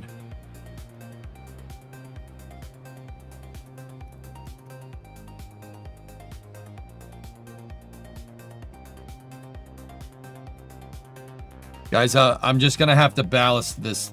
No. Yeah, I'm just gonna run ballast in this design for now. I'll tell you why in a moment. There's a risk it could explode because of the engine separate, the new engine we installed on the second stage. It could pop.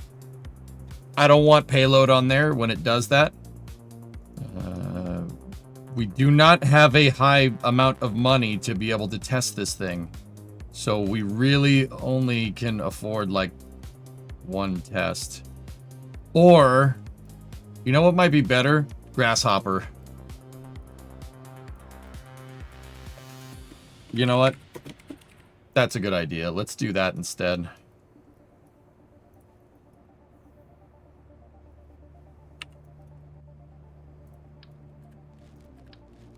Let's just do that for now. Get rid of that. Save. Or take it into engineering mode? No. No. No, no. Why would we do that?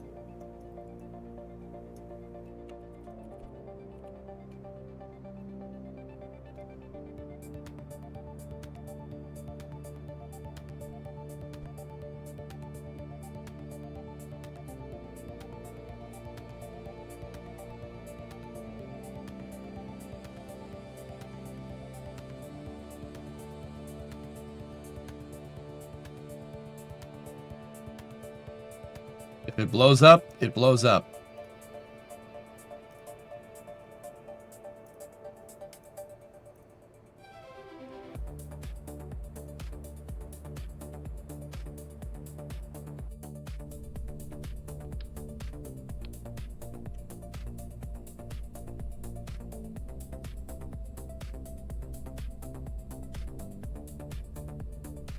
All right.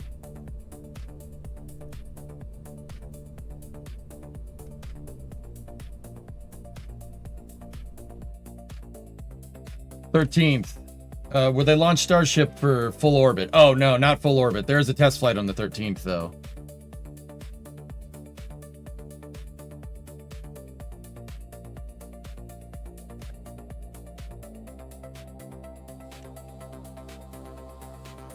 All right, we're running out of time before GTA Racing, dudes. We gotta send it.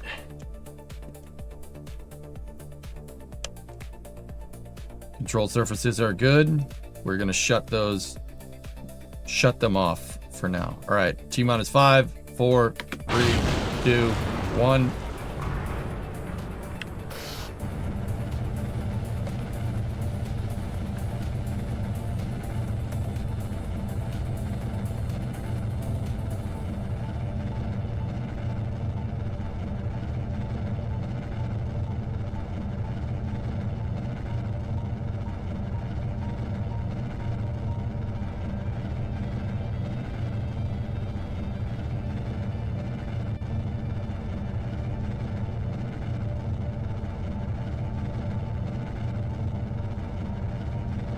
No landing legs? Don't worry about that.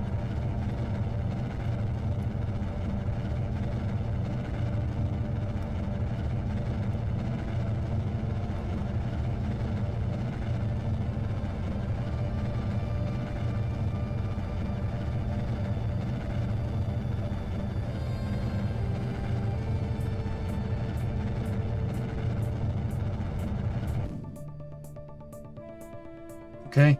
6. Control surface enabled. Breaks off.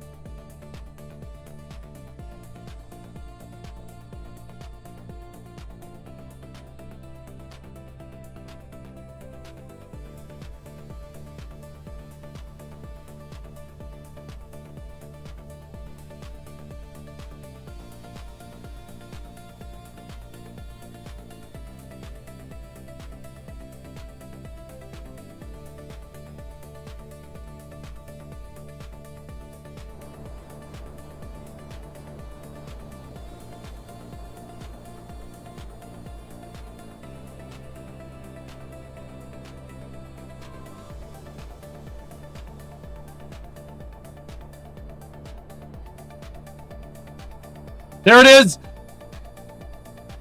There it is! They're gonna stop! Yes!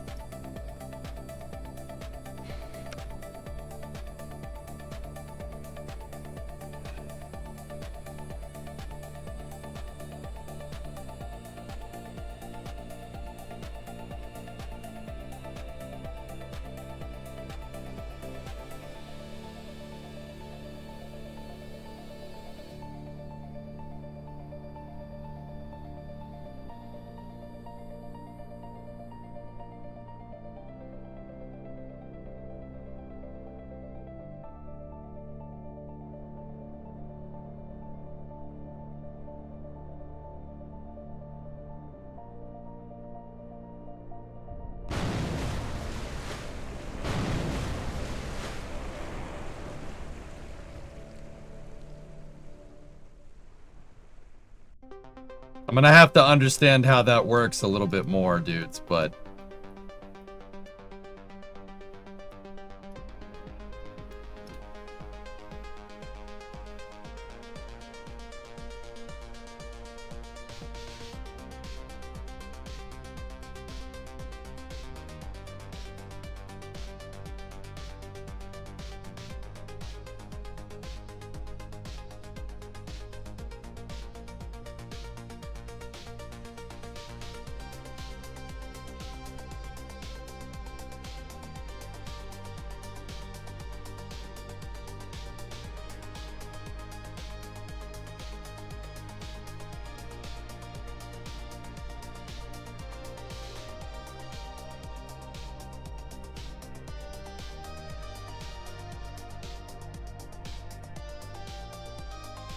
No, Mr. Bond, something is funky with the water physics in this new save. I don't know what it is. I have no idea what's going on.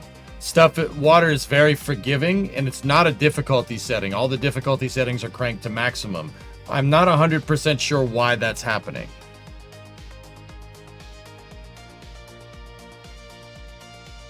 That was auto rotation, all systems. Yeah, it is a ducted fan.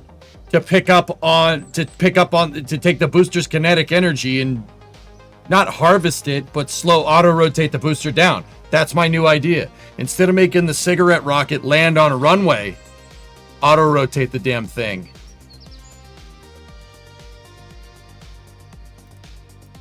Auto rotate it all the way down. Heck, we might not even need the wings. But we're gonna have to wait.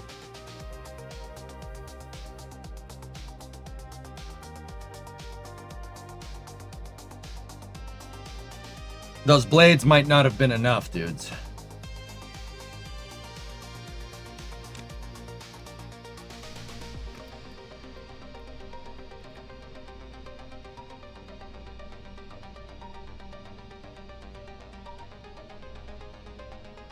We definitely got him spinning, but fellas, I think the blades are facing. They need to be facing that way.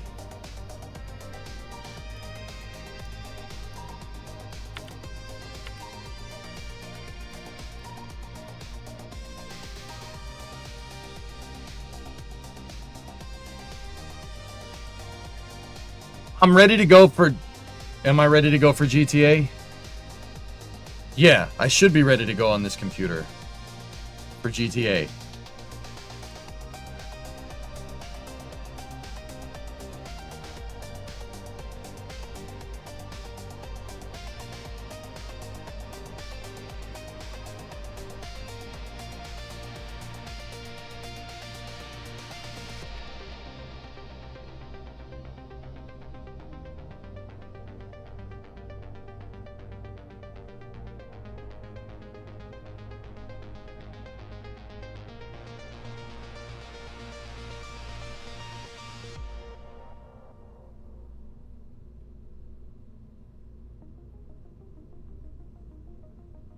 I need to see it. I need to see it while it's fresh in my mind. Just one more test. I have my GTA controller ready to go. Jump into Discord. I'm serious. Just one more. I didn't have the rotors placed correctly. So we were only really air braking the booster. We weren't auto rotating.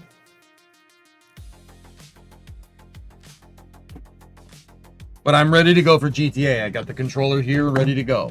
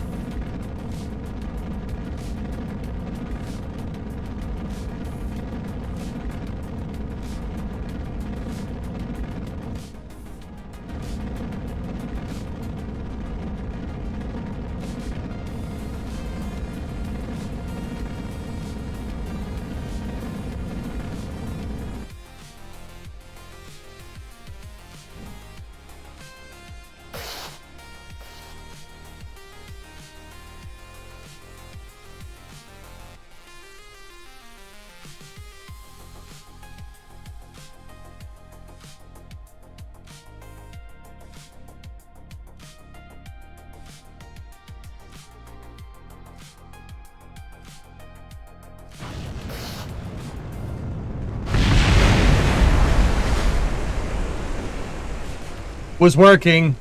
It was working, but it flipped. I didn't have the time.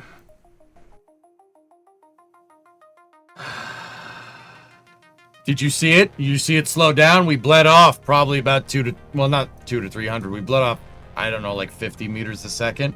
For some reason, though, guys, the rotor brakes weren't enabled.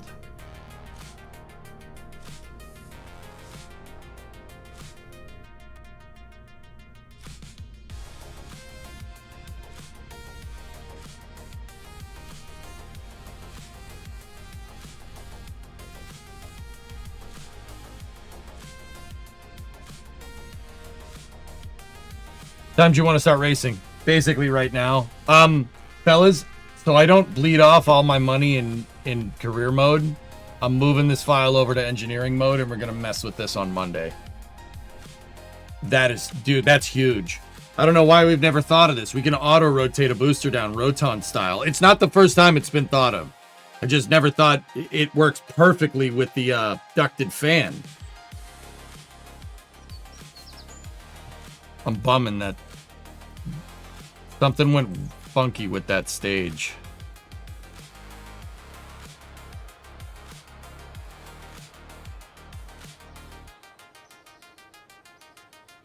I'm just recovering all the pieces of the stage outside of KSC. Is the bottom half encased in a payload fairing shell? Yes.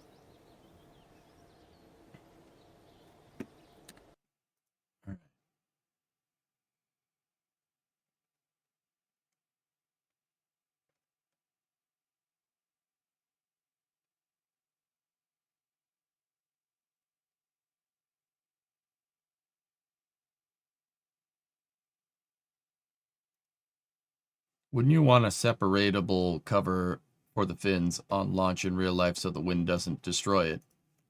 No?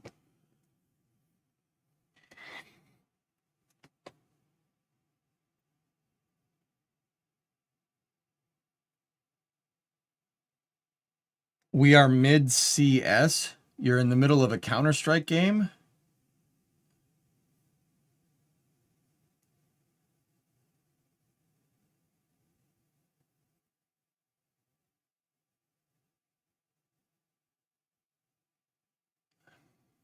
All right.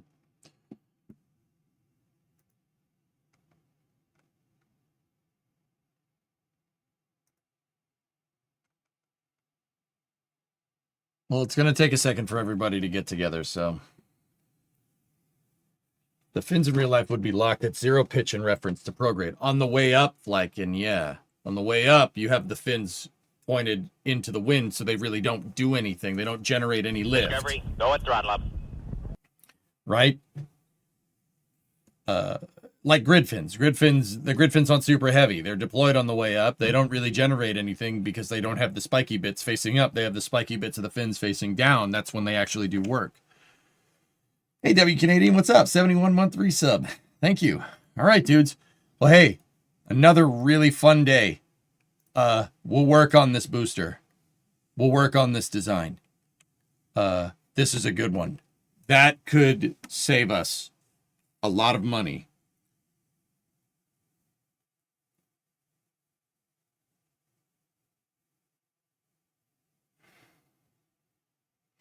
Noontime, Mario? So look at your clock, subtract 9 hours from now. So it's 9 p.m. for me. I start at noontime. So whatever time it was 9 hours ago is when I'm starting on Monday. Any plans for the car streams? I was working on the car this morning, dude. I just wasn't doing it on stream. Did a lot of work, actually. I'm out of welding wire. I need more welding wire. I will get it over the weekend.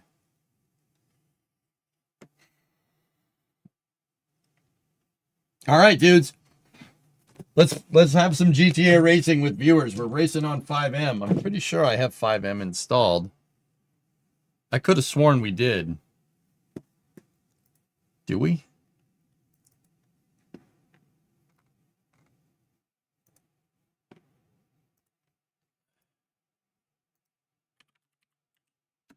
Oh, yeah, we do. Excellent. So, I'm going to jog the VOD over on YouTube. 2 seconds, and then I'll be back for GTA Racing. We'll do the racing, post it on YouTube. And on Twitch, don't go anywhere. I'll be back in a second.